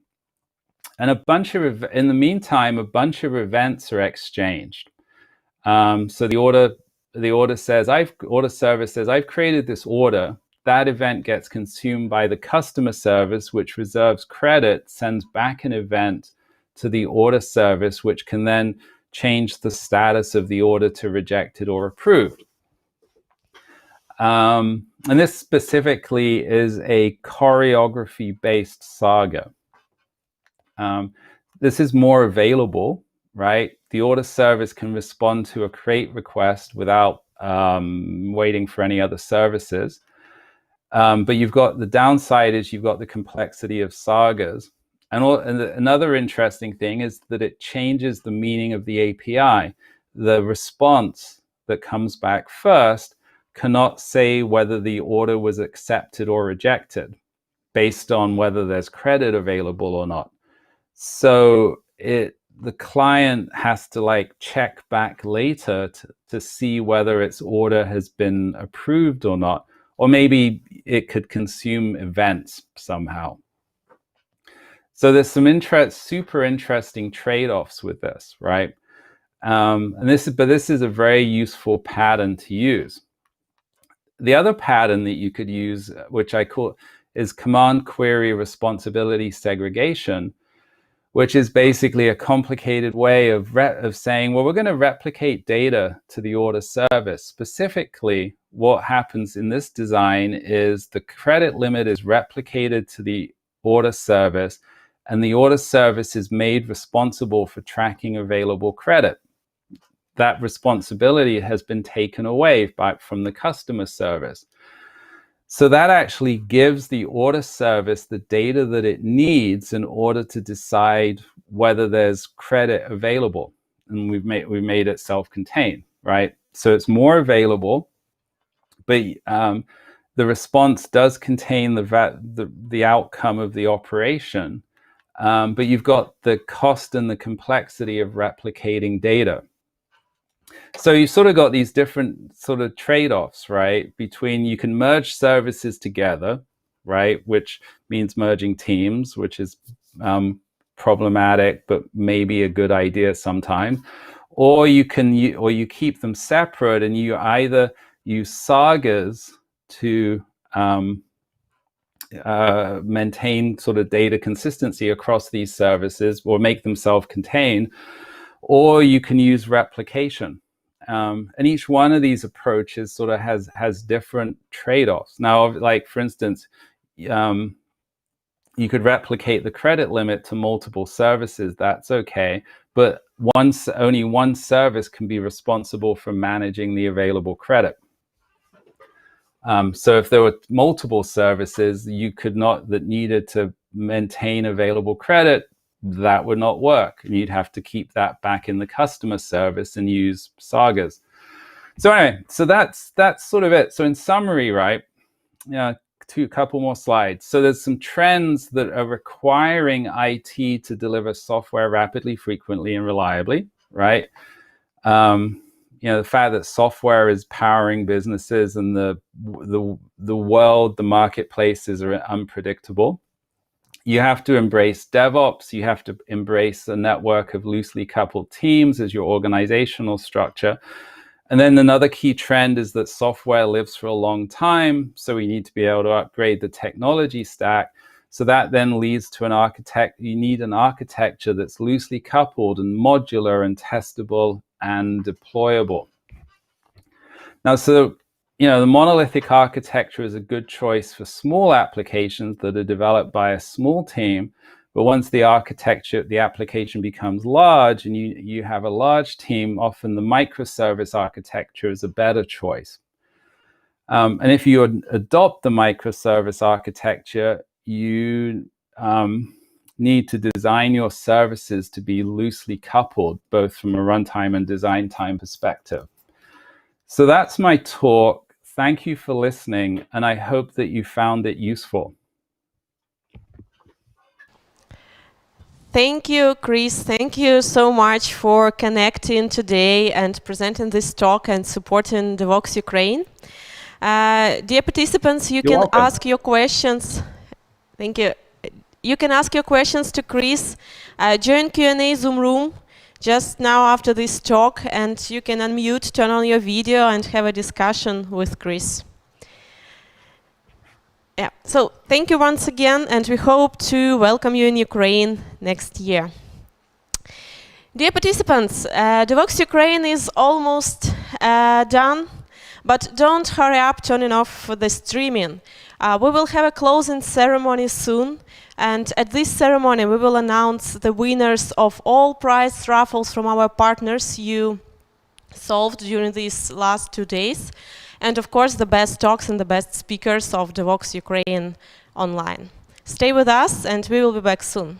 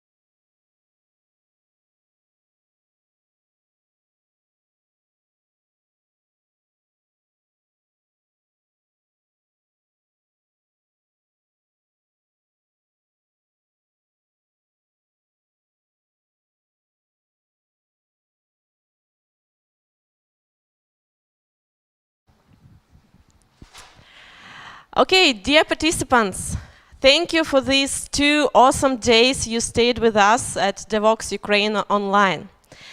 We are very thankful to EPAM, our platinum partner and co-organizer of Devoxx Ukraine and the company who made this event happen. Thank you very much, and we are very thankful to the FEST group who was also hosting this event and was organizing this event. Thank you very much.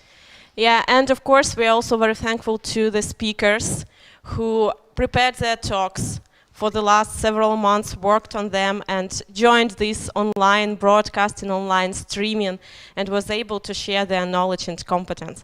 Thank you very much.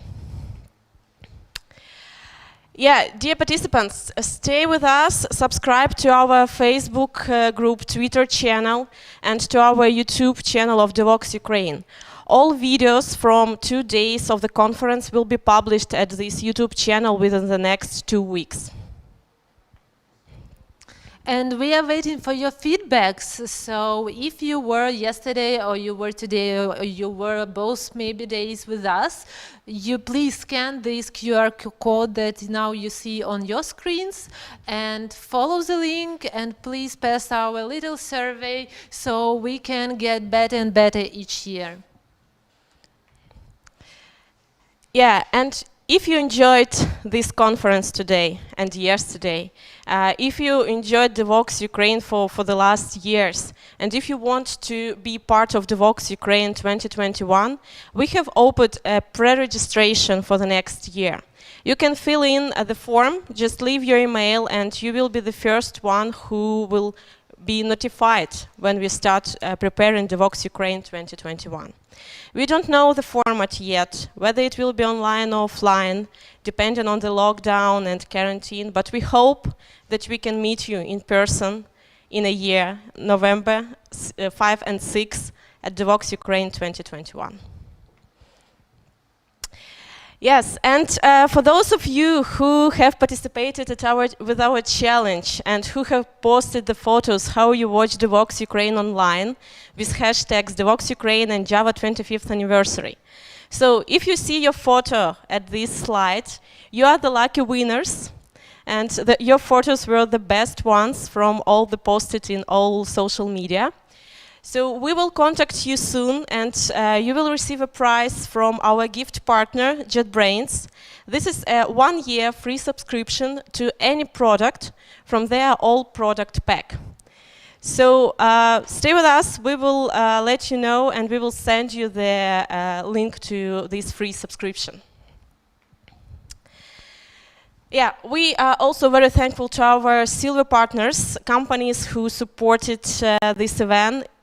It's DN Simple, iTerra, and Grid Dynamics. And if you have participated with a quiz from Grid Dynamics, here are the lucky winners of this quiz.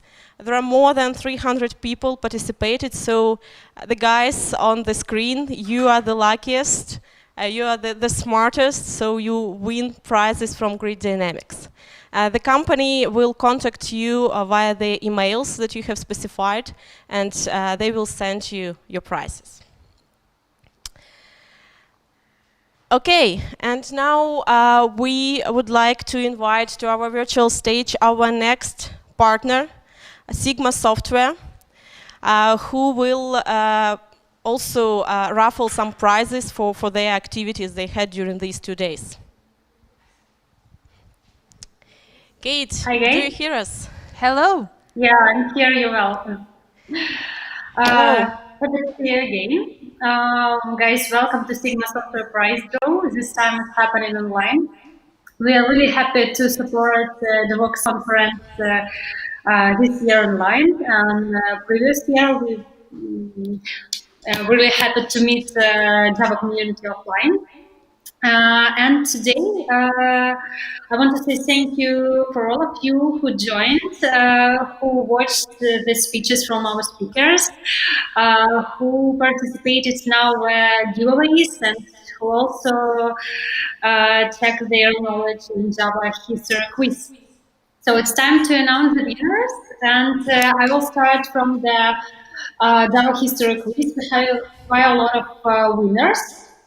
The people who have the highest scores.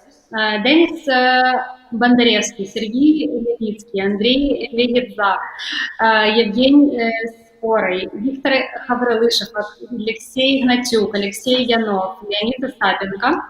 Devoxx Lunch Дали, Игорь Гринев, Александр Калиничев, Варас Барбоса, Артем Козин, Александр Лукьянин, Тиаго Муси, Евген Воробьев, Нинель Чумак, Богдан Кубарь, Максим Тычина, Дмитрий Волошин, Вероника Стехненко, Alexander Stechnenko, Alex Kalka, Alexei Klitko. Guys, I'm really happy to congratulate you with the win. Sigma Software prepared some branded prizes for you, and we are going to contact you via email you specified in the registration form. So waiting for our email and congratulate you again. So let's move to the main price from Sigma Software. It's Amazon Prime Year membership that includes thousands of video in Prime Video, 1 million free songs, free unlimited photo storage, instant access to email, ebooks, and free and convenient ways to get delivery from Amazon. So who is the lucky ones? Let's check. We have quite a lot of participants, so probably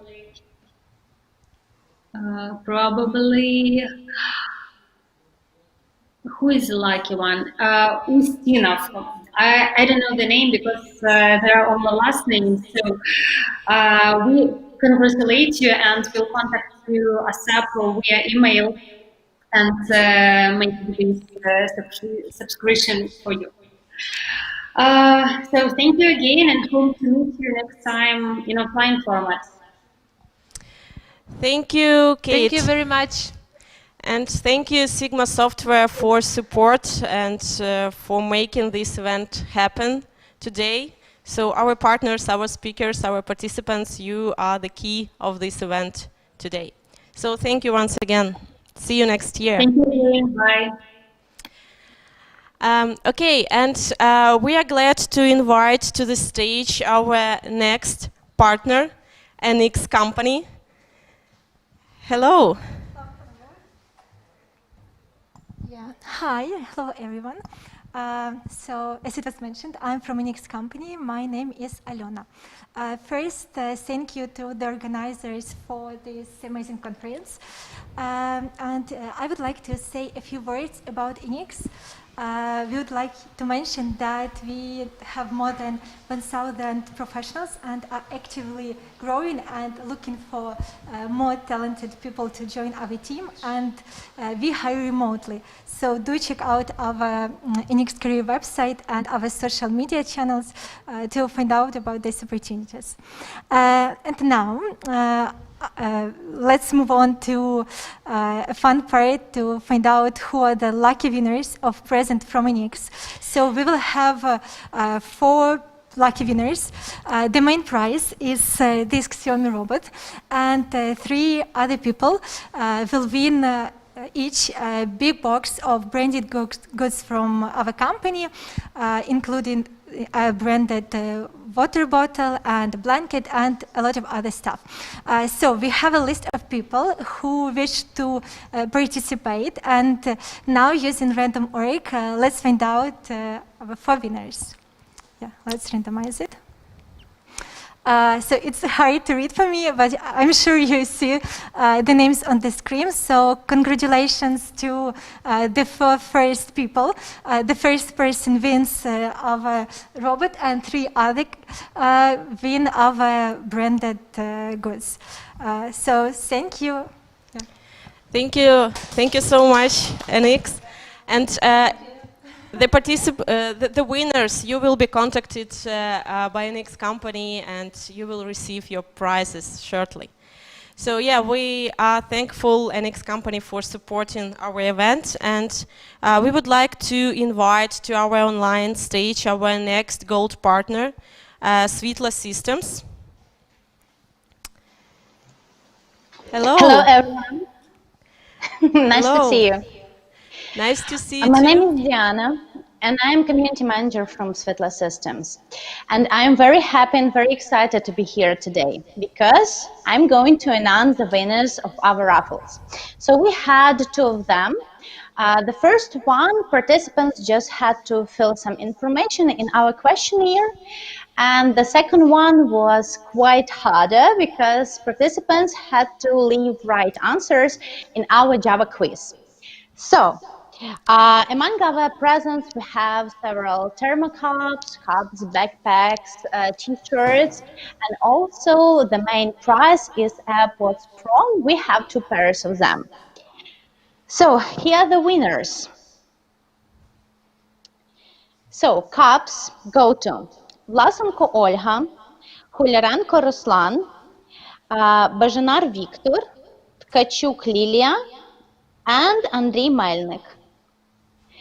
Coffee to go cup go to Наконечна Мар'яна, Підгорний Павло, Максим Тичина, Ірина Довгун та Станіслав Римар. And banana bag go to Devoxx Юрій, Кузьменко Ігор, Олександр Даниленко, Дмитро Альцванович, Андрій Новак. And t-shirts go to Ткаченко Андрій, Колєсніков Валентин, Володимир Максименко, Сергій Хоменко, and Artem Kozin. So we have a lot of winners. And from our Java quiz, so the winners are Thermocup go to Alexander Yanov, Alexander Butrym, and Mikhail Gorbunov. Backpacks go to Ivan Boyarin, Vasil Sarzinsky, Alexei Klochko, and the main prize, AirPods Pro, go to Nikolai Ivanov and Andriy Sit. Congratulations, guys. And if you misheard something, you can find the list of winners on our Facebook page. So welcome and check if your name is on the list. Thank you. Thank you, Diana. Thank you a lot. I want to thank all participants for joining, and also you organizers, because you do great things now.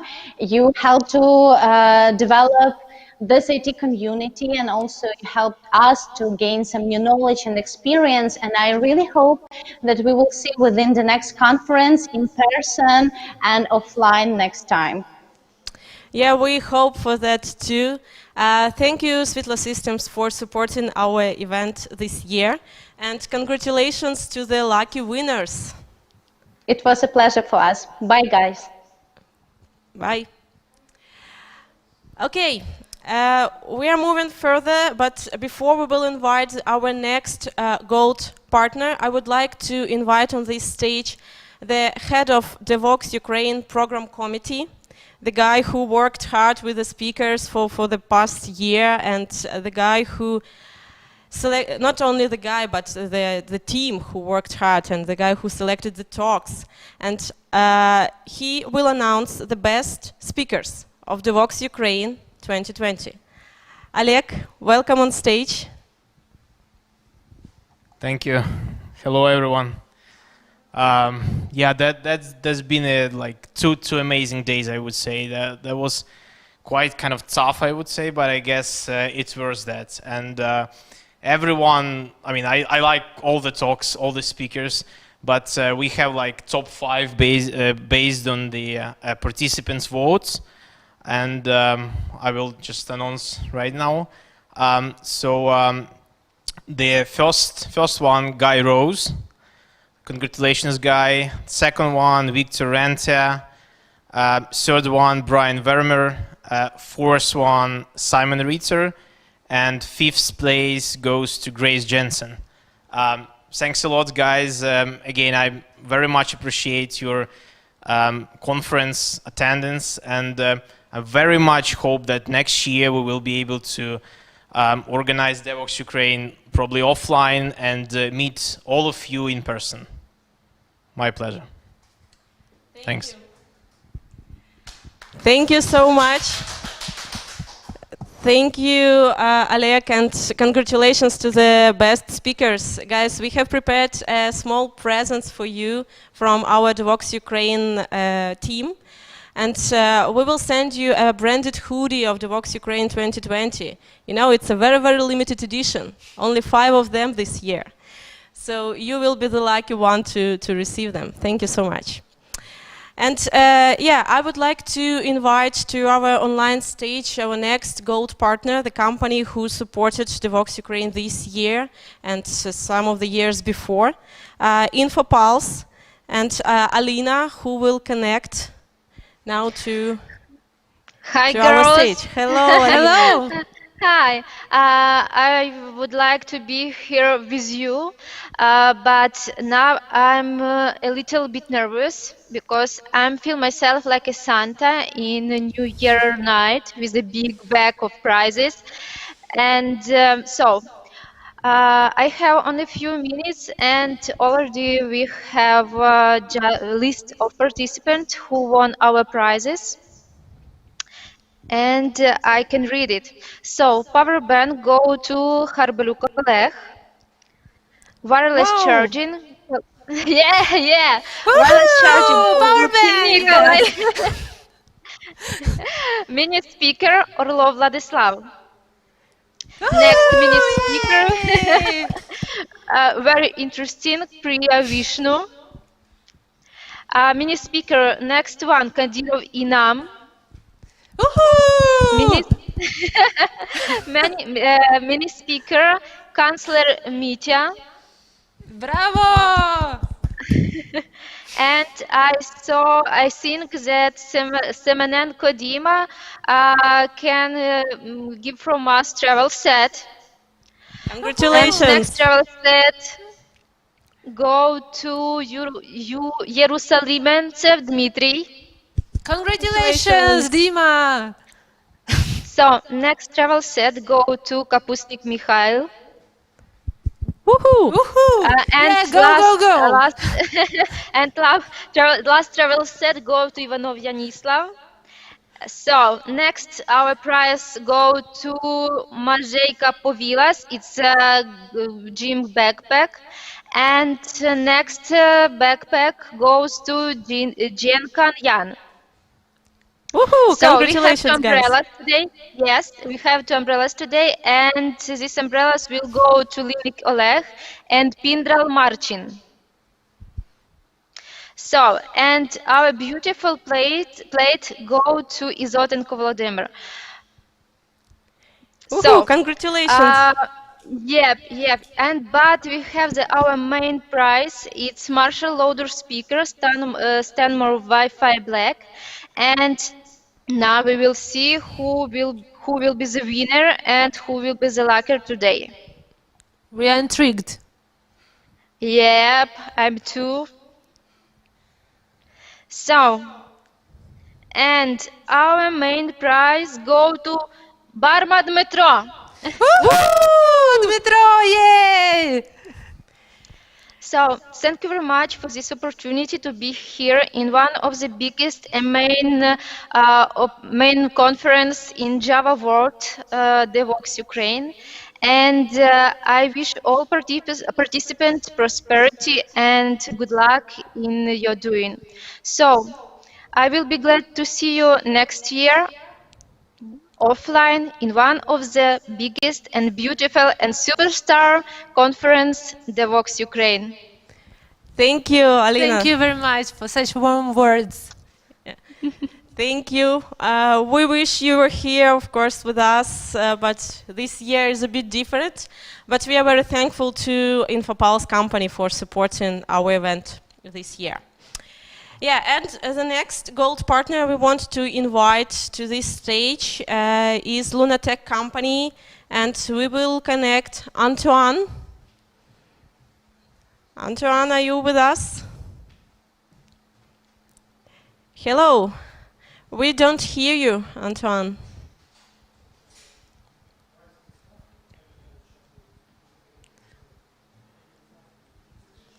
Can you speak up? We will reconnect. Yeah, Antoine will reconnect. So while he's reconnecting, I would like you, if you have joined the closing ceremony not from the very beginning, I would like just to remind that all the videos of the talks, they will be published within the next 2 weeks on our Devoxx Ukraine YouTube channel. So you can subscribe to the channel. There will be a separate playlist for this year, and you will see all the videos of the talks you have missed. And also, we will send you a letter with a feedback form on Monday. And please go by the link and submit the feedback form. This is very, very important for us because we want to make our event better and better each year. So please put your thoughts into the feedback form.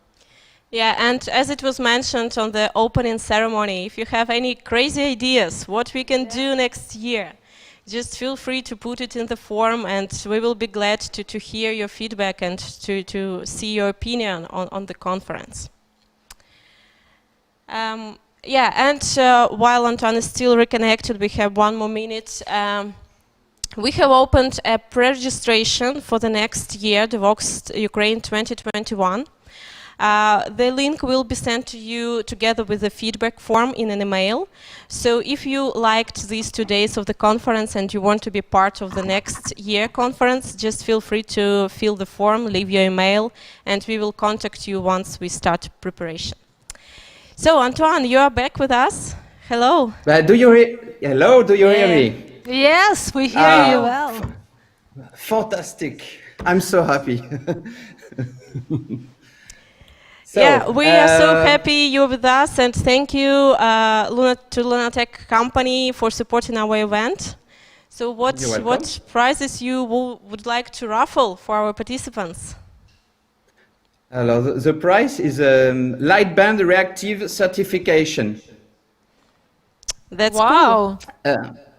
Yeah, there is 2 of them. So I have the name of the winner. Yeah, we are waiting. We are looking forward to hear. Yes, but later. First, I want to thanks to all the participants and the organizers. I hope that all of you guys enjoy this edition. Apparently, yes, because there's more than 200 attendees participated to our raffle. So we will send you an email very soon to give you the vouchers. Lunatech was very proud to participate to this Devoxx Ukraine edition. Do not hesitate to contact us if you want to have any further information about the company. And long life to Devoxx. Thank you very much. Thank you. Thank you for these warm words. words. Yes, I will check the name of the winner because it's... We are waiting for it. So,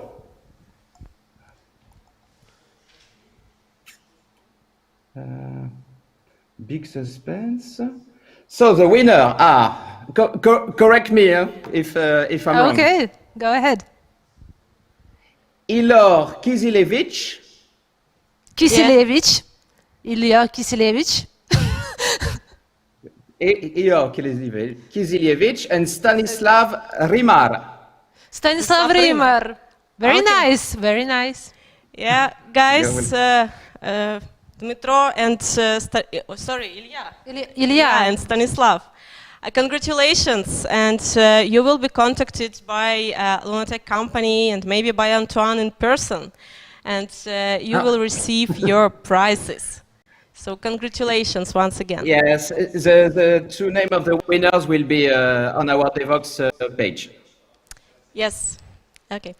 So thank you very once much. again. Yeah, thank you for supporting our event. We are very grateful to you and hope to see you next year, of course. For sure, in real life. Yes, in real life. Welcome to Ukraine. Thank you. Okay, and I would like to invite to this stage, online stage, our next partner, gold partner, Luxoft company, and Olesya, who will connect today. Hello. Hello. Hi, guys. Hi, guys. Can you hear me? Yes, we hear you. Great. I'm very happy that my connection went through. And first of all, I would like to thank to the organizers of Devoxx 2020 for putting up such a wonderful event 2-day online event, which actually turned global. This is an amazing thing you've done. Congratulations to you. Thank you very much. Thank Your you. words are very important to us. And the second, you're very welcome. And the secondly, I would like to also thank the participants of the conference because none of this would have made sense if it all wasn't for them. Yes, that's true. That's true. They're the And best, and I think they're yes, the best. I mean, they've made, even though we didn't see each other, right? But I could felt this vibe and the communication, the conversations, and the questions that were put to the speakers. People really made this conference, alive as it could be digitally. Yeah, as much as we could do, it's alive. Yeah, Yeah. yeah. Well, it seems like we are forced today live in this like semi-real or digital. This is a new reality, right? So, Yeah, that's true. but and the third, my thank, third, in a third turn, yes. But last but not least, I would like to thank the speakers because they were up for the event. They never resigned and were there, to deliver their best knowledge and share their experience. Great job to everyone. Thank Yeah, you, thank thank you. you. So I'm basically done with all my thanks. And have to say that we were very happy to be a part of this event. And we hope that next year we will be joining all of you somewhere in the event hall where we can, shake hands and smile at each other and just have a good time together. And to wrap up this amazing experience of 2-day conference, I would like to share my screen and finish up our friendly giveaway. I want to remind to our participants that we had quite a few entertainments during the Devoxx. So there was a galactic IT quiz for the developers where they could test their knowledge and answer the questions on technology, and whoever was the fastest wins the prize. The names of these winners you can find in our Telegram channel. The link to it is in the partnership section. So if you are interested in who won, please go ahead and check it out. And we will contact all the winners via email, but still you can find your names if you want in our Telegram channel. And that was the first thing, yes, Galactic IT Quiz. The second thing, we had our Locks of Friendly giveaway where we are awarding people with something to remember us by. These are super chargers for the gadgets, whichever gadgets you have. And the second thing is the backpacks. And the main prize of our giveaway is a bicycle, which I am about to find out who's the winner of it. So if you can see my screen, I'm using random org, the very common tool for picking the winners. Let the destiny decide. And here are the topic in this window. There are over 6,000 names of the participants who agreed to participate in our friendly giveaway. And I will just, with one easy movement, I am pressing the randomize button, and whoever is the number one after randomizing this list will win the bicycle. So, da-da-da-dam, I'm done talking. And back to randomizing. Довженко Dmitro, congratulations. Oh, congratulations! Congratulations, Dmitro. That's an amazing gift for our quarantine times. Yeah, well, maybe it's still autumn, so while it's not raining, you can go ahead and enjoy the ride on a bicycle. Yes. Otherwise, it will wait for the springtime, for happy times to come, hopefully without coronavirus. Yeah, we all hope for this. Yeah. So congratulations to Dmitro. Once again, my name is Lesya. I'm representing Luxoft company. We are very happy to meet you all. We have plenty of vacancies in Java. So people who are listening to me now, please don't hesitate to go and check them out. If we are speaking about Java, right? So we will be waiting for you at any time, and we are really eager to open the doors to the new career opportunities to all of you. So thank you very much. Thank you. Thank you, Lesya, and thank you, Luxoft Bye-bye. company, for supporting our event this year. Okay, and we have just two partners left, and the prizes are getting bigger and bigger. So I would like to invite our next partner, Playtika company, and its representative, Vice President, Nir Pinhasov. Hi, how are you guys? Hello. I'm speaking all the way from Israel, so I hope that you are all good there in Ukraine. How is the weather in Israel? Oh, it's beginning to be winter, very, very cold, around 20 degrees, very cold for us. Poor you. So, first of all, great conference. I think taking into consideration all the complicated times that we have right now, it seems like you nailed it. And I want to thank personally for the speakers from Playtika on this conference and the overall speakers. It was very interesting, and thank you for organizing that. And we're very proud to be also participating in those. I will share a bit about Playtika and then about the winner. Okay, so for those of you who don't know, Playtika is a leading gaming and entertainment company. Our mission is to create an infinite way of playing. We are based in Israel, the headquarters in Israel, but we are big believers of Eastern Europe, and most of our development is here in Ukraine, Belarus, Bucharest, Dnipro, Vinica. We are very proud of all the departments that we have.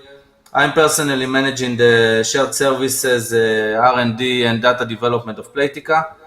And I want to tell you that we have fascinating time in Playtika and a lot of vacancies and a lot of opportunities. So I encourage you guys to join, okay? So we are waiting. Today we are building like a platform that is basically being injected to all Playtika games. This is something that we are doing mostly in Kiev, and it's amazing times to join. With no further ado, I would like to announce the winner. The prize is huge. I want to tell you. Oh yes, it is. It is. It's a MacBook Pro. Okay, wow. And yes, the winner of this MacBook Pro is Maxim Tichina. Woohoo! Maxim, congratulations! Yeah, that's an amazing prize from Playtika, and you are the lucky one. Thank you. So, yes, thank you, Maxim, Playtika. join us, Maxim. With a MacBook, join with a MacBook. Yes. Thank you for everything, and good luck. Thank you, Nir. Thank you, Playtika, for supporting our event this year.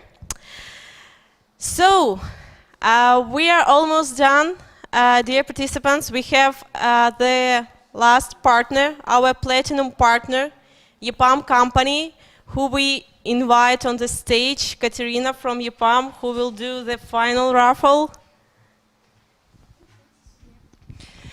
Hello, teams. Yes. So great to have all of you at Devoxx Ukraine, and not only despite the circumstances, but mostly thanks to the team, the great teams who ran this online event for thousands of participants, scaling the conference on the global level. This is really exciting to see how the conference grows from year to year. So thank you, guys. Also, big thanks to our speakers, because thanks to you, this conference is being expected each year, and you bring the value. So thank you. And as I'm here to give away some presents, let me proceed with this. So let me start with announcing the winners of our online bot challenge that we ran for the 2 days of the conference. So we have 7 leaders who scored the most of the points, and the 3 leaders, the first 3 leaders, are going to receive the hoodies. They are Tanya Gavrilishina, Alexander Mularevich, Viktor Gavrilishin. Also, Sergey Zdorenko and Denis Kuzmenko are going to receive wireless charging organizers, and we have 2 more wireless charging power banks, and they go to Alexander Vovk and Alexander Reshetnik. Thank you guys for participating. Hope you enjoyed the game, and thanks to our EPAM teams actually who prepared this game for you. So thank you. And now I think we shall proceed with the raffle. So we have 5 kinds of the presents, and we're going to hit the button each time we determine the winners. And let's proceed. Let's start with the 3 more hoodies. We have them for the winners of the raffle, and let's see who they are going to be. Yeah, just a small technical.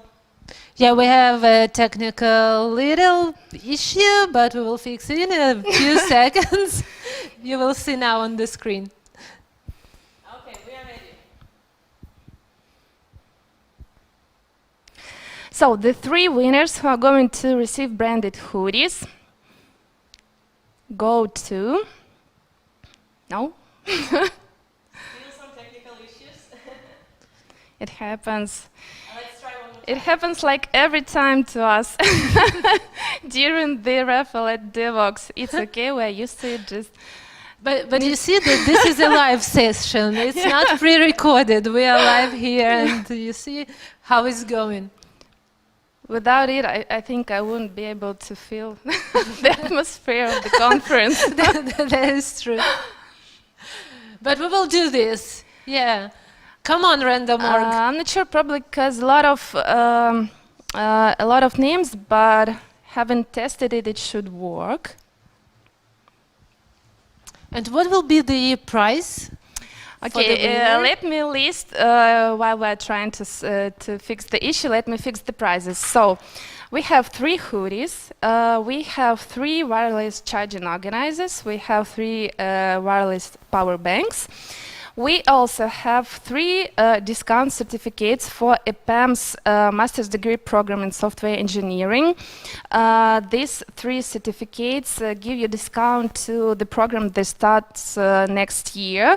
The duration of the program is 2 years. It consists of several modules on delivery management, solution architecture, engineering excellence, DevOps, cloud, and big data. So this is going to be a huge contribution to somebody's professional profiles.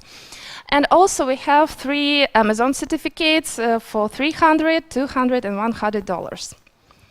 And we are going to raffle those really soon. Like, very exciting presents, especially the certificates to Amazon. Like, this is the biggest prize, I think. So, Kate, while we're waiting, let's talk a bit. Okay. We have a time. So, what did you enjoy the most during the conference? Well, I really enjoyed that this year. As I said, I'm trying to accept this not like the circumstances that made us go online, but as a huge opportunity to make the conference global.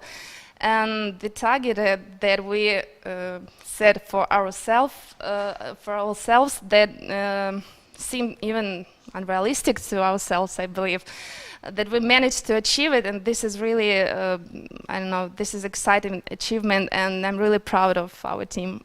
Yeah, that is true.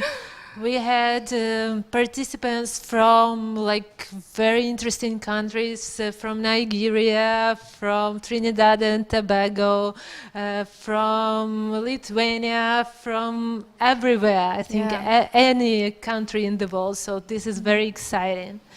I hope that next year we will have an opportunity to meet those guys in person here in Ukraine. Yeah, me too.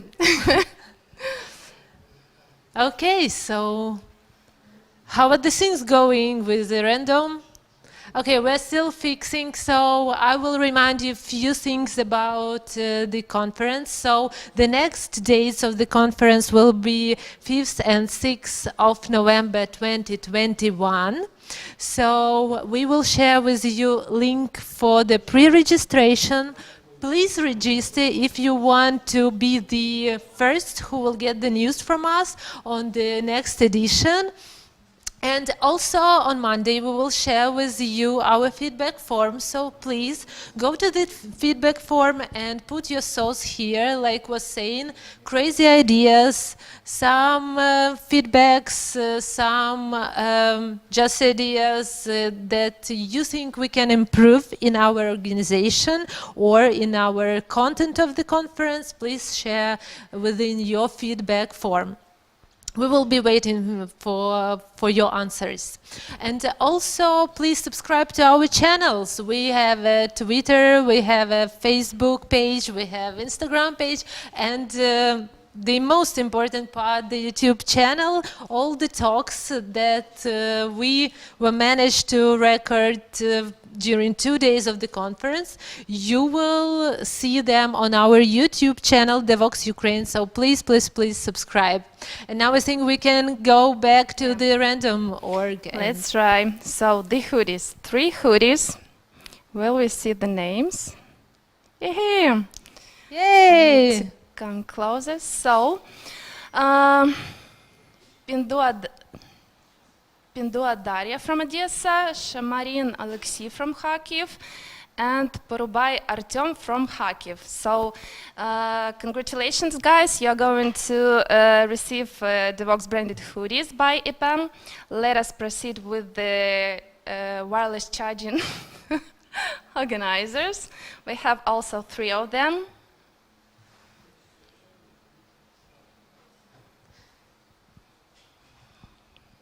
And we are waiting once again for the next round.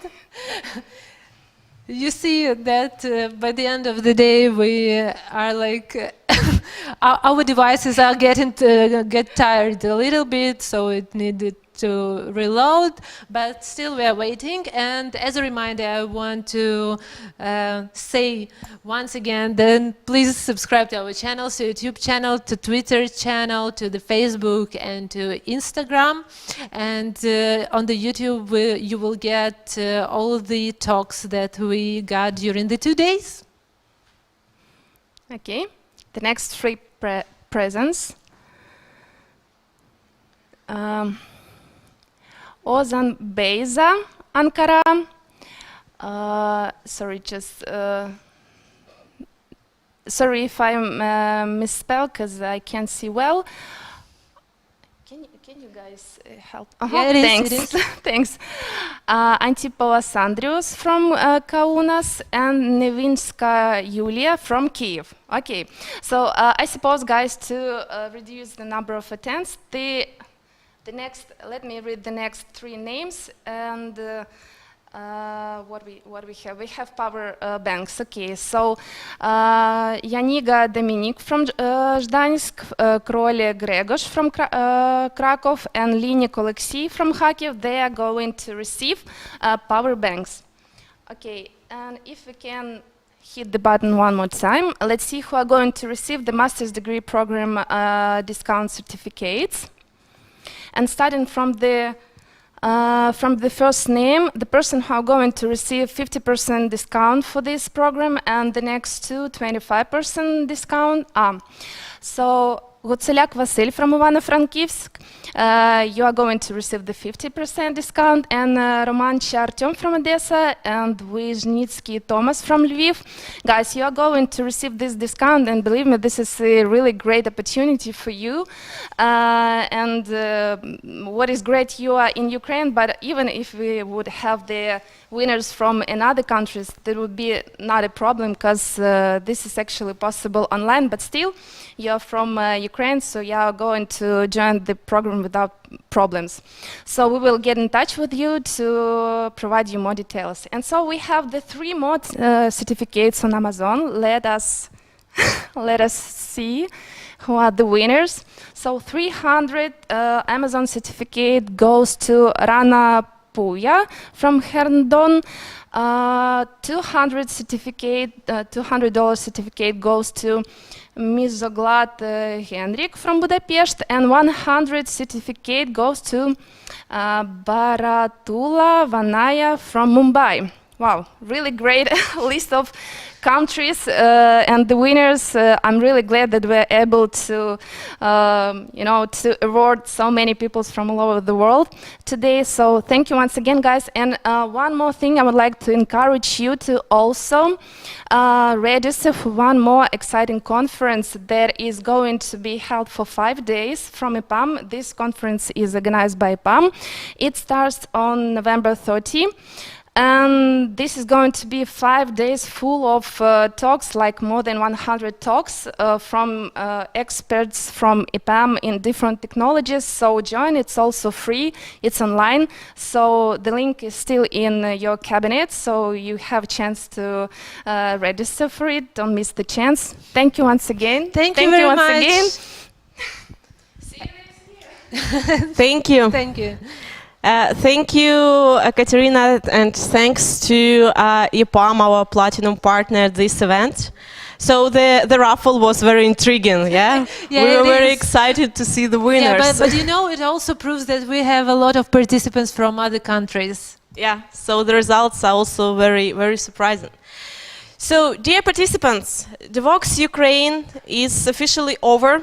I would like to take this chance and thanks once again to our participants, speakers, partners, and of course to the organizational team who worked on creating this event for you for the last several months.